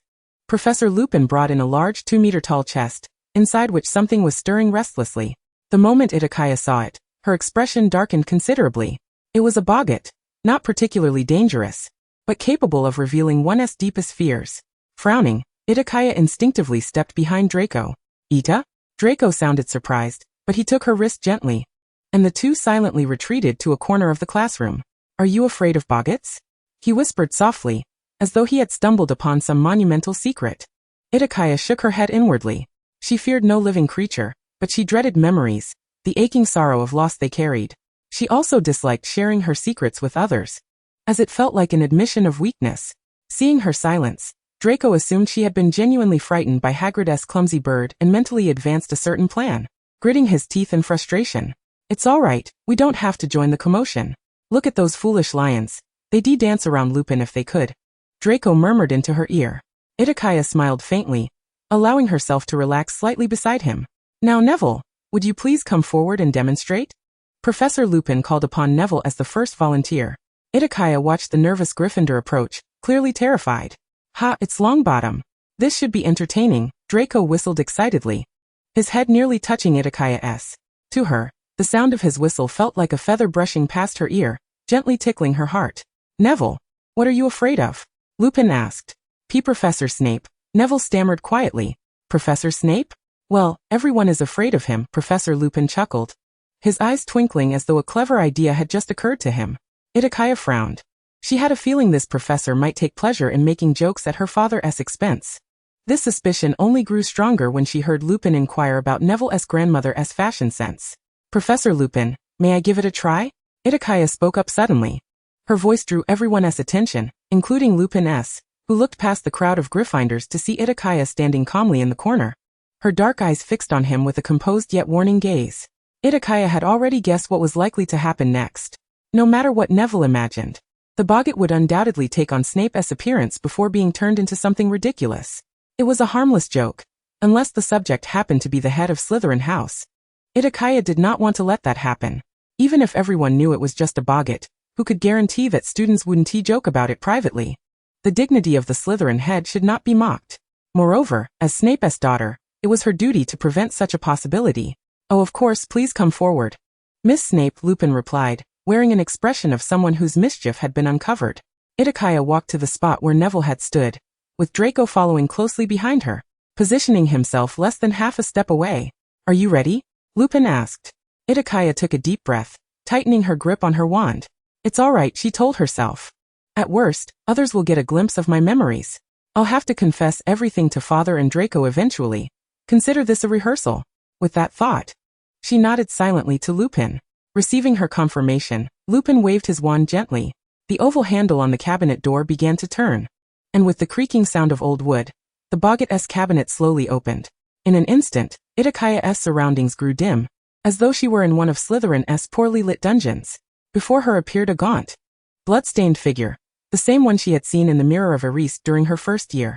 But this time, freed from the mirror's constraints, the figure was exposed for all to see. Chapter 57. My name is Itakuya. It was a girl no older than 10, emaciated to the bone, standing barefoot on the ground. She wore clothes only slightly better than those of the house elf Dobby, an oversized, faded adultess t-shirt that barely covered her body. Her arms and legs were exposed, covered in visible scars, some still bleeding.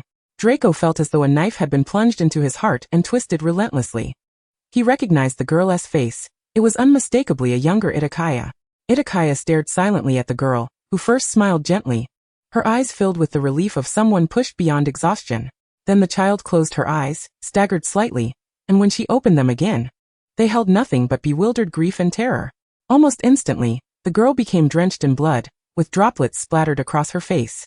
Some of the blood seemed to have trickled into her eyes, clouding one of them in a crimson haze. The girl looked down at her feet, where a woman had suddenly appeared, lying face down. A common kitchen knife was embedded in the woman's chest, and one of her hands clutched weakly at the girl's hem. Everyone, including Lupin, was frozen in horror at the scene. A faint moan broke the silence in the classroom as the woman whispered, "Vilridge Locky." Then, with an emotionless detachment, the girl pushed away the woman's hand gripping her clothes and said coldly in a childish voice, "My name is Itakuya." Itakuya. The real Itakuya and the boggart spoke the name simultaneously. Two different voices, yet equally devoid of emotion, merging together as though Itakuya had truly crossed time to converse with her younger self. Itakuya closed her eyes and took a deep breath. Just as Lupin thought she might break and prepared to intervene, Draco, who had been standing beside her, spoke up. "Ida." Draco called her name, placing a hand firmly against the small of her back. "I'm here," he said. Itakuya felt his hand like a warm source of energy, the heat spreading along her spine and flowing through her limbs. Ridiculous. Itakuya finally waved her wand.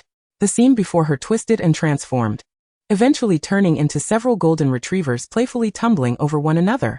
Itakuya let out a slow breath and nodded to Lupin before putting away her wand. Well done, Miss Snape. You've perfectly demonstrated how to handle a boggart." Lupin applauded, staring at her in astonishment. Itakuya, having clearly inherited her father's talent for concealing emotions, had already composed herself within seconds. She stood calmly, awaiting further instructions. "All right then, everyone, please form a line and take turns," Lupin announced. Upon hearing this, Draco immediately took Itakuya's hand and led her toward the back of the line.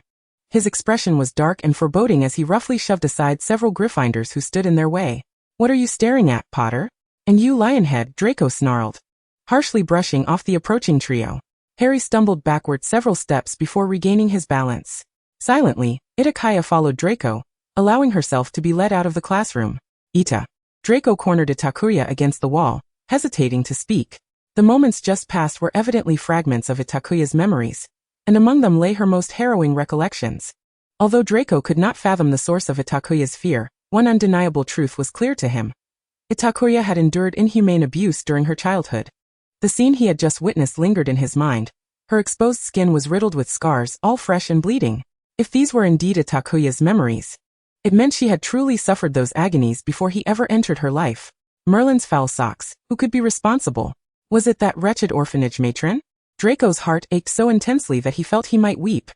He firmly grasped Itakuya's arm and rolled up the sleeve of her shirt. Itakuya's smooth arm lay bare before Draco's gaze. Amused by his bewildered expression, Itakuya retracted her arm, laughing lightly at the fact that young Malfoy was unaware of the healing charm, Reparo, which she had grown quite familiar with during a period of intense use. Upon hearing Itakuya's words, Draco's concern for her only deepened. He could not resist pulling her tightly into his embrace, wishing he could envelop her entirely within himself. The crisp scent of cedar mingled with the sweetness of green apples surged into Itakuya's nostrils, momentarily stunning her before she instinctively nestled into Draco's arms. In a secluded corner of Hogwarts, Itakuya and Draco held each other closely, their breaths mingling against each other's shoulders. The atmosphere grew charged, as two hearts, drawn near, beat fiercely in unison. Then, in an instant, they both froze in place as Severus Snape's voice pierced the moment. "What on earth are you two doing?"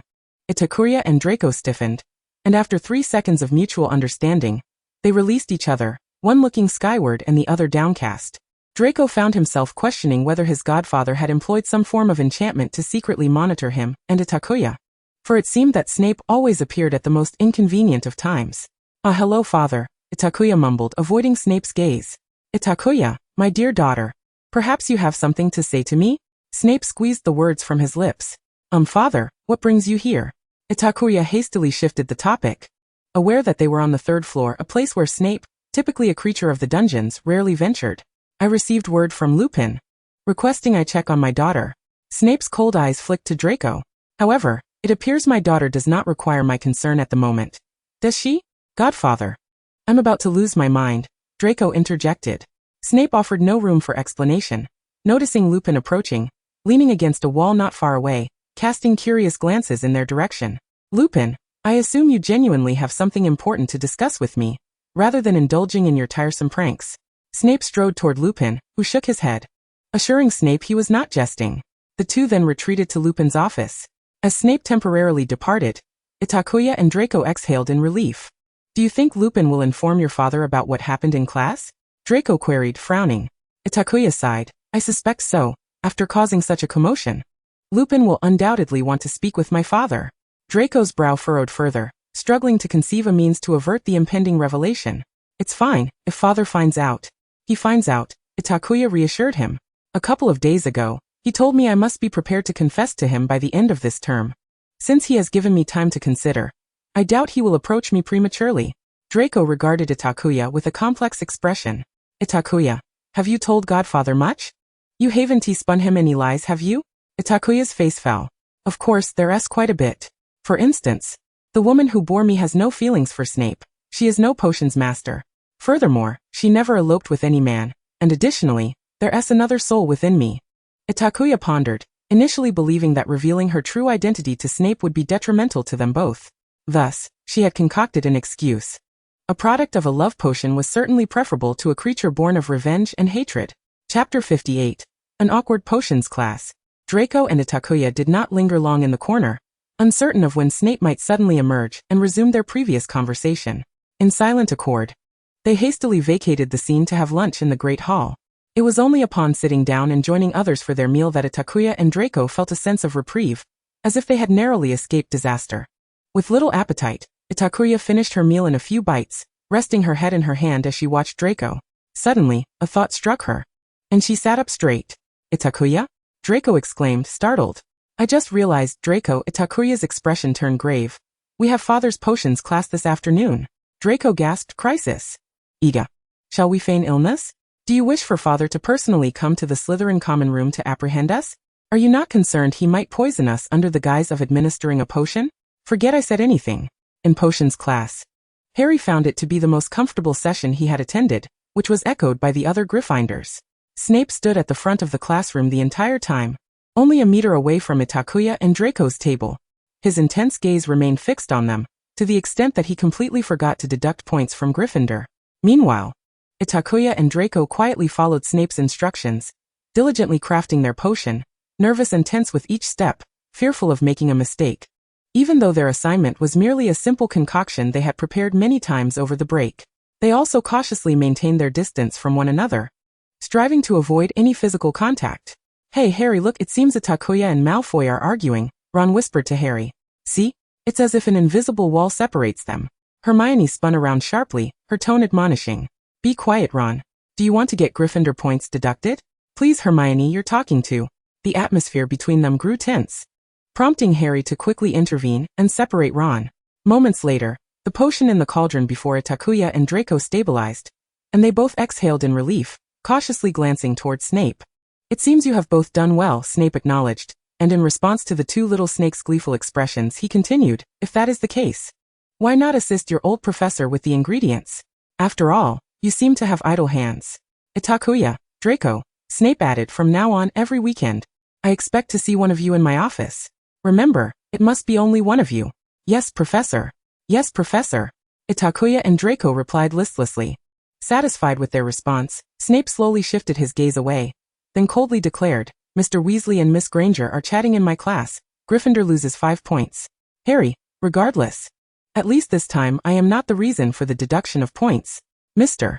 Potter lost a point for Gryffindor, due to his failure to intervene in a timely manner. Harry, the new Quidditch season is already on the agenda. Itakuya had indicated to Flint last semester that she would not continue participating in the Quidditch matches. So Flint had already found a replacement for Itakuya's position as a beater before the new term commenced. Draco had collaborated the most with Itakuya in last year's Quidditch matches, and in order to adapt to the new beater, he had to dedicate more time to practice. Therefore, regarding Snape's requirement that one of them must assist him with potion ingredients every weekend, it was mostly Itakuya who filled in for Draco. Fortunately, Snape did not seem to mind. He merely wished to keep those two brutes in check, considering his daughter was only 14. Itakuya, I will be 15 in a few months. Itakuya herself was quite willing to spend time in Snape's office, as she was currently scheming how to stealthily procure materials for a few invisibility potions without Snape's notice. Indeed, Itakuya was planning to sneak into the Forbidden Forest to inquire with the centaur about the true meaning behind her name. To ensure her plan's success, Itakuya not only spent her weekends in Snape's office, but also made a habit of visiting him in the afternoons when she had no classes to study or research her enchantment runes. Furthermore, perhaps due to the peculiar connection she shared with Snape, Itakuya had recently been plagued by the curse of Trelawney and the illusions from Hagrid's class. Regardless of what she was doing, eating or attending lessons, she could not help but be reminded of her worries by the slightest of triggers. This sensation felt as if something were perpetually entwined around her heart, suffocating her with every recollection. Yet in Snape's presence, Itakuya found solace. The aroma of his office and the sounds of his potion-making provided her with a sense of security, allowing her to momentarily escape the inexplicable dread that clung to her. Meanwhile, a certain platinum-haired gem expressed severe discontent. Itakuya, you have spent the entire week in your godfather's office, and aside from meals and classes, I hardly see you. Draco vented his frustration by stabbing at the meat on his plate. Young master, do you not also rush to the Quidditch pitch to practice whenever you have a moment? Itakuya helped him replace his plate of meat. Well, you could come to the Quidditch pitch to find me. Why must you go to your godfather's office? Draco complained. Yes, my fault. What would young Master Malfoy have me do to earn your forgiveness? Draco was pleased with Itakuya's compliance, excitedly exclaiming, this weekend marks our first visit to Hogsmeade, and I wish to go with you. Itakuya nodded, having received Snape's approval well in advance, and she was equally eager about Hogsmeade. Where would you like to go? Draco pondered for a moment, seemingly weighing the venues for their outing. I think we can start at Honeyduke's and then head to the quill shop.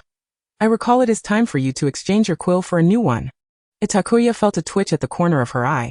Her quill was newly purchased during the holidays and had been used for only 3 months. However, in young Master Malfoy's eyes, it might already be considered worn. Then we can find a place to sit for a while. Let us go to the 3 broomsticks. The 3 broomsticks? Itakuya frowned. I've heard the atmosphere there is not very pleasant. Are you certain? We could go to the Hog's Head instead. No. I refuse to visit a place meant for children. Will you join me or not? Draco, taking advantage of his height over Itakuya, smiled down at her in mock threat. Yes, young master, whatever you say goes. When have I ever refused you? Itakuya acquiesced, thinking that once the young master actually arrived there, he would likely turn away in disdain before even stepping inside. The only issue now was that Snape had been keeping a close watch on her lately. How could she manage to sneak out for a date without his knowledge? It seemed she would need to devise a clever ruse. Chapter 59, Luna's News. Get away. You crazy girl. Keep your distance from us. A harsh voice drew Itakuya and Draco's attention, and they turned to see a lower-year Ravenclaw girl they had encountered at the beginning of the term. Luna tilted her head for a moment, then bypassed the aggressive Ravenclaw and began to eat her meal in solitude. Itakuya chuckled lightly. Even Draco could not help but comment that the Ravenclaw girl seemed just like she did in first year, as if she were deaf to the insults hurled at her. Itakuya nudged Draco's arm playfully. Well, we ought to be off. I still need to visit my father to study. The two walked side by side out of the hall, and Itakuya happened to cross paths with Luna. Hello, Luna. Hello, Itakuya. Luna's voice was ethereal and melodious, like a spring in the forest. Itakuya was deeply impressed by Luna's voice. It involuntarily reminded her of another phrase spoken in that same tone. Itakuya? Are you truly Itakuya? No, you are not Itakuya. Itakuya froze in place, feeling utterly foolish. Aside from the centaur in the Forbidden Forest, only this girl named Luna had exhibited such a peculiar reaction upon uttering her name. Would it not be more direct to inquire with Luna than the centaur? Itakuya? Draco inquired, puzzled. It's nothing.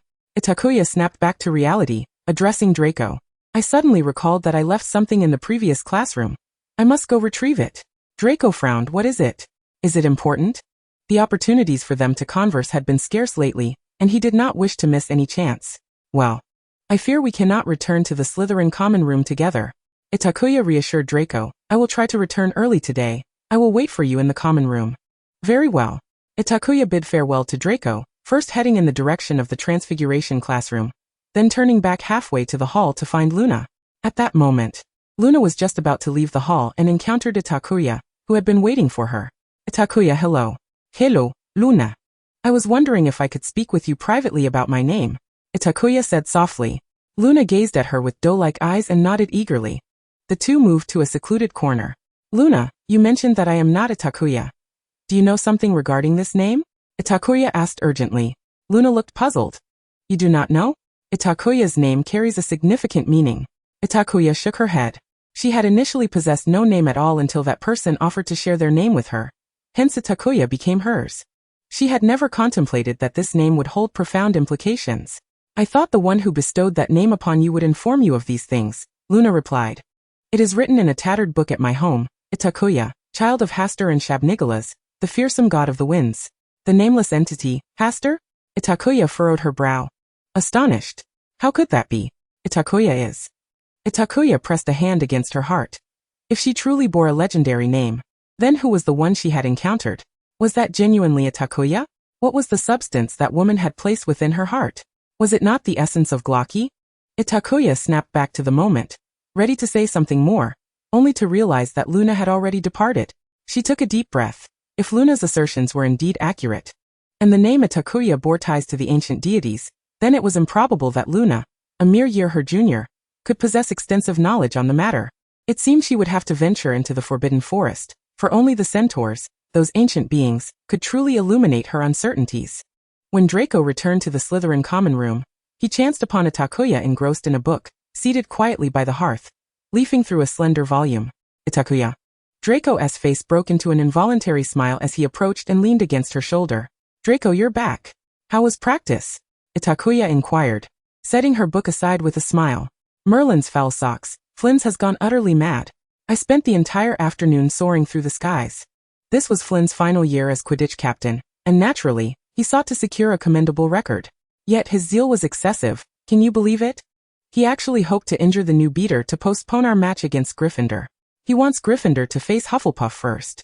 Draco's irritation flared at Flynn's apparent cowardice, questioning whether he feared Gryffindor's prowess would surpass Slytherin's. Flynn had indeed grown impatient.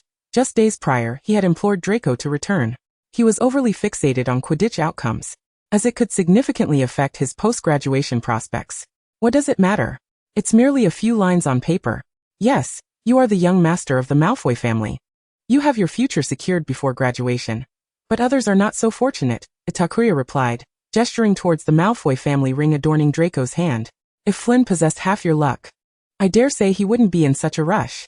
Draco found himself uplifted by Itakuya's teasing. Speaking of which, Itakuya, what are your plans after graduation? Draco asked casually, yet the fidgeting with his ring and the beads of perspiration on his palm betrayed his true emotions. I'm not certain. Perhaps I'll remain at Hogwarts as a teacher like my father? Itakuya contemplated. Draco sat up, his gaze wavering. I didn't mean that. Itakuya queried, puzzled. You know, children from pureblood families tend to be engaged quite early. Draco's voice dwindled, his discomfort evident as he averted Itakuya's gaze. He cleared his throat, adding, I meant no other implications. It's just that Blaise has been lamenting to me that his father has arranged a marriage meeting for him over the Christmas holidays. Itakuya stifled a laugh, pretending not to grasp the underlying meaning of Draco's words. Oh really? Is Mr. Malfoy also planning to arrange a match for you over Christmas? Would that mean you couldn't spend Christmas at Hogwarts with me? Of course not. My father insists I'm still too young. Draco retorted swiftly. Itakuya smiled mischievously, leaning closer to Draco's ear, whispering, it wouldn't matter. I could always abduct you. Draco. Chapter 60, The Eldritch Rulers. As night fell, Hogwarts was enveloped in an unusual silence. Itakuya stood before her bedroom window, gazing out at the pitch-black depths of the lake, where shadows occasionally flitted past. The sound of water lapping against the window was amplified in the stillness of the night. The Slytherin dormitory was adorned in hues of green, with silver lanterns hanging from the ceiling. Itakuya had not lit any candles, relying solely on her wand for illumination. In this flickering light, her complexion appeared even more porcelain-like.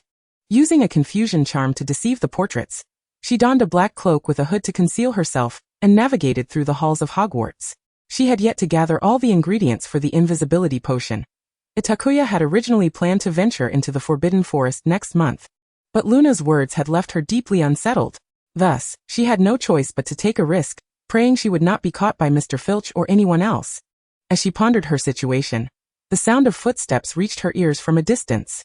It must be Mr. Filch, Itakuya thought, silently retreating behind a corner pillar.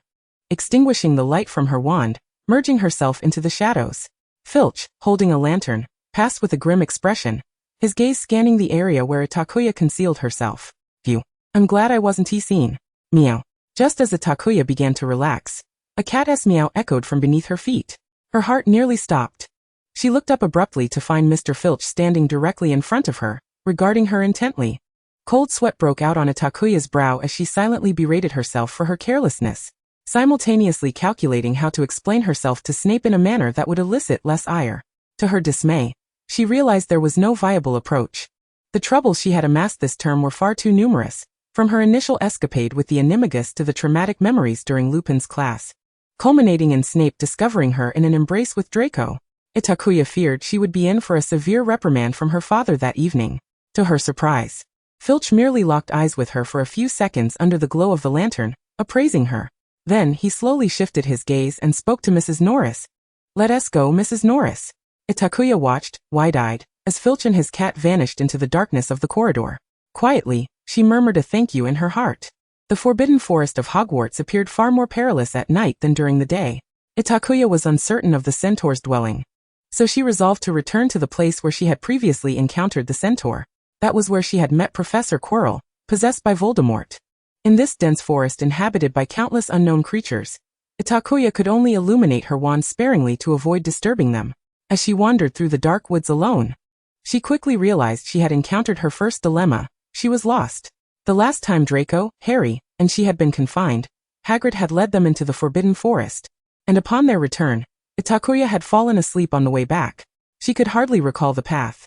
With no other option, Itakuya wandered aimlessly, resolving that if all else failed, she would transform into an Animagus and soar into the sky for a better view. "You shouldn't be here." After 2 hours of wandering, a familiar voice finally reached her ears from behind. Itakuya turned to find the centaur Firenze standing a short distance away. "This place is off limits for students," Firenze stated. "Yes, sir, but I have a compelling reason to seek you out," Itakuya replied politely. "Please enlighten me about everything concerning Itakuya." Firenze bowed his head in silence, contemplating for a moment before he spoke. "I am uncertain if revealing this to you is the right choice. You might have been better off learning of this later." This was precisely what Itakuya desired. She understood that centaurs were innate seers, revering fate and observing the capriciousness of life. Yet she also recognized that this centaur named Firenze was unlike his kin. He was more inclined to extend kindness to humans. "Mr. Firenze, this truly holds great significance for me. It is precisely why I have come to Hogwarts," Itakuya implored, locking eyes with Firenze. "Please, unveil the secret that resides within me." Firenze sighed as if conceding.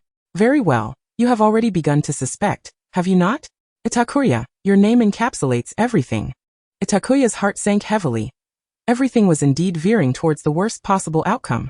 She was initially stunned upon hearing the answer, followed by a slight convulsion in her throat and neck, as if a torrent of questions had rendered her speechless, trapped within her throat, churning in a state of confusion. It cannot be. If she truly was one of the Eldritch rulers, how could she care for the fate of a mere child? Countless humans had perished at her hands. Itakuya struggled to reclaim her voice. That was not the true Itakuya. The ancient deity had departed, and all were no exceptions. Firenze continued, explaining that what once resided within her was a confluence of the lingering obsessions of the humans slain by Itakuya, a remnant that had persisted upon the corpse of the Windwalker after her demise. Gradually, that entity had even begun to wield a fraction of Itakuya's abilities.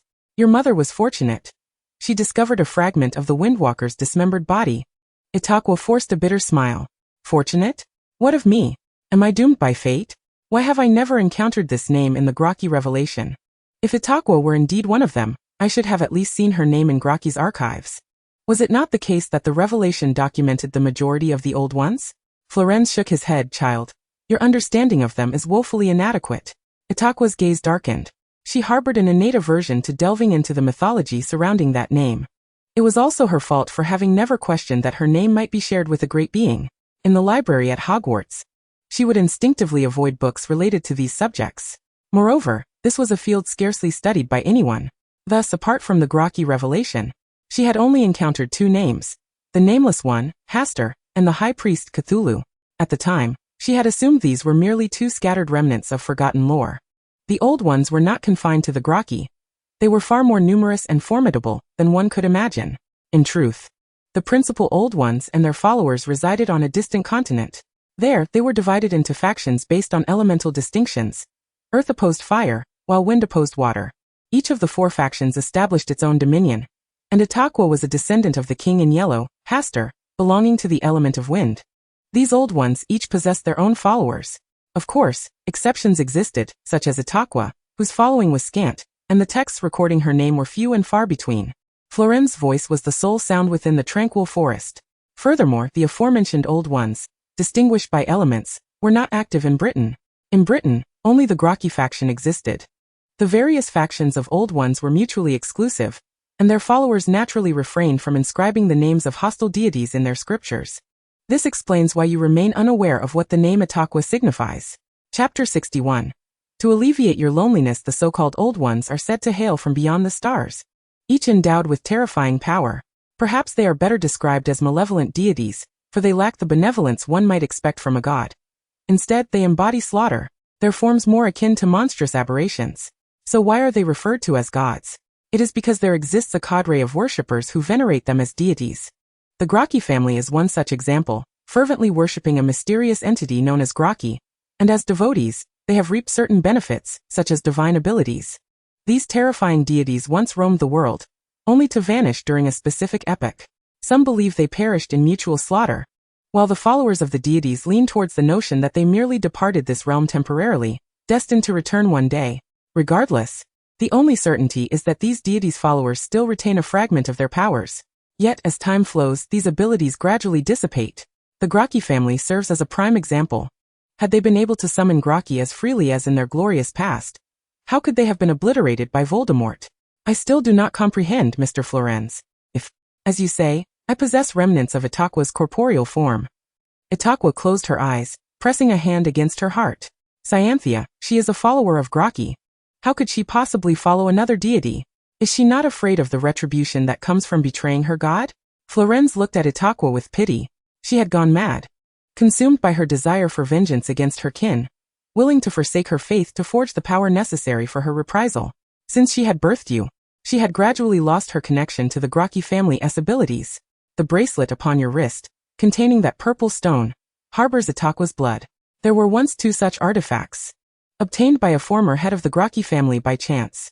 After the fall of the Graki family, the bracelet you possess found its way into the Malfoy treasury, while the other remained with Cyanthea.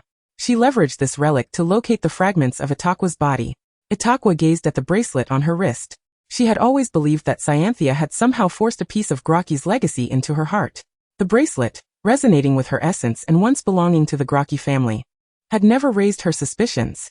She had assumed the object affixed to her heart belonged to the malevolent deity Graki.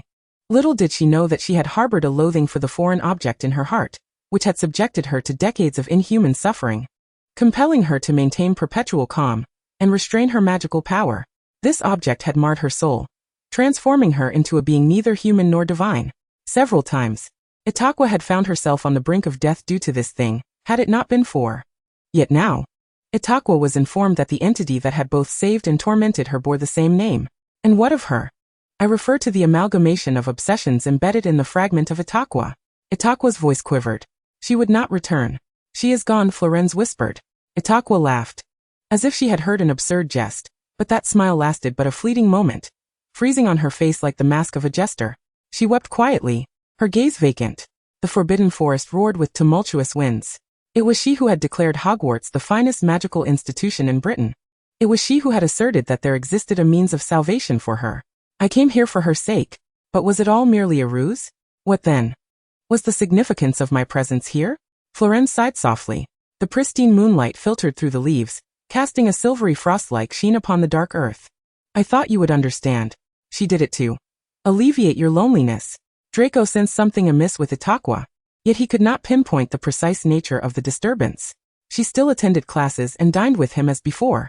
The only difference was that she no longer spent every free moment in the office of her godfather, but rather in the library at Hogwarts. This was not surprising. When Draco first met Itakuya in their first year, she was an avid bookworm, practically growing amidst the shelves. She possessed an insatiable thirst for reading every book, yet displayed little interest in delving deeply into most of their contents. It was as if she were reading with some ulterior motive. Itakuya? Draco finally spoke up during dinner, unable to contain himself any longer. You've been staring at that plate of meat for 10 minutes. Itakuya snapped back to reality. Draco, I have no appetite. No appetite? Itakuya, you've hardly eaten anything today. Draco frowned. What is wrong with you? Itakuya met Draco's worried gaze, pausing for a moment in the straightforwardness of his expression, then glanced away towards the distance. Snape was seated at a higher table. This time, Itakuya quickly averted her gaze. Avoiding disturbing Snape, she wrestled with her thoughts, ultimately making a resolute choice. Draco, there is indeed something I must discuss with you. Itakuya leaned closer to Draco, speaking in hushed tones that only they could perceive. Do you recall our arrangement to visit Hogsmeade this weekend? Of course, Draco replied, his expression one of confusion.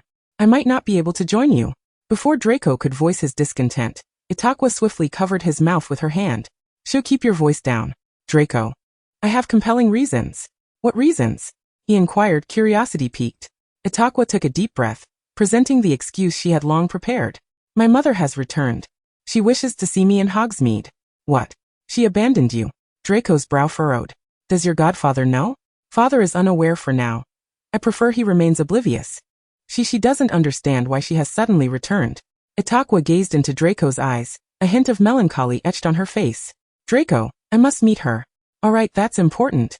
Draco nodded, uncertain of how to console Itakuya. Do you want me to accompany you? Itakuya shook her head. I'll go alone. Hermione will escort me to the meeting place. It's been years since I last saw her. It will be awkward, and your presence would only exacerbate that. Draco nodded in understanding. Itakuya added, I won't take long. You can find Blaise and head off first. Suddenly, Draco grasped Itakuya's hand, realizing why she seemed somewhat off. Itakuya, regardless of the circumstances, my godfather and I will be by your side. Itakuya's gaze fell on their joined hands, her expression complex, remaining silent. Itakuya? She lifted her head, offering a gentle smile. Yes, I know. Chapter 62, Disappearance. Weekend. The third-year students stood obediently together, ready to venture to Hogsmeade. Slytherin and Gryffindor had never been on amicable terms, resulting in the students from both houses maintaining a considerable distance, save for Itakuya. At that moment, she stood beside Hermione Granger from Gryffindor, her demeanor somewhat unnatural, continuously frowning and grimacing. Hermione was there to console her. Not far behind them, Ron stood quietly at the end of the line. The Slytherin students occupied the front of the queue, where Draco engaged in a casual conversation with Blaise. Draco appeared somewhat distracted, frequently glancing back at Itakuya. Hermione, too, stole glances in Draco's direction, occasionally displaying a hint of exasperated amusement. Everything seemed both peculiar and normal. Hogsmeade. Draco, Hermione, and Ron were taken aback when they encountered each other in a narrow alley. Malfoy? Alone? Hermione queried, puzzled. Draco's expression darkened, resembling a lion's head. You abandoned Itakuya to meet your little boyfriend? Do you even consider yourself her friend? Ha! Hermione replied, bewildered. When did I abandon Itakuya? Don't play innocent. Do you think I'm unaware? If you hadn't promised Itakuya that you'd wait for her, I wouldn't have let you accompany her to meet her mother. Draco's words were laced with anger. And now? You've left her all alone. Tell me, Lionhead, where's Itakuya? Hermione frowned. What are you talking about, Malfoy? Itakuya should be with you, right? Did she not transform into Blaise's appearance to accompany you? What nonsense are you spouting? Malfoy, don't push your luck, Ron interjected. We were helping you cover for you and Itakuya. Hermione sensed something amiss and calmly addressed Draco. Malfoy, I don't know what you're implying. Itakuya never mentioned her mother to me. Just a few days ago, she approached me, saying she wanted to go to Hogsmeade with you but feared Professor Snape would object. So she asked for my help to cover for her. She brought a polyjuice potion, claiming she would transform into Blaise and walk with you. Ron would drink the potion, taking on Itakuya's form to walk with me. Thus, to outsiders, it would appear that you were merely with Blaise, while Itakuya and I were together, preventing any objections from Professor Snape. Draco gritted his teeth. I knew nothing of any polyjuice potion. The Blaise accompanying me is truly Blaise, not Itakuya transformed by the potion. Half an hour later, Draco and Hermione finally resolved their misunderstanding. Simultaneously, they recognized a grave issue. Itakuya had deceived both parties. In Draco's understanding, Itakuya had left Hogwarts with Hermione for Hogsmeade. Hermione would accompany Itakuya to their meeting place with her mother, subsequently waiting a short distance away until their conversation concluded, before returning to Hogwarts together. In Hermione's perception, however, the notion of Itakuya's mother was non-existent. She merely acted on Itakuya's behalf to ensure her rendezvous with Draco proceeded smoothly. Prior to their trip to Hogsmeade, Hermione had persuaded Ron to consume the polyjuice potion containing Itakuya's hair, don Itakuya's clothing, and accompany her as Itakuya. She had always believed that the real Itakuya would enjoy a delightful weekend with Draco in Hogsmeade.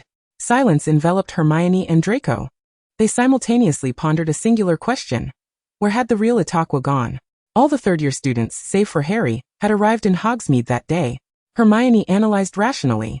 If the blaze by your side is genuine, it means Itakuya must have transformed into someone else's identity. As she spoke, she glanced at the red-haired boy beside her. And Draco understood, looking at him as well. Ron paused mid-bite. Me. Hermione and Draco quickly scoured every inch of Hogsmeade, yet Itakuya's presence eluded them. The effects of the polyjuice potion do not last long, if no one has seen Itakuya. Hermione stated gravely. It only implies that she left before the potion's effects wore off. Draco inhaled deeply, his expression icy as he silently made his way back to Hogwarts. He needed to inform his godfather immediately. Itakuya was missing. Draco hurriedly returned to the Slytherin dungeon, colliding with a similarly stern-faced Snape. Snape held a crumpled note in his hand, and upon seeing Draco, silently thrust the paper into his embrace. Draco accepted it, discovering it bore Itakuya's handwriting. It contained a brief message, seemingly left in haste. Father Draco, I am sorry. Please do not come looking for me. When I return, I will explain everything. Itakuya. Hours earlier in Hogsmeade. Unlike the other excited and curious third-year students, Ron darted into a dark alley the moment he entered Hogsmeade. He withdrew his wand from his pocket and, unnoticed by anyone, disapparated away. A few minutes later, in Diagon Alley, a figure emerged, a girl clad in black robes, her hat obscuring most of her face. Her sudden appearance drew no attention, as wizards utilizing disapparition were quite common. No one realized she was merely a girl under 15. The girl entered Leaky Cauldron, casually pulling a book from the shelf, perusing its pages before ascending to the second floor. She slipped into the secluded corner between two empty bookshelves and consumed the aging potion she had prepared earlier. Moments later, a woman in her 60s exited Leaky Cauldron. She approached Gringotts and presented her key to the goblin at the counter. I wish to withdraw everything from this account and close it, she declared. The elf cast a fleeting glance at her, silently guiding her towards the direction of the vault. He held a profound impression of this account. Each time he came to deposit or withdraw, the individual was always different. Sometimes a man, at others a woman. Yet, what did it matter to him? As long as he possessed the key, he remained indifferent to such trivialities. The vault door creaked open, revealing hundreds of gold galleons, rare gemstones, dozens of potion vials, a mountain of herbs, and a thick crimson leather notebook. Chapter 63, The Ian Manor. The elderly woman appeared to be in a hurry, hastily stuffing her belongings into her satchel, departing from Gringotts without uttering a word. She then entered the robes for special occasions shop. Seizing the opportunity while trying on garments to discreetly procure a strand of hair from a middle-aged man nearby, she slipped into a fitting room, utilizing a polyjuice potion to transform into the likeness of that middle-aged man before emerging. The man ventured into a magical commercial district beyond Diagon Alley, where the majority of the populace wore unfriendly expressions. His presence garnered little attention. Clad as he was in a black robe, his gaze cold, fitting seamlessly with the crowd. He entered the Borgin and Burke shop. Good day, sir. What can I assist you with? Mr. Borgin inquired. I seek anything capable of awakening or restoring a soul. Anything at all that could rouse a wounded, near-death soul from its slumber. Sir, what you describe sounds more akin to the effects of a potion or a curse. As you can see, I merely deal in trinkets here. The man offered no reply, merely peering at him from beneath the shadow of his dark hood. A shrewd glint ignited in Mr. Borgin's eyes. I do have something that may interest you, though it bears no relation to soul restoration. He produced a black box. This is a creation of a dark wizard who lost his beloved, capable of manifesting events from the past. And what use is that? To relive one's memories? The middle-aged man retorted impatiently. No, if that were the case, it would be no different from the pensive at Hogwarts, Mr. Borgin stated. It is said that the departed may appear in the form of a soul at the end of their memories. She is not dead, the middle-aged man warned softly. Mr. Borgin raised an eyebrow. It seems, dear customer, that you have no need for this item. The shop fell into silence for a good 5 minutes. The middle-aged man seemingly embroiled in an intense internal struggle. Ultimately he relented. I shall take it. Choose what you wish from here. He poured out all his galleons and gemstones from his bag, the golden gleam contrasting starkly with the shop's somber tones. No, my dear customer, this is insufficient, Mr. Borgin's eyes narrowed, fixating on the man's wrist. I require what adorns your wrist. The middle-aged man instinctively clutched his right wrist, witnessing a sly smile spread across Mr. Borgin's face. This time, he remained silent for an extended period, ultimately withdrawing the bracelet and placing it upon the table. Do not sell it for now. I shall redeem it with something of greater value. Mr. Borgin pondered before responding, Very well, dear customer.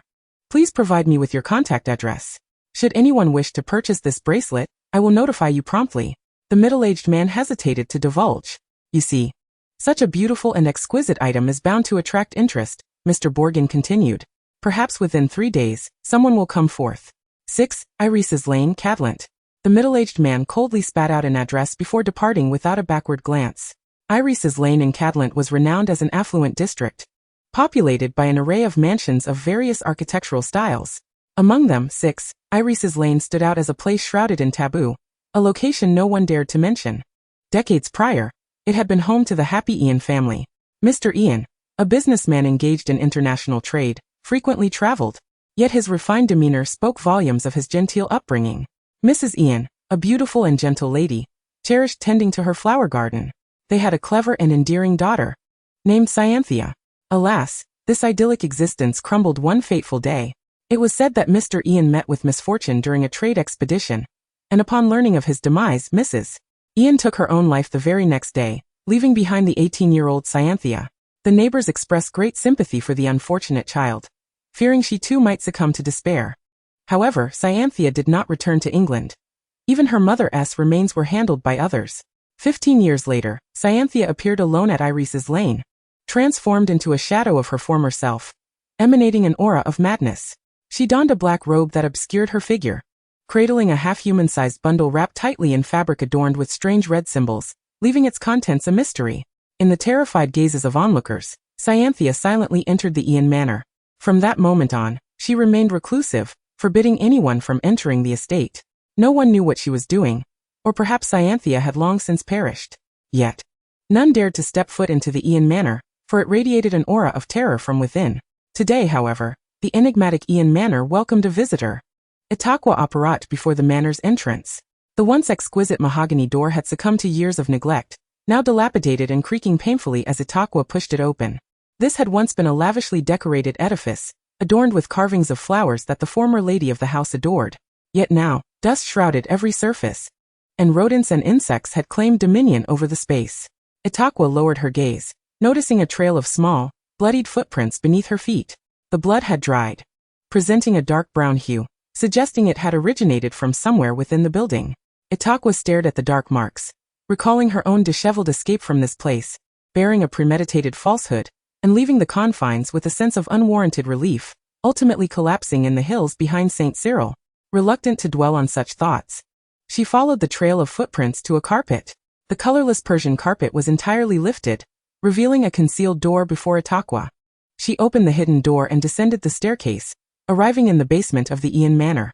Here not a single light flickered, and the air was thick with an unsettling scent.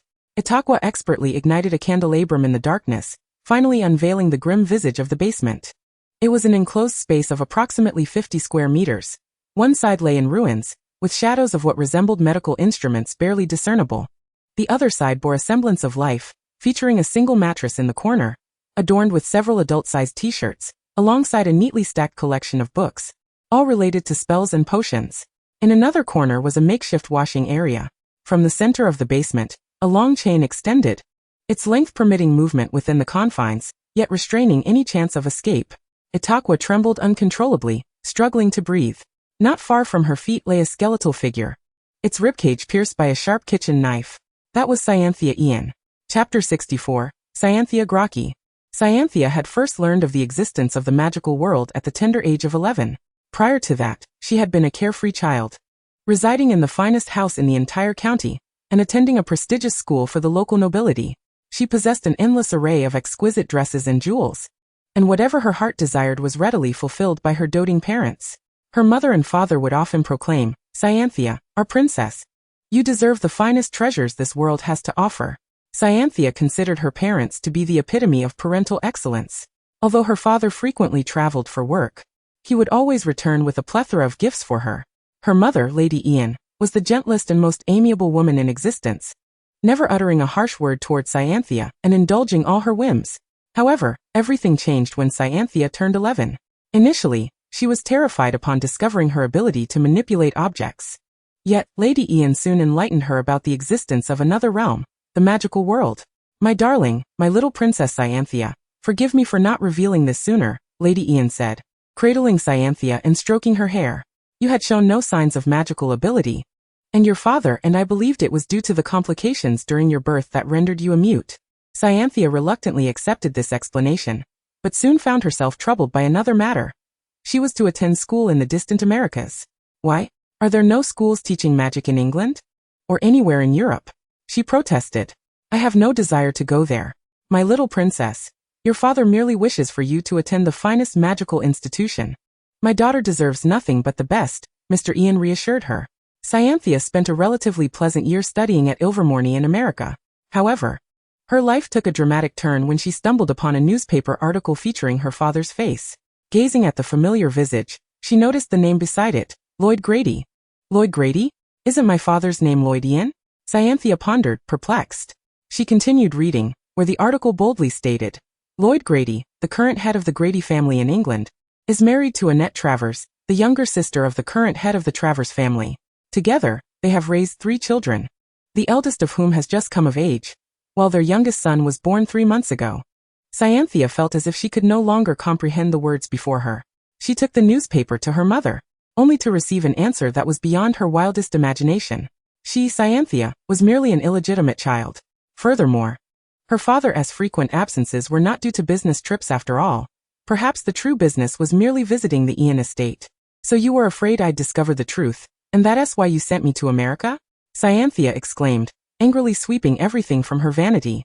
Cyanthea, you must understand. Your father truly loves us, Lady Ian defended. But I am an illegitimate child. What will others think of me? That won't matter, my darling. Lady Ian approached and embraced Cyanthea. No one will ever know. The Grady family seldom appears in the public eye, especially with you so far away in America. Does that mean I must live in America forever? What will happen when I grow up? Will I have to live my life under the Ian surname? Why can't I be Cyanthea Grady? Lady Ian was at a loss for words, only able to soothe her daughter softly. Cyanthea. The name Grady does not carry good fortune. Once you acknowledge the Grady name, you must serve it eternally. It? Cyanthea questioned, bewildered. Lady Ian realized she had misspoken. But Cyanthea seized upon the flaw, grasping her mother's hand and crying while pleading. Lady Ian, overwhelmed, had no choice but to tell her daughter about the dark god Grady. However, Lady Ian could not have anticipated that instead of being deterred by the tale of the malevolent deity, Cyanthea would be consumed by a near-manic desire. She yearned for power, for Grady's strength, to prove to her father that she and her mother were deserving of his favor, rather than Annette Travers. Perhaps it was indeed the inheritance of her father's bloodline that spurred her on. Through her studies in America, Cyanthea gradually uncovered all there was to know about the dark god. She secretly taught herself the family's arcane secrets, even awakening a talent more exquisite than her father's. She did not require the power of the Grady revelation. Her unwavering faith alone allowed her to momentarily summon the shadow of Grady. Elated, Cyanthea felt her years of effort were finally bearing fruit. She envisioned the surprise she would bestow upon her father after graduation, and how she would boldly lead her mother into the Grady estate. Yet, this beautiful dream shattered when Cyanthea turned 18. The Grady family was obliterated. Her father, the one who had always showered her with affection and gifts, fell victim to the hands of a man named Voldemort. Her mother, too, had perished indirectly because of him. In an instant, Cyanthea lost her parents, leaving her utterly alone. No longer would anyone call her my darling. No one would bring her gifts. She was bereft of a home. Yet, Cyanthea was denied even the right to grieve. Her mother's dying message instructed her to remain hidden in America and never return. She could not even bid her mother a final farewell. Cyanthea sat silently in her room for 3 days, a torrent of mad hatred surging from within her, consuming her soul with an inferno of rage. She resolved to grow stronger, to attain power, to seek vengeance. Clutching the purple crystal bracelet, a gift from her father for her 18th birthday, sent before his untimely demise, she bit her lip until it bled, silently vowing to herself she would obtain the dark goddess power. Henceforth, Cyanthea took a leave of absence from her studies, dedicating all her energy to uncovering the traces of the divine. Eventually, she unearthed what she sought in the perpetually snow-clad forests of eastern Canada. It was a collection of twisted human forms, frozen into grotesque masses of blood and flesh. At the core lay a palm-sized piece of mysterious black substance, glimmering with an otherworldly black-purple light, as if it still possessed vitality. Cyanthea intended to extract only that black fragment, but when she attempted to do so, She was nearly strangled by an inexplicable wind. The object formed a symbiotic relationship with the dead bodies surrounding it. Chapter 65. The Fallen Soul. By the end of 1979, Cyanthea returned to England with that object. In her relentless pursuit of the Dark God's secrets, she had spent nearly 5 years wandering through desolate places, losing the beauty she once possessed. Her skin had turned sallow, resembling a withered orange, and her hair lay like dry straw. Cyanthea had transformed from a pampered young lady into a foul-smelling madwoman. Her eyes were glazed with madness. After so long of research, Cyanthea was no longer satisfied with merely gaining the Dark God's pity. She sought to create a Dark God of her own, one that would be at her command, if only she could harness a fraction of the old God's power. To achieve this, she required a newborn Grady. Only the blood of a devotee could naturally resonate with the ancient God's might, enabling the maximum potential to wield such overwhelming force. Only a nascent life could be easily manipulated, and Cyanthea happened to be the last remaining scion of the Grady lineage. At a grand ball, Cyanthea intended merely to infiltrate and gather intelligence. She had been away from England for far too long and needed to acquire as much information as possible. She disguised herself as a young lady from an esteemed American noble family, employing the ancestral secrets of the Grady lineage to maintain her appearance as an 18-year-old, engaging in conversation with other pure-blood maidens under the name of Cyanthea Ian. Initially, Cyanthea was merely indulging in light banter with a fellow pure-blood maiden on the verge of matrimony, when she caught sight of a tall man clad in black robes. His hair somewhat greasy, his prominent nose and icy demeanor rendered him utterly incongruous amidst the vivacious festivities of the gala. He entered the ballroom with a frigid detachment, secluding himself in a corner, eschewing interaction with anyone, as though his presence was merely to fulfill some obligation. "Who is he?" Cyanthea inquired. "Severus Snape, merely a half-blood. Had he not been favored by that esteemed lord, his lineage would scarcely warrant his presence here," came the disdainful reply.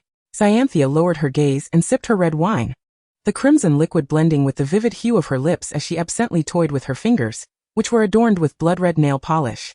She regarded Snape with a sidelong glance. A Death Eater? Or perhaps a subordinate of that esteemed individual. So he must be quite formidable then? Indeed. It was said that he possessed remarkable talent in potions and dark magic, and he was rumored to have even created numerous spells. Cyanthea's excitement bubbled forth in a smile, akin to a scorpion that had just discovered its prey. Snape, however, had little interest in such matters. Had it not been for Lucius hosting the gala and his persistent invitations, he would have never set foot in such a place. He would much rather dedicate his time to the study of dark magic. In truth, Snape was profoundly troubled. He had recently relayed a prophecy he overheard to the Dark Lord, a prophecy that was far from clear, as both Mrs. Longbottom and Lily's child seemed to fit the criteria.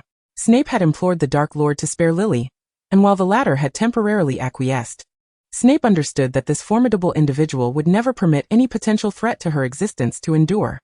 He pondered that should the situation become dire, he would have no choice but to seek assistance from Dumbledore. Yet he was uncertain what kind of price the astute and greatest white wizard would demand. Nevertheless, he was resolute in his determination to protect Lily. Finding the gala unbearably dull, Snape concocted an excuse to depart, seeking solace in the estate's courtyard. He was unaware that shortly after his departure, a lady had also slipped away from the festivities. Cyanthea maintained a prudent distance from the man, cognizant of his heightened vigilance. So she refrained from approaching too closely. She concealed herself behind a nearby flower bed, producing a dagger to slice her wrist. An ancient and ethereal incantation flowed from her lips. Mere seconds later, a palm-sized creature materialized before her. It resembled a slug, its body adorned with slender metallic spines, and 3 antenna-like appendages sprouted from its head, each tipped with a yellow eye that appeared grotesque. Beneath its eyes lay a thick, serrated mouth. Cyanthea reverently kissed one of its appendages, softly uttering the words of enchantment. "O great master, may that individual be temporarily rendered a puppet under your control." The creature, responding to Cyanthea's entreaty, swiftly positioned itself behind Snape, driving its spines into the base of his neck. Snape felt a sharp pain in his nape, before succumbing to unconsciousness, his head drooping as he stood in a daze. Cyanthea approached, lifting the man's chin, satisfied by the vacant look in his eyes. "Take me to your home," she commanded. And Snape, with an empty gaze, transported her to Spinner's End via apparition. The following day, Cyanthea had reverted to her original appearance, leaning against the window as she gazed at the unconscious man on the bed, his naked form revealing the dark mark on his arm. Cyanthea drew her dagger, pressing it against his throat. Her eyes were icy. She longed for vengeance. Yet the moment was not ripe. She lacked the means to confront Voldemort's might. And should the Dark Lord discover that one of his favorite subordinates had encountered misfortune, Cyanthia's cover would be at risk.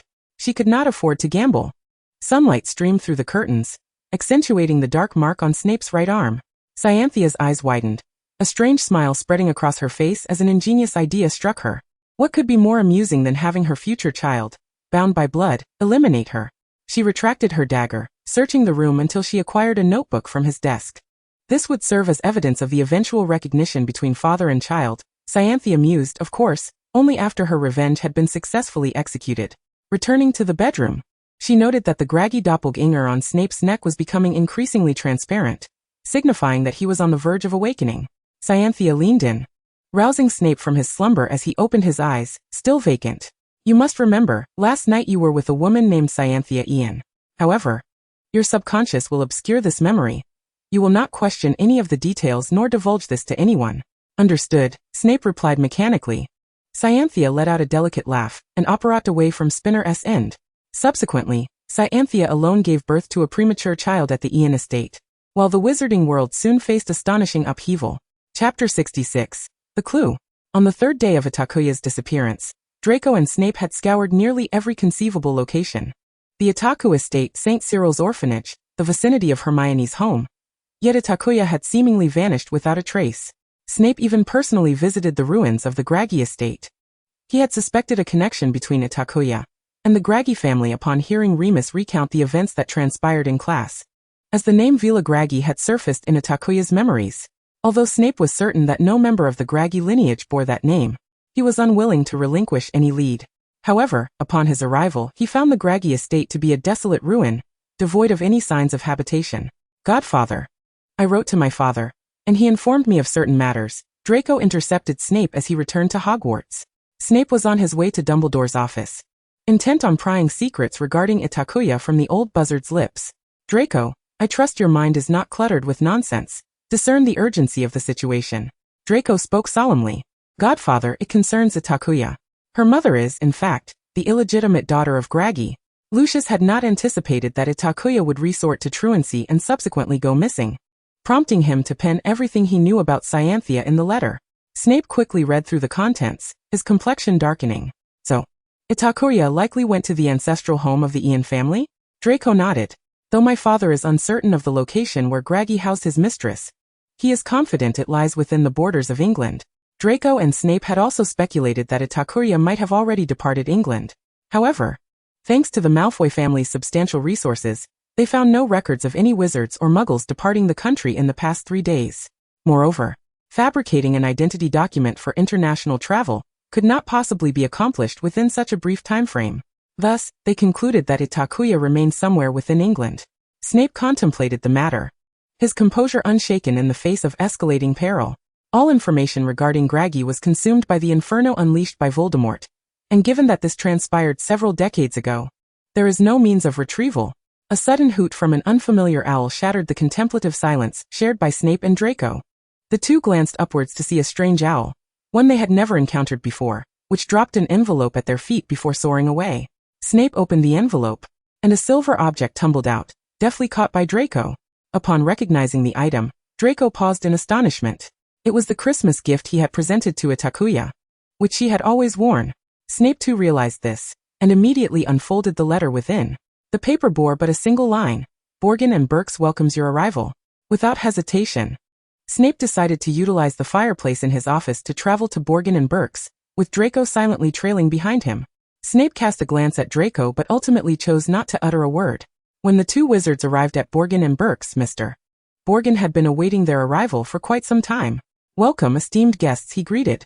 Spare me your tedious pleasantries. Where is my daughter? Snape retorted. Mr. Borgin smiled. 200,000 galleons, along with 5 vials of high-grade potions crafted by the Master of Potions. Upon seeing the middle-aged man disguised as Itakuya, Mr. Borgin harbored a flicker of doubt. The object on Itakuya's wrist had previously been brought to him by Lucius for appraisal, making him acutely aware of its value as a Malfoy family heirloom. He recalled that during the last visit from Mr. Malfoy and his son, another girl's name had been mentioned, rumored to be the daughter of Slytherin headmaster, Mr. Snape. In truth, the item Mr. Borgin had given Itakuya was of little worth. merely a trinket of no interest, and Itakuya's resources at that time were sufficient to cover the cost. However, the astute Mr. Borgin soon recognized a lucrative opportunity. He deliberately retained the bracelet and concocted an excuse to extract an address from Itakuya. Over the ensuing 3 days, he indeed learned of the young Malfoy and Slytherin headmaster seeking someone. Deal.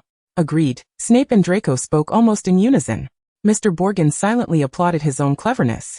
3 mornings ago, a wizard clad in black robes purchased an item from me. She left this bracelet as collateral, and for convenience of contact, also provided an address. No. 6 Iris Lane, Cadlant County. Standing before the dilapidated Ian Manor, Snape remarked, "Godfather, this place appears to have been abandoned for quite some time." The estate before them was in a state of disrepair, with overgrown vegetation in the yard, exuding an aura reminiscent of a haunted house. Yet Snape did not overlook the fresh marks on the doorknob. The two entered in single file. "Ida, Itakuya," Draco called out, his voice echoing within the empty structure. No one answered. Snape, displaying greater calm and composure, immediately noticed the traces on the floor, which led him to a concealed door descending to the basement. "Draco," Snape gestured. As they descended the stairs, they were assaulted by a thick, acrid stench of potions that made them frown. "Itakuya." Upon spotting the figure in the center of the basement, Draco exclaimed, his heart, which had been in turmoil for the past 3 days, finally eased. "Itakuya, have you lost your mind? How dare you deceive me? What are you doing? Are you all right?" Itakuya knelt in a corner of the room, a steaming cauldron before her. Surrounding her were scattered ingredients and books, while an open notebook lay to her right. Her hair was disheveled, dark circles under her eyes were prominent, and her lips were chapped, indicating a prolonged lack of rest. Itakuya heard Draco's voice but did not exhibit shock. Her entire focus remained fixated on the potion before her. Draco attempted to pull Itakuya to her feet, but Snape restrained him. Snape picked up the notebook beside Itakuya and briefly perused its contents. The notes contained several spells and 2 potion recipes. Snape quickly deduced that these pertained to soul restoration and awakening those in slumber. Itakuya must have transcribed them from an unknown source. The first 4 were heavily crossed out, leaving only the final potion recipe. The soul restoration potion was a formula he had developed over the past 2 years, and had not yet made public. As it was still in the refinement stage, it was likely that Itakuya had stumbled upon his research in his absence. This potion was designed to facilitate the gradual recovery of a damaged soul. Snape gazed silently at Itakuya's cauldron. Her concoction was a disaster, far beyond her skill level. With unstable magical output and excessive stirring, this was arguably the worst potion Itakuya had ever produced. Under normal circumstances, Snape would have berated her mercilessly. "How did you find me?" Itakuya finally uttered her first words, her voice hoarse and alarming. "You still have the presence of mind to be curious about that? You dared to leave without a word. Do you have any idea how long your godfather and I have searched for you?" Draco huffed. "Borgin and Burks," Snape replied tersely, unusually refraining from anger. "It seems I was right to wonder if informing that old man would pose a risk," Itakuya mused with a self-deprecating smile. She ought to have been more cautious, rather than allowing her attachment to the bracelet to cloud her judgment. In that moment of distraction, the potion before her emitted an unpleasant odor. Itakuya hesitated, overwhelmed. "Are you attempting to brew a poison to end your own life?" Snape scoffed, casting a cleansing charm on Itakuya's cauldron before transforming nearby objects into a large table. Snape took Itakuya's cauldron, not sparing her a glance, and coldly instructed Draco, "Come help your old godfather with the ingredients." However, Draco hesitated. "Hurry," Snape urged. With Snape's direct involvement, the efficiency and quality of the potion increased significantly. 2 hours later, a freshly brewed potion was placed into a vial. Throughout the ordeal, Itakuya stood in the corner with her arms crossed, her head bowed, lost in thought. As she approached to seize the vial, Draco hurriedly intervened. "You're insane. This is still an incomplete potion." Though Draco had great faith in his godfather, he could not allow Itakuya to become a test subject. "Don't stop her, Draco," Snape sneered. "She has done this before." Indeed, Snape could detect the lingering scents in the room, remnants of countless potion brews. He surmised that Itakuya had likely exhausted all methods, and was merely reluctant to acknowledge a certain truth, thus repeatedly concocting the final soul restoration potion. This reckless creature truly possesses audacity, daring to consume an incomplete potion as if it were a meal. "What?" Draco asked, bewildered. Itakuya gave Draco an assuring expression and downed the potion in one gulp. A torrent of magical energy surged through her, and Itakuya felt as if she were submerged in cool spring water, the soothing sensation causing her to relax her furrowed brow. She closed her eyes and waited for several minutes. Yet, the miracle she had hoped for did not materialize. Snape stood to the side waiting, while Draco noticed something amiss with Itakuya, furrowing his brow as he watched her intently. The potion would take effect the moment it was consumed. No amount of waiting would alter that reality. Finally, unable to contain himself, Snape spoke up. Itakuya lowered her head, enveloped in silence. Trelawney's prophecies were sometimes eerily accurate. Itakuya's body began to tremble. Snape understood what she was about to endure, having experienced it himself. Yet he had to steel his resolve to help Itakuya face this truth, rather than allow her to continue in self-deception. It was his duty as a father. The item you took from Borgin and Burke's, you haven't used it yet, have you? Snape whispered. Itakuya was on the verge of collapsing, but Draco was there to steady her just in time. She was afraid to open the black box she had received from Borgin and Burke's, for doing so would mean acknowledging that person's death. Even though she rationally understood that it was highly probable, yet she stubbornly refused to believe it, preferring to confine herself in this basement, repeating her potion making. Open it, Snape urged, his voice tinged with sorrow as he levitated the black box to Itakuya. Do not be afraid. Draco and I will remain here. Itakuya clutched the box tightly, shaking her head in tears. Snape did not rush her. He simply waited silently for her to come to terms with it. Draco felt Itakuya trembling more violently in his arms, her grip on the box faltering. Yet, the young Malfoy instinctively felt that what the Godfather was doing was right, even if it caused Itakuya great anguish. With no other recourse, Draco could only hold Itakuya tightly. Itakuya wept uncontrollably, but ultimately opened the black box. As soon as the box was unsealed, a cloud of ash-gray gas surged forth, enveloping the small basement in swirling mists. Moments later, the fog coalesced into black and white images, eerily yet harmoniously cloaking the environment. The once ruined space transformed into a small operating table, with various medical instruments arranged on a nearby shelf. In the far corner loomed a massive black silhouette, obscured by the dark mist, rendering it indistinct. Upon closer inspection, everything was merely a translucent shadow, and the source of its creation was a small piece of black matter, suspended in midair.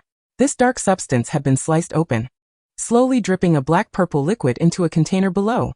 Just as Draco was about to discern what it truly was, Cyanxia's figure hurriedly passed through his line of sight. She cradled a frail infant, no more than 6 or 7 months old. She placed the sleeping child on the operating table, carefully extracting a small amount of the black-purple liquid from the corner container. After diluting it, she injected the liquid into the infant's veins. The child began to wail violently the instant the substance entered her body, her form illuminated by a bizarre purple glow. A fierce wind whipped around the infant, reddening her face. Yet Cyanxia remained unfazed by the child's cries. Instead, she appeared exhilarated. She secured the child to the operating table, preventing any significant struggle, and began documenting the proceedings. Throughout it all, the child emitted heart-wrenching sobs, too young to express her suffering in any other way. Regrettably, her anguish went unacknowledged. Snape and Draco felt their hearts clench as they witnessed the scene, both wearing grim expressions. Meanwhile, Itakuya watched with a calm demeanor. This horrifying ritual repeated numerous times until, by the time the child turned 2, the black substance ceased to produce any more liquid, having filled the young Itakuya's body with all it had. She was imprisoned in the basement, only to be visited by Cyanxia during mealtimes, when she would be fed an unrecognizable paste. During all other times, Itakuya remained curled up on a mattress in the corner. She languished in constant agony, dazed and tormented by the overwhelming magical power coursing through her, while the basement was often left in disarray by an unseen wind. On several occasions, she was driven to the brink of death, coughing up blood due to the relentless magical pressure. Yet Cyanxia, employing some arcane sorcery, managed to revive the dying Itakuya. Chapter 68. The past resurfaces too. Itakuya had no memories of her childhood. All she recalled was an abyss of suffering. The overwhelming magic that did not belong to her inflicted a relentless pain, as if her body were about to burst.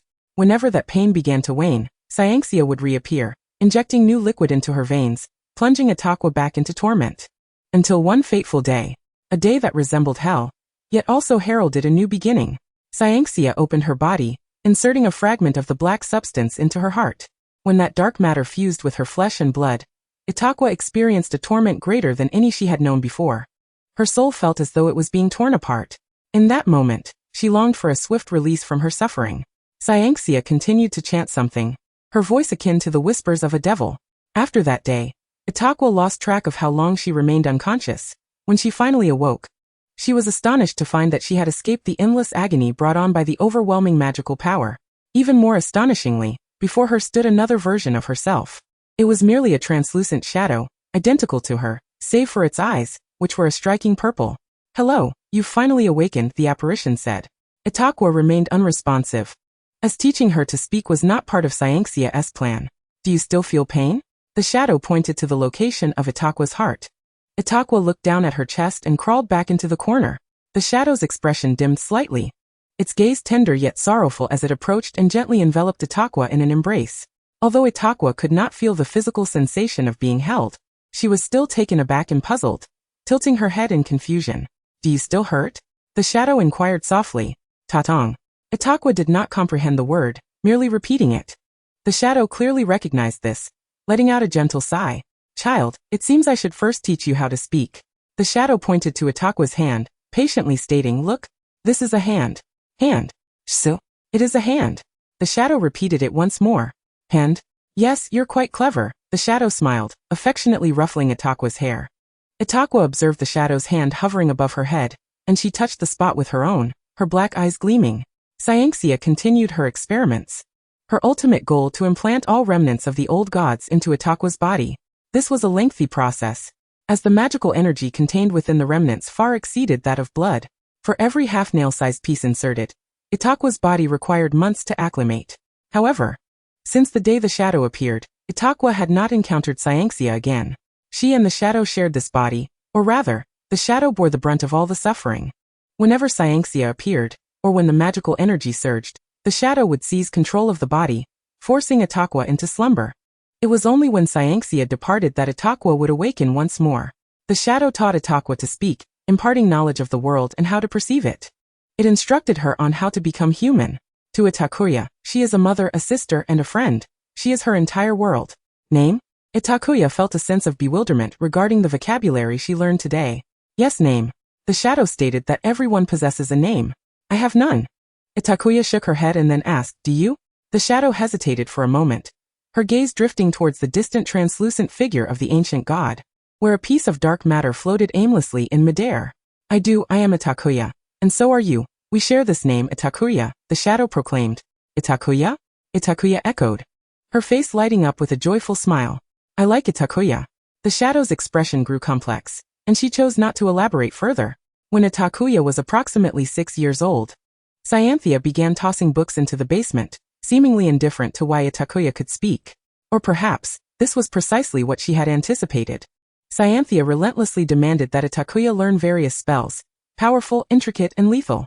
Should Itakuya fail to comply, she would face cruel punishment. Itakuya remained unaware of these repercussions, as the shadow bore the burden of them on her behalf. The shadow sealed away all memories Itakuya should not know, leaving only the beautiful fragments behind. Although that beauty was laughably cheap, that shadow, with all her being, constructed a fairy tale kingdom for the young Itakuya within that sunless basement, shielding her from pain.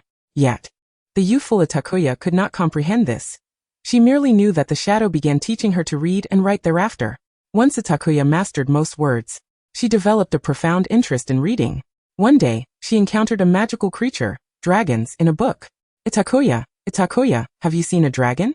The shadow pondered, and under the expectant gaze of the child, she hesitantly nodded. "Wow, you are amazing. Itakuya knows everything. You are my favorite." Itakuya exclaimed with delight. "I want to see a dragon too, Itakuya. Does the world you speak of truly exist outside?" The little Itakuya gazed at the shadow with a look of dismay. "Why must I remain here? Why can't I see it?" The shadow remained silent for a long while. Before the shadow could respond to Itakuya's questions, a disturbance arose above them. Cyanthia had arrived. The shadow's expression turned grave as she immediately seized control of Itakuya's consciousness. This time, Itakuya slept for an extended period, long enough for her primary consciousness to instinctively feel unease. She broke free from the shadow's grasp, awakening momentarily. After several years, Itakuya once again beheld Cyanthia. She had completely lost her sanity, hunched over, standing frantically before Itakuya. Meanwhile, Itakuya found herself bound to an operating table, and was horrified to discover a gaping wound opened in her chest. Next to her heart was a grotesque black tumor that pulsed in rhythm with her heartbeat, emitting a deep purple glow with every throb. The intense pain radiating from her chest robbed Itakuya of the strength to scream, causing her to faint from the agony. When Itakuya awakened again, she found herself utterly alone. It seemed the shadow had endured too much pain. She remained unconscious for 3 days. Oh, Itakuya, what has happened to you? When the shadow finally reappeared, Itakuya was in tears. I'm fine, Itakuya, do not be afraid. I don't want you to leave. I don't want you to disappear. I want to. The shadow could not embrace her, and could only offer gentle reassurance. You will. This time, you will be gone. I don't want to face that person alone. I want to be with you. Itakuya resolved firmly. Do not be foolish, Itakuya. You are still too young, the shadow softly cautioned. But I want to. I am the primary consciousness. And as long as I refuse to succumb to sleep, you cannot replace me, Itakuya asserted. The shadow massaged her temples, her gaze landing on the half-read book in the distance, its pages still lingering on the section about dragons. Very well, Itakuya, I shall share a secret with you. What secret? Actually, I am a dragon. Chapter 69, The Past Revisited 3. A dragon? Itakuya ceased her weeping. Yes, I was once a dragon and by chance, I ended up here, sharing a body with you. Is that true? The shadow nodded earnestly. Itakuya skeptically shook her head. I don't believe it. Very well. I shall prove it to you. The shadow merged into Itakuya's body, taking control without allowing Itakuya's original consciousness to sleep. Itakuya watched in amazement as black mist enveloped her body. In the next instant, she found herself in another corner of the basement. Itakuya! What is this? How marvelous! This is the power of a dragon, the shadow explained. Is it true? Isn't a dragoness ability to fly? Itakuya questioned, puzzled. Yes. I flew too quickly just now, which is why you didn't see it. Is it true? Itakuya seemed genuinely excited, as if she truly believed. Then Itakuya. Can you take me flying? Let us escape from here. The shadow silently shook her head. Itakuya, the chains on your wrists are actually connected to our souls. I cannot break free. At least not for now, the shadow thought. Itakuya nodded, feeling dejected, but she quickly composed herself. Itakuya, tell me more about dragons. The book says dragons love gems. Is that true? Of course dragons adore gems. We dragons are fond of all things shiny. Where do dragons reside? In caves. We prefer to dwell in caves. What do you eat? We generally do not eat. We can survive on sleep alone. Really? Itakuya was doubtful. But the book clearly stated that dragons eat people. The book was mistaken. You know how most authors write nonsense. Really? Indeed, especially this book, written by someone named Constantine. Her writings are purely fabricated. Oh. Itakuya remained skeptical. Itakuya, can you transform into a dragon? I want to see a real dragon. The shadow frowned, troubled. Please, Itakuya. I beg you. All right, but you must sleep for a while. Once I transform, I will call for you.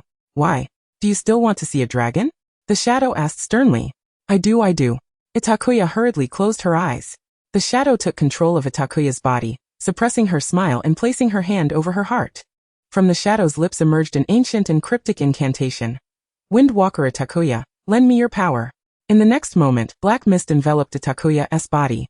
Her human form vanished, leaving only a towering shadow that reached the ceiling. This shadow was a colossal black skeleton, entwined with wisps of black smoke. It extended its clawed hand comically to retrieve the discarded book, murmuring to itself. What do dragons truly look like? This wretched book has no illustrations. Oh well. I'll just make do. Flipping to the chapter on amphibians, the shadow haphazardly combined features from those creatures. In the blink of an eye, the black skeleton transformed into a black dragon, sporting a lizard's head, bat-like wings and serpentine scales. The shadow assessed the result, deeming it sufficient to deceive a child of 7 or 8, and then called Itakuya back to consciousness. Wow, I am a dragon. Itakuya leaped with exuberance, causing the basement to tremble several times, toppling 2 candlesticks in the process. The ethereal figure hastily restrained Itakuya, contemplating for a moment before opting to shrink her body proportionately to the size of a small cat. This way, even if Itakuya were to leap about, it would not disturb Cyanxia. Wow, you can shrink too? Why is that? Well, dragons can shrink because we don't consume much food. So reducing our size helps us conserve energy, Itakuya explained. Do you dragons usually remain small? Yes, we only grow larger when faced with foes. In truth, dragons are often this small. Itakuya and the ethereal figure frolicked for a long while until Itakuya grew tired, and they sat side by side on the corner mattress. You now believe I am a dragon? The ethereal figure inquired. Yes, I believe Itakuya is a formidable dragon, she replied nodding. Then Itakuya. I must tell you that because I am a powerful dragon, Cyanxia's actions towards us are, in my eyes, inconsequential, the ethereal figure whispered softly. Is that true? Itakuya furrowed her brow. Of course. The books state that dragons are a mighty species. But didn't you say the books are filled with nonsense? Itakuya countered. The ethereal figure faltered momentarily. In any case, Itakuya, you must trust me. I am strong enough to handle those matters alone. So next time, please refrain from waking up on your own, alright? However, Itakuya hesitated. Itakuya, trust me, I will be fine. Alright, I believe you, but you must not deceive me. At that moment, Itakuya was oblivious to the increasingly pallid and weary visage of the ethereal figure, as she remained wholly absorbed in her trust of this powerful creature. Thus they grew, appearing to be about 9 or 10 years old when Itakuya finally faced a fateful night. The ethereal figure's complexion had turned notably pale. Itakuya, I have something significant to share with you. What is it? Itakuya asked. I intend to devise a way to break free from the chains when that woman comes again.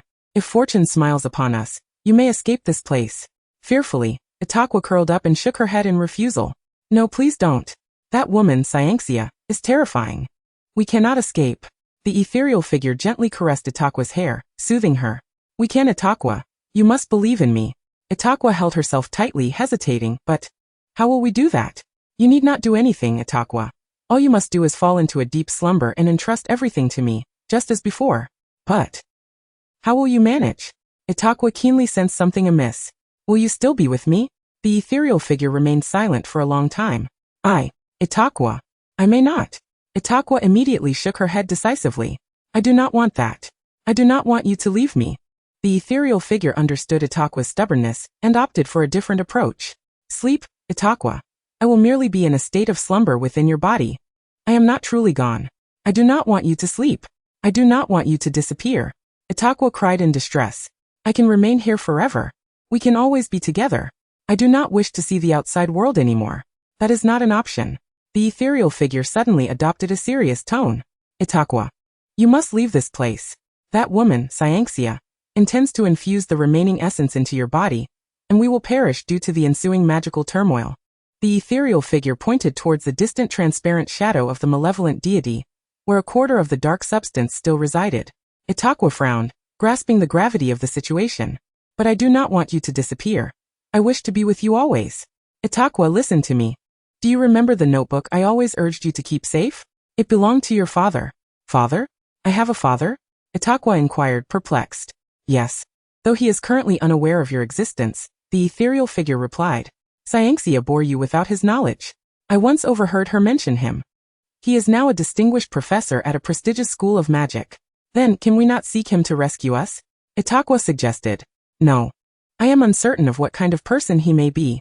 The ethereal figure gazed at Itakuya with calm tenderness, reminiscent of a mother's final farewell. However, you may be able to use this information to gain admission to that school. Why must I attend school? Itakuya asked. Because you need peers for companionship. You must meet others. You need someone who can genuinely embrace you. The ethereal figure gently coaxed. Moreover, it is a powerful magic school, where they will undoubtedly teach you how to awaken me once more. Awaken you? Itakuya echoed. The ethereal figure nodded. Indeed, as I mentioned, I am merely in slumber. Once you discover the means to revive me, I shall return. Then we can be together in the outside world, free from Cyanxia's threat. Really? Itakuya hesitated. Truly. The ethereal figure softly affirmed. So, Itakuya, you must live earnestly, forge friendships, and study diligently, for that is how you will find the means to awaken me. I await your rescue. Upon hearing this, Itakuya nodded firmly, determination etched upon her face. All right, Itakuya, I shall. I will certainly save you. The ethereal figure smiled gently, caressing Itakuya's face. Itakuya, my dear, take care of yourself. Itakuya, somewhat bewildered, nodded in innocence. The ethereal figure's gaze softened further. Now, Itakuya, you must listen closely to what I am about to say. The ethereal figure continued. Itakuya, do you remember the tale I shared regarding Graki? Itakuya nodded, recalling. You said Cyanxia is Graki's illegitimate daughter, which means I also possess Graki's bloodline. Graki is a follower of the malevolent deity, yet they were all slain by one called Voldemort, the ethereal figure clarified. I cannot ascertain whether this Voldemort will return. So you must not reveal your lineage as a descendant of Graki. Do not disclose Cyanxia's true name, nor mention that your heart and blood differ from ordinary people. You must guard your secret well. If anyone inquires about your mother, say she ran off with a man, leaving you to live alone in an orphanage. Do you understand? Yes, Itakuya nodded. The ethereal figure smiled approvingly. Good. Now I will teach you all the spells that this body has already mastered. I have cast them many times through you. Your body has developed muscle memory, so you will learn swiftly. Once I have dealt with Cyanxia, you will take her wand and wield powerful magic when faced with danger. As for the rest, you can utilize wandless magic. That is the gift I leave for you. When all is said and done, you must leave this place. Remember to take the local currency and the notebook with you. You must flee far from here, ensuring no one discovers what transpired. Do not be afraid if confronted with challenges. If you truly face life-threatening danger, let the essence within your heart unleash its fury. The ethereal figure continued to offer advice, but Itakuya, being merely a child, could no longer hold on and succumb to sleep. The ethereal figure's voice gradually faded, and in the dimly lit basement, her form finally transformed, no longer resembling Itakuya's face. She grew to a towering height of 3 meters, transforming into a black skeletal figure, the visage of the malevolent deity, Itakuya. The ethereal shadow gazed quietly at the slumbering child. I am sorry, but I can no longer accompany you as you grow, she whispered. The shadow was merely a collection of the lingering resentments of those who had perished at the hands of Itakuya. Having been encased in ice alongside the remnants of Itakuya for an extended period, she gradually acquired some of Itakuya's abilities and talents, leading her to adopt the persona of Itakuya herself. This newly incarnated Itakuya was not as formidable as her predecessor. Most of her powers remained tethered to the remnants. Each time Cyanxia transplanted a fragment of the remnants into Itakuya's heart, the shadow's strength incrementally grew. The chains binding her to Itakuya were imbued with the secret arts of the Graki family, infused with the power of another malevolent deity, Graki, thus rendering the shadow a mere spectator, patiently awaiting Cyanxia to amplify her own strength. In truth, after the last transplantation, the shadow had amassed enough power to break free from her constraints. Yet at that time, Itakuya's body had not yet adapted to the overwhelming magical potency of the newly integrated remnants, and the shadow could not bear to subject Itakuya to the perilous surge of magic. Hence, she chose to wait until Itakuya's body could withstand the excess magic before truly bidding farewell. The following morning, the basement, devoid of windows, remained as dim as night even during the day. The shadow took control of Itakuya's body, standing at the center of the basement. Dark purple luminescence coursed through Itakuya's form, her eyes sparkling like amethyst gems. With a stoic expression, she grasped the shackles on her wrists with her left hand and squeezed tightly. A plume of black mist and metallic golden light erupted simultaneously as the two forces clashed, creating a tremendous maelstrom of magical energy. The shadow stood calmly at the vortex's center, observing the chaos unfold. How is this possible? How can you defy Graki's shackles? Cyanxia rushed in, sensing the disturbance. She had aged into a frail figure resembling a woman in her 60s, her hair fallen away, her back hunched, and her form engulfed in a voluminous black-red robe. Upon witnessing the scene in the basement, Cyanxia felt a wave of dread wash over her. How can this be? You are but a nascent dark deity, a mere creation of my own making. How could you wield the power to resist the true ancient rulers? The shadow scoffed derisively. I once thought you regarded me as another facet of this child's personality. It appears you are still clinging to the foolish dream of creating a deity. As Cyanxia suddenly recognized that Itakuya appeared transformed, silent, calm, and filled with resentment, she understood that the consciousness she desired had indeed been born. Yes. She sought a new awareness birthed from the flesh and blood of her child intertwined with the remnants of the ancient dark god. Cyanxia believed this could yield a new dark deity. To test the magical limits of her newly created dark god, she relentlessly compelled Itakuya to learn and perform various spells, from roaring flames to lethal curses. Cyanxia was perpetually dissatisfied with Itakuya's performance, pushing her to the brink of exhaustion each time.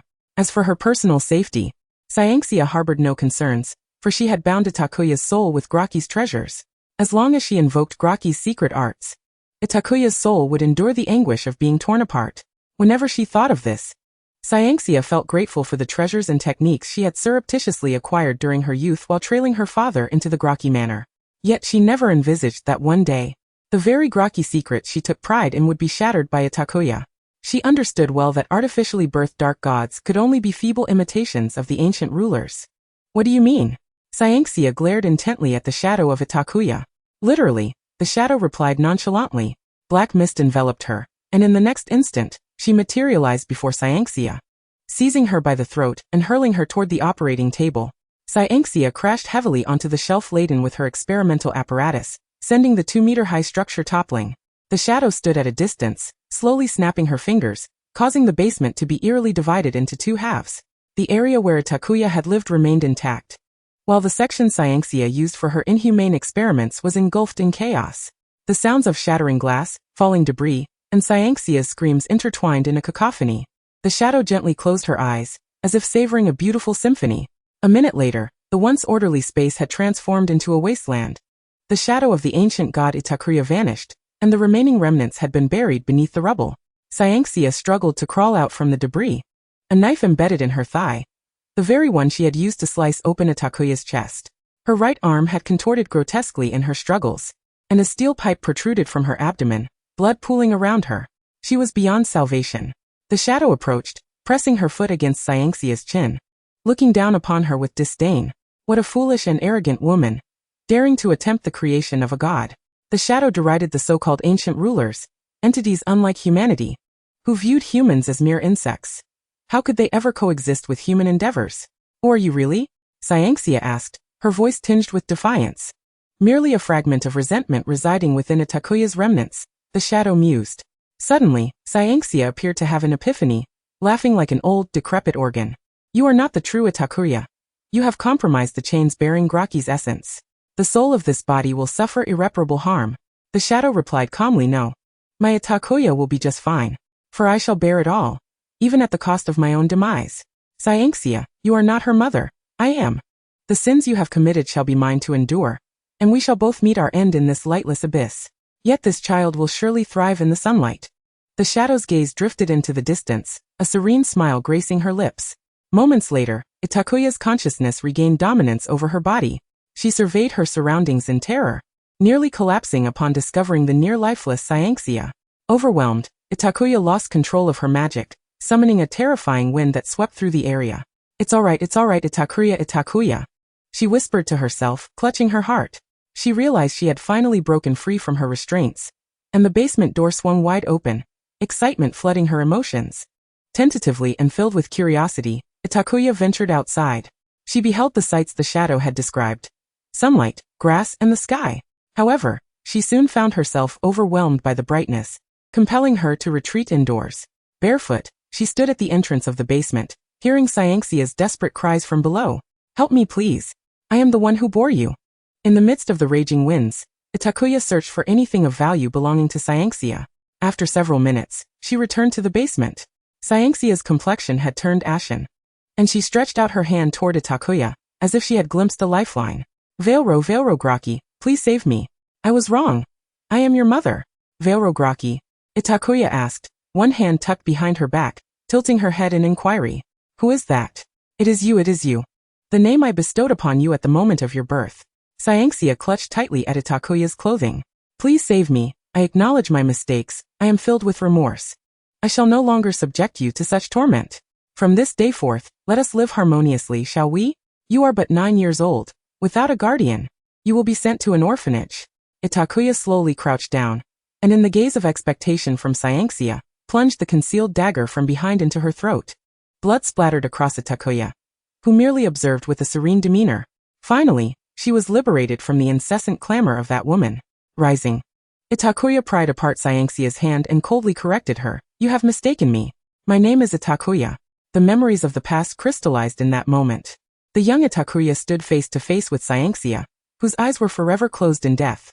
Draco had already begun to wipe away his tears in secret, holding on to Itakuya as if this act could shield the younger version of her. Snape stood behind them, his countenance dark and foreboding, his icy gaze fixed on Cyanxia, his grip on his wand unyielding. Both gentlemen silently absorbed the weight of Itakuya's past. Itakuya herself remained remarkably composed, quietly observing her memories, her gaze locked on the apparition. She was merely reminiscing about the singular presence that once filled her life.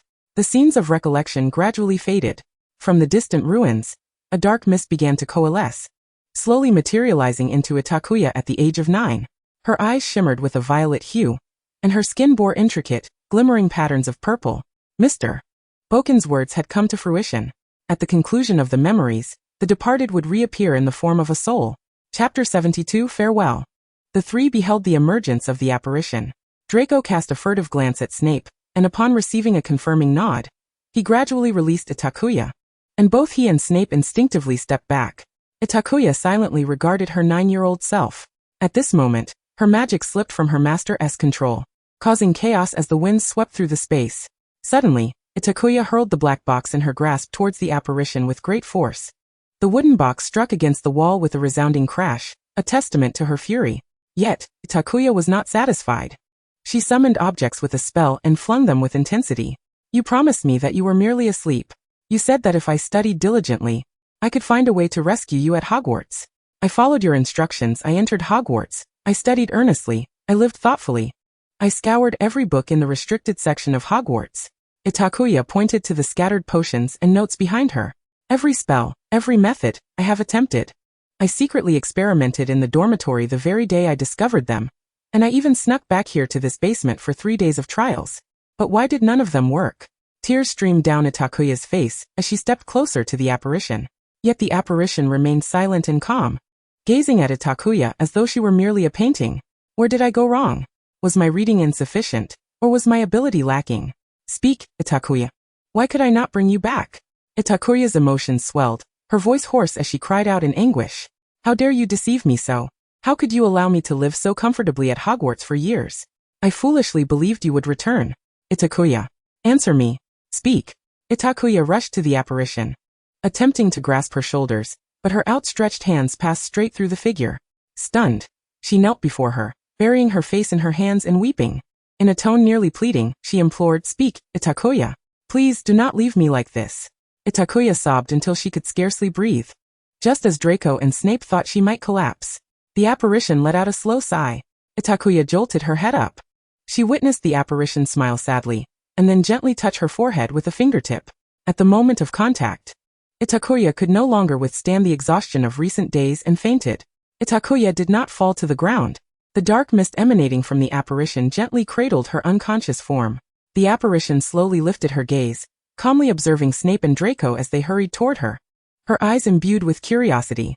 Both men halted in their tracks. After a prolonged silence, it was Snape who first regained his composure, addressing the apparition with a solemn voice. I will take good care of her. As her father, I shall remain by her side until the end of my days. Draco, with a serious expression, vowed in turn. By the name of Malfoy, I swear to protect Itakuya. The apparition obtained what she desired, manipulating the dark mist to transfer Itakuya to Snape, who held her securely. The apparition nodded in acknowledgement, casting one last glance at Itakuya before slowly dissipating into the air. The Ian Manor was hardly a suitable place for habitation. Given Itakuya's current condition, returning to Hogwarts was not an option. After careful deliberation, Snape resolved to take Itakuya and Draco back to Spinner's End for the time being. Perhaps Dumbledore had anticipated this very situation from the day Itakuya enrolled, thoughtfully sending a letter to inform Snape that the three of them could return to school after the Christmas holiday. However, Snape was still tasked with brewing Wolfsbane potion remotely for Lupin, and sending it to Hogwarts. In Dumbledore's letter he also mentioned an attack at Hogwarts, where Sirius had invaded Gryffindor Tower. When Snape learned of this news he couldn't help but scoff. He had long suspected that Lupin might be in league with that foolish oaf. Now upon receiving this news from Dumbledore, Snape couldn't suppress a derisive laugh. He had warned Dumbledore that Lupin was likely to pose a problem, especially considering how close they had been during their school days. Yet Dumbledore seemed oblivious to the potential danger, appointing him as the Professor of Defense against the Dark Arts. Defense against the Dark Arts.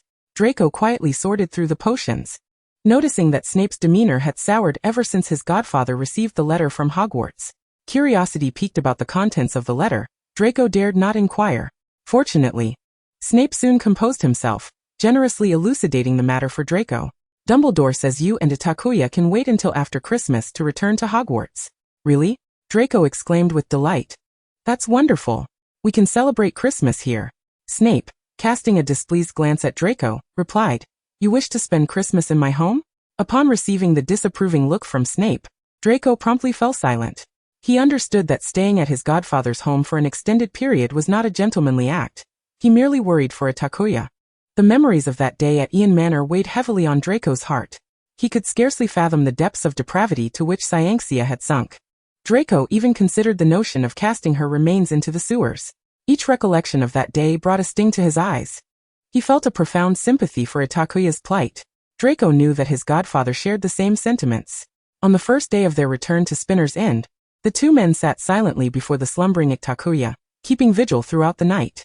Even in her dreams, Itakuya wept softly, resembling a young creature mourning the loss of its mother. Severus Snape and Draco Malfoy were powerless to alleviate her sorrow. The anguish of losing a loved one could only be gradually soothed by the passage of time. The only solace they could offer was their steadfast presence beside Itakuya, and the potions they brewed to nurture her frail body. After 2 long nights of toil, Snape finally perfected the soul restoration potion, a remedy he had meticulously crafted for Itakuya's plight. Fortunately, the potion she had repeatedly attempted was indeed his creation. This potion was of a gentle nature, allowing Itakuya to consume no less than 10 vials over 3 days without inflicting substantial harm upon her body. This was, of course, bolstered by the quality of the previous potions she had ingested. Had her final attempt mirrored her earlier failures, she would have long succumbed to her own poison. Snape's successful formulaic refinement was not without Draco's invaluable assistance, which extended beyond mere physical labor to financial support. The very next day, Draco returned to Malfoy Manor, depleting the family's potion supplies in the presence of Mr. Malfoy. Chapter 73. I Swear by My Name. Itakuya awoke after approximately a week of deep slumber, unscathed yet profoundly altered. In fact, the shadow of Itakuya had ultimately aided in healing her soul. Her prolonged dormancy was attributed to the shared memories imparted by her spectral counterpart. Memories of torment at the hands of Cyanzia, of self-care, and of the veil she had drawn over her past. Itakuya comprehended that the shadow Itakuya sought to impart crucial lessons about her true potential and the essence of her powers. The shadow had refrained from revealing these truths to her younger self, primarily because she had been too immature to fully grasp the intricacies of magic. And even if she had known, it would have only heightened the risks of magical upheaval. Furthermore, the shadow had not anticipated that the current Itakuya would find herself ensnared in a vortex of peril. Voldemort. The two individuals Itakuya cherished most were a Death Eater, and the offspring of a Death Eater. This dichotomy fundamentally established her stance. Yet she was also a descendant of the Greengrass lineage. This conflicting allegiance foretold that if Voldemort were to return, he would inevitably take note of Itakuya's existence. When that time came, she would likely find herself in grave danger. The only recourse for the shadow of Itakuya was to endow her with formidable strength. Itakuya had not anticipated that, after all these years, she would still be laboring to secure her future, even with the remnants of her soul dwindling. As Itakuya awakened, the sunlight streamed through the window, dazzling her eyes with its golden brilliance. She had always held a fondness for the sky and sunlight, as for the past few years, she had survived solely on the descriptions provided by the shadow Itakuya and her own imagination. Confined in a basement devoid of sunlight, the only view she had was the grim concrete ceiling above her. In her youth, Itakuya had often envisioned the beauty of the so-called blue skies, white clouds, and radiant sunshine. In truth, on the day she gained her freedom, she beheld a reality that surpassed her wildest dreams. Yet, the absence of the one who had initially taught her everything cast a shadow over her newfound joy. No matter how beautiful the scenery, it would inevitably lose its luster without that guiding presence. Itakuya? You're awake? Draco entered, finding her with her back turned, her bare feet resting on the floor. Her long, dark hair cascaded down her back, obscuring her features. She reached out, catching a strand of golden light. Upon hearing his voice, she turned to see a striking gem gazing at her with a mixture of concern and delight. A gentle smile graced Itakuya's lips. Yes, Draco, I am awake. Draco rushed forward, enveloping her in a tight embrace, one arm wrapped around her waist while the other tenderly stroked her hair, his movements trembling with emotion. Ida. My Ida. It's all right now. It's all over. I promise, I won't let anything like this happen again. Itakuya had grown accustomed to Draco's embraces, clutching the fabric of his clothing, inhaling the comforting scent that was uniquely his. At last, she understood the words of Firenze. She also grasped the deeper meaning behind the shadow Itakuya's deception. The void left by the shadow's departure was slowly being filled by 2 other individuals, one holding her close, while the other stood at the door, potion in hand, watching over her. This time, Snape refrained from intervening. He stepped around Draco's back to meet Itakuya's gaze, silently placing the potion down as he observed the glimmer of moisture in her eyes. He resolved to grant them a moment of privacy. Unbeknownst to Draco, tears began to cascade down his cheeks as he held Itakuya tightly. Itakuya noted his demeanor, sensing he was on the verge of expressing all the grievances he had accumulated over the past years, and quickly pulled him to sit on the bed. That woman. That beast, how dare she treat you that way? Draco clenched his fists, teeth gritted. Bien me fine. You saw it yourself. Those torments were borne by another Itakuya on my behalf. Itakuya clasped Draco's hand. She protected me well. I believe my childhood was bearable. Your standards for bearable are alarmingly low. Draco muttered in discontent. Itakuya chuckled softly. The Patronus charm can only be conjured by recalling joyful memories of the past. I believe I have already demonstrated my Patronus to you. Haven't I, young Malfoy? After a prolonged silence, Draco looked up earnestly at Itakuya. Ida, let us be together. I shall always protect you. I swear by the Malfoy name. Itakuya was taken aback by Draco's sudden declaration, momentarily at a loss for words. The young Malfoy, deprived of a response, quickly spiraled into self-doubt, his gaze wavering. Could it be? Perhaps Itakuya doesn't he actually like me? Impossible. She has professed her fondness for my face countless times. But what if that is all she likes? Just my face. Seeing the flustered young lord before her, Itakuya nearly burst into laughter. At your service, my young lord. She held Draco's hand, and together they sat beneath the radiant sun, illuminated by its brilliance, as if they were deities. Do not feel the need to protect me. Simply remain by my side. Forever at my side. Draco understood Itakuya's sentiment. She feared not danger, but solitude. Itakuya Snape. Draco held her hand, reverently placing a kiss upon her knuckles. Draco Malfoy, heir of the Malfoy lineage, pledges to you. I will remain by your side, never to depart. The warmth of his touch enveloped her. Itakuya, with her head bowed in contemplation, took a long moment before lifting her gaze to gently caress Draco's cheek. Draco Malfoy, I vow in the name of the divine that regardless of what transpires, I shall face it with you. Even should we descend into the abyss, I would not hesitate. Draco's ears flushed crimson as he averted his gaze, feeling uneasy. What kind of abyss could possibly await us? Who can predict the future? Itakuya replied with a mysterious smile. For instance, what would my father think of our recent conversation? You may very well find yourself in an irretrievable situation in the days to come. Draco felt as though a bucket of cold water had been poured over him, instantly restoring his composure. For the first time, young Malfoy recognized that his future father-in-law, his godfather and professor, posed an insurmountable challenge. Furthermore, a friendly reminder came from Itakuya, who added with a wry smile, when you rushed over to embrace me, your father was right at the door. Chapter 74, Candlelight. By the time Itakuya awoke, it was already afternoon. Draco had only kept her company for a couple of hours in the room. The two newly bonded young Slytherins lacked the audacity to engage in any earth-shattering escapades under Snape's watchful eye. They resolved to maintain a purely platonic fade to the outside world until after graduation, before fully distancing themselves from Hogwarts. Do not inquire. The simple truth is that the children of teachers are deemed unworthy of campus romances. After Draco departed, Itakuya finally recalled the vial of potion left by Snape. She was aware that her father was a master potion maker, yet she had not anticipated that he could refine an immature potion formula within a mere few days. It is worth noting that this feat is far more challenging than publishing a valuable academic paper. Truly remarkable, my father. Itakuya mused once more about her own potion-making skills needing improvement. She pinched her nose and swallowed the potion, familiar in taste. Its gentle magic instantaneously soothed every fiber of her being. The potency of this dose magnified hundreds of times compared to before. With a contented sigh, Itakuya felt her taut nerves finally release. She reclined back onto her bed, deciding to indulge in another short nap. When Itakuya awoke again, night had fallen. A single candle illuminated her room. Snape had arrived unnoticed at some point. He sat in a chair by her bedside, quietly engrossed in a book by the faint candlelight. Awake? The slightest movement from Itakuya did not escape Snape's keen observation. She sat up and softly called out, "Father." Snape closed his book, and the two of them exchanged glances in the warm yellow glow of the candlelight, contrasting with the pitch-black night outside.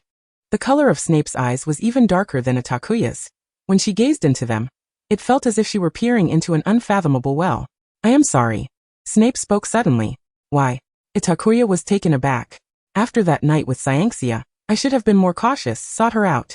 His voice was deep and clear. Not long after that night, Snape received news that Voldemort was planning to target Lily, forcing him to stabilize Voldemort while clandestinely meeting with Dumbledore. Caught between two factions, his dual identity as a spy left him overwhelmed, with little capacity to search for an unfamiliar woman.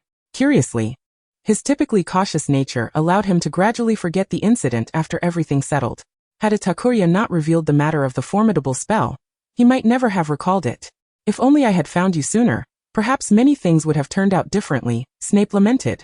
Itakuya bowed her head in silence, shaking it gently. She wished to express that it was not Snape's fault at all. Cyanxia had wielded the powers of the malevolent deity Graki, and Snape was merely a victim. Yet, the words failed to materialize. After struggling to articulate her thoughts, she found herself shedding tears instead.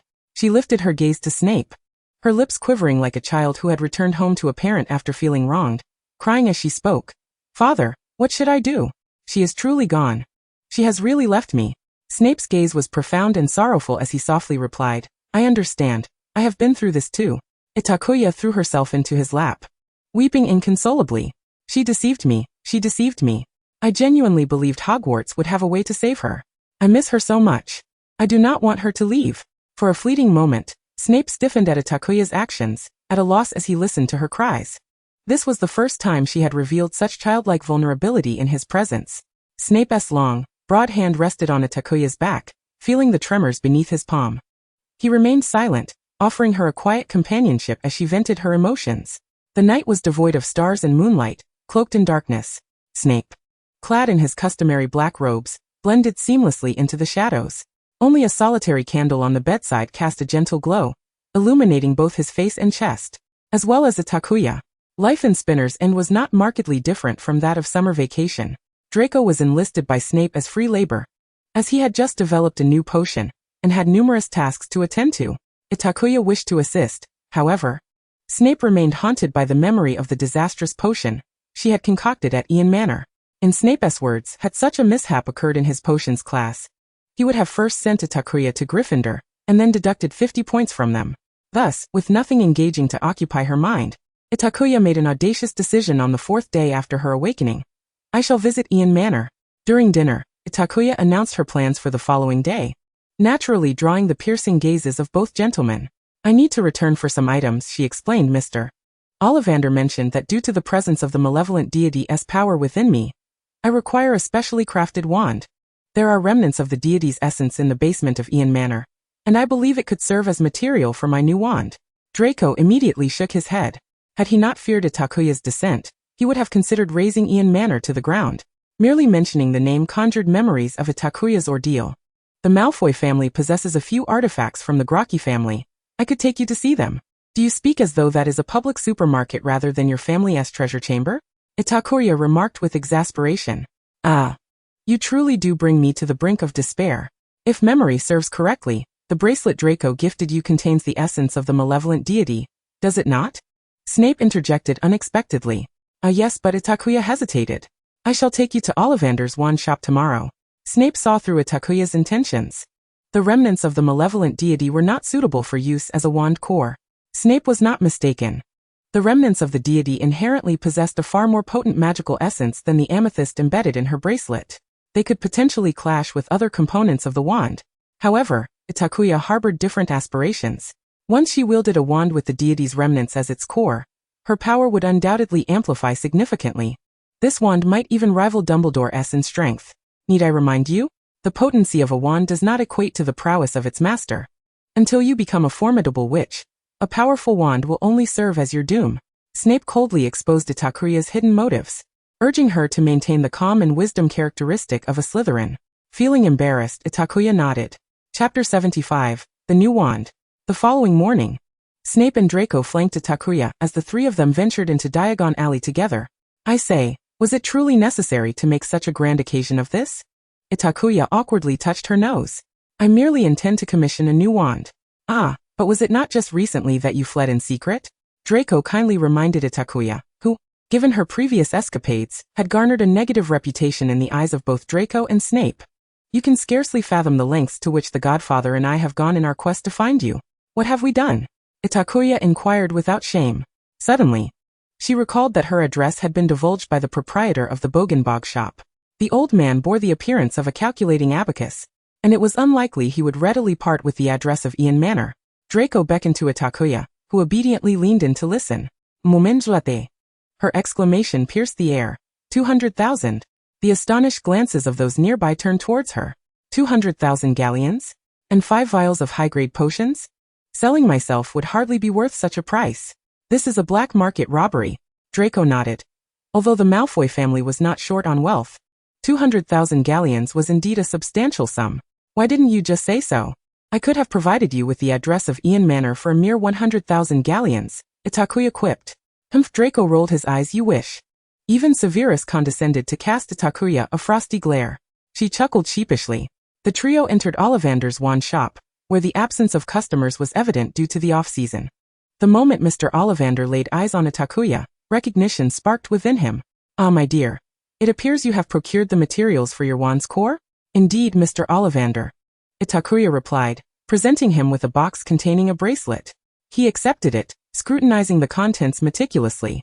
Out of the corner of her eye, Itakuya assessed Severus and Draco, contemplating how to discreetly usher them away.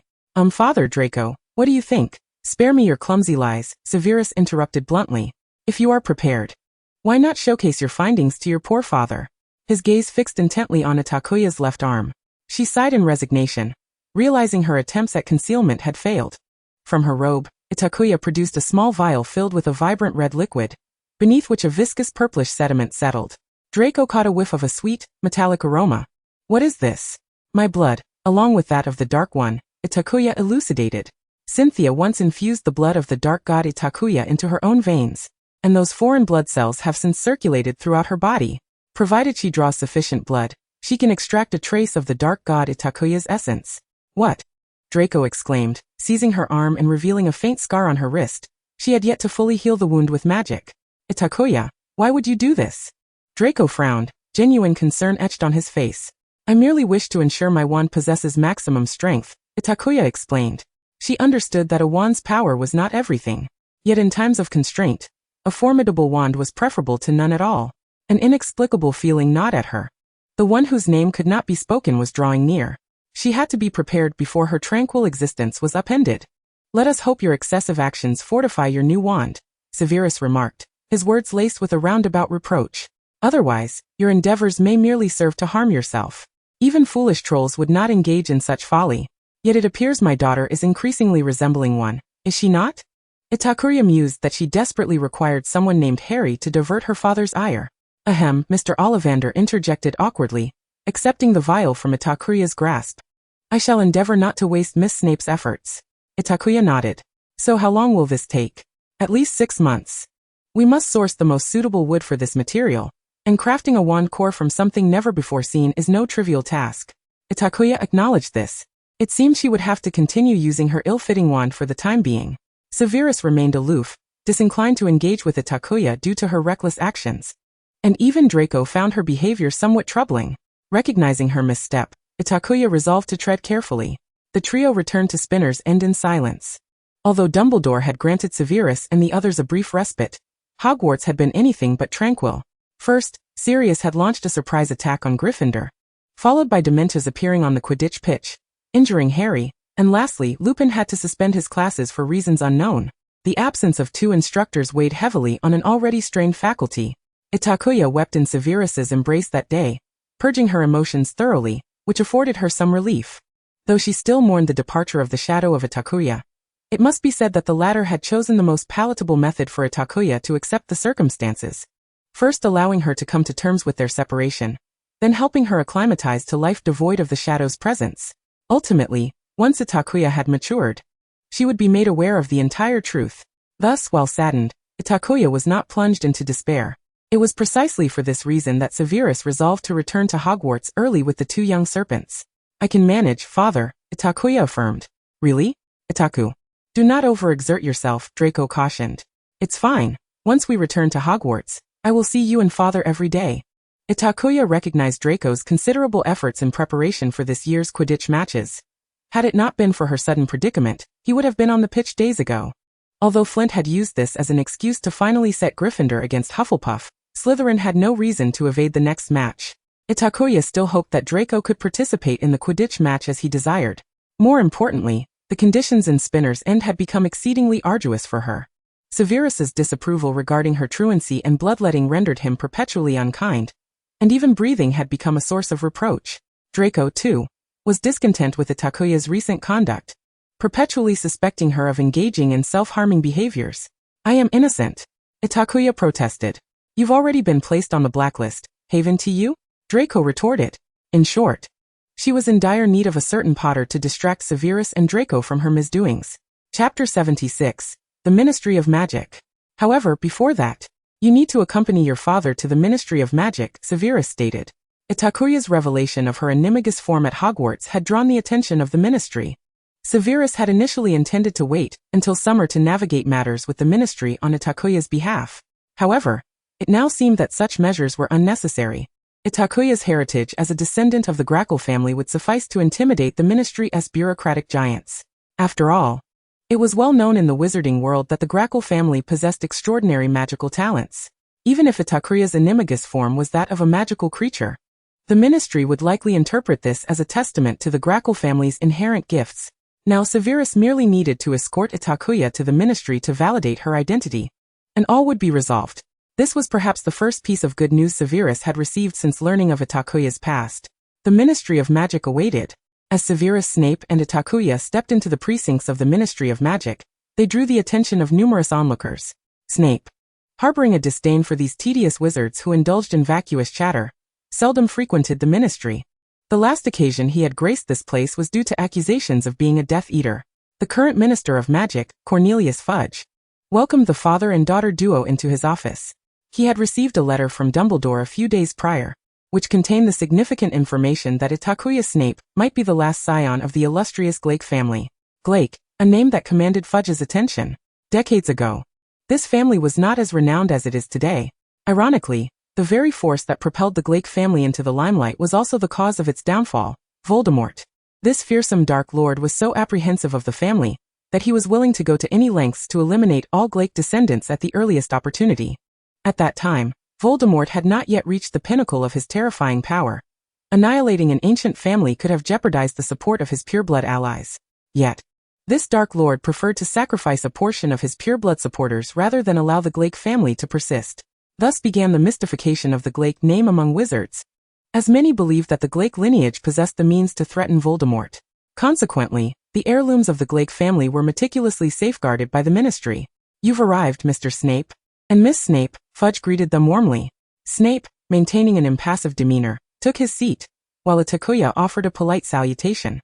"Good day, Minister." "Indeed. The apple does not fall far from the tree. Both of you are truly remarkable," Fudge remarked with a smile. "I hear that Miss Snape is a prodigy in nonverbal magic and excels in potion-making." Fudge conversed with Snape in a courteous manner. "Minister, I presume we have more pressing matters to attend to today, so could we dispense with the pleasantries?" Snape interjected coldly, intent on returning to Hogwarts before the afternoon waned.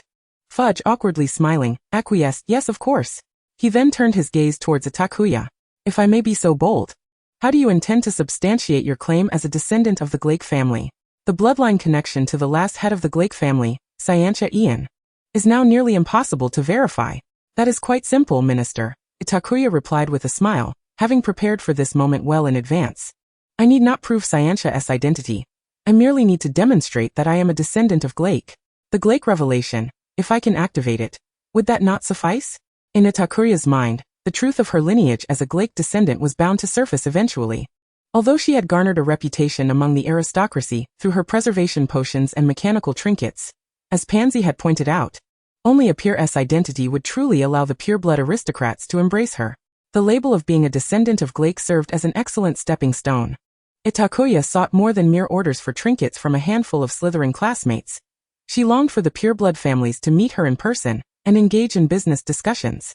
Even without the animagus incident, Itakuya would have sought a way to announce her identity to the wizarding world before turning 16. Fudge was taken aback by Itakuya's direct request to access the Glake revelation. After a moment's contemplation, he ultimately consented. Moments later, the heavily protected Glake revelation materialized before Snape and Itakuya. As Itakuya observed the four aurors tasked with escorting the tome, her eyes twitched. Fudge gestured for Itakuya to proceed, and a circle of onlookers formed around her. A profound silence enveloped the room as everyone, including Snape, wore serious expressions. Itakuya sighed. "Well then, it seems we are at the familiar charade segment." With a grave demeanor, she began to chant in an ancient, ethereal language. "Alas, these people are truly dull. Such a fuss over a mere religious text. Look at their self-satisfied expressions. One must admit, my acting skills are improving." Upon completing her incantation, she made a small incision on her palm, and as her blood dripped onto the cover of the Glake Revelation, the deep crimson tome instantaneously transformed to black. Itakuya reveled in the gasps of astonishment from the wizards present. How easily deceived they are. Drawing from her ample experience, she allowed only 2 or 3 drops of blood to fall. Holding her wand, she calculated the moment her blood would run out, and gently tapped the cover of the revelation. To the onlookers, Itakuya appeared to have mastered the method of unlocking and sealing the Glake Revelation. With a flick of her wand, the tome obediently settled into tranquility. Indeed, she is a descendant of Glake. The Glake family possesses mysterious powers. Remember to download a fraud prevention app, Itakuya quipped. Minister, might I inquire if I have sufficiently proven my identity? She asked innocently, smiling at Fudge. Ah yes, Miss Snape, Fudge replied, regaining his composure. It appears that the Glake lineage indeed leaves a trace within the wizarding community. I am honored to meet a member of the Glake family once again, young Miss Glake. Itakuya gently shook her head. You are mistaken. My father is Severus Snape, and my name is Itakuya Snape. I merely happen to possess some knowledge of Glake's secret arts. Chapter 77, Return to School. From a young age, Itakuya understood the principle of moderation. Today, she could declare her association with Glake to the entire wizarding world. Yet she could not claim to be the heir or head of the Glake family. Although theoretically as the last surviving scion of the Glake bloodline, she rightfully deserved the title of heir, Itakuya was still too weak. A mismatch between strength and title would not bode well. If she presented herself merely as an ordinary witch with Glake blood, the heads of families and executives might appreciate her talent and pity her plight. However, the moment she identified herself as Glake's heir, presenting herself under a family name, those individuals would regard her with wariness and mistrust. After all, following the annihilation of the Glake family, which family had not taken 1 or 2 Glake heirlooms? Who could guarantee that the Glake family, with its mysterious powers, would not seek to reclaim the ever-diminishing pie upon their resurgence? Take the current situation, for instance. Itakuya could have acknowledged Fudge's remark, claiming the title of Miss Glake, and rightfully taken the Glake Revelation from the ministry. Fudge would have had no grounds to deny the sole heir of the Glake family the right to reclaim what belonged to her lineage. Yet Itakuya could foresee, even through the lens of her knee, that Fudge would not allow someone capable of wielding the Glake Revelation to thrive too freely within the wizarding world.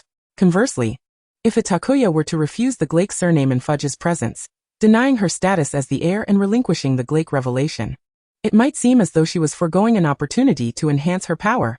However, in truth, she would have earned the minister's trust. A trust that would shield her from many troubles until she had grown stronger. As for the Glake relics, Itakuya had little interest. Most of the Glake artifacts were connected to the malevolent deity Glake, and as she was now a wielder of the powers of another dark god, Itakuya, excessive contact with Glake's power would only lead to a clash between the two forces. Moreover, Itakuya harbored an innate disdain for everything associated with the woman known as Cyanthea. Were it not for the advantageous use of Graki's name, which spared her considerable inconvenience, she would have scorned any semblance of involvement. The surname Snape, however, represented what she truly desired. Very well, I respect your decision, Miss Snape, Fudge said with a cheerful nod, clearly pleased with Itakuya's perceptiveness. She inclined her head and retreated to Snape's side, where he swept his dark cloak around her, addressing Fudge. I presume the ministry has a reasonable explanation regarding my daughter's unusual animagus form? Indeed, Mr. Snape, Fudge replied, nodding. We will inform the relevant departments and newspapers. And I assure you, no one will intrude upon Miss Snape's life. After all, she is still a mere underage witch. As for the registration of her animagus form, as Minister of Magic, I grant Miss Snape the privilege of deferral until she reaches adulthood. Itakuya quietly exhaled in relief. Ever since she had uncovered the truth, her animagus form had transformed into the true embodiment of the dark deity Itakuya. Should she be compelled to showcase her animagus, the manifestation of the dark god would likely frighten these individuals to the extent that they would dissect themselves for study. Harry felt that third year had been the most joyous of his time at Hogwarts thus far. This was largely due to the absence of a certain point-deducting professor, who had not graced Hogwarts with his presence for an entire month, allowing their potions classes to be taught by other professors.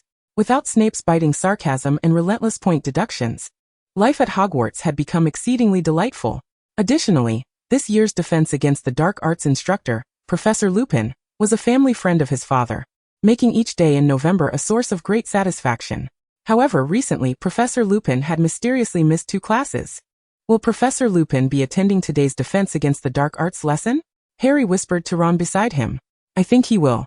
Considering we simply returned to the Great Hall for self-study after his previous absences, Ron shrugged. I suspect there are few professors at Hogwarts with expertise in defense against the dark arts, and Dumbledore has yet to find a substitute, so we were left to self-study. What do you think, Hermione? Ron suddenly inquired of Hermione, who was lost in thought, resting her chin on her hand, seemingly uninterested in the boys' conversation. Her mind was preoccupied with concerns for Itakuya. Yeah, Itakuya hasn't been around for a month, and neither have Snape or Malfoy, Harry echoed. Yet. Hadn't Hermione received a letter from Itakuya? Ron remarked. I can hardly believe that Malfoy's owl would deliver a letter to us. This had happened a week prior when Malfoy's owl had dropped a letter into Hermione's hands amidst the astonished gazes of the Gryffindors. The owl had also carelessly tousled Ron's hair, and knocked the fork from Harry's hand to the ground. Hermione opened the letter to find a brief message from Itakuya. Draco and Dad have found me. Sorry for lying to you. I'm fine now and will return shortly. It's because of that I'm worried, Hermione sighed. She wrote that she is fine, not I am fine, which indicates she has truly faced something significant. Hermione spoke seriously. Given Itakuya's character, she wouldn't concern herself with trivial matters. Last semester, she was in the hospital wing for 10 days due to that diary. But she never mentioned it afterward. However, this time, she used the phrase I am fine, which signifies something far more serious than her previous ordeal. Hermione let out a heavy sigh. Meanwhile, Harry and Ron found themselves bewildered by Hermione's deductions. Mate, does she really know what she's talking about? Ron voiced his own doubts to Harry. Just as Harry was about to respond, he was startled by a familiar yet fearsome figure.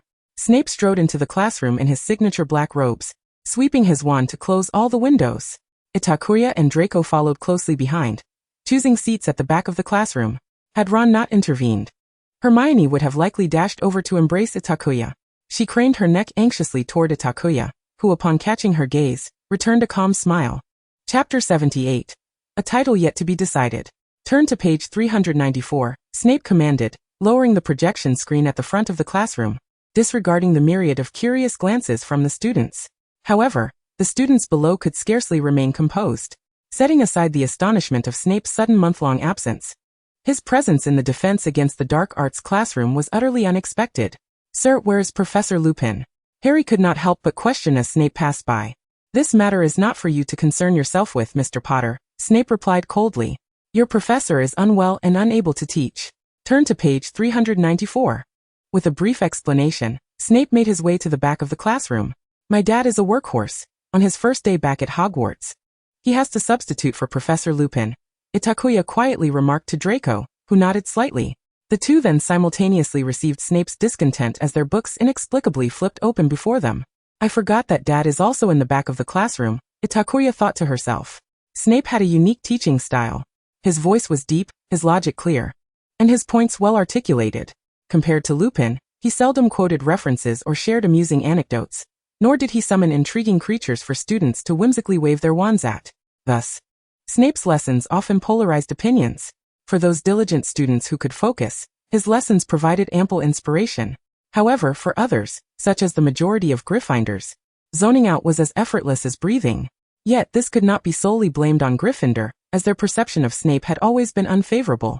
Miss Granger has spoken out of turn. Gryffindor loses 5 points. Snape's familiar tone and phrasing echoed once more, eliciting heavy sighs from Harry, Ron, and Hermione, who had not heard such words for 30 days. It seemed Gryffindor was destined to lose points. Kappa is more commonly found in Mongolia? Snape casually perused Ron's assignment, mocking. I suppose Professor Lupin must have given you 8 points out of pity for your brain stuffed with kelp. Itakuya nearly laughed aloud. The so-called Kappa actually originated from Japan, inhabiting deep waters or rivers, while Mongolia, being a landlocked country with scarce freshwater resources, could not possibly be a common habitat for Kappa. This was akin to searching for tropical plants in Antarctica or seafood in a landlocked nation. Snape spared no one from his scrutiny, assigning Harry a 4-page parchment essay, while the others were tasked with only 2 pages. Itakuya watched in relief as her father, distracted by the trio, seemed to overlook her. She breathed a sigh of relief, grateful that she no longer had to live under Snape's watchful gaze, as she had during their time in Spinner's End. The Defense Against the Dark Arts lesson ultimately concluded amidst the forlorn gazes of the students. Having been away for a month, Snape, not only a potions professor but also the head of Slytherin, had numerous matters to attend to. He departed without a backward glance. As soon as class ended, Itakuya was surrounded by Hermione and the others. Ida. Hermione rushed over and enveloped Itakuya in an embrace, inspecting her as if she were a mother hen. Upon confirming that Itakuya was unharmed, Hermione exhaled a sigh of relief. Itakuya, what on earth happened? You haven't been to Hogwarts for a month, Harry inquired. What is it to you, Potter? Draco interjected, crossing his arms defensively between Itakuya and the trio. I met an old acquaintance. Afterwards, I registered my animagus with the Ministry of Magic. As you know, the Ministry's scrutiny of animagi is invariably stringent. But why did you sneak off? Harry pressed. That day Hermione couldn't find you. She was frantic. Itakuya evaded Harry's query with a smile, deftly changing the subject. Harry, I heard you were attacked by Dementors during the Quidditch match. Is that true? Yes, Harry replied. Hermione, sensing Itakuya's discomfort, discreetly tugged at Harry's sleeve, warning him with a glance. Draco exhibited a limited patience for the trio. Itakuya, let us go. We need to catch up on the classes we've missed this month, he stated, leading her away while casting an irritated glance at Harry. Itakuya, already reluctant to explain, followed Draco's cue and departed. What on earth transpired? Ron pondered aloud, struggling to comprehend how a Hogwarts student could take a month-long leave of absence. And it wasn't just Itakuya. Draco and Snape had also been involved. Moreover, it was Dumbledore himself who had granted permission. I wish I could take a month off too, especially before finals, Ron mused. The intrigue surrounding Itakuya extended beyond Harry and his friends. Slytherin students were equally curious. They surrounded Itakuya and Draco the moment they entered the Slytherin common room. Snape and Itakuya had concocted a plausible excuse for the outsiders. I was summoned by the Ministry regarding my animagus status. My father and Draco assisted me greatly. Fortunately, I discovered that my mother is of the Glacius bloodline. She is a distant relative of the Glacius family. But due to her life in America and carrying her father's surname, her lineage remained obscured. I never anticipated I would be a descendant of Glacius. The Slytherin students, predominantly purebloods, noticeably shifted their expressions upon hearing the name Glacius. Indeed, my mother passed away during childbirth, and had it not been for the Malfoy family's influence in uncovering my heritage, I may never have realized I am a scion of a noble family. Glacius? You are a descendant of Glacius? One Slytherin exclaimed in astonishment. No wonder your animagus takes on the form of a magical creature. My father has said that the Glacius family possesses some extraordinary talents, another Slytherin remarked. These young serpents, much like the wizards from the Ministry, effortlessly concocted rational explanations for Itakuya's exceptional abilities. Itakuya maintained a serene smile, allowing their imaginations to soar around the enigmatic Glacius. Though I possess the Glacius bloodline, I am ultimately Itakuya Snape. My interest lies not in Glacius but in diligently inheriting my father's prowess in potions, Itakuya humbly declared. The enthusiasm surrounding Itakuya surged to unprecedented heights as they clustered around her, extolling her various talents. A few affluent young gentlemen even promptly placed orders for over a dozen mechanical toys, intending to present them as Christmas gifts for their younger siblings. On the surface, Itakuya remained composed, yet internally, she reveled in delight, especially since her current price for a mechanical toy was 500 galleons. These toys were constructed from simple metal parts, with Pansy handling the production of the components, while Itakuya inscribed the corresponding enchantment runes. To date, she had crafted over 20 mechanical toys, mastering the runes to the extent that she could produce 2 in a single evening. After deducting costs and Pansy's share, Itakuya stood to net 300 galleons for each toy. Wealth is within reach, Itakuya mused. Chapter 79, Equality. Itakuya had just recorded the order requirements when she turned to see Draco seated on the sofa. She handed the remaining orders to Pansy and joined him. What's troubling you? Itakuya leaned her shoulder against Draco's. Did their attention on me overshadow you? Draco averted his gaze, feeling a twinge of guilt for having been called out by Itakuya. Of course not. I simply found them too noisy, he retorted. Itakuya chuckled lightly. Yes. Our esteemed young Malfoy would never stoop to their level, she teased. Draco scoffed, glancing at his fingertips, and muttered, I just believe you are remarkable in every way. You don't need my assistance. You've never considered leveraging my status or depending on the Malfoy name. Itakuya pondered for a moment, resting her head on Draco's shoulder. I do need you, Draco. I rely on you. And if it weren't for you and my father supporting me, I might not be as composed as I am now. Draco subtly grasped Itakuya's hand. That's different. I meant regarding your business. Why not ask me for help? I could have my father establish a mechanical toy shop for you, or sell them through our family company. Why expend so much effort? My mother has never concerned herself with such matters, Itakuya replied, attentively listening to Draco. She understood that he had grown up in a conventional patriarchal environment, where rigid gender roles dictated behavior. Men were expected to be ever stoic gentlemen, upholding the family's honor, while women were to be gentle and submissive, prioritizing their husbands. This was not just the case for Draco. It was a prevailing norm among Slytherin students. The girls preferred to spend time on their appearances, while the boys focused on socializing and making friends. Itakuya was an anomaly within this framework, and now, influenced by her, Pansy too was becoming increasingly unconventional. Draco, do you disapprove of me this way? Itakuya inquired softly. If it makes you happy, then I approve, Draco replied, adding, if you enjoy these things, then in the future. He paused, resolving himself. Then in the future, I will share the management of the Malfoy business with you. Itakuya burst into laughter. I would rather not. If Mr. Malfoy found out, he would surely scold you soundly. My father wouldn't, Draco huffed. Once I become the head of the Malfoy family, everything that belongs to Malfoy will be mine, and I can share it with whomever I please. Indeed, Itakuya nodded. You are correct, young Malfoy. However, the issue is that I do not desire the Malfoy estate. She straightened her posture, locking eyes with Draco. Draco, I aspire to be recognized not merely as someone famous by virtue of a man's name, be it Malfoy, Glacius, or even Snape. I wish to be known solely as Itakuya in the wizarding world. I will walk alongside you, bearing the name of Itakuya. I cherish our equality, be it in status or otherwise. Draco furrowed his brow, grasping the underlying implications of Itakuya's words. That's a tall order. So will you accompany me? Itakuya raised an eyebrow. Of course. During our time in Nocturnally, did I not swear to you with the Malfoy name? Draco tilted his head slightly, affirming his commitment. Itakuya beheld the youthful boy before her, his striking features radiating an exuberance that was both fresh and captivating. His slate blue eyes sparkled with clarity, embodying the very essence of her cherished ideals. From the onset, Itakuya found herself irresistibly drawn to Draco's audacious and reckless demeanor. In his youthful ignorance, he displayed a hubris that belied his tender years, exuding an arrogant disdain for the world around him. Itakuya envied Draco's carefree spirit and harbored a tinge of jealousy towards his privileged lineage and storied past. Naturally, she also admired the exquisite beauty that graced his countenance. This tumultuous blend of emotions compelled her to focus her attention on Draco, and to her surprise, this very attention brought them increasingly closer together, culminating in an unexpected recognition with Snape, due to Draco's influence. In her heart, Itakuya silently prayed, wishing that the boy she adored would forever possess those vivid slate blue eyes.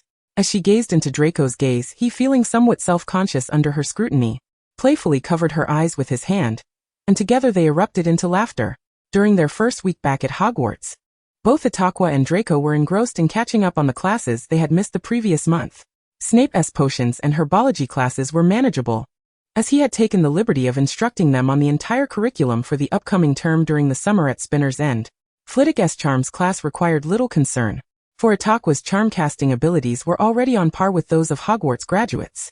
This term, they primarily focused on the growth charm and the silencing charm, which Itakuya had practiced frequently with Draco during her recuperation at Spinner's End. As for Trelawney's divination class, the distinction between attending and not attending was negligible.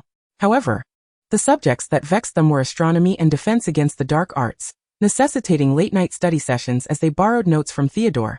Itakuya had all but given up on history of magic, disliking the tedious memorization of dry historical events. We ought to be grateful that the professor who cannot even afford robes teaches at a pace much slower than that of our godfather, Draco remarked. If we had missed a month of our godfather's defense against the dark arts lessons, I would have simply given up. Draco was not mistaken. Snape could cover an entire chapter on werewolves in a single lesson, whereas Professor Lupin, based on his pace, would require at least 2 weeks. It's clear that Snape's substitute lessons are far superior, Itakuya quipped. Why not delve into the transfiguration materials? Draco suggested, fiddling with a stack of books before Itakuya. Because I'm already a ministry-recognized animagus, Itakuya replied, her brow arching with pride. Professor McGonagall mentioned she would reward me for it in my end-of-term grades. That is hardly fair. Your transfiguration skills this term are not as advanced as mine, Draco complained. That is due to my wand's repulsion issue, Itakuya countered. Transfiguration proved to be a more rigorous and intricate discipline than others. Even the slightest error in wand movement could lead to significant miscalculations. Unfortunately, Itakuya's transfiguration results had remained less than satisfactory. By the way, has Mr. Ollivander written to you? Draco inquired with curiosity. He was intrigued to meet someone who could customize a wand. He mentioned trying several types of wood without success. Itakuya counted on her fingers. I'm currently using hawthorn. Just like my father's birch wand, along with the common willow and ash. That's quite normal. The materials you chose for your wand core are indeed rather unique. Draco reassured her. Itakuya sighed. Chapter 80. A return to the Forbidden Forest. Perhaps fearing that Snape might seize power under the guise of substitute teaching, Lupin arrived early for the next defense against the dark arts class. When Itakuya and Draco entered, Lupin was surrounded by a group of Gryffindor students. These unfortunate little lions were animatedly recounting their grievances to him. Professor Snape assigned us a 2-page parchment essay. He deducted many points from Gryffindor. He immediately had us study the chapter on werewolves, which we know nothing about. Lupin, embodying the demeanor of a kind-hearted elder, patiently comforted each distressed student. Upon hearing that Snape had deliberately taught the material on werewolves, he could no longer suppress a frown. In truth, Itakuya had harbored a suspicion. During her time at Spinner's End, Snape had brewed Wolf's Bane potion every few days, sending it to Hogwarts via the house elf Fox. At the beginning of the term, Itakuya had witnessed Snape brewing the potion, and she distinctly remembered that Professor Lupin had also been present. However, Itakuya remained unaware of the dynamics between Snape and Professor Lupin. She speculated that Snape was merely harboring suspicions. If he truly intended to harm Lupin, he could easily provide him with a defective Wolf's Bane potion. Very well. I shall speak with Snape. You need not submit that essay, Lupin declared, finally noticing Itakuya and Draco. Upon seeing Itakuya once more in his classroom, he paused momentarily. This girl, Snape's daughter, appeared to possess an extraordinary background, one that could compel Snape to forego classes for an entire month. Itakuya nodded politely in greeting, to which Lupin responded with a smile before averting his gaze, choosing not to say more. He understood that everyone harbored their own secrets. The first weekend following Itakuya and Draco's return coincided with another trip to Hogsmeade. Typically, only Harry was prohibited from visiting Hogsmeade, but today he joyfully welcomed his companion, Itakuya.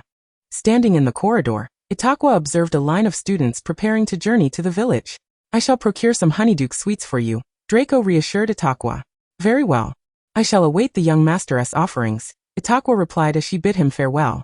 It was only natural that she was barred from visiting Hogsmeade, given that her last excursion had resulted in skipping classes.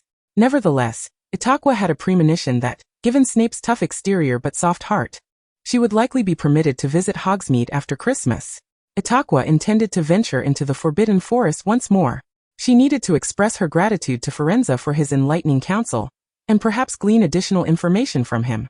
In Itakuya's estimation, Firenze's prophecies were far more reliable than Trelawney's.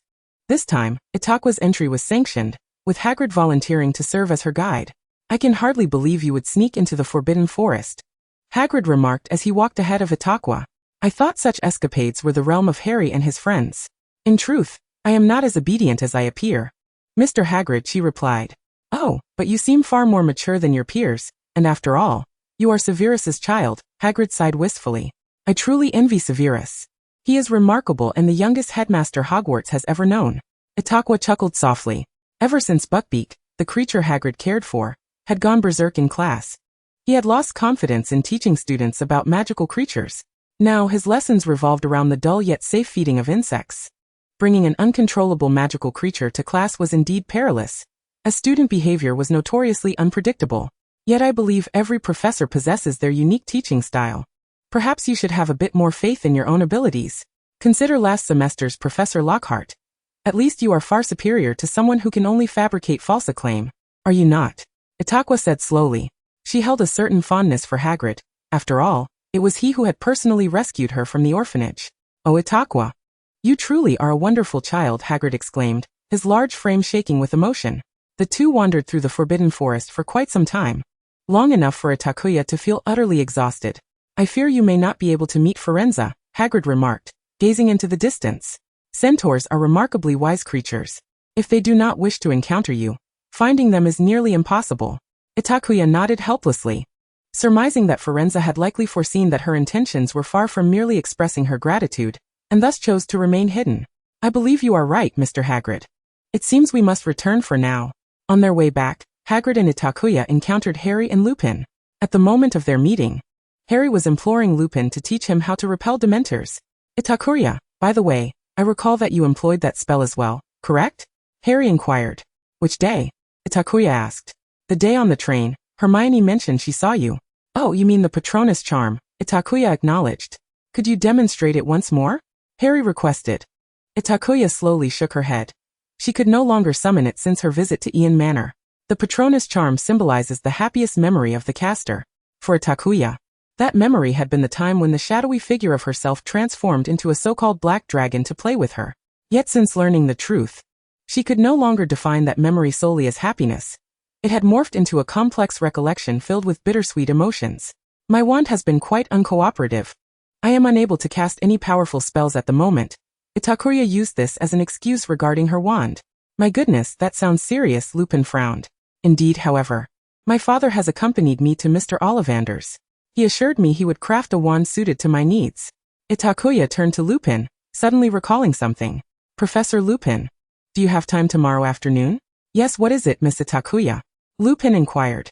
My father asked me to prepare several preservation potions for you to store the elixirs he has brewed on your behalf. He mentioned he would prefer not to have to brew them repeatedly every few days. Lupin nodded in astonishment. That would be splendid. I've heard of these. They've become quite fashionable in the wizarding world recently. Chapter 81. The Foolish with Abundant Wealth. The Preservation Potions, having been marketed by Pansy and personally endorsed by the master potion-maker Snape, have gained considerable popularity among wizards. However, Itakuya had always positioned her enchanted rune products as high-end luxury items, as she was the sole creator of enchanted rune artifacts within the wizarding community. The limited production naturally precluded them from being accessible to the masses. Compared to mechanical toys that only children fancied, the audience for preservation potions was evidently much broader, resulting in a slightly higher price point. A standard-sized preservation potion costs 1,000 galleons, and with a magical lock, the price triples. As for the preservation potion storage box, and a complete set of preservation potions that Itakuya gifted to Snape, they are priceless. Itakuya only sells individual preservation potions. Even so, she manages to sell merely 20 preservation potions each month, with orders extending into the next semester. Lupin had certainly heard of preservation potions. For a wizard who frequently required potions, the benefits of a preservation potion far surpassed those for an ordinary wizard. The reason he had yet to possess one was quite simple. He lacked the funds. Understandably, these were primarily monopolized by nobles and master potion makers. I originally intended to gift you one as a Christmas present, Itakuya remarked. Very well, I shall visit your office later tomorrow afternoon, Lupin replied. Itakuya humbly bowed her head. My father is still waiting for me in his office. I must take my leave. Lupin observed Itakuya as she departed. She moved with an elegance that made her seem as though she were gliding effortlessly even through the uneven terrain of the Forbidden Forest. Lupin mused. Where did Snape find such a daughter? Am I too late to pay a visit? Upon entering Snape's office, Itakuya was greeted once again by a familiar scent, the aroma of the soul restoration potion. This potion proved remarkably effective in mending the fractures within her soul. Thus she consumed it nearly every week. Itakuya accepted the cup Snape handed her, filled with a viscous liquid that shimmered with a deep purple hue. The potion had just been brewed and was still bubbling with suspicious froth. Itakuya sighed inwardly. Though Snape's potions were flawless in every respect, they challenged the limits of human tolerance in terms of appearance and taste. Are you waiting for your father to sweeten it for you? Snape coldly urged. Itakuya closed her eyes and downed it in 2 or 3 gulps. Thank you for the invitation. Are the potion bottles for Lupin ready? Snape inquired. Itakuya faltered. Snape had informed her a week prior, but she had been engrossed in catching up on studies with Draco and had entirely forgotten. Nevertheless, this was not a significant matter. Itakuya casually picked up 2 new ordinary potion bottles from her desk, one held by the neck and the other raised with her wand. Within 10 minutes, Itakuya set aside the bottle she held and proceeded to make secondary modifications to another. Yes, for Itakuya, the process of crafting a preservation potion was remarkably straightforward. She merely needed to inscribe a segment of enchanted runes upon the uniformly crafted ordinary potion bottles. The time cost of preservation potions was even less than that of mechanical toys. This was the fundamental reason Itakuya aspired to profit from her talent in enchanted runes. Apart from the extensive time and financial investment required in the initial development and creation of enchanted rune items, she had to continuously experiment with various connecting logic and sequences of enchanted rune words. Once the content of the enchanted runes was established, the corresponding items could be produced in bulk at will. It was virtually a windfall.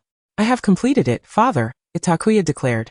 placing the freshly made preservation potion on Snape's desk.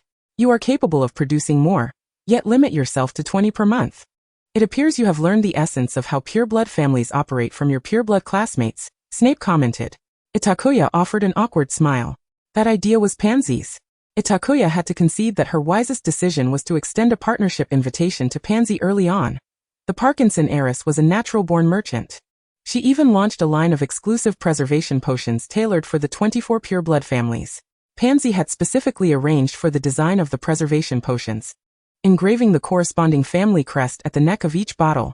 While these custom-designed preservation potions did not boast any unique practicality, pureblood aristocrats were willing to pay nearly double for the exclusive appearance. As Itakuya would put it, they were simply preying on wealthy fools. Among them, the Malfoy family stood out, with Mr. Malfoy directly ordering 20 from Itakuya through Draco. Actually, I could offer Mr. Malfoy a few for free. Additionally, I recommend that 1 or 2 preservation potions are sufficient for daily use. Itakuya had replied to Draco upon learning this news. Look at my father. Even as a professional potion maker, he only requires about 10 potion bottles, Draco countered. My father stated he wants to store a bottle of each type of potion he uses most frequently. I still think 20 is too few. I can't believe the potions we use to care for orchids at home are still kept in ordinary bottles, Itakuya remarked. The Malfoy family is foolish, yet possesses abundant wealth. Upon returning to the Slytherin common room, Itakuya was greeted by the sight of Draco having taken over the entire coffee table with the confections he had procured. Casting a cursory glance, Itakuya found herself pondering whether Draco had indeed acquired the Honeyduke's entire stock. Come Itakuya, sample these and see which one delights your palate. He beckoned. The assortment of sweets laid out before her seemed ample enough to sustain her for 3 days. Itakuya, I suddenly have a bit of a toothache. She opened a packet of toffee and settled beside Draco, who leaned in to join her in tasting the confection. Honey toffee, he remarked, raising an eyebrow in approval. Goyle and Crabbe had been eyeing the delectable spread with palpable desire, yet Draco had cautioned them not to touch anything until Itakuya's return. Now that she was finally back and had received Draco's tacit approval, the two wasted no time in seizing a box of biscuits and joyously stuffing them into their mouths. Pansy approached, delicately spearing a chocolate truffle with her fork. If you had taken any longer, Draco would have been compelled to bring this bounty to Professor Snape's office in search of you, she quipped. Pansy, ever meticulous about her figure, took but 2 bites before setting it aside. Here, she said, handing Itakuya a sheet of parchment. This month's order for preservation potions, along with the new mechanical toy requisition. Itakuya glanced at the densely packed list, nodding in resignation. Additionally, due to your prior lack of diligence last month, you are expected to make amends this month. And what progress have you made on the new product development you mentioned? Itakuya. Pansy is rather terrifying.